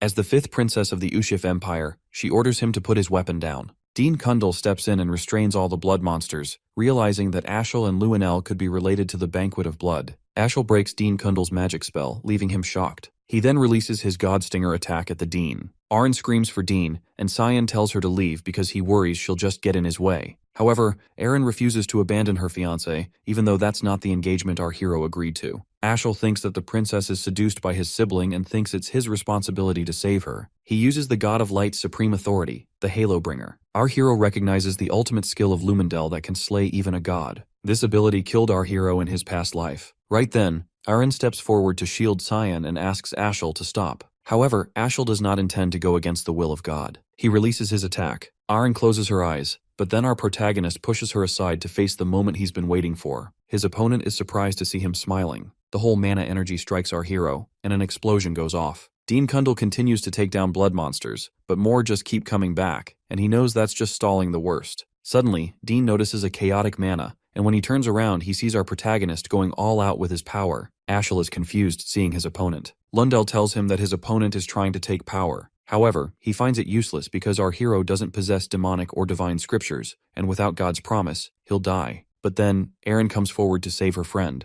She knows she can't go back now, otherwise she'll lose Cyan. Right then, Lunav Rainreaver and her friends join the battle. Lunav asks Dean for his help in getting close to Cyan. Without any questions, Dean uses his reverse wave and clears the pathway for Lunav. As they rush through the battlefield, the monsters leap in on them, but suddenly Seth jumps off and pushes the monsters back while the rest run for Cyan. He and Lamella stand back to take care of the monsters while Lunav takes care of Cyan. Lunav hurries at Lem as Cyan's mana continues to weaken. Princess Erin and our hero stand side by side, struggling to hold their ground. Ashel is surprised to see the demonic scripture arrive. Lunav and Lem jump past him and quickly run to Cyan. Lunav hurries to Lem to help their friend. Lem didn't expect our hero to be in this state, trying to kill himself, but he wonders if he had already seen them come. Lem thinks our hero knew he and Lunav would come. He uses the old god's promise to help our protagonist recharge his mana, and the sudden burst of energy leaves Ashel shocked. Ashel is shocked to see his opponent's power. Our hero decides to end things here. He unlocks the other realm and puts Lunav down. Lumendel warns Ashel against his opponent's power. Our hero puts his friends down and tells Lem that he now plans to kill his brother. Lem asks if revenge is really important for him to take on a curse because our hero doesn't know the state he's in. He warns our hero that he'll have to pay a price worse than death for the seal on his chest. The sword now realizes that this was always our hero's plan. When planning this whole thing, our protagonist wondered if Lunav would appear if he fought. He asked Karam to bring her to him. Karam wondered how our hero is so sure that she will come, and he answers that she'll come because she's a stalker. Our hero leaves the princess and Lunav to the demonic scriptors. Lem realizes that the prophecy has come true as he watches the pawns fight each other. As our hero raises his demonic sword, he feels something different about his opponent. He realizes that Ashel's powerful god can no longer protect him. Meanwhile, Lamella uses her glare slash to cut through the demonic monsters. She's surprised to see that the monsters have stopped regenerating, which makes them realize their link has been cut off. Dean Kundal walks in, thinking that the monster's power source must have disappeared, and feels glad to see his students okay. However, Seth came to help his friend during his exams, and Dean suspended him for 2 months. Lamella sees the portal to the other realm, thinking that it's the cause for the destruction. She wonders if something can be done about it. The Dean takes a closer look and sees Aaron and Lunav passed out. He rushes to them and finds them okay. He heals them with his magic, wondering if they were sent to the other realm on purpose. Dean Kundal realizes that Cyan must have created this realm and wonders what is going on. On the other hand, Ashel is surprised to see himself bleeding. Lundell warns him that his opponent can even devour light now, and he might die for underestimating his opponent. Our hero asks Karam how he feels about this change, and Karam answers that he feels so powerful that he wants to destroy everything. So our hero allows Karam to utilize his power. He uses his Dance of Blood, second form Harvester. Ashel uses his Halobringer. Our protagonist uses his Fog Sword and cuts through the attack. A ray of mana rains down at the darkness. Ashel, still confident that he can defeat his opponent, attacks Cyan. Our protagonist uses his demonic sword manifestation and suddenly teleports behind his opponent. He uses his Fog Sword, Halo, and strikes Ashel from the back. As Ashel withers in pain on the ground, our hero enjoys his enemy's misery. To end his brother's ill fate, he takes a final swing. As the chaotic mana rains down on him, Ashel remembers his mother telling him that he was fated to be the savior. She claimed to receive an oracle from God when birthing him, and said that her son was blessed with so much talent. Ashel's mother was killed in front of him by those who called her a witch. People who were responsible were caught and executed, and that was the only time he had seen his father so mad. His father executed the people himself, but that was still not enough. Ashel believed that evil things should be cleansed from the roots. Poor people or people with inferior genes were those who could fall easily to evil because they would threaten those who had everything, like his mother. However, in his last moment, Ashel realized that it was he who was inferior. Cyan uses his demonic sword union, the God Eater, and lands his final blow. The mana rains down on his enemy, and Ashel screams in pain as the mana decimates him. As he lies defeated, Ashel asks our hero a question. He always saw Cyan act as if he knew the future. He found the holy sword and the demonic sword first, and ruined his brother's plans with the banquet of blood. Ashel wonders why his brother had always hated him. Our hero tells his brother that he knows he must be wishing that he had killed his brother when he noticed the potential. He always hated Ashel's thinking. Ashel asks his brother if they were ever close. In his past life, our hero and his brother were close, but Ashel threw it all away. Cyan walks away thinking that it's over, but then the holy sword speaks up. The demonic sword tells our hero that he made a huge mistake by using the demonic scriptures to take the sword's power and warns him that a worse pain will rain down on him. Meanwhile, a man in the hood tells Nana that the dark fog has swallowed the light. Nana tries to fight Brian for her father's safety. The hooded man sees them ignore him like our hero always does. Nana attacks Brian, insisting that she has to go to help her papa. Brian tries to convince her to wait, reminding her that the young master was worried about them. Right then, a woman walks in and tells Nana to sit down. Nana calmly sits down, and the woman tells them again that the black fog has swallowed the light. She knows that there might be a reason why Nana is so aggressive and decides to take her to go check up on our hero. On the other hand, the Holy Sword destroys the other realm. Karam feels that the power is too much and starts to lose his form. Our hero tells Karam to return to the sword. He feels something strange about the seal. The other realm starts to disappear, and suddenly, huge light explosions come down from the sky. From the light emerge the Giants of Light, and they take our hero along with them. Aaron slowly gains consciousness and sees our protagonist being taken away. This was the last memory of our hero that she had. The Giants of Light disappeared fast, and Prince Lunel and Ashel were also missing. The Knights of Light were arrested for going out of line, and the incident that could cause a revolution was stopped. However, Brno, a center of trade, was now turned to ashes. Meanwhile, Aaron wakes up back in her palace, worried about Cyan. Laximus informs her that Lunav has recovered already, and Cyan is missing along with Luenel and Ashel. Aryan feels upset that she couldn't protect her fiancé, and Laximus starts crying that he wasn't with the princess. Aryan consoles him that he had other things to do and asks him how it went. He explains that the king is a lot worse than they thought. Viliarth stands by the king's side, feeling sorry for being late. He feels like he neglected his children while only focusing on the front lines. He's upset that his first son used the Knights of Light for his personal use, and the youngest became the worst murderer of the era.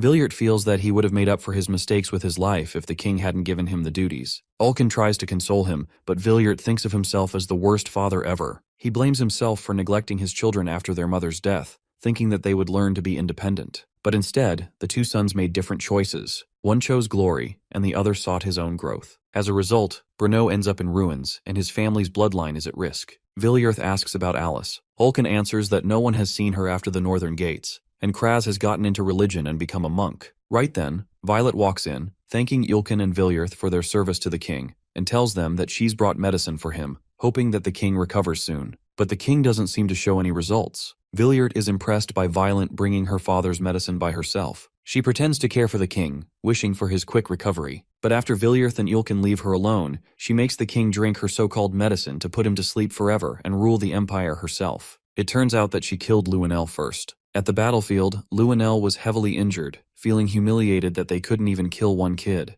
Violet tells the guards to look for the injured in the area. He sees her and screams for help. Violet walks up to him and tells him that she has to clean up her brother's mess. Luenel orders her to take him to the palace to get treatment, but Violet refuses to do that. Instead, she plans to clean up after killing him and just tell everyone she couldn't find his corpse. Luenel screams helplessly, but the guards obey her call and kill him on the spot. Back at the palace, Viliarth and Ulkin are both suspicious of Violet's medicine. Ulkin finds her medicine's color and the bottle's shape similar to the elixir Marchand's Sanctification, but he finds the mana very similar to what he felt in the demonic realm. Viliart orders Ulkin to keep an eye on Violet, and strictly tells him to make reports no matter how busy it gets at the front lines. He refuses to let Aaron's security be at risk. After the incident in Brno that killed so many people, everyone worked together to reconstruct the estate. Prince Luenel and Ashel were reported missing, and there were so many rumors of what happened. However, people remember it a bit differently. They believe that Luenel and Ashel died trying to stop Cyan, who went crazy from an evil power. The people saw the battle clearly. They saw how pathetic Ashel looked with the heavenly wings, and how the demon called Cyan took him down. At the end, Cyan brought down the rage of the heavens and met his death at the hands of the Divine's missionaries. To stabilize the chaos in the empire, Violet took over the throne in her father's place, who had grown too weak. Everyone could agree on that decision thanks to Violet's charity work. Auron knew a different story than that, but she chose to stay quiet because she believed that her silence was the only way to protect our hero, whom she believed was still alive. At the Lewin Academy Great Hall, Erin chooses the magical text as her path. Sarika hands over the diploma to Erin and announces her graduation from Lewin Academy. Dean Kundal is surprised to see that Erin chose the magical text instead of the sword or wand. It's been 3 years since the incident, and Princess Erin has been searching for clues on the Giants of Light. Kundal explains that the Giants of Light are called Nephilim, and they are missionaries of light sent by Lumendel. Sarika is confused, wondering why Lumendel would intervene directly, and Dean has no clue why. There are no records that can tell whether Nephilim are gods or humans. Kundal tells Sarika that Erin has still decided to stay in the academy because of Kyan and asks if he's okay. Meanwhile, Arin visits Lunav. The two catch up, and Lunav informs Erin that President Regans is doing better, but he still has internal wounds to recover from. Erin thinks she must be worried, but Lunav feels satisfied to have taught Regans a lesson. Lunav asks about the progress on finding Tyan. Arin explains that he's trying, but she has found nothing except that the Giants of Light are called the Nephilim. The two compete amongst each other to find Cyan first. Meanwhile, the Nephilim hold Cyan hostage for crossing a line that no creation of a god is allowed to cross. As a result, our hero has no right to continue living in the world that they will descend upon. As a punishment, they rain down suffering on our hero that no human can ever experience. Our protagonist takes a leap and lands an attack, but the Nephilim just recover. He then takes another swing and uses his Void Sphere division. However, his power is useless before the gods. As Cyan lands back on his feet, Seth steps in. The Nephilim punches our hero and sends him flying. As Kundal holds up a barrier, he feels a strong aura from just the existence of the gods, and he realizes that he can't leave Lunav and Aren here. Suddenly, the Nephilim are shocked as Seth starts to transform, and our hero introduces the sand goddess Sabalom. The goddess threatens to teach them a lesson for laying their hands on her successor. Sabalom tells our hero that the prophecy has been fulfilled, and orders our hero to get out, because he can't win against the gods right now. Our hero asks why she's helping him and how it could benefit her. But Sabalom doesn't want benefits because she just needs our hero to keep his promise. Qian is confused, not remembering the promise. The goddess reminds him that he promised to kill the gods and whoever got in his way. Our hero is shocked to realize that the goddess took his promise. She hurries him to leave because she can't hold on for so long. The Nephilim try to attack Cyan, but suddenly Nana jumps in to protect him. As she fights against the gods, our hero tells her that he ordered her to wait. However, Nana wants to help him. Our hero wonders who brought her here, and right then, his hallmaster walks in. She orders everyone to protect the successor, but our hero knows they can't hold off. However, she knows our hero can't even move. Cyan realizes he can't fool the hallmaster. He can't move a finger, and Karam is sleeping too. The hallmaster orders Nana to go. Nana picks our hero up and makes a run for it. They open a portal and escape through it. After our hero and his friends escape, Kundal wonders what he's supposed to do with the giants. Suddenly, the Nephilim start to disappear too. Seeing how they all disappeared after Cyan left, the Dean thinks there must be a seal on our hero, and he realizes that he can't be exposed to the public even if he's framed as a traitor to the Empire. Meanwhile, at Ushif Empire Palace's conference room, Violet tells her council that she's going to introduce a mage who will help them. Everyone is surprised, thinking that Kundal has agreed to help them. However, when Violet asked Kundal, he refused to help her in her ambition. He strictly warned Violet to let Aren and Cyan alone, and assured her he doesn't care how she writes the story of the incident. Violet knows the old mage doesn't change his mind and assures her men that she found a perfect candidate. Everyone is suddenly surprised to see the mage because they all thought he was dead. But then, Boris walks in and greets everyone. Violet informs them that he came back from Demon Cyan. She tells them that Boris is an 8th-ranked mana user, perfect as the royal mage. As Boris shows gratitude, Violet is shocked to see someone behind him. But suddenly, the image disappears, and she apologizes to her council and starts talking about business. Meanwhile, Luinel, in Boris's body, laughs at them for being fooled by his appearance and measuring his level. He finds this body easier to manipulate than other human bodies. He asks Duran Dark why he didn't get anything. Duran Dark gets angry because getting his powers was all she could do. She stares at her sword, regretting that the prophecy didn't go as they wished, but feeling glad that they got their powers back. For their next move, they both are still thinking about whether to find a new owner for the holy sword to cut through the fog covering the light or to summon. In the other dimension, our hero stops his training for the day. After 3 years, the exiled god's hypnosis on his brand is showing its effect, but once he's out of this dimension, it'll be over in a few days. However, our hero can't stay any longer, otherwise his body will give up. The exiled god asks what he intends to do because if he leaves, the Nephilim will return again. Our protagonist plans to kill the great god Lumendel. However, Karam reminds our hero that he should be planning something like that after defeating the god in exile. He agrees that our hero couldn't even defeat the exiled god in 3 years. The beings he fought in the past life were at best superhumans, and what he plans to face are those who can oppose gods, and for that, the powers of an exiled god are not enough to face them all. Our protagonist realizes that the exiled god is giving real advice and asks for suggestions. The exiled god suggests a path using a spell passed down since ancient times. He continues throwing knives at the map and after a while, finally lands on the right spot. He tells his cheers excitedly and tells his heir to accept the prophecy with gratitude. Meanwhile, Dean Kundal tells Sarika to take care of Aren because she has been locked up in her room for 3 years and collecting ancient tomes. He worries that she might end up finding Cyan. Sarika knocks at the door. Aren answers the door. Sarika greets her and tells her she assumed Leximus would answer the door. Aren tells her that Leximus is off to another chore and asks why she's here. Sarika tells her that she's come to offer her help, but Aren insists on being alone. Sarika tells her that she'll need help to find Cyan. Aren suddenly opens the door and lets her guest in. Sarika notices the symbol on the board. Aren answers that she found it reading about the continent's forgotten past, and found out that it was always accompanied by the mentions of the Giants of Light. She asks Sarika if she recognizes the symbol. Sarika, remembering it on our hero's chest, lies that she has never seen it. She realizes that the princess has found out more than they expected. Aren then adds that the Giants of Light in Brno called Nephilims are the children of the great god Lumendel, and they are also known as Wardens. She wonders why they would attack our hero simply because of judgment. She wonders if it had something to do with the mist that Cyan was involved in. She believes that Eru is involved, which is why Lumendel stepped in, which means Cyan wasn't judged. She suspects that he must be hiding in the powers of the mist. Sarika is shocked seeing the princess nearly find the answers. Aaron thinks that Sarika must have something to add because she was close to Cyan. Sarika sees Aaron's gaze and thinks she's jealous of her. Sarika tells the princess that she wasn't very close to Cyan and deep down gets angry at our hero. Meanwhile, at Eastern Fuina, the little girl stands under the tree. As she learns that the intense light will remain in the world once the black mist lifts, she wonders if such a world is even possible. After quite some time, our hero visits Sarika's lab. He remembers the first time he came to her in this life and she tried to kill him by poisoning his tea. As our hero remembers the good old days, he senses someone sneaking up on him. As the attacker takes a swing at him without being noticed, our hero dodges the attack and realizes that only Sarika can do that. Our hero and his hallmaster give each other a violent greeting, and Sarika decides to test out his improvements during the 3 years he spent away. Our protagonist plays along and uses his Void Sphere division. The giant spheres destroy everything in the room. Sarika warns him to be careful with his mentor's lab and takes a swing at him. Our hero retaliates and the two attacks collide. Lunav in her room feels our hero's presence, and Lem confirms her doubt. After 3 years, it is finally time, and Lunav feels eager to meet Cyan. However, her excitement makes even the demon scripture scared of her. Kundal feels the disturbance in his office, and he too realizes that our hero has returned. Seeing the mess around her lab makes Sarika realize that her disciple has really improved. She confronts our hero for the destruction of her lab, but he protests that she started it. She then asks if Eru permitted him to come out. Our protagonist answers that he just left because Eru's powers keep the seal hidden for a day. He explains that he's been roaming around all day and tells her that he got tired of hiding. The sky slowly lightens up, and Sarika stares silently at our hero for a moment. She gets angry at him for coming out and forces him to go back and pushes him back into the portal. Sarika gives Cyan a beating for leaving the zone while Eru watches. He gets tired of seeing them create a mess and tells them to stop.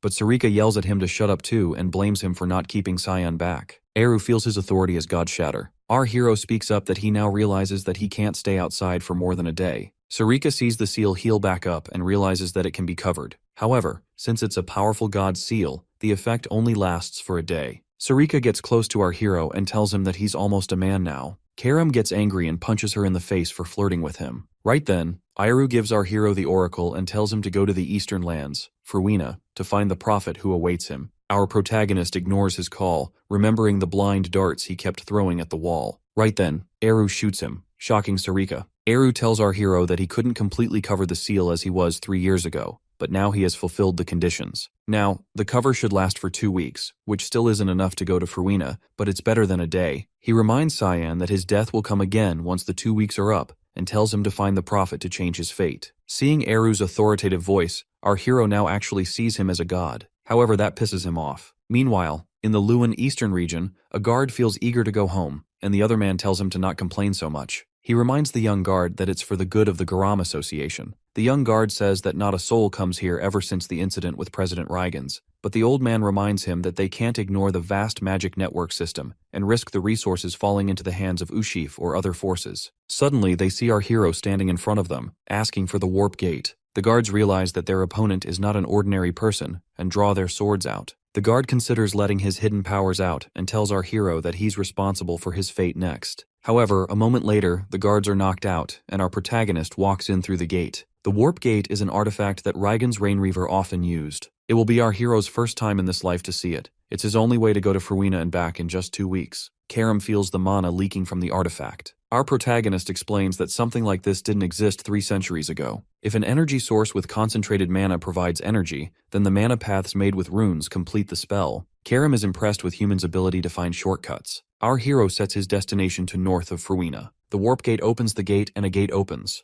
Our hero opens the door and sees Fuina on the other end of it. Our protagonist walks through the gate and asks Karam if he's ever been to Fuina. Karam explains that he's been here before with her past owner. Suddenly, they both smell blood, and our hero gets ready for action. Meanwhile, the guards report the intruder at the gate and tell their boss that the intruder was covering his face, but an ominous mist covered him all around. The boss asks the guards how the invader smelled, confusing the guards. She then asks where the warp gate was connected to, and the guards answer that it was connected to Eastern Fuina's northern gates. She tells them that she knows who it is and goes to visit the warp gate. However, in Fuina, our hero sees the dead bodies everywhere, and he wonders why the holy knights and white elves would have fought. Karam accepts that Eru gave them a right oracle, and our hero feels like the cause of the battle is the place in front of him. Our protagonist walks into the cave. Karam warns him to not get lost in the layout. After walking straight in a while, our hero still ends up back at the entrance. He realizes that he doesn't feel any mana either. Karam realizes that it's sorcery because it's the elves' territory. Our hero picks up some rocks and throws them at the wall to check.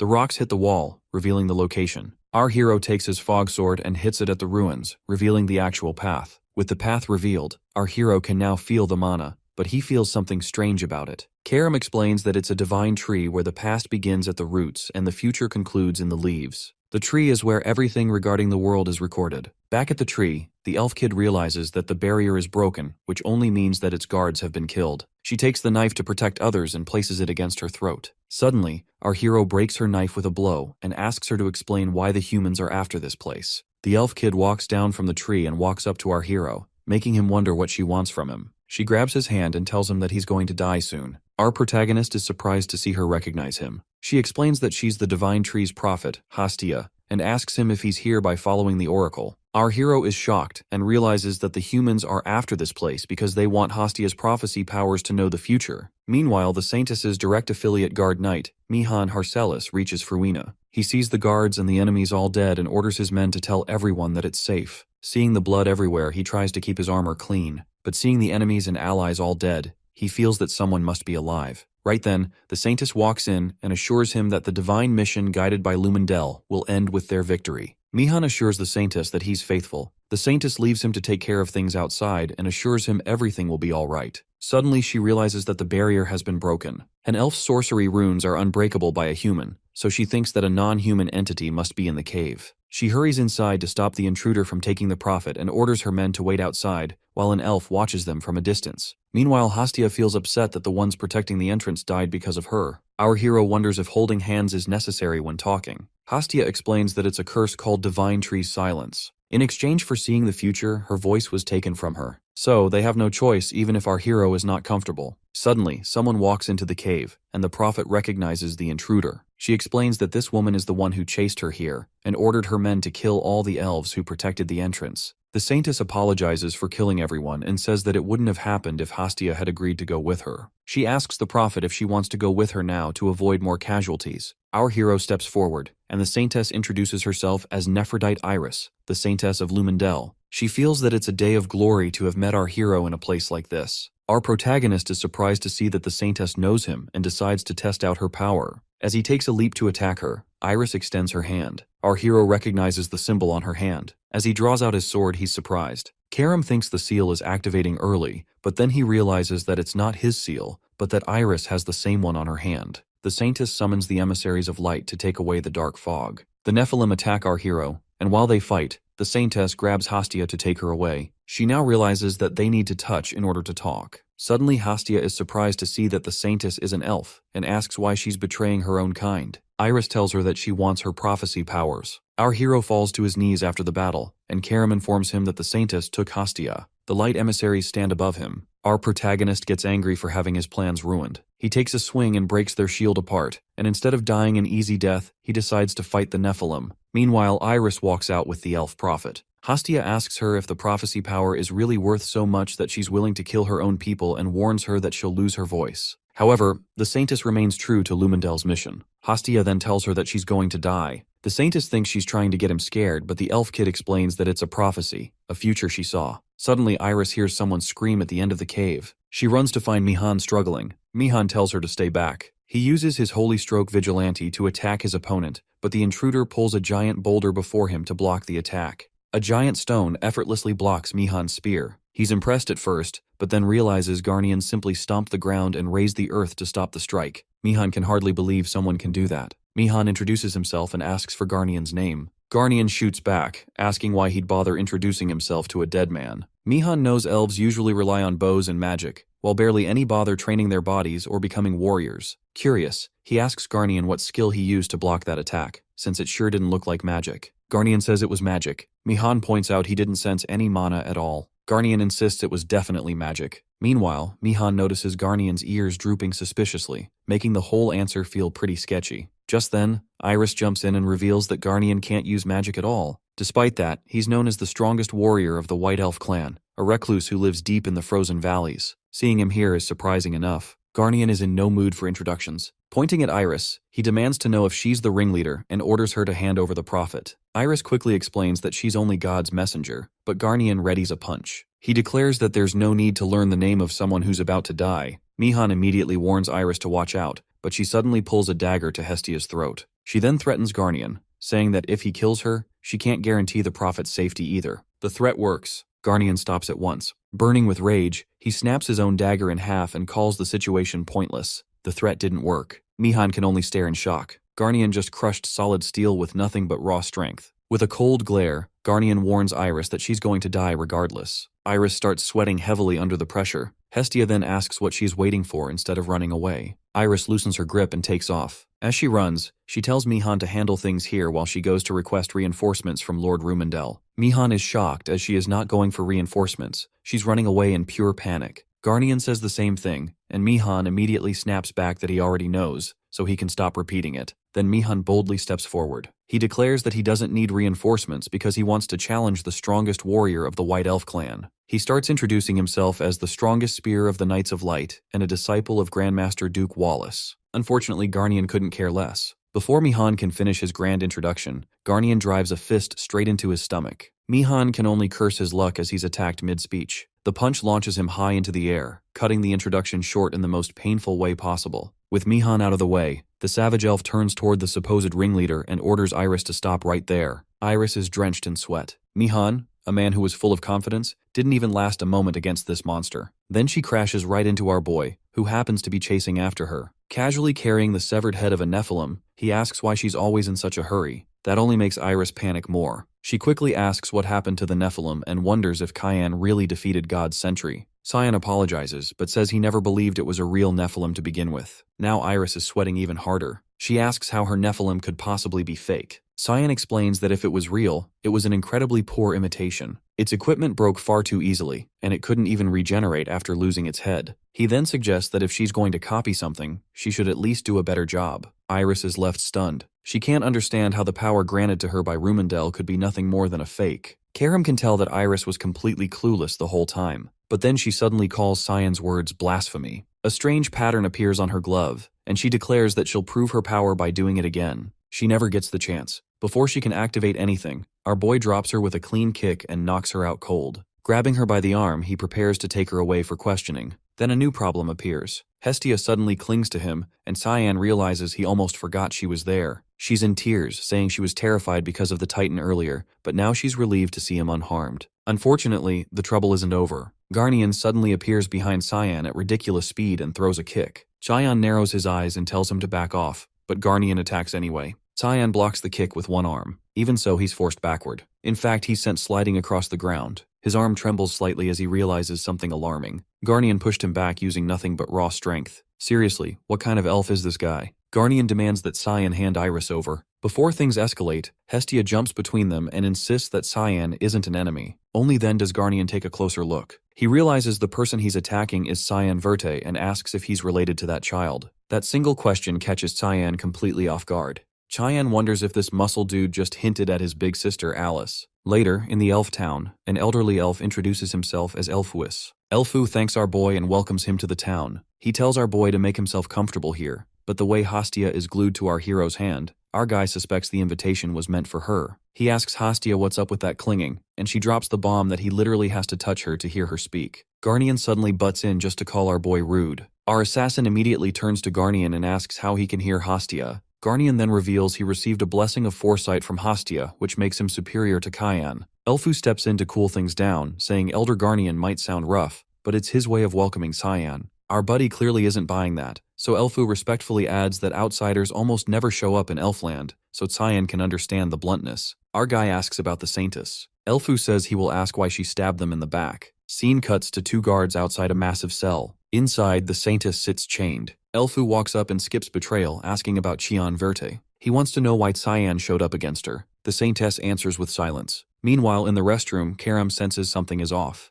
She asks our boy why he let Elfu meet the Saintess first. My guy shrugs and adds that the Saintess, a key figure of the Night of Light, is a white elf, so it only makes sense her own kind gets the first look. Karam shifts back to human form and pushes the unease. She flops onto his master and casually drops a bomb. Nephilim was fake and had a creepy dark skeleton in its head that looked like an ancient giant, like a puppet. That gets our hero up fast. His mind starts racing with bad ideas, and now both of them are on the same page. Something feels very off. Back in the cell, Elfu repeats the claim and asks if Cayenne is Black Fog. He finds it odd that the one who crushed Rumendel was that outsider. He asks if this follows the Oracle plan. The Saintess replies that even a short while ago she believed it, and never doubted the voice she heard was Lord Rumendel's. She turns her spellcasting hand as she says she is no longer sure. Garnian tells her it is too late for excuses. She has already killed countless of their kin. Elfu asks why she is called Nephrodite, when no white elf uses that name. Elfu demands her true name. The Saintess is about to reveal her true name, then a voice speaks to her. I hereby bestow upon you a new prophecy. Her eyes widen as it calls her name. Elfu wonders if she's okay because her face has certainly turned pale. Out of nowhere, a surge of mana slams into them, so Garnian snaps at everyone to stand back. The voice commands the Saintess to kill.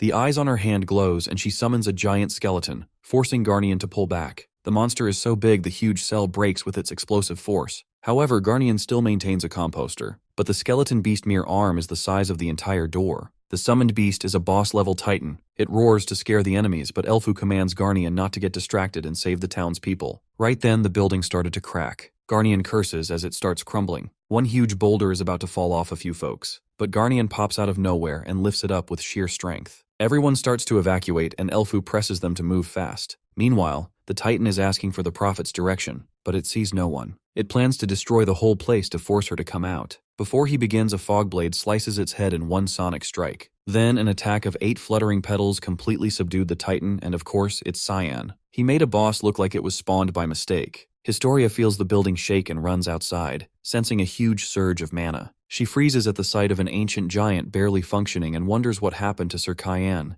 Meanwhile, our lad is fully convinced the Saintess will not summon that useless Titan again. Karam points out that summoning a beast in such a tight space is basically suicide. Our boy wonders if the Saintess is even alive, then realizes she is since he can still feel that nasty holy power. Karam questions what could push her this far, and our boy says she just wanted the Prophet that badly. Karam then adds that if she went this extreme, even risking her own life, someone must be pulling the strings. So our boy heads straight to the Saintess and asks if it is the same bastard they are thinking of. When she does not answer, he nudges her to get up and realizes she is still alive. She barely opens her eyes. Our hero leans in and tells her to speak and name the bastard who gave her that fake giant. Answer him and he will make her death less painful. She finally says her real name, Neria. Our hero just scoffs like who even asked for that. The Saintess goes on. 100 years ago, she was a prophet candidate chosen by the divine tree. She believed she wanted it more than anyone, but failed in the end. That failure broke her, so she left the frozen land and wandered. She got tricked and sold as a slave again and again, and kept running until she met a group of armored men, the Holy Knights of Rumendel. Around then, she started hearing divine prophecies, and became a saintess after a blessing appeared on her hand. Our boy calls it all fake, just a setup to sell some holy dream and stretch her life like a tool. He grabs her hair and says he only cares about the voice she hears. That shocks her. He tells her that voice is no oracle. She asks what it is supposed to be. Our hero switches his tone and tells Boris to quit hiding and show himself already. The Saintess almost gets chills. Suddenly, a man appears lounging on a throne. He says as expected, you never disappoint, Black Fog Tyan Verde. Then he casually drops that Boris is already dead, and he is far older. Our hero is confused. The ancient guy just snaps his fingers and says they will meet soon and he will be waiting. Suddenly, the glow in the Saintess' eyes fades as she screams in pain and then collapses to the ground. She dies just like that. But the real concern is the ancient being our boy knows nothing about. Our hero asks her if she knows anything. Right then, Hastia comes sprinting over and she latches onto our boy, thanking he is still alive. She admits she was honestly worried something could have gone wrong with him. Soon after, Elfu arrives too and says he now feels even more indebted and thanks again. Hastia says they both did well, adding that it is actually comforting that the two of them are elders of their kin. Garnian drops his usual comment, and this time our hero interrupts asking Hastia how Garnian is even able to understand her. She explains that Sir Garnian is her guardian, the warrior who is chosen to protect a prophet. Guardians are granted a blessing that allows them to communicate with the prophet even from a distance, known as the blessing of foresight. That same blessing also helps the guardian onto the path they are meant to take. Our guy thinks for a moment, then says he does not fully get it but still wants to become a guardian. She pauses and asks if Cyan means he wants to be her guardian. Garnian cuts in at once and shuts it down hard. Cheyenne fires back, asking who he is to decide when it should be the prophet's call. Garnian says this is not something a human decides on a whim. Our guy just stares at him. Garnian tells him to come along, done arguing. Even Elfu quietly says it is better to follow stubborn Garnian. As our guy follows him, they end up at a frozen lake tucked in the middle of the mountains. Garnian tells him this is where he trained, guided by the blessing of foresight. The test is simple: beat him. Our boy scoffs and calls it easy, saying no matter the rules, he is still winning. Garnian gets irritated and moves in instantly, attacking without hesitation. Just as he closes the distance, our boy shifts back. He leans his body just enough to slip past the strike. One hand touches the ice for balance, and in the same motion, he drives his leg straight into Garnian's gut. Garnian takes the hit and feels the pain, but still pulls back for a punch. Our boy quickly realizes this guy just absorbed that kick. In the very next moment, Garnian's punch crashes down and shatters the ice, but it hits nothing. Our boy is already gone. The frozen lake cracks. Garnian is left sweating, realizing Tyann dodged it clean. What he does not realize yet is that Tyann is already above him, ready to drop the next hit. Tyann deliberately throws a lighter punch at Garnian's face, though it still smashes the ground apart with explosive force. Garnian asks if Tyann pulled that punch on purpose, figuring a direct hit would have straight up killed him. Looking at the massive crater in the lake, he admits Tyann has clearly gone past the limits of a normal human. Then he half-seriously wonders if Tyann is planning to go around killing gods next. But our boy brushes that aside and simply asks if that settles it, if he is now the better pick for the guardian role. Not long after, the prophet officially declares him her guardian. She sits on her divine tree and starts casting the spell, but nothing happens, and our boy gets annoyed that he cannot hear a thing. Hastia turns to him and asks if he can hear her now. Tyann says yes, and she confirms that from this moment on, he is her official guardian. But instead of reacting properly, our boy casually asks about tomorrow's weather. That completely throws her off and she just stares, confused. He repeats the question and she admits she has no idea about the weather. Our guy instantly concludes that foresight might not be all that impressive after all. Hastia tries to recover, saying she can at least predict snowstorms and heavy rain. But our boy is clearly not convinced and starts thinking becoming a guardian might not help him much. Right then, Hastia says to follow the goddess of water, claiming his path will reveal itself there. She just got this prophecy from the divine tree, but our boy already turns away and tells her not to just say whatever pops into her head. She nearly breaks down, begging him to believe her. Then she adds that the tree mentioned someone from his family waiting there after many years. That finally makes him pause. This time our boy actually believes it, because that can only mean one person, his sister, Lady Alice. Then our boy calls out, asking about his sister Alice. He wants to know where she is. Elfu explains that after she left for the temple of Lady Aquentus, there has been no contact at all. Our guy double-checks if Aquantis is the goddess of water. Elfu nods and says the goddess lives somewhere in Fruina, guiding water spirits. But her identity is hidden behind a veil, so no one actually knows where her temple is. Our hero then turns to his so-called prophet and asks if she knows anything. As expected, she just stands there blank again. Tyann straight up calls her useless, and that immediately pushes her into tears. Karam says she knows the location. When he asks for details, she just tells him to follow her. Our boy narrows his eyes, already wondering what she is up to. Still, he says his farewells to the elves and leaves with her while Hastia can only watch him go. As they walk, he glances back and sees the elf town slowly vanish under camouflage magic. Karam says they've reached the spot, and our guy feels the temple is oddly similar to where Karam was sealed. Anyway, he placed his hand and the stones started to shake. They start to join in until a fancy door gets into shape right in the middle of nowhere. Right then, Hastia comes, yelling for our boy to stay. She tells him they need to stick together, and she needs something to confirm. Karam appears in her human form and goes straight to scare this lil prophet. Hastia started weeping and shaking in horror, wondering if this scary lady is the true form of a demon blade. Karam makes even menacing faces to scare her away. Meanwhile, our boy just reaches the door, leaving them behind. They immediately beg him to wait and run behind him. Inside the maze, the paths twist endlessly until Hastia says to follow the water to find the way. Tyann doubts her, so she insists she is a prophet, which only reminds him she cannot even predict the weather. While they argue, Karam just stands there like a glitched NPC since she cannot hear Hastia at all. They reach the waterfall and it is way bigger than expected. The entrance sits on the other side, but there is still no path across. Then our boy suddenly warns them about incoming danger. Hastia tenses up while Karam cracks her knuckles ready to throw hands. In the swirling water, a red-eyed monster glides below. It rises and towers over them, clearly trying to flex its ridiculous size. Our boy asks what this thing is, and Hastia says it is the ruins guardian of the relic serpent. Meanwhile, Karam is already stretching like she has been waiting all day to fight. She summons her sword and says this will not take long.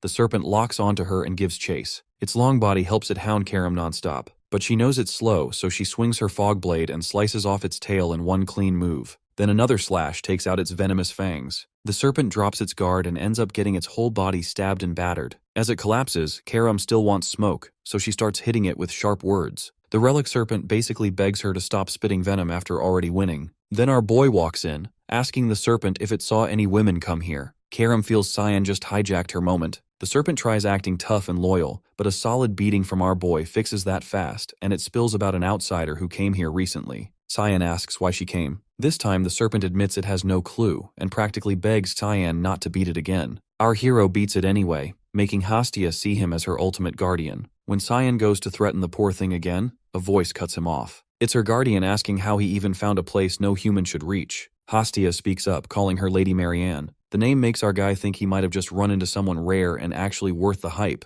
Marianne steps forward and says it's her first time meeting Cyan, but wonders why he feels familiar. All our boy knows is she's the elemental dragon of Fruina, ruler of spirits and the strongest of the ancient dragons. My guy knows she's wrong since they already met in his past life when he entered Fruina searching for Karam. She kicked Cyan out back then. He still remembers her exact words and honestly didn't expect to see her again. While Marianne and Hastia greet each other, Karam starts shaking. Our hero wonders what just happened, but she steadies herself and points at Marianne, telling our boy the reason she brought him here is to kill her. The blade is trembling with rage, so Marianne asks Karam if she hasn't grown at all, and if she's really doomed to repeat the same mistake. Cyan wonders how these two even know each other, and maybe Karam should explain before swinging at anyone. Marianne doesn't wait and moves in to educate Karam. With a lazy flick of 2 fingers, she drops mountain-like pressure on our hero's arm. She praises his endurance, but my guy shuts her up instantly. He couldn't care less about her. He's busy humbling Karam. Marianne is caught off guard since our boy isn't fazed by her divine energy at all.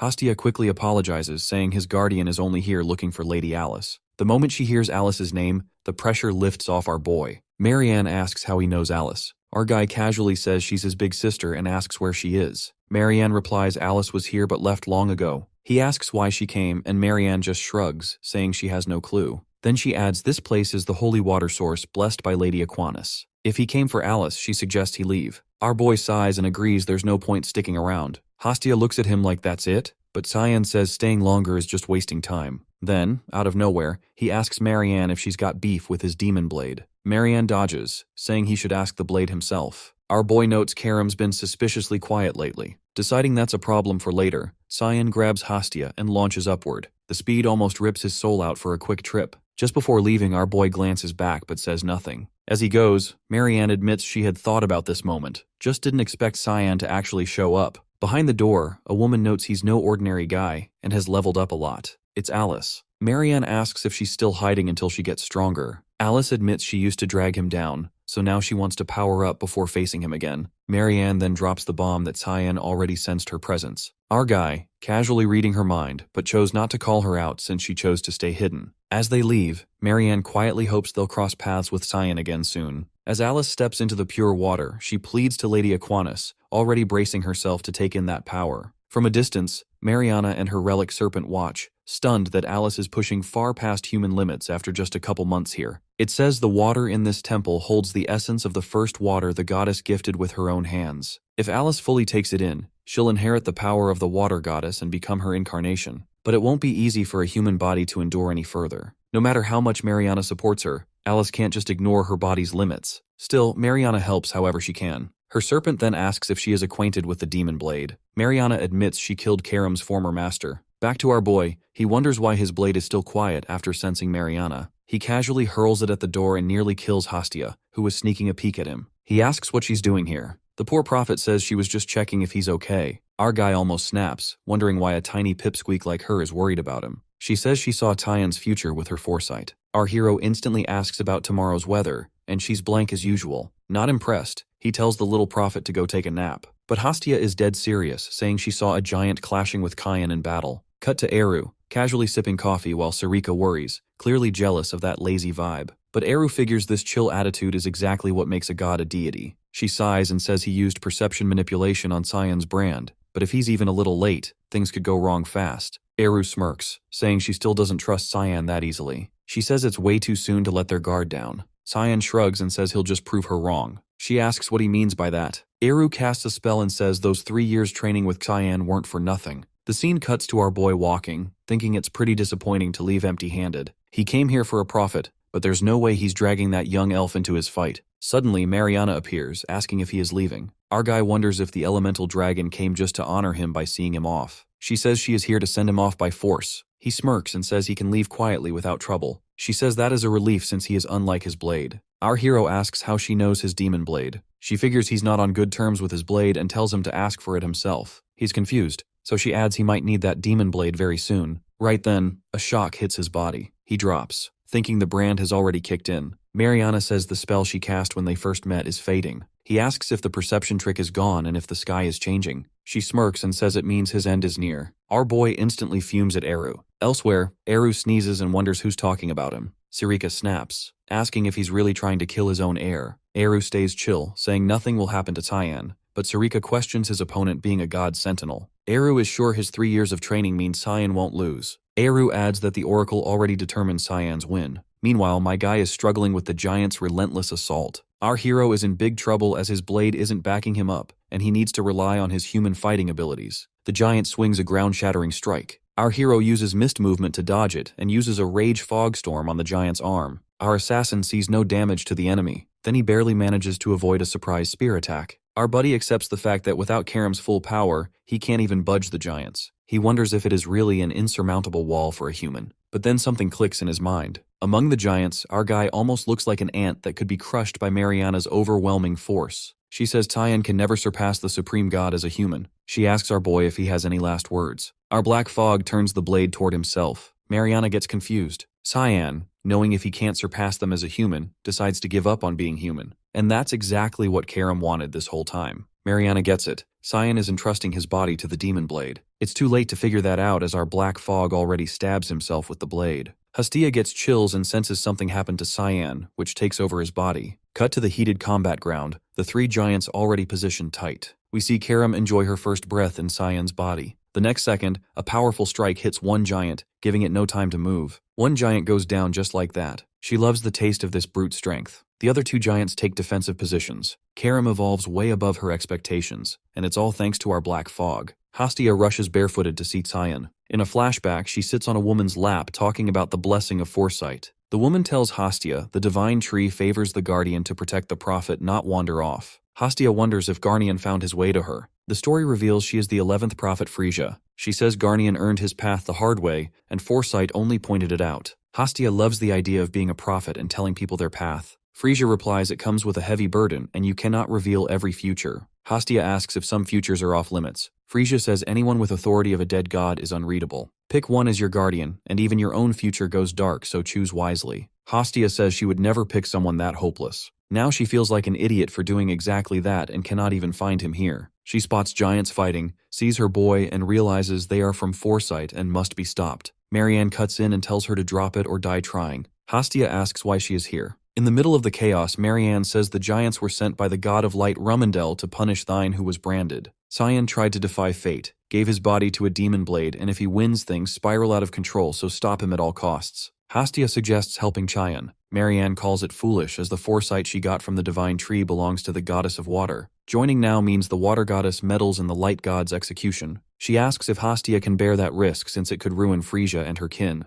Hastia lets go of Marianne's hand and Marianne says she made the right call, leaving it to fate. Back in combat, Karam unleashes a fury of strikes. Second giant drops and one is left. Karam knows the drill. She taps the authority of the god of black fog with arch adamant and hurls an energy spear. It rips through the last Nephilim and wipes it out. Karam flexes, then remembers some unfinished business and shoots Marianne a look. Hastia calls it foolish and blocks the Karam attack with a water barrier. Marianne tells her to stay out of it. Hastia tone flips and she hushes Marianne, saying she needs a word with the demon blade alone. Marianne hears Lady Aquinas in her voice. Karam strains against the goddess of water until she tells her enough. Karam shifts into Karam her real body as she realizes it is Aquinas. The water goddess says thrashing around will not fix the past. Karam tells her to stay out of it. She has every reason to want revenge. Aquinas tries to cool her down, saying her current master would never die that easily. She presses her forehead against Karam and says she will tell her about the path. After some time, Cyan opens his eyes and sees cute little Hastia. Before he asks, she tells him he felt unconscious fighting the giants, and Marianne moved him here. Our boy lies unconscious for almost half a day. All he remembers is handing over his body to Karam and nothing else. Now when he sees his blade, there is no response from it again, which starts to annoy him.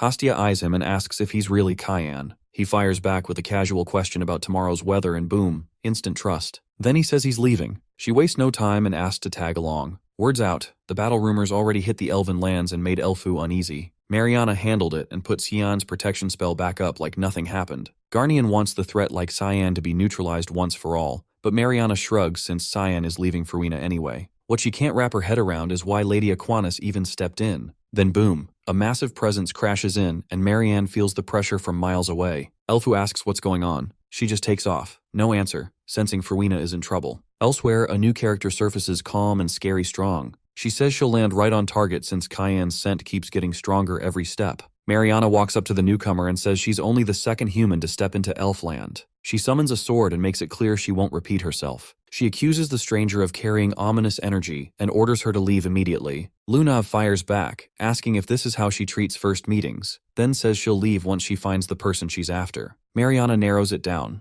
asking if she means a certain human. Lunav asks if he had a smell. Mariana is lost. So Lunav leans in and asks if he smelled like a huge pool of blood in a dark, damp basement. Mariana is even more confused. Lunav adds it's an oddly tempting scent. That settles it for Mariana. This one is trouble. She points her weapon and says she's too late since she felt that child leave just now. She warns the guards to stay sharp and not let that profane half-demon Rem slip in. Lunav clearly has a point, and her guardian suggests listening to Mariana. Its name is Rem. Rem admits Mariana is not someone she can handle alone. She's an elemental dragon, a rare ancient favorite of the world. As Mariana flies off, Rem mutters that it's surprising she's still alive. Lunav shrugs and says you never know. She then asks if Rem knows so much because he's lived that long. Rem says that's only half true since experience stacks over time. Lunav wonders if a human like her could ever reach that level. Rem says it's not impossible, maybe through necromancy. Lunav looks like she might actually consider that option. Cut to our hero returning home while Sarika is busy grabbing Eru. She's shocked Cyan slipped past the Nephilims. Eru starts to praise the clean escape, but Cyan nails him with a snowball right to the face. With a dead serious look, Cyan cracks a joke and Eru realizes the young boy got better at jokes. Our boy asks Eru why he dropped the perception trick. Eru casually says he just wanted to see how much his air improved. Cyan, annoyed, says that's not a good excuse to toss him into a death trap. Eru then asks why he and his blade seem so out of sync, but Cyan is clearly not in the mood. Later, after hearing the story, Eru notes the fight must have been pretty wild. Both Cyan and Sarika silently agree that's on him. Cyan adds Karam has been quiet since then, and wonders if she's asleep. Eru says she likely shut herself off completely and won't wake soon. Plus, she's holding some strange energy. He can't say when she'll return, but Cyan can still use the demon blade, so no issue. Cyan shrugs it off but admits it still bothers him. Sarika then spots a kid behind him and asks what he dragged in. Cyan bluntly says it's an elf and asks her to take care of her. She snaps, asking if she looks like a daycare. The small Hastia tugs her clothes and politely introduces herself. Sarika shuts her down instantly, telling her not to interrupt elders. Hastia panics and apologizes fast. Still irritated, Sarika demands why he brought a prophet kid who should be meditating in the mountains. Cyan says she can see the future, so she might help. Eru suddenly dotes on Hastia, calling her cute and saying she's welcome anytime. Sarika explodes, telling him not to invite more trouble when he already does nothing. She rants that she's buried under the mess he left and losing patience daily, so no more burdens. Cyan quickly agrees, already thinking this won't end well, while Eru happily plays with Hastia anyway. Cut to a stoic statue. Boris reflects that people are painfully simple, loyal to those who hurt them, and he finds it outright disgusting. A woman approaches, annoyed by the meeting spot. He calmly says she has done well to come this far. She reminds him she is a ruling princess and warns him not to waste her time. Boris says he came to honor the dead. She asks who. He drops it plain. Cyanvert kills the saintess. The blonde recalls the center sent people to Fruina to check ruins. Boris shrugs, says this is only the start. Cyan's blade will turn on the empire that cursed him. Then he asks her where it all ends, since she holds the empire now. She cuts to the point. What do you want and where is he? Boris says he does not know where Cyan is, but he wants full support for a ruin expedition with top Imperial Knights. He believes something big waits there. She agrees easily and guesses the place is the Romar ruins. Boris is surprised. She says someone else is heading there too and asks if he wants to join them. Cut to Princess Erin saying she is ready to leave for the Romar ruins. An old man warns her the plateau will be harsh. She says she has made up her mind. Something there is tied to her past. He hands her a book on the plateau and worries out loud. She thanks him and tells him he has done enough. He still insists on sending someone with her. Later, Reshmus greets Erin and mentions the books. A voice cuts in, saying if Reshmus is coming, this trip might actually be fun. It's Sarika, excited to travel with her own students. Yet she sighs inside, wondering if this is just a daycare. Transition to Hastia. She has been with our boy for 2 days and still hasn't received a single oracle. She breaks down and regrets choosing someone so hopeless to be her guardian. She even starts doubting her own foresight, wondering if she is even fit to be a prophet. As she lies there in despair, she hears someone nearby angrily asking why his fortune turned out unrequited. An ugly woman snaps back that fate cannot be changed, and if he keeps annoying her, she will have him thrown in jail. The guy ends up weeping while the woman bluntly tells him to go earn more money. Hastia watches him leave and then quietly steps into the tent. The woman asks who she is. Hastia introduces herself and asks if she is a prophet too. The woman confirms it and quickly guesses that Hastia is dealing with some kind of problem. She casually shuffles her cards and says she can read everything through them. As she lays the cards out, she asks Hastia to pick one. Thinking the granny is kind of cool, Hastia eagerly grabs a card. The granny reveals that Hastia feels stuck because she wants to help someone but has already hit her limit. Hastia nods in agreement. Then the granny flips another card and says this must be the source of her trouble. As Hastia looks at it, the granny calls it the hermit. She explains that the person Hastia wants to help is probably extremely hard-headed. Hastia could not agree more as she quietly thinks about tomorrow's weather. She suddenly grabs the old lady's hand and passionately asks her to teach her this prophetic technique. The woman is clearly caught off guard by the request. Cut to Aaron. Reshmus asks if she is really okay with Sarika joining the journey. Aaron replies that Sarika is close to Kayan, so she should be useful. She also suspects the Chancellor placed Sarika there to keep an eye on things. Reshmus then brings up another issue. Aaron asks what she means. Reshmus explains there has been someone tailing them for the past few days and asks if she should deal with it. Aaron raises her voice and tells the person to come out before her guard forces them to. The man hiding behind a tree freezes. As Reshmus reaches for her sword, he quickly steps out and says he will cooperate, so please lower the blade. Aaron recognizes him as Sir Gale. Gale admits Aaron is sharp and tries to explain he holds no personal grudge and only wants forgiveness. Aaron hears nothing but excuses and bluntly states that she knows he works for Princess Violette. Gale already expected her to see through him, so he shrugs it off as a misunderstanding. In the next moment, Reshmus is right in front of him, sword raised with a clear warning. Gale instantly draws his blade and their swords clash, sending sparks flying. His expression hardens as he tells Reshmus to stay out of their conversation. Aaron shuts him down, saying she has no interest in talking to someone this rude and suspicious. Instead, she challenges him to avoid bloodshed by revealing what he reports to Princess Violette. Gale responds that he now serves in the Imperial Knights, but was once an elite knight of the Knights of Light. There is no way someone freshly graduated like Reshmus could defeat him. Reshmus shifts her footing and attacks again, this time landing a solid hit to his gut. Gale staggers back and decides to withdraw, sticking to his orders to avoid further conflict. Before leaving, he tells Aaron to tend to Reshmus's wound. Only then does Reshmus realize she has been cut. Aaron rushes to her side as Gale adds that the injury is not fatal and should heal quickly with proper magic. Aaron's expression turns cold with anger as she says she will not forget this. Gale casually replies that he is simply following orders from the Imperial family with no personal intent. He adds a final warning that many others will be watching her since she was once the fiancée of the killer Cianverte. That pushes Aaron over the edge. As Gale walks off, Reshmus apologizes, but Aaron tells her this was never a fight she could have handled alone. It is then revealed that Gale had risen to the level of swordmaster within the Knights of Light. Only a handful in the Empire could stand against him. A little later, once he is far enough, Gale suddenly collapses, trembling from the pain of Reshmus's strike. She had nearly caught him off guard and he barely managed to defend. She was even about to release her sword aura. He never imagined someone as skilled as Reshmus would be serving Princess Aaron. As he struggles back to his feet to report this, our assassin silently appears right behind him. He turns, sensing something behind him, but it is already too late. Our assassin has moved first and struck, leaving him wounded. Gale does not know if his opponent is an Imperial assassin, but he feels far beyond his level, and every instinct in him screams the man's movement and timing are deadly precise. Gale reacts fast and activates Predator of the Abyss, lunging forward in a desperate counter, but our boy meets him head-on with Fogblade Flash. The clash is instant and decisive. Gale's skill is completely erased, and in the next moment he sees his own arm, cleanly sliced off. While Gale cries in pain, our hero asks him why a loyal vassal of Duke Vert is working for Violette. Gale asks how Cyan knows him, but that's not what our boy. He removes his mask and demands an answer. Gale is shocked to see him, and our hero coldly says his reply will decide if he dies in pain or not. We come back in time where our guy fights the top knights of Garam. They were furious since he killed their Count Pyron, but pulling off one Fogblade Stormwrap takes care of them. Still, our guy is getting annoyed by their increasing numbers and the fact he's got no reinforcement. Suddenly, a phantom beast leaps onto an opponent. It's actually Gale who showed up with reinforcement to back our guy up. The enemy realizes they get surrounded. Gale orders his men to kill without mercy. Back then, Gale was one of the rare knights who could wield the blade, a straight-up prodigy in both swordplay and summoning magic. He was also among the few disciples Yulkin personally trained from a young age. So seeing someone like him serving Princess Violette, Our hero can't help but ask why he bailed. Gale feels oddly honored that the youngest master of House Verta actually acknowledged him. Then Gale drops it. His so-called betrayal was just orders from Duke Verte, our hero's own father. Cut to the Garam Council's main hall. Old Garam asks how long he was out of it. Lunav says over 3 years. He chuckles, clearly proud his granddaughter handled everything without him. Lunav takes over the council and suggests Grandpa should rest more. He asks if she came all the way from Fruina when there's a council assembly today. She says she had her guard knight, Ramella, stand in as her proxy, and she's already dismissed all the chief scholars Garam knew, so it's not really Garam's council anymore. Garam is oddly proud of her and starts laughing. She asks why he messed with Cyan.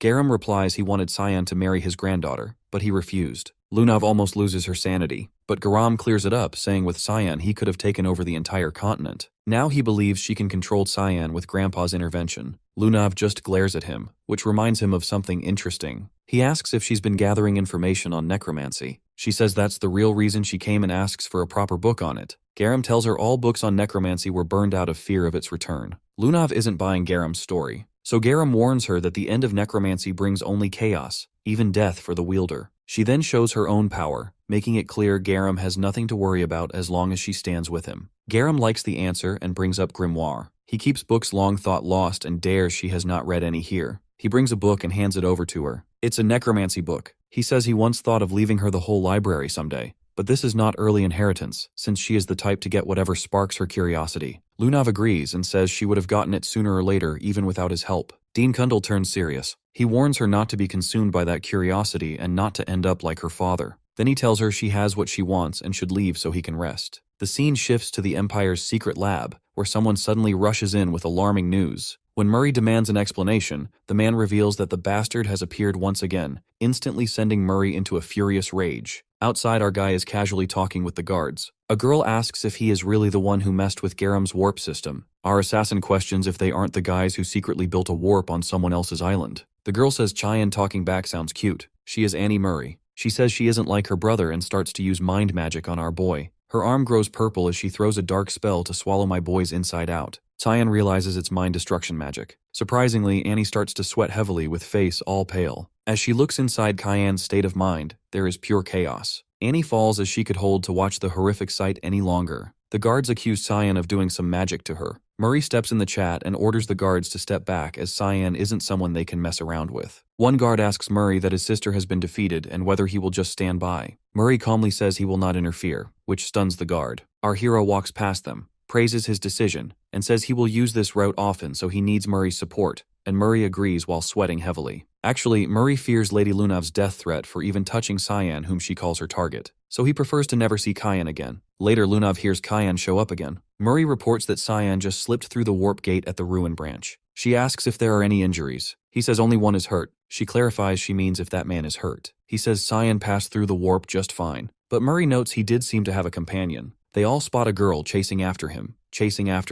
Lunav immediately asks where he warped to. Murray says it was the Romar Plateau. As our boy arrives, he remembers Gale telling him Princess Erin had headed to the Romar Plateau. His mission was to keep an eye on Erin and report everything directly to Duke Verte. Our hero had asked what Gale's real goal was. Gale had said he wanted to uncover the truth behind everything happening. The Duke believed the Emperor's worsening condition was somehow connected to Princess Violette. He also believed Princess Erin was in serious danger, especially now that Violette was tightening her hold over the Empire. Cheyenne had asked why Gale cared so much. Gale had replied that it all came down to a promise. When our boy pushed him for an answer, Gale explained that Duke Verte had rejected every request from the imperial family to deploy the Knights of Light. He always claimed they had once been abused as personal soldiers. Cyan had wondered if that could get the Duke branded a traitor. He could not understand why someone so obsessed with protecting his family would take such a risk. Gale answered that it was because of the Duke's loyalty to the Emperor. The responsibility he carried for his children mattered more than anything else. Cyan had pointed out that it still sounded like a theory. Gale replied that he had fought beside the Duke for over 10 years and understood him better than Cyan. Our hero then cut him off and asked the real question, why Princess Erin was heading to the Romar Plateau. Gale had no clue either, but he mentioned that Romar was rumored to hold ruins containing methods capable of killing a god. Cyan had grown uneasy and wondered why Erin would ever need something like that. Gale was not sure either, but he thought she might have been trying to find Cyan. After all, he had been her fiancé, and maybe she truly loved him. Gale said Erin had been secretly obsessed with gathering information on Cyan. While watching him, she had learned a few things too. Cyan had asked what she discovered. Gale replied that she found out Cyan was not a demon. The real ones pulling strings were Eshelvert and Prince Ruinel. My guy had brushed Gale's findings off as useless, but Gale reminded him about the accusations placed on him and still offered to help despite his terrible condition. Our boy had felt guilty, so he asked Gale if he would ever be able to use a sword again. Gale casually laughed and said he still had his left arm. Now back in the present, our boy feels bad for what he did to Gale, but then he suddenly stops and calls Hastia out for hiding nearby. She asks how Cyan noticed her, and he replies that her sneaking skills are trash. Hastia gets annoyed and asks that if he already knew she was there, why did he not invite her along earlier? Our hero shrugs and says it does not matter since she is going to follow him anyway. He even mocks her for being useless even with her oracle, which instantly pisses Hastia off. She claims she can predict anything, and instantly lays out her cards. Then she tells him to pick one so she can answer whatever Cyan wants to know. Cyan honestly does not expect her to know witchcraft. He wonders if that idiot god actually taught Hastia something useful for once. Still, he decides to play along. He picks the knight card and casually asks where they should head next.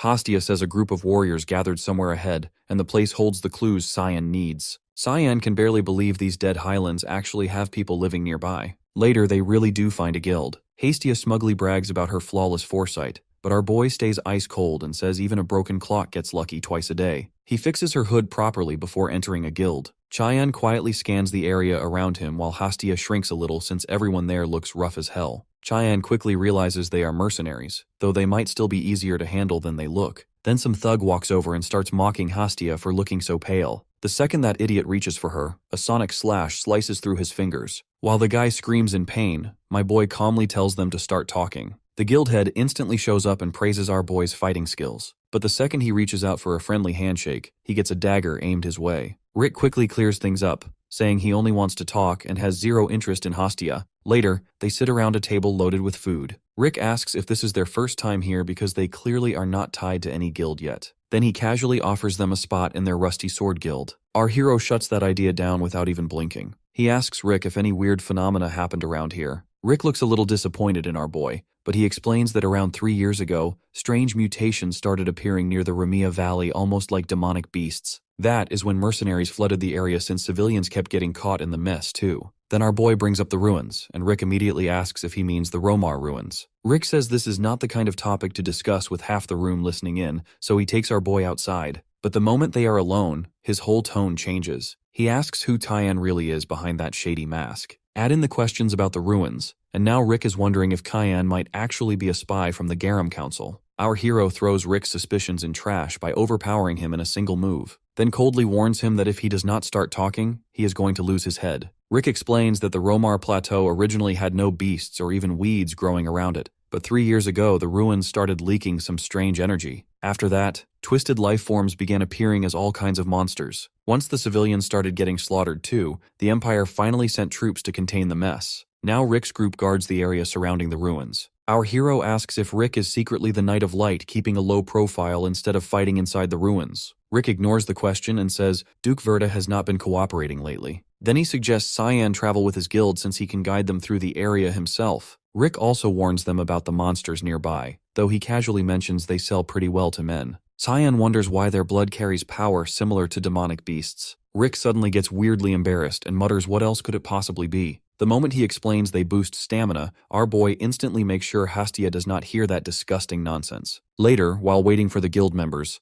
Hastia asks if Cyan really trusts those mercenaries. Cyan flat out says no. He only agreed because they looked easy to manipulate. Then Rick returns with the Rusty Sword Guild and introduces everyone. First is Marina, a poison assassin. The giant carrying an axe is Malbec, and the bored-looking flame mage is Alts. The whole group keeps staring at Hastia in a way that feels incredibly shady. Rick once again assures them his guild members are way more reliable than they seem. Our boy dryly reminds him that Rick himself is still coming along with them. Rick then leads everyone through a broken pathway and says it is a shortcut leading straight to the ruins. Our boy immediately catches the nasty smell of blood and becomes certain there are rotting corpses nearby. Little Hastia starts feeling sick too, so our boy quietly tells her to listen carefully. Hastia notices Cyan is using mind-link magic to speak directly to her. He warns her that the moment he gives the signal, she needs to shut her eyes and ears immediately. When she tries responding, he repeats himself in a dead serious tone and warns her that otherwise she is going to puke her guts out. As they continue deeper inside, Rick mentions they have gone so far underground that even sunlight cannot reach this place anymore. Meanwhile, Our boy notices the blood stench growing stronger with every step they take. Then Rick suddenly says they have arrived. They stand before a disgusting pit overflowing with corpses, and our boy asks if this was Rick's plan all along to dump them into a graveyard full of bodies. Rick drops the act and grins, saying Cayenne will die while the virgin elf stays useful to the guild. Malbec suddenly jumps from behind, trying to end it in one swing, saying it is already too late for him to react. He brings his axe crashing down on Cyan's head, but weirdly, our boy doesn't even flinch and calmly says he knew everything from the start. The axe slams into the ground instead, and in that instant Cyan's body melts into black fog. Malbec instantly realizes he picked the wrong target and starts to feel real dread. At that moment, Hastia drops down and shuts her eyes and ears tight. Our hero activates the authority of the god of black fog. In a single move, he slices through Malbec and a nearby guard, then vanishes again inside mist-like shadows. Rick shouts to capture the elf. Marina grabs Hastia fast, but she tells her to run, which only confuses her. What she sees next is a raging fog storm tearing through everything in its path. Hastia remains untouched while Marina drops dead. Rick orders his mage to buff him and prepares to strike, but the mage cannot even track what is attacking them. Then Cyan's blade cleanly slashes Rick's cheek. The mage's staff falls, and when Rick turns, Altz is already coughing blood after being struck down by Cyan.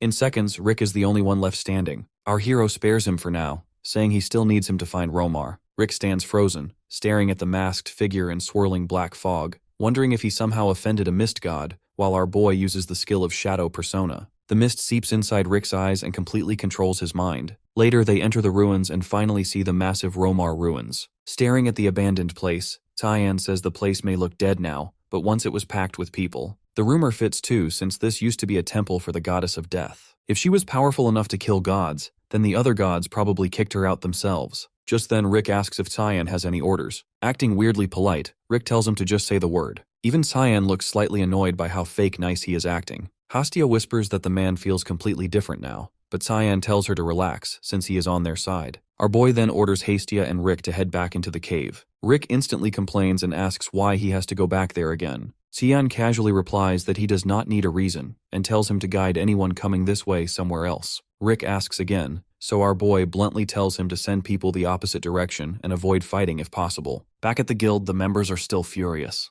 The bald guy is especially losing it after Cyan chopped off his hand. He swears he will get revenge personally. Then someone mentions that Cyan apparently left this morning with the Rusty Sword Guild. Another guy jokes that those dudes are basically slave drivers. The bald guy says revenge will feel pointless unless he handles the masked guy himself. Then he suddenly remembers Hastia and mutters that she looked like a white elf. Everyone knows how insanely valuable she is. Even the dagger Cyan carried looked suspiciously rare. Now the bald guy is regretting being careless because all of that could have been his. Then someone from behind asks him to explain more about the raven-haired man. The bald guy scoffs, wondering who is crazy enough to order him around. But the moment he turns, he freezes after seeing a line of Imperial soldiers and a Commander Boris standing behind him. He asks if they are from the Empire. Boris calmly says to tell him more about the dagger user. The bald guy snaps back, asking who the hell he thinks he is. Without even blinking, Boris tosses down a pile of gold coins and says that should be enough to hire everyone there. The bald guy gets humbled instantly and reveals everything he knows. Cheyenne headed toward the Romar Plateau ruins with some kids. Boris immediately realizes the kid must be the white elf prophet. He then offers the bald guy double the pay if he guides them to the ruins. The bald guy jumps up so fast that his chair crashes behind him. The soldiers nearly pull their swords, but their leader stops them. By now the bald guy is completely drunk on greed and rage. Grinding his teeth, he asks what exactly they need him to do. Cuts to Romar Plateau, Warp Gate. Aaron says using the Warp Gate surely saves time, while Reshmus shivers and complains that freezing weather is impossible to get used to.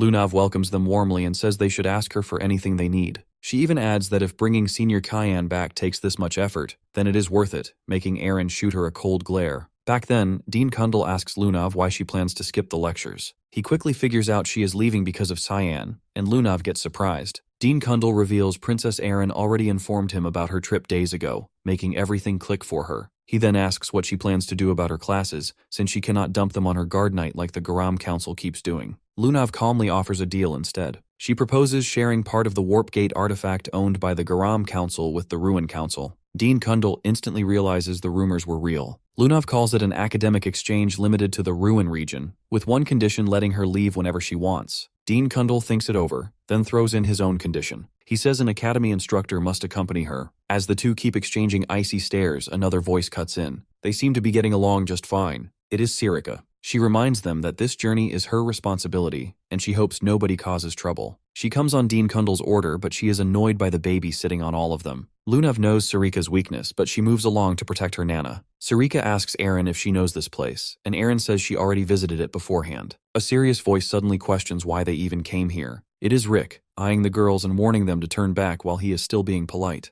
Otherwise, he says he will not hold back just because they are women from rich families. The three instantly prepare to fight, but Sarika moves first and rushes Rick the moment he lowers his guard. She nearly twists his neck on the spot, making Rick surrender faster than expected. He even offers to guide them, leaving the girls completely confused. Sarika narrows her eyes and asks what kind of trick he is pulling now. Rick quickly claims this place is a nightmare anyway, so guiding them sounds safer than dying alone. Sarika senses zero killing intent from him, which only makes him look more suspicious. Still, she warns him that one stupid move will get his skull smashed in. Rick introduces himself properly, and Princess Aaron asks what exactly makes this place dangerous enough to need a guide. Rick explains that taking the wrong path here is basically suicide since the area is crawling with horrifying monsters. Cut to a monstrous vulture chasing our boy while he piggybacks Hastia. Chayan mocks the ugly beasts while Hastia panics and tells him to stop fooling around. Our boy realizes that the second he stepped into the ruins, both demonic and normal beasts rushed him together. Then a giant deer suddenly bursts out of nowhere. Cyan instantly leaps up and smashes it using his fog shadow. Next, he slices through the vultures with his fog blade before hopping onto the back of another monstrous vulture. Meanwhile below, a giant serpent and countless monsters completely seal the entrance. But my boy stays fearless. He kills the vulture beneath him and dives straight into the starving horde below. While Hastia barely hangs onto our boy and cries her eyes out, our hero blasts the door open so hard that every monster behind it gets wrecked together instantly. He yanks his dagger out of a vulture's skull and asks Hastia if she is fine. She is already unconscious, making our boy grumble that she is completely useless anyway. Then he walks toward the creatures to figure out what they really are, because they do not even resemble mutants. They carry absolutely no mana, so our boy casually tastes some blood and realizes they are just normal animals. Hastia wakes up looking disgusted at him and calls him a total brute for licking blood like that. Our boy fires back that he needs answers about these creatures, and if her precious foresight works so well, then she should try using it herself. Hastia pulls out a card and predicts that it says the creatures are not important at all. When our boy asks what that even means, she says they need to revisit the path they came from earlier. Then she points toward a strange structure hidden inside the ruins. Our boy senses faint mana coming from it, though he still doubts it is the correct route. Even so, he releases his dark energy, causing the gate to tremble violently before rising upward. Turns out the Cyan was right about it being a hidden corridor after all, and now a brand new hallway opens before them, overflowing with dense mana everywhere. Hastia proudly shows off her fancy new skill like she actually did something incredible. What she still does not realize is that the fortune teller secretly holds nasty intentions toward her. Yet clueless little Hastia remains completely unaware of it anyway. Cut to the girls wandering across the same plateau, already doubting if they are even heading the right way anymore. Lunav asks Rick why they have been walking the same route forever. Rick calmly replies that no trouble has appeared yet, so obviously they are still on the correct path. Lunav tries to pressure him a little, making Rick wonder if they are starting to suspect him. Remembering Tyan's orders, he decides to quit looping around since he has already stalled enough time. Then he points ahead and says they finally reached the spot. Right before them stands the ruined entrance filled with beast corpses everywhere. Aaron wonders if somebody has already entered before them. Reshmus guesses it was the Imperial Army, but Aaron quickly points out they still have not arrived yet. Lunav casually says it was Senior Cyan. Aaron looks shocked and asks how she can even know that. Lunav explains that she can literally smell Cyan around here. Then she urges everyone to hurry because they are already close to finding him. Rick gets quietly moved by Lunav's absurd tracking ability. Just then, Sarika notices another route nearby. Rick explains that it is the main entrance and says they purposely took a shortcut because entering through there would have meant dealing with the Imperial Army first. Sarika suddenly announces she will handle that route herself. When the others ask why, she simply tells them to move ahead before dashing into the main entrance path alone, clearly planning to stall the army herself. The girls stand there surprised for a second, but eventually continue deeper into the ruins anyway. Rick points at the collapsed gate ahead and says, "Getting through will not be easy." A second later, a star-like explosion blasts the blockage apart and clears the entire path instantly. Rick stares in disbelief, realizing Aaron is far more dangerous than rumors claimed. He never expected the fifth princess to possess such ridiculous power. Meanwhile, Lunav notices more monster corpses scattered nearby and points them out casually. Aaron asks where these creatures even came from. Lunav replies that the ruins probably hold the answer. Meanwhile, Rick stays suspiciously far away while urging everyone to hurry over. Lunav immediately senses something off. She walks toward a sealed wall and says Cyan's scent suddenly ends there, meaning another hidden route exists behind it. Rick nearly panics at how accurate her guess is, but quickly insists that it is definitely not the correct path. Before things can get worse for him, a monster suddenly jumps Rick from behind, but Reshmus reacts instantly and smashes away the beast before it can touch Rick. She keeps going without hesitation, activating a bound sec technique and rushing at the monster at insane speed. Using Drain Self, she cuts straight through it like paper. Then she asks Rick if he is alright. Rick can barely process how casually the beast got erased in seconds. Aaron warns everyone not to relax because more beasts are already surrounding them. Instantly, the group prepares for battle. Outside the main entrance, Commander Boris's soldiers finish preparing to move. Then Boris arrives alongside several mercenaries and announces they will assist the expedition. He asks if anything happened while he was gone. One soldier explains that the advance squad already entered the ruins earlier. Boris instantly grabs the soldier by the throat and furiously reminds him that nobody was supposed to move until his arrival. The terrified soldier apologizes, but Boris calls him a pathetic worm and demands to know who led the squad. The soldier reveals Sir Niels entered with 10 men. Boris throws him aside and orders everyone to move immediately. Even the mercenaries finally realize Boris is way more terrifying than he first appeared. At the same time, Boris feels a strange sense of déjà vu creeping over him. Something inside the ruins feels horribly familiar, and that disgusting energy leaking out makes him uneasy. Cut back inside the ruins. A soldier desperately runs through the corridor before a slash from behind instantly wounds him. The attacker is none other than Sarika. Niels begs for mercy. She coldly stares down at him with completely merciless eyes. Meanwhile, on our hero's side, Hastia drops to the ground because her legs are trembling from pain.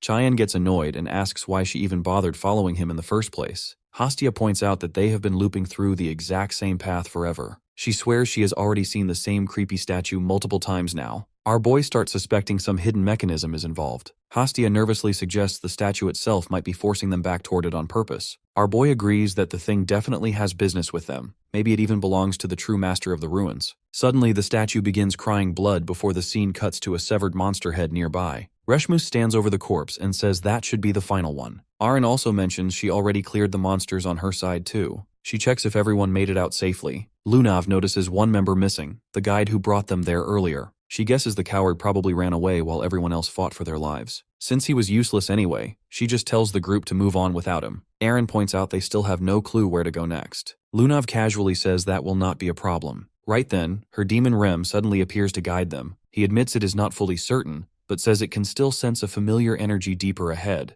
Aaron and Reshmus stare in shock because the thing casually talks back to them. Aaron asks how it even knows her. Rem reminds them they already met before, and that it was the one who saved Aaron while she was unconscious. He smugly tells them not to forget that little detail either. Lunav proudly introduces the creature as a demon named Rem, and both Aaron and Reshmus immediately think the tiny thing looks weirdly adorable. Rem jumps off her head and complains that nobody has time to fool around. Then he unleashes Void Flare. Its body twists into a monstrous form before blasting a wall apart with crimson energy in one devastating hit. Reshmus asks why it randomly attacked the wall, but Lunav realizes the creature simply created a shortcut. Rem transforms into a wolf-like form and tells everyone to follow the safe route straight ahead. The scene cuts back to our boy as the entire area suddenly starts trembling violently. Hastia instantly clings onto him, panicking that an earthquake just started. Our boy calmly says Aaron's party probably entered the temple already. Then Hastia notices strange writing carved beneath the statue. Our boy realizes they are ancient texts written in a forgotten language. Hastia somehow reads the inscription aloud, praising the goddess who rules darkness and death itself, Kali. The moment she finishes reading, dark energy starts leaking from the statue.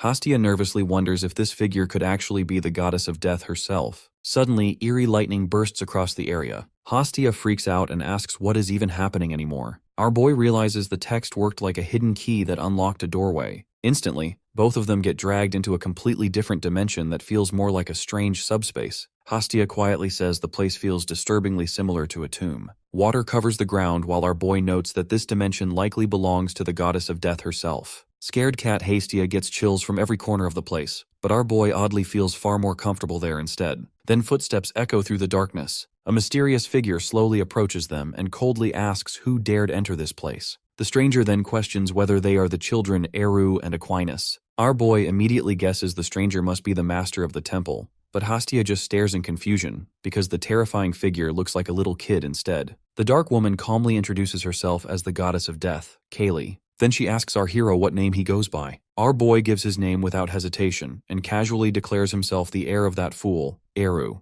Callie welcomes our boy and asks what dragged him all the way into her domain. Our hero realizes his idiot god is notorious even among gods, and bluntly asks how to kill a god. Kali finds the question amusing and calls Tian interesting. Before answering, she thanks Hastia for guiding Tian to her. Then she slowly steps closer and says she needs to confirm something beforehand. She warns our guy to keep quiet while Hastia almost melts down from the heat. The goddess suddenly leans in and starts sniffing him. Even our hero looks disturbed and asks what exactly she thinks she is doing. Kali quietly calls him a poor little thing before revealing he was rejected by Rumendel too. According to her, that perfectly explains why he wants to murder a god so badly. She explains that the current age belongs to light, while darkness remains hidden beneath it. Killing the god of light would not simply remove one deity, it could destroy the entire era itself. Our boy immediately asks if she is basically saying the god cannot be killed. Kali replies that he is only half right. Gods do not always vanish through death alone. Both Kyan and Hastia look completely lost, so Kali explains further. Through her authority of oblivion, she can erase a god from everyone's memories entirely. Once nobody remembers or calls upon that god anymore, the deity loses power and fades away, just like her own forgotten existence buried in darkness now. Our boy points out that divine authority can only be gained by serving a god, but he already carries the authority of that foolish god he follows now. Kali smirks and says that simply means he only needs her acceptance next.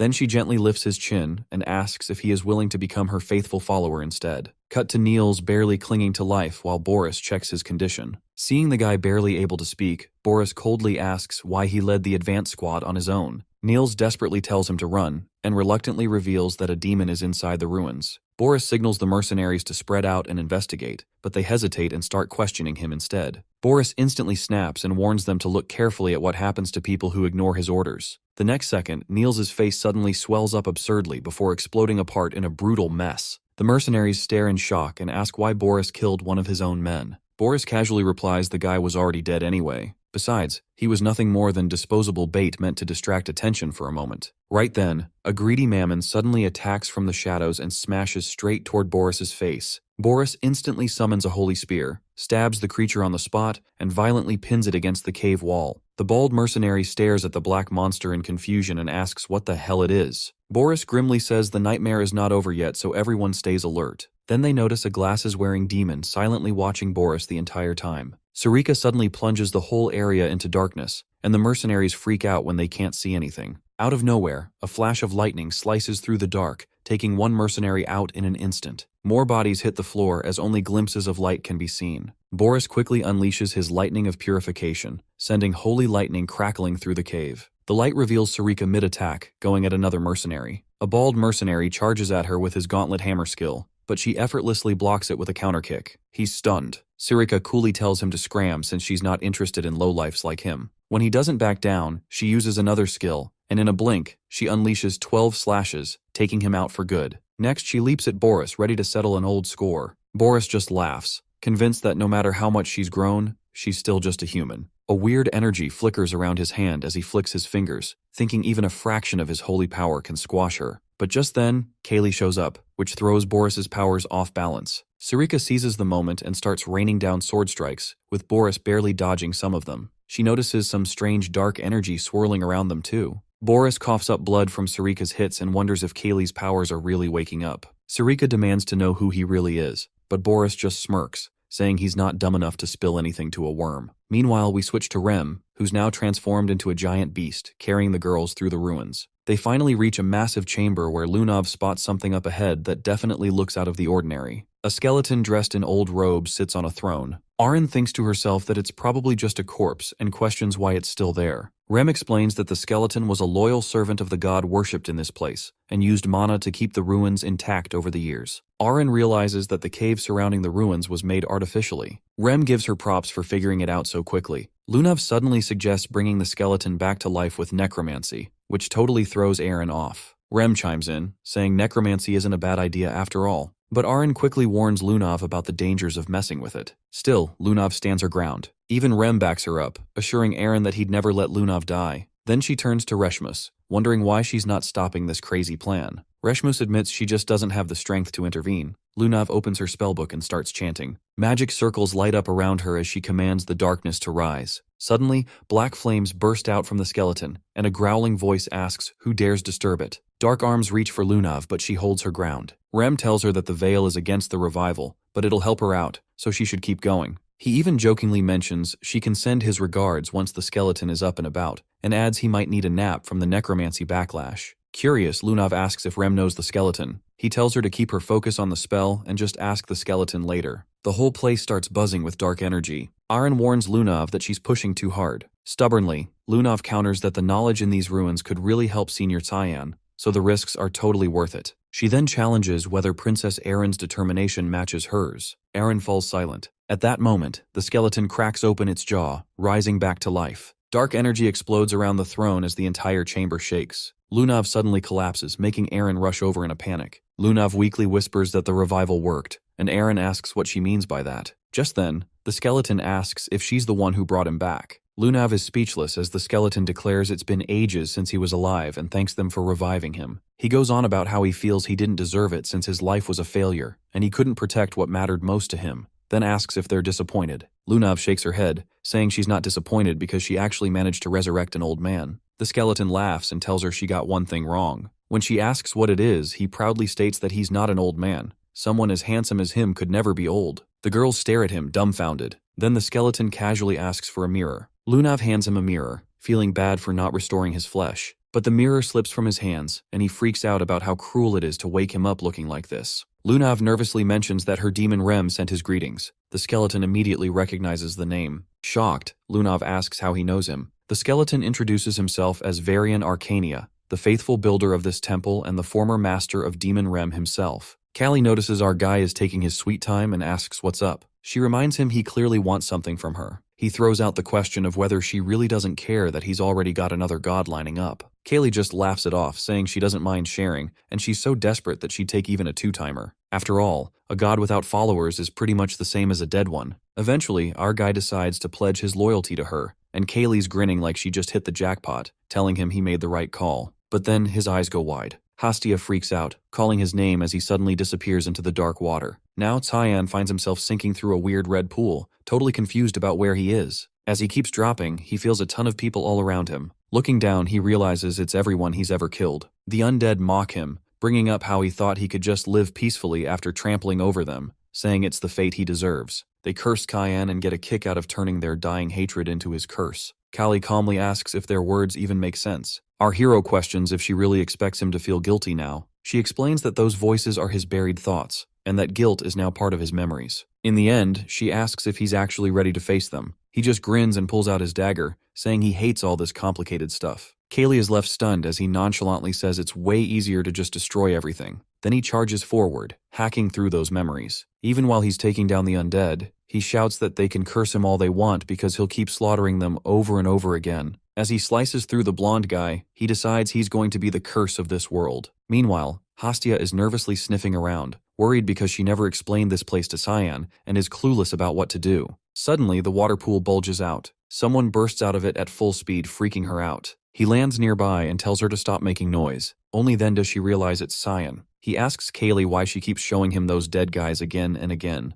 Callie says it was all a test to see if he's worthy of being her follower and admits he exceeded her expectations. She adds it's been ages since a human entertained her this much. She says she'll personally grant her authority to the first faithful of this era, the heir of the Black Fog. The scene shifts to an exhausted Rick, who's impressed the girls are fighting monsters instead of running away. He feels relieved his job is done. Now all he has to do is survive and wait. Suddenly, he spots a barbarian lying at his feet. Rick freezes. The dead bodies belong to the mercenaries from town, and he's left wondering how they ended up here in the first place. Before he can think further, something shoots toward him at breakneck speed. He barely ducks in time as three of them slam into the wall next to him. Looking closer, he sees they're just feathers. Rick looks ahead and realizes the pressure is coming from the battle in front of him. He thought Sarika was just an academy instructor, but her presence feels monstrous. Boris is frustrated because he's used almost all his cards, but he can't figure out how this girl is still beating him, even when he's at full power. Sarika, on the other hand, is clearly enjoying the look of misery on his face. He snaps at her to be quiet,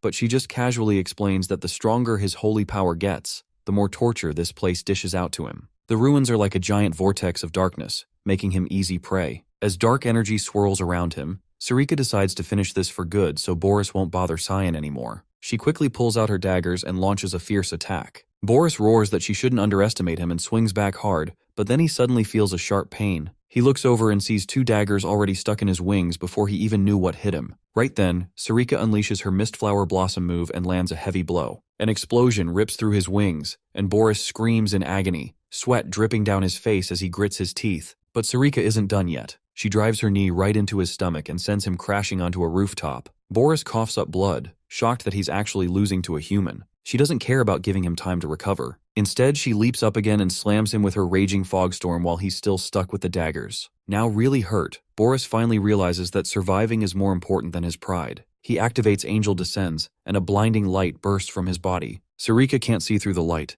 but she quickly figures out he's about to blow up the whole ruin. And that's exactly what he does. The explosion knocks her to the ground, but she lands safely. Feeling a bit guilty for letting Boris escape, she notices a huge hole in the cave where he got away. Suddenly, her eyes narrow. One of the half-dead mercenaries grabs her leg. Without hesitation, she drives a dagger into its skull, realizing Boris planned to turn the mercs into puppets all along. She looks ahead and spots Rick struggling against the undead puppets but decides he's not worth her help. Rick desperately pleads for assistance, but now he's facing the consequences of his own actions. The scene shifts to the undead skeleton, who reveals that he was Rem's master ages ago. Lunav is caught off guard to find out her demon Rem used to be human. Varian explains that demon Rem is still missing a part, which is actually protecting this old, run-down temple. Aaron asks how the goddess of death, once adored by so many, ended up in ruins. Varian tells them that when the era of darkness ended, it gave way to the era of light, and that's when people slowly forgot about the goddess. To a god, being forgotten like that is pretty harsh. Because of this, he throws them a deal.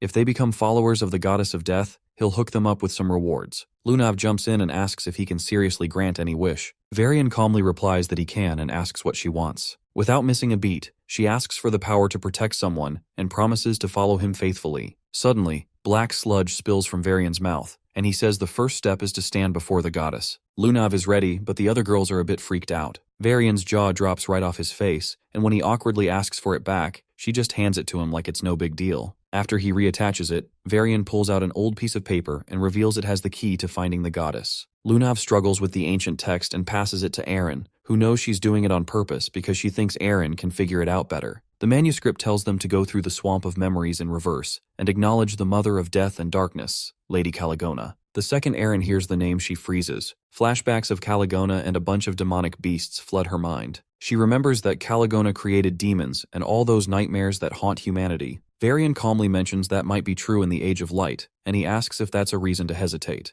Lunav quickly says no. She doesn't care who Caligona is. She wants to be her follower to unlock the full power of the demon Rem. She's tired of letting others take what's hers. Varian nods, acknowledging her choice, and then asks the other 2 girls what they plan to do. Aaron claims she'll find her own way without taking the deal. Varian then asks Lunav for her name. After she tells him, he gently touches her forehead and wishes her a safe journey. Out of nowhere, Lunav finds herself in a bizarre celestial space filled with memory fragments. She sees the moment she was kidnapped and watches someone take her heart curve. As she focuses on that person's face, she realizes it's Cyan. She smiles, feeling certain her guess was right all along, and rushes toward him to give him a hug, saying how much she missed him. But just as she reaches him, her smile drops. Cyan suddenly backs away, and she chases after him, only to end up back in that dark pool. Finally, they see each other inside Kaylee's domain. Lunav wonders if this is a dream or just her imagination. Cyan simply asks how she got there. She slams into him, sending him flying back for what looks like a cozy hug.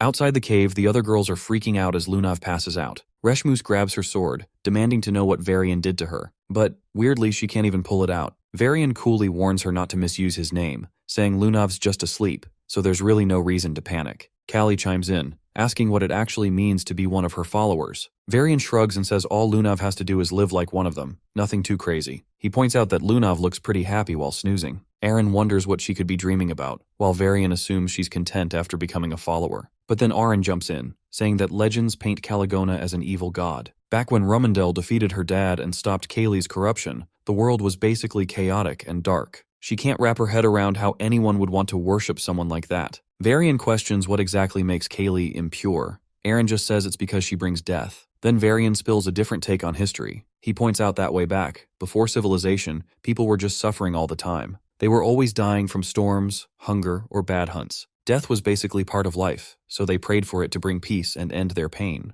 That's when Lady Callie showed up, but not as some monster, but as a savior for those wanting a painless end. Seeing the girls' shocked faces, Varian jokes if they slept through their history classes. He explains that as humanity got better and escaped suffering, they stopped fearing death and moved away from the dark times into an age of light. Aaron starts to realize that this must be that age. Varian nods in confirmation. Now even Aaron is feeling conflicted about what's actually right or wrong. Then Varian hits her with a simple question. If she believed in the era of light so much, why did she even look for the Temple of Death in the first place? Her eyes go wide at that. Varian calmly points out that she probably isn't happy with Rummendell already. Suddenly the whole cave starts shaking. Aaron asks what's going on, and Varian just says it looks like an old friend has arrived. He tells the girls it's time for them to bounce because he has some urgent stuff to take care of. Before disappearing, he can't resist reminding them that at least he's a good-looking guy on his way out. Cut to Boris barreling through the Romar Plateau and crashing hard outside. One of his wings is messed up, and he lands rough on the ground. As soon as he lands, Varian greets him casually, like they're old buddies, asking if it's been a while. Boris instantly knows that voice. Then Varian's tone shifts, getting dark as he says he's finally here to settle a debt, calling Boris by his divine scripture, Hearthkreya. The scene shifts back to Kaylee, who welcomes Lunav and asks if she wants to join her crew. Lunav jumps right in and mentions that Varian sent her. Kali smirks, saying Varian still finds ways to surprise her even after kicking the bucket, especially since she had given up on everything. Lunav demands to get Cyan's back and tells Kaylee to hurry up. Kaylee just calmly says there's nothing to worry about because the moment Lunav stepped into this dimension, she was meant to be there. Our guy asks how she even found this place. Lunav rolls her eyes, saying it's a silly question, especially after disappearing for so long. She mentions that Princess Aaron left the Imperial family and hung out at the academy while everyone else was looking for him. Hastia grabs Lunav's finger to explain that Cyan didn't have a choice because he was running from the Rummendell curse. Lunav realizes Hastia is mind-linking with her but teases her for being a pipsqueak who hung on to Cyan the whole time. When Hastia gets bummed out about that, Lunav actually compliments her for watching out for Cyan while she was away, which makes Hastia feel all warm inside, thinking maybe Lunav isn't so bad. Then Lunav asks Cyan what the Rummendell curse even is. He explains it's the punishment for going against the Holy Sword, which leads the Titans of Light and the Nephilim to chase him forever. Even if he takes them out with the Demon Blade, they don't stay dead. Lunav gets annoyed that he's dealt with all that solo and tells him to stop taking everything on his own. She claims she's finally strong enough to help him out. Our guy awkwardly points out that this isn't exactly a problem where teamwork works. Callie laughs and calls it a lover's spat, but our guy quickly denies that. Callie's all excited about having 3 faithful followers. Our hero tells her to hand over her authority if she's done chatting. Callie explains that he already got it the moment he passed the test. Suddenly dark mist starts swirling in his hand while she explains the power lets him see anyone's memories, emotions, lives, and even wipe them from existence. He quickly realizes he can use it to erase memories about gods. Callie confirms that's literally how a god gets taken out. Without wasting any time, he uses the power on Hastia, even though she's freaking out. Dark energy gets pulled from her head before she collapses. Lunav asks what he erased, and he calmly replies that he wiped her memories of Kaylee. Callie leans in and asks if he's really thinking about killing her twice. He shrugs it off, saying he needed to test his power somehow. Then he asks when Hastia will wake up, and Kaylee tells him that she's just asleep. But he quickly realizes his power has taken a hit. Kaylee explains that her strength affects his authority, so he needs to gather more followers. Our guy admits that recruiting isn't really his thing, so she shouldn't expect much. Lunav jumps in, asking if his authority grows with more followers, and Kaylee confirms it, adding that more faith means they can take complete control of the demon realm. Lunav wonders how Kali knows all this, and she smugly reminds her that she's an all-knowing goddess who can even see the tiny, precious Ramiharam inside her. Just then, the whole place starts shaking like crazy. Massive stone pillars start folding in, and Lunav points out that this tremor feels worse than before. He quickly realizes that the creepy presence he feels means the holy book must be nearby. Kali says it's time to get out. Both of them stand there confused while Kaylee explains she's just tossing them out of the dimension. He complains that now that they're her followers, they should help clean up the mess. Kali flat out refuses, saying she doesn't want to lose her hard-won followers and will deal with Boris herself. A moment later, he and Hastia pop back in the cave near the statue they saw earlier. As he looks around, he wonders if Kaylee has other followers hidden away who can take on Boris. Hastia suddenly wakes up, and he asks what she remembers last. She says he told her to read the text under the statue, which means the authority worked like a charm. Then it cuts back to Lunav, where Aaron is relieved to see her awake. But the first thing Lunav asks is where Senior Cyan is. Shocked, Aaron exclaims that Cyan is actually alive. Lunav says they can talk later because the ruins are about to come crashing down. Back in the dimension, Kaylee quietly connects to Varian and asks if he still can't find peace after death. Varian's excited to finally have a shot at getting back at the ones who took their darkness. He calls on the goddess for power to avenge her, while Boris is protected inside a glowing ring, teasing him for always finding sneaky ways to survive. Varian shoots back, saying the real counterattack is just getting started. Boris laughs and says darkness will always lose to light. That's just how things work. Varian unleashes a massive magic circle, saying it'll be different this time because he's got her backing him up. Seeing that Kaylee has awakened makes Boris nervous. He tells Varian that the dead should just accept their fate.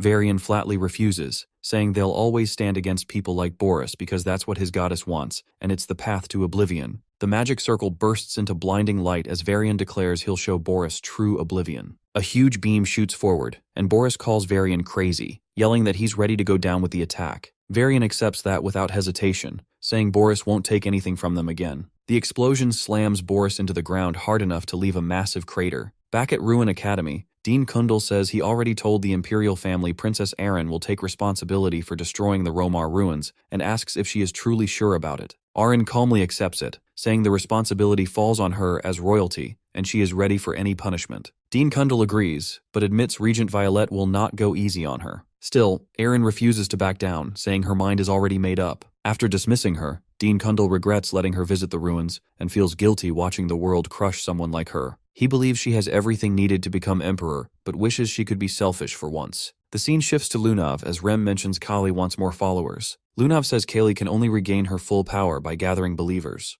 Rem sighs and says at least Lady Kali waking up is already a miracle. Lunav notices Rem looks exhausted and asks if he is alright. Rem says some rest will fix it and asks if she has any plan to gather followers since spreading a forgotten foreign god's faith sounds impossible. Lunav reveals she plans to head to Hildev, the first city to worship Rumendel. Rem nearly loses it hearing that. He asks if she seriously plans to spread Kaylee's faith inside the enemy's front yard. Lunav casually points out that old systems always develop cracks eventually, and she simply plans to pry those cracks wide open. Rem admits she has a point but still feels the whole thing sounds insane. Lunav confidently tells him it will work, and even if it somehow fails, he will still help her anyway. Since Rumendel rejected her Kayan, she plans to hit that god exactly where it hurts the most. The scene cuts back to Reshma's training with her sword when Gale suddenly shows up and greets her. She immediately notices his missing arm and asks what happened. Gale brushes it off, saying he has his own problems and she should stop staring at it. Reshmus points out that he is still following them around even in that condition. Gale acts offended and says the least she could do is show some concern for a one-armed man.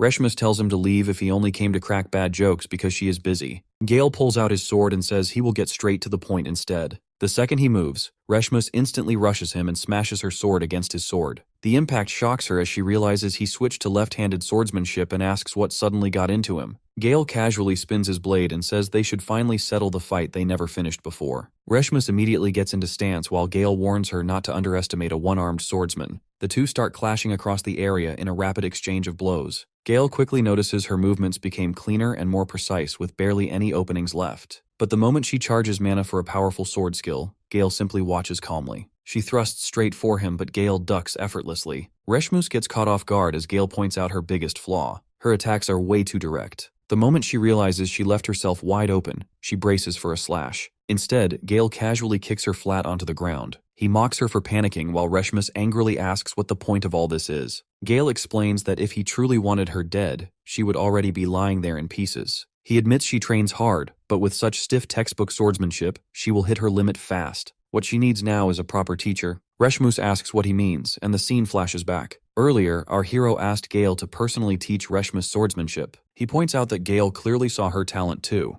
Gale wonders why he got dragged into this instead of the academy instructors. Our boy casually sits on the table and says none of those instructors compare to the best sword in the Knights of Light. Gale asks if he is saying that while Master Yulkin is still alive. Our boy casually replies that Gale will replace him soon enough. Gale asks what happens if he refuses. Our boy immediately threatens to report him to Violet as a spy. Gale calls that unbelievably unfair while our boy reminds him he is already drowning in problems anyway. Gale finally gives up and agrees, though he warns him not to expect miracles. Our boy then asks if there is any news about Boris. Gale reveals Boris somehow survived despite taking a massive injury. Apparently he has been hiding in secret while recovering inside the Imperial family's offices, with nobody allowed near him. Gale points out how suspicious Boris getting wrecked and the Romar ruins collapsing at the same time looks. When he asks if our boy and Erin were involved, our boy praises his detective skills instead of denying it. Gale warns him the Apostles of Light are already turning the whole thing into a conspiracy theory circus. As he gets up, Gale mentions he is heading to Princess Erin next. Our boy asks if he finally stopped tailing them around. Gale says it is only an escort mission this time since he has to accompany her to meet her new fiancé. That instantly catches our boy off guard. Gale notices Kyan visibly reacts and quietly feels they will probably meet again soon. Back in the present, Gale snaps Reshmus out of her thoughts and proudly says the Knights of Light's greatest swordsman will train her while staying with them under Princess Violette's orders. Later, Gale arrives with a carriage and thanks Eren for accepting things quietly. Eren calmly says refusing would only create more trouble for others. Gale promises to escort her safely while Reshmus cannot hold back anymore. She says this whole thing feels completely wrong. In her eyes, Violette is practically sending Eren to her death. Punishment was one thing, but forcing her into an engagement with absolute human trash is crossing the line. The scene then cuts to that very trash himself completely drunk out of his mind. A butler named Frederick enters and informs him that Princess Eren has already departed from Ruin and preparations will begin for her arrival. The arrogant drunk, young Master Barrett, smirks with that punchable rich boy face of his and says he has been waiting a very long time for this reunion. Later our boy enters Eru's domain through the gate along with Hastia. Sirika already knows Kyan contacted the Goddess of Darkness on his own and even turned into a heretic. When he asks how she knows, she casually reveals she was there too. Aren and Lunav were too stubborn, so she followed them while they searched for him, and even heard Lunav met him personally. Our boy wonders what exactly she is planning. Sirika says no matter how monstrous he may be, having faith in two gods with one body is still insane. But our hero fires back that trying to kill the supreme god was already ridiculous from the start. He never had another option. If there was even the tiniest chance, he had to gamble on it. That shuts Sirika up for a moment before she tells him to sort out his own mess and points behind him. Sitting on the throne is the Goddess of Darkness herself. Callie casually announces that since her temple is gone, she will be staying here for a while and plans to make herself completely at home. Our boy is left stunned while Kaylee smugly adds that this way they can meet more often. He quickly asks if Eru actually approved this. Callie calmly says he handed over his seat without much fuss. Right then, Eru pops up behind the throne looking slightly embarrassed and insists he is only lending it temporarily out of respect for his elders. Callie instantly realizes that she is far older than Eru, and also someone absolutely necessary if they want to kill Rumendel. She asks if his resolve is still intact. Eru casually says he somehow feels the kid will actually pull it off. Callie calls him as carefree as ever before turning back to our boy. She tells him to prepare himself to end this era, but before that he better start gathering followers for the Goddess of Darkness. Unfortunately, our boy already looks doubtful about that part. Sarika says she already knows the perfect person for the job. He asks Tyan if he knows House Rabihane. Our hero says it is the family near Spanya's outskirts, and she confirms, telling him to find their youngest son who recently entered Ruin and already seems closer to their side. Our boy asks what she means and if she knows him. She says he will understand when they meet and warns him to hide his identity, since he will not be seeing just one familiar face there. This leaves our hero even more confused. Meanwhile, Aren finally arrives at Ravalon on the eastern border of the UCF Empire. Aren asks Reshmus if she is tired, but she says she is fine. Gale says training must have worn her out and then presses her bruises, making her cry in pain. He smirks and says she looks sleep-deprived and adds that surviving his training means she has rare talent, so she should keep going. Reshmus quietly thinks he might respond well to Carrot and Stick. Aren asks why he is suddenly so friendly and if it is because of Violette's orders. Gale calmly says he holds no grudge against her and is only doing his job, which irritates Eren even more since she still cannot relax around him. Gale tells her not to be so negative since this trip could benefit her. He explains that Ravalon borders the Spania Kingdom and House Rabihane controls the area with a giant wall that keeps demi-humans out of the Empire. When he mentions building ties with House Rabi, Aren cuts him off and says that would make it easier for the UCF Empire to control its eastern borders. Aren already knows House Rabi earned its status by protecting the eastern border. House Remil also helped them rise by supporting them through trade, and the two houses became closely connected. She explains that House Rabihane recently adopted Barrett Ruimil, the disgrace of House Ruimil. After the mysterious attack at Ruin Academy, he lost his mana and was abandoned by his family, but his engagement to her made him valuable again. Reshmus says they still need Princess Violette's approval. Aren replies they have no choice since they can only obey orders from the Imperial family. Gale says she looks like her world is ending, which stuns her. He asks if sulking will change anything. Aren snaps back and asks what he knows to talk so casually, but Gale just smiles and says the world has not ended yet. Since she has not given up either, she should quietly wait for her chance, which annoys them. Right then, the carriage stops as they finally arrive. Frederick greets them outside while Gale quietly thinks it is pretty rude Barrett himself could not bother showing up. Still, Eren greets Frederick politely and follows him inside. On the way, Gale notices a lone swordsman training by himself. He thinks the guy is definitely working hard, but it is sad the poor fellow has absolutely zero talent. In Gale's eyes, all that effort is basically getting thrown into the trash. Meanwhile, the red-headed swordsman keeps training alone while someone silently watches from the rooftop. It is our boy. He already knows the guy is Shirts, but still wonders what the leader sees in him. Even though Shirts trains hard, his talent is terrible, so our hero decides to keep watching for now. Even late at night, Shirts keeps training, and our boy almost starts respecting his stubbornness. By the time Shirts finally stops in exhaustion, our hero casually approaches and offers a spar. He says he will even use a wooden stick to make it fair. Shirts immediately assumes his brother sent him and tells Kyan to leave if this is some joke. But before he can finish talking, a sword aura flashes right past his eyes. The slash cuts a training dummy clean in half. Shirts freezes on the spot while our boy calmly finishes his sentence. If Shirts survives the fight, he gets to live. Shirts asks what this suddenly means as he realizes Tyan is strong enough to use sword aura with just a stick. He knows there is no way he can win. Our boy tells him to quit worrying and focus on not dying. Shirts points his sword and decides running would only get him killed faster, so he says dying today is not part of his plans. Our boy reads his stance and asks what exactly he plans to do next. Shirts lunges first. One swing later, our boy snaps the sword clean in half with his stick. Shirts barely processes it before getting smashed in the neck and gut. He spins through the air while our boy mocks him for falling way below expectations. While our hero boasts a little, Shirts manages to throw out his broken sword at our hero. Our boy catches the blade with 2 fingers and praises him for at least rolling well enough to fake skill. Then the boy gets blasted far back. He lands alright and activates a magic circle called Object Explosion. Our boy grins at the sight. The blast goes off right in his face, yet he walks out untouched, asking if a 1-star spell was seriously the plan. That is when Shirts realizes his opponent has powers of Black Mist. A second later, our boy stomps his face into the ground and gives credit to the kid for the previous sneak attack. He tells Shirts to become an assassin for having eyes that suit the job too well. The scene shifts to the UCF Empire at Imperial Palace. A servant reports that Princess Erin has arrived at Revillion. The woman listening is the second Princess Violette. She says an engagement is one thing, but letting Erin roam free feels reckless since she could join House Robbie and return for revenge. The third Prince Fabian brushes it off and says there is nothing to worry about. Behind him stands the fourth Prince Nerobian. He says they know Barrett better than anyone, and he will deal with her himself. But Violette says that is no longer enough and reveals Boris barely survived the Romar Plateau expedition, while Erin visited the same place that very day. Fabian instantly calls that nonsense and asks if she seriously thinks Erin reduced council head Boris to that state. Violette says the truth is even worse. She recalls Boris speaking about the goddess of darkness Kali resurrecting him. Completely confused, she asks if the Ruins expedition was ever just exploration and demands to know what happened there. Boris then reveals that Tyan apparently awakened the goddess. That alone chills the room. He warns them a massacre is coming for the Empire and they better prepare before the blood starts flowing. Back in the present, Nerobian says they should kill Erin first,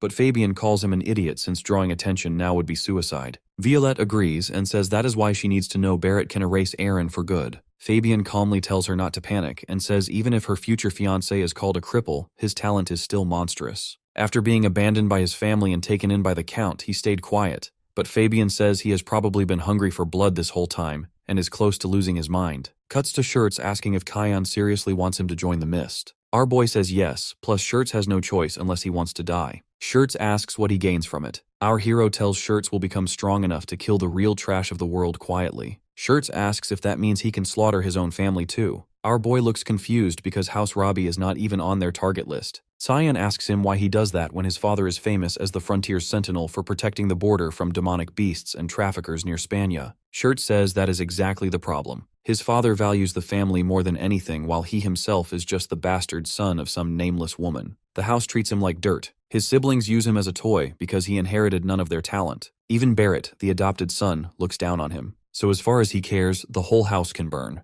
Now our guy finally understands why Sarika sent him here. He tells the kid fine then, let's see for ourselves what kind of family this really is. He removes his mask and says he will decide personally whether the house deserves ruin or not. At the same time he realizes this brat feels way too similar to himself. Shirts immediately recognized our boy as Kyan Verda. Our hero asks if he wants to change his mind, but Shirts immediately refuses. That makes our boy wonder if perception manipulation is useless against him, so he decides to use this chance to test Kaylee's authority instead. Dark mist spills from his head. Shirts nearly jumps out of his skin and shouts that his face is on fire. Our assassin tells him to relax. He is only changing faces for a bit. Our hero slowly replaces his old look. Even his voice shifts completely. From now on, Cyan is no longer there as his new name is Gunter Rictus. The scene shifts to the guards at the gate. One notices Shirts looking miserable and asks what happened while eyeing the stranger behind him. When they try to stop them, Shirts casually says he got sick and introduces our hero as his new guard knight, Gunter. Our boy quickly notices the guards treat Shirts like trash. The moment one of them starts talking down to him, dark energy leaks from our boy as he coldly says he does not waste words on weaklings and tells them to move. The guard instantly freezes and starts sweating before hurriedly announcing Shirts' arrival and ordering the gates opened. Inside, a man named Alphonse Robbie mocks Shirts for finally coming home. He keeps insulting him and asks if it is really that hard to show himself while Princess Erin is visiting, then tells him to hurry inside. His sister Rosalina Robbie joins in and says Shirts has always been pathetic, and nothing more can be expected from the family's disgrace. Shirts simply lowers his head and apologizes with no excuses. Then Alphonse notices our hero and asks who he is. Still acting the part, our boy introduces himself as the new guard knight. The moment he properly sees the couple, disgust crawls up his throat. Our hero already heard House Robbie had 8 siblings, and now he finds 5 more walking piles of trash. Shirts quickly pulls him back and apologizes by saying his knight lacks manners. Even that small disrespect almost drives the siblings crazy. Shirts enters a room where a man stands quietly by the window. The moment he turns around, both Shirts and our boy greet him carefully. This man is Shirts' father, Count Robbie. He immediately notices the unfamiliar face beside Shirts and asks who he is. Our boy gives his fake introduction while quietly thinking the man carries the same heavy presence as his own father. Without warning, Count Robbie suddenly attacks and reaches for our boy's face, but he smoothly dodges to the side. Shirts panics and calls out to his father, but the Count only seems impressed by the quick reflexes. Our boy politely thanks him, and the elder says someone with skills like that can protect his son well. He then asks Shirts if he plans to quit the academy. Shirts says yes and tries to explain, but his father cuts him off and says he already told the academy this was just a rebellious phase. According to him, Shirts does not lack talent but effort, and House Robbie does not let people quit just because they were born weak. The words hit Shirts hard enough to shut him up completely. Count Robbie then dismisses them, saying the house is busy preparing for Princess Erin's arrival. Shirts asks if that means the exhibition spar is happening. Count Robbie casually replies that they always hold one during visits like this. The second they leave the room, Shirts speeds up his pace like he wants to escape the entire estate. On the way, our boy asks if the exhibition spar is basically a swordsmanship match between family members. Shirts confirms it. Cyan immediately grins and says, this sounds like a great chance to crush his siblings and finally earn some respect. Shirts instantly kills that idea as he plans to skip training and run away instead. That answer almost makes our boy snap. He asks if Shirts is really scared of getting beaten again, but Shirts bitterly says our boy already saw how his family treats him. Every spar only makes him the next joke of House Robbie. Instead of mocking him, our boy gently hugs him and quietly says things will be different this time. Then he tells him they should start preparing while waiting for the spar. A strange magic box appears in our boy's hand. Shirts immediately tries to refuse, but our boy shuts him down and says there is no other way if he truly wants strength. Later, the floor is covered with potion bottles for Shirts to drink. Cyan casually says they are all good for the body and tells him to chug them down. Shirts has never even seen potions like these before, but he drinks anyway. A second later, his eyes widen in horror, and he immediately vomits it out. Our boy nearly cries over the wasted medicine and says those potions are worth more than dragon blood. Shirts still looks confused, so our boy lifts a glowing, colorful liquid and calmly explains that if he pukes this one out too, he is absolutely dead. The scene cuts back to the family's favorite arrogant bastard. He respectfully welcomes Erin, then immediately ruins the mood with his usual smug face by saying it has been a long time since they met. Erin politely asks if he has been doing well. He flatly says no. According to him,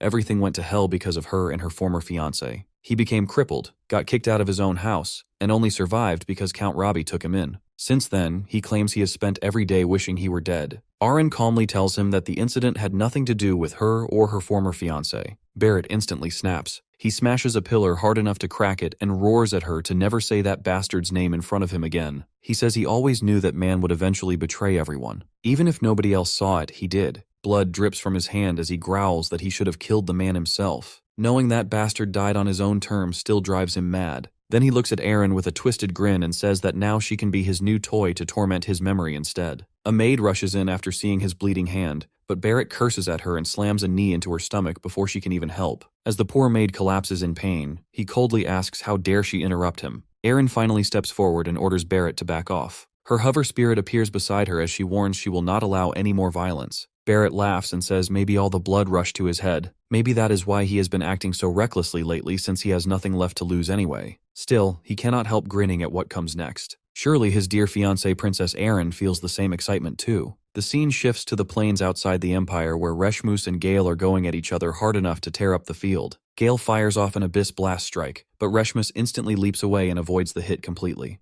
Gale looks impressed since she somehow keeps getting faster despite swinging around a giant claymore. Reshmus suddenly charges with monstrous force. Gale lands right in front of her and calmly blocks, thinking her attacks are too straightforward. Then he realizes too late that the dirt flying at his face was intentional. Before he can react, she slips behind him. Gale immediately understands she created that opening on purpose. Reshmus follows up with Bound Sec in one smooth move. The moment her blade swings down, Gale barely jumps in time and escapes the attack. But then he stomps straight onto her head, sending her crashing face first into the ground. Gale casually ends the training while Reshmus remains half buried in the dirt like a planted vegetable. Later, while walking together, Gale admits she has improved a lot. He asks if she plans to join House Rabi's exhibition spar. Reshmus says no, since training with him already drains the life out of her. Gale looks disappointed, but Reshmus bitterly admits she has thrown everything she has at him and still cannot leave even a scratch. Gale suddenly stops walking and says that if Barrett joins the exhibition spar, things will get ugly fast. The words drag up old memories for Reshmus. Her life crashed straight into hell because of Barrett. Gale finally understands why Aaron refused to bring Reshmus with her.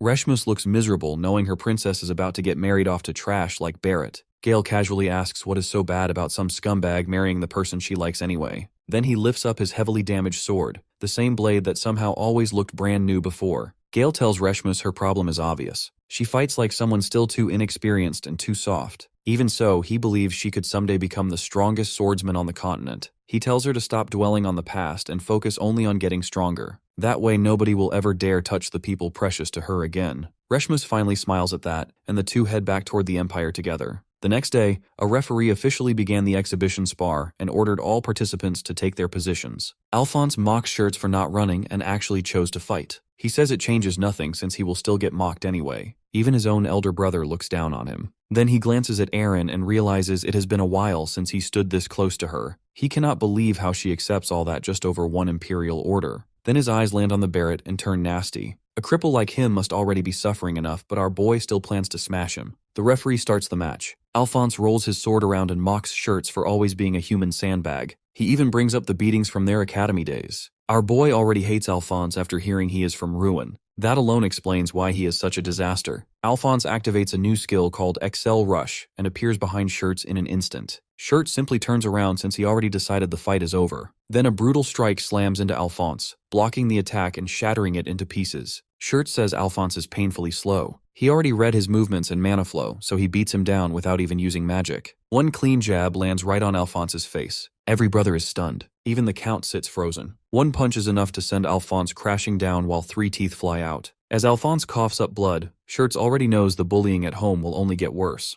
The pain in Shirts' arm tells him beating this trash is still not enough. Then our boy asks why he is even worrying about revenge. Of course they will come back for payback. Losing once only makes people hate harder. Shirts wonders if he should just lose instead. Our boy tells him to crush them so badly they never dare try again. Leave enough fear behind to haunt them for life. Back in the spar, Shirts drives another jab into Alp's face and slams him into the ground. Even Aaron stands speechless with the other brothers. Rosalind instantly yells for the match to stop before Shirts kills him. Our boy smirks. Now that is a proper impression. Shirts' hand drips with Alphonse's blood as the referee declares him the winner. Rosalind trembles under his stare and nervously wonders if she is next. Just then, the eldest brother, Oliver, breaks the glass of wine seeing Alp knocked out. He says their youngest brother looks frustrated and reminds Rosalind that her reputation as the eldest daughter is on the line. Surely she is not planning to just stand there and watch. Rosalind stays silent. Later, Shirts walks into a room and our boy praises him while recalling the ridiculous look on his sister's face. Shirts gives all the credit to the Dragon Blood and says he is taking a break. Then he asks who the next fighter is. Our boy casually says it is him. Shirts is shocked and asks if he is seriously joining the sparring matches. Our boy says his target is Barrett since that vermin is participating too. He plans to finally teach him a lesson for tormenting people. Shirts asks if he knows Barrett personally. Our boy reveals he was the one who made Barrett mana impaired. He fed him a mana orb, hoping it would stop him from ruining lives,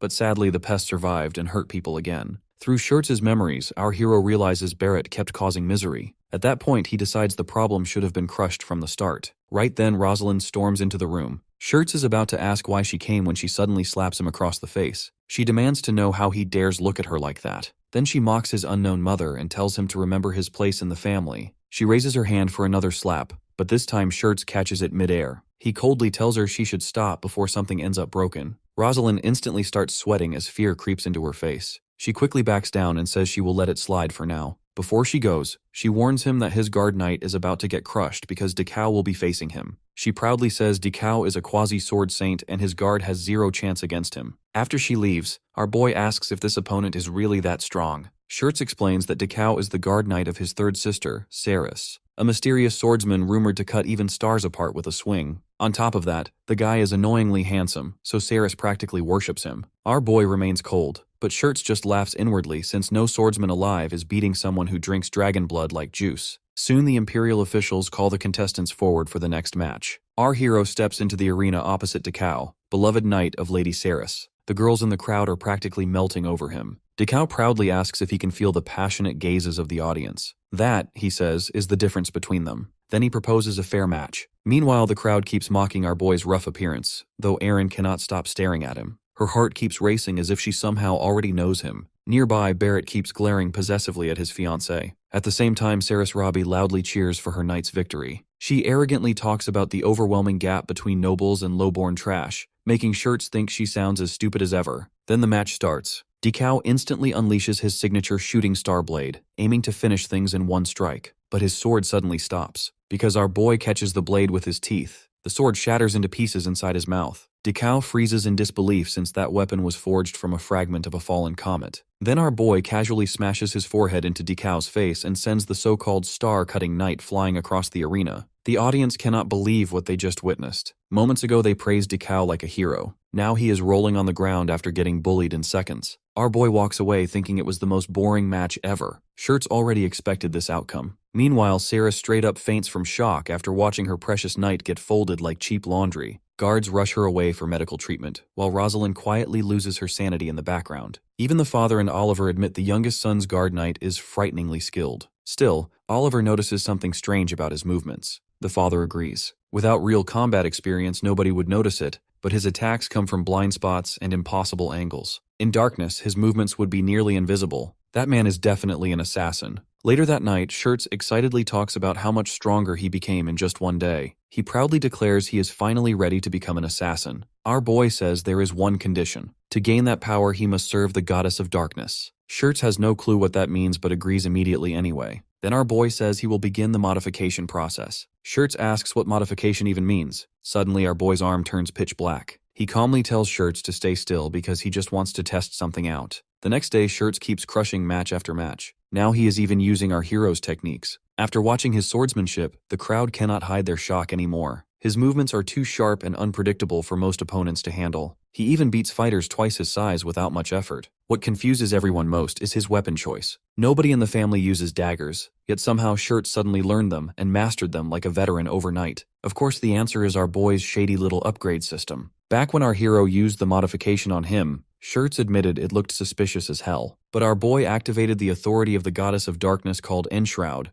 and darkness immediately started leaking into Shirts' body. Our boy realizes that if memories can be erased, they should also be manipulated. Right now, Shirts lacks combat experience, so why not temporarily shove battle skills straight into his memories? Honestly, the guy hit the jackpot by having our boy on his side. The black mist seeps deeper into him while Shirts screams in pain. Meanwhile, our boy quietly chuckles since there are not many people left who can challenge him anymore. Shirts kept winning afterward. Even his father begins enjoying the matches, though Oliver points out his next opponent will not be easy. It is the arrogant brute Barrett. The idiot looks way too excited to spar with his little brother. Shirts frowns and asks if brother Harry was not supposed to be the next opponent. Barrett casually says Harry got busy, so he came instead. The night before, Barrett visited Harry to ask for the match. Harry was lounging around with wine and girls while casually asking if Barrett thought he was unreliable. Barrett says he simply got interested. Harry then asks whether fighting Shirts will really be fine. That instantly pisses Barrett off. He warns Harry to watch his mouth. How could he possibly lose to a weak-ass Shirts just because he happens to be crippled? The moment Barrett gets angry, Harry tense up in fear. Barrett says he could erase someone like Harry without making a sound. Then he mocks Harry's house, saying they would never have prospered without House Rumel's support. He reminds him that adoption into the family does not mean he can forget his place. Harry immediately apologizes while shaking. Barrett likes the reaction and lightly punches him before telling him to keep drinking himself unconscious, since he will handle the spar instead. Still, what truly interests Barrett is confirming the strange swordsmanship he noticed from Shirts. Soon the match begins. Even Aaron immediately recognizes Shirts' stance as Tyan's swordsmanship,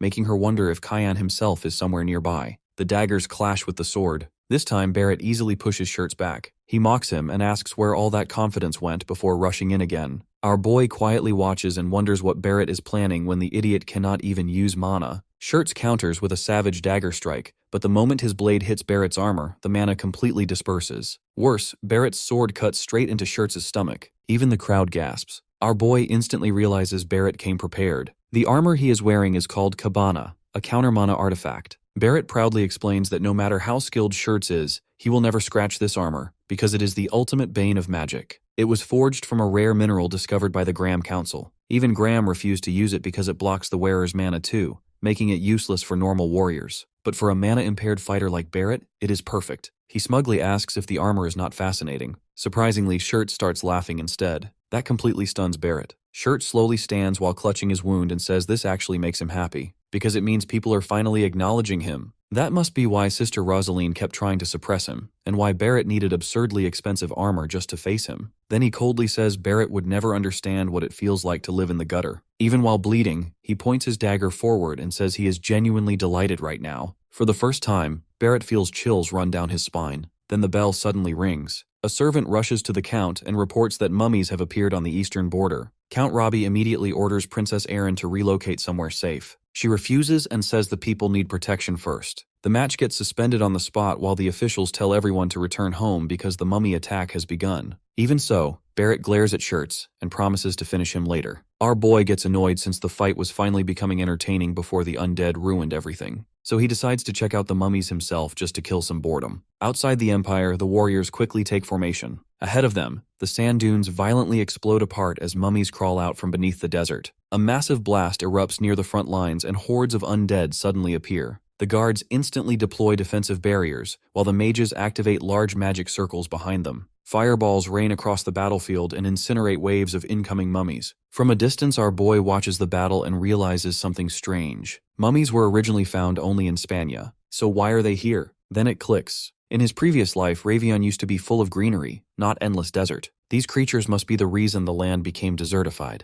He starts wondering if the cause is somehow connected to Eshel's disappearance. Meanwhile, below, Count Robbie notices our boy and asks Frederick what he discovered. Frederick reports that he investigated Gunther at Ruin Academy, but nobody there knows any man by that name. What is even stranger is that the academy students did not even know the young master had a guard knight. Robbie quietly orders Frederick to keep watching. After all, Shirt suddenly became stronger overnight, and his swordsmanship changed completely. Everything points back to that mysterious knight named Gunther. The scene switches back to Shirts, who can't believe he actually kept up with his brother during the fight. For the first time ever, he feels happy knowing he's no longer the weakling everyone used to look down on. Oliver walks over and checks if he's okay. Shirts is surprised by his brother's concern and quickly replies that the treatment was quick and the injuries are minor. Oliver hands him a proper suit and points out that he's been wearing rags, especially with the fifth princess around. Before leaving, he coldly mentions it's just for the family's dignity, but Shirts clings to the clothes like they're the best gift he's ever received. Before heading out, Oliver asks where his guard knight went. Shirts explains that Gunther left earlier because he had some business to take care of. Oliver warns him not to let Gunther roam freely since Barrett has been acting strangely interested in him lately. Still, Shirts isn't worried. He knows Barrett will be the one buried soon. Our boy slides down a wall and hits the ground, where Barrett comes over, clearly impressed by his skills. He casually mentions it's a shame for someone so talented to be working for someone like Shirts and suggests having a private chat.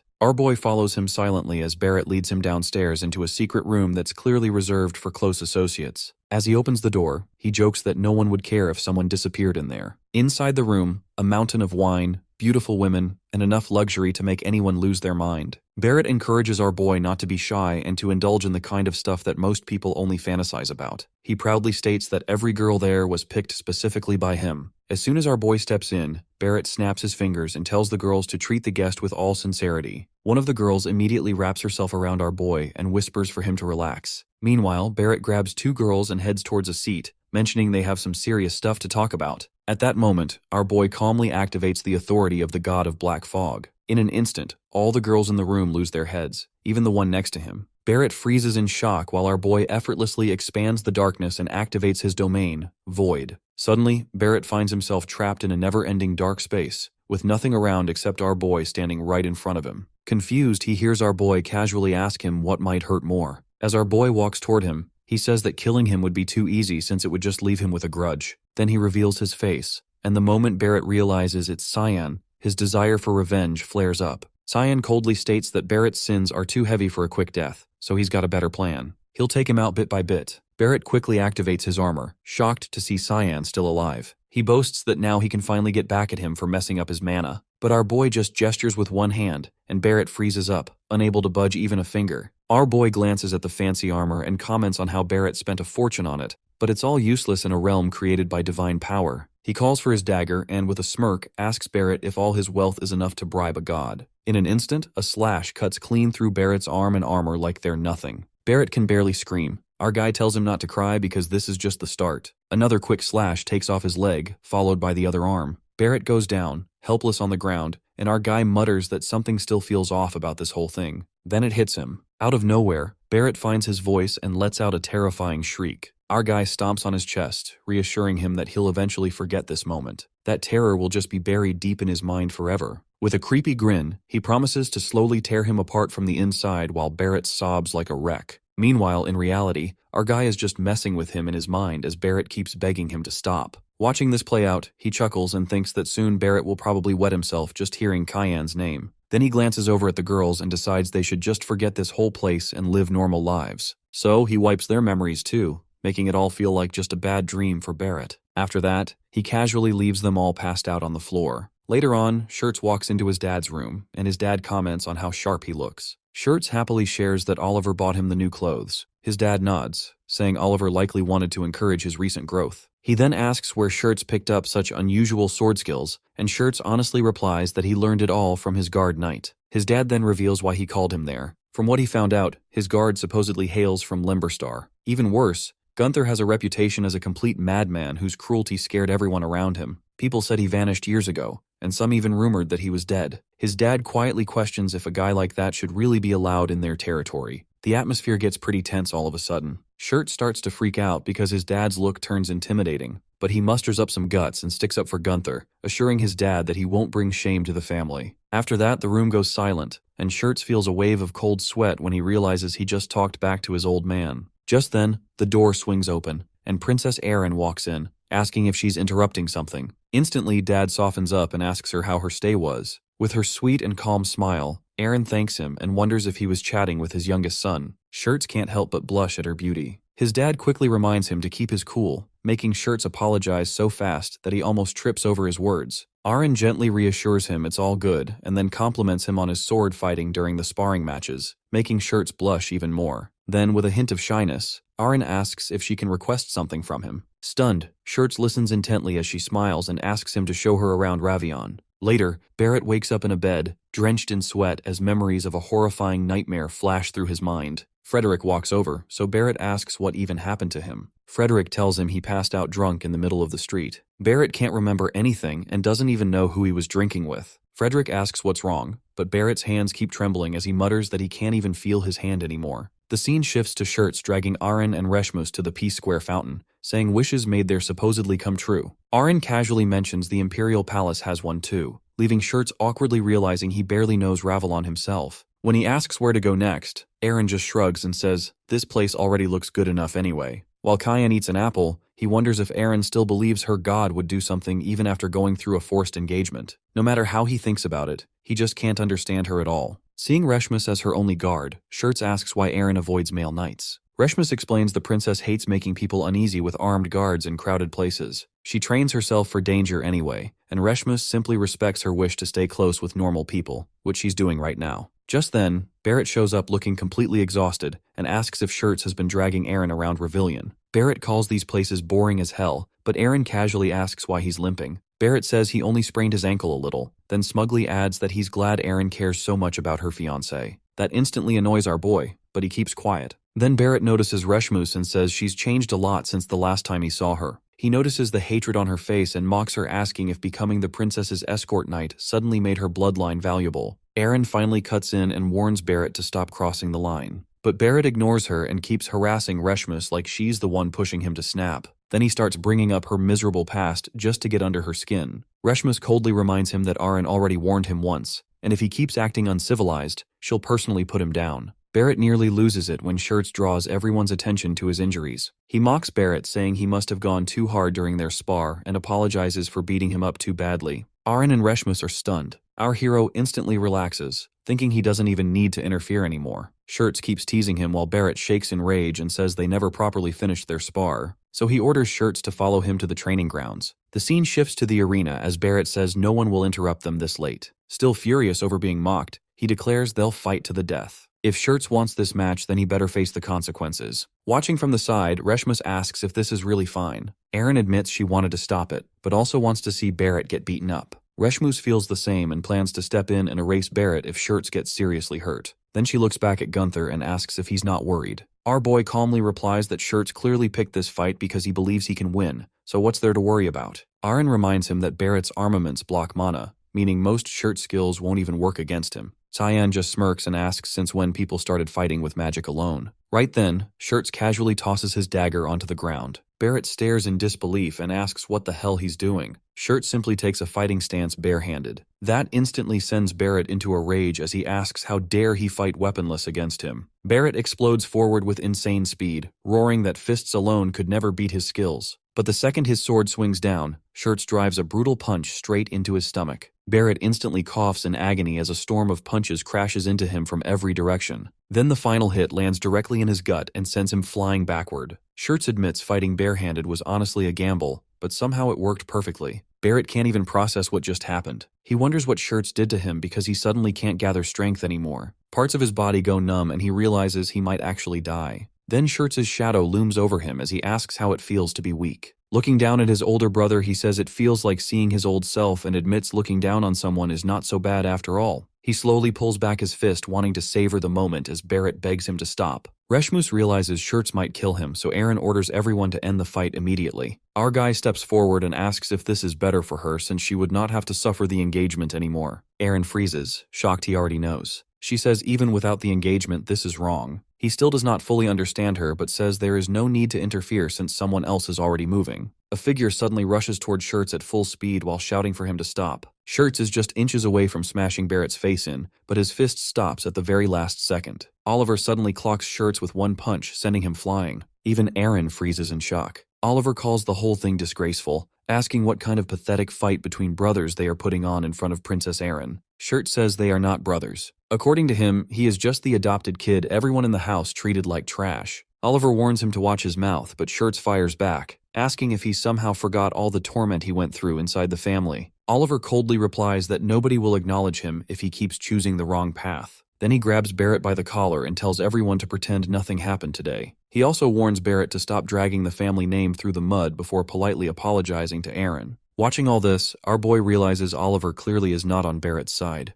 As Oliver leaves, Aaron immediately rushes over to Shirts to check if he is all right. Meanwhile, our boy notices Reshmus standing there with a blank face like she had been waiting all day for Barrett to disappear. Looking at Aaron, our boy starts wondering if this is her way of choosing the righteous path even when easier options exist. Sure, she is still stubborn as ever, but maybe that stubbornness is exactly what a future ruler needs. Later, our boy asks Shirts where the princess usually goes. Shirts is busy squatting under a ridiculous amount of weight while looking one rep away from death. He explains that Aaron often visits the eastern side of Ravalon, where an ancient spire stands. Our boy casually asks if he is struggling. Shirts' exhausted face already answers the question. A second later, he drops the weights and collapses dramatically, saying his body is about to split in half. Without mercy, our boy hands him another potion. Shirts stares at it in horror and asks how long he has to keep drinking this stuff. Our hero reminds him that he lost badly to his eldest brother Oliver, so he should start treating the potion like water. Honestly, at this point, he may as well mix it into his snacks too. Then our boy asks about the ruins. Shirts explains they were first believed to be nothing more than a giant pile of stone in the middle of the desert. But after people discovered an entrance, mummies started crawling everywhere. According to his father, the place is deeply connected to them. Right in the middle of explaining, Shirts suddenly vomits the potion. Completely unfazed, our boy keeps questioning him anyway and asks if Aaron and you are going there alone. Shirts explains that his father and several knights are accompanying them since the area is extremely dangerous.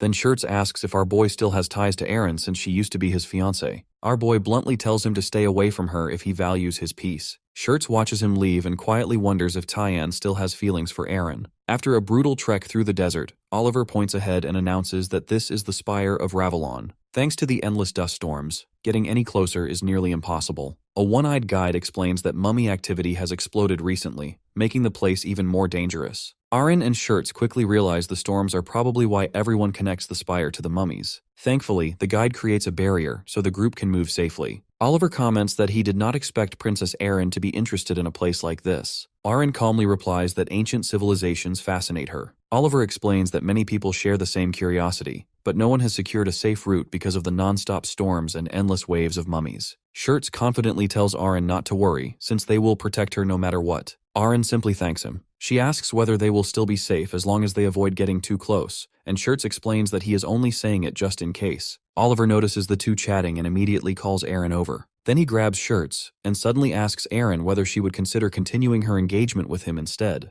Completely stunned, Erin asks if things were not already decided with Barrett. Oliver says he knows, but Barrett has gone too far. Shirts instantly starts sweating bullets while Oliver explains that he only considered Barrett because of House Rumill's request. But after today, he refuses to let him disgrace the family name any longer. Then Oliver suddenly starts praising Shirts non-stop, and our boy almost overheats from shock. Oliver talks about how talented he has become and even praises him for helping commoners on the streets. Poor Shirts genuinely starts wondering if he is hallucinating. Arin accepts the proposal, but explains that permission from the imperial family is still necessary, since she must follow their decision. Oliver casually tells her not to worry about that and thanks her. Meanwhile, the one-eyed guide silently listens to everything. His face stays calm, but internally, the man is absolutely boiling. Back home, Shirts cannot stop replaying Oliver's words in his head. Oliver had openly said that he and Princess Erin looked good together, and even promised to speak with the imperial family himself. To make things worse for Shirts' poor heart, Oliver also admits he was impressed by how he handled Barrett. Then he pats him on the head and says he truly deserves the name of House Robbie, despite growing this far without anyone's help. At that point, Shirts is basically floating. The guy finally got acknowledged. Then he suddenly wonders what Cyan would say about all this. A second later, he decides Cyan would probably poison him for changing his opinion about Erin. Honestly, fair enough. Still, Shirts decides he should start focusing on his own happiness for once. Maybe he can even tell Cyan he is finally in a good mood,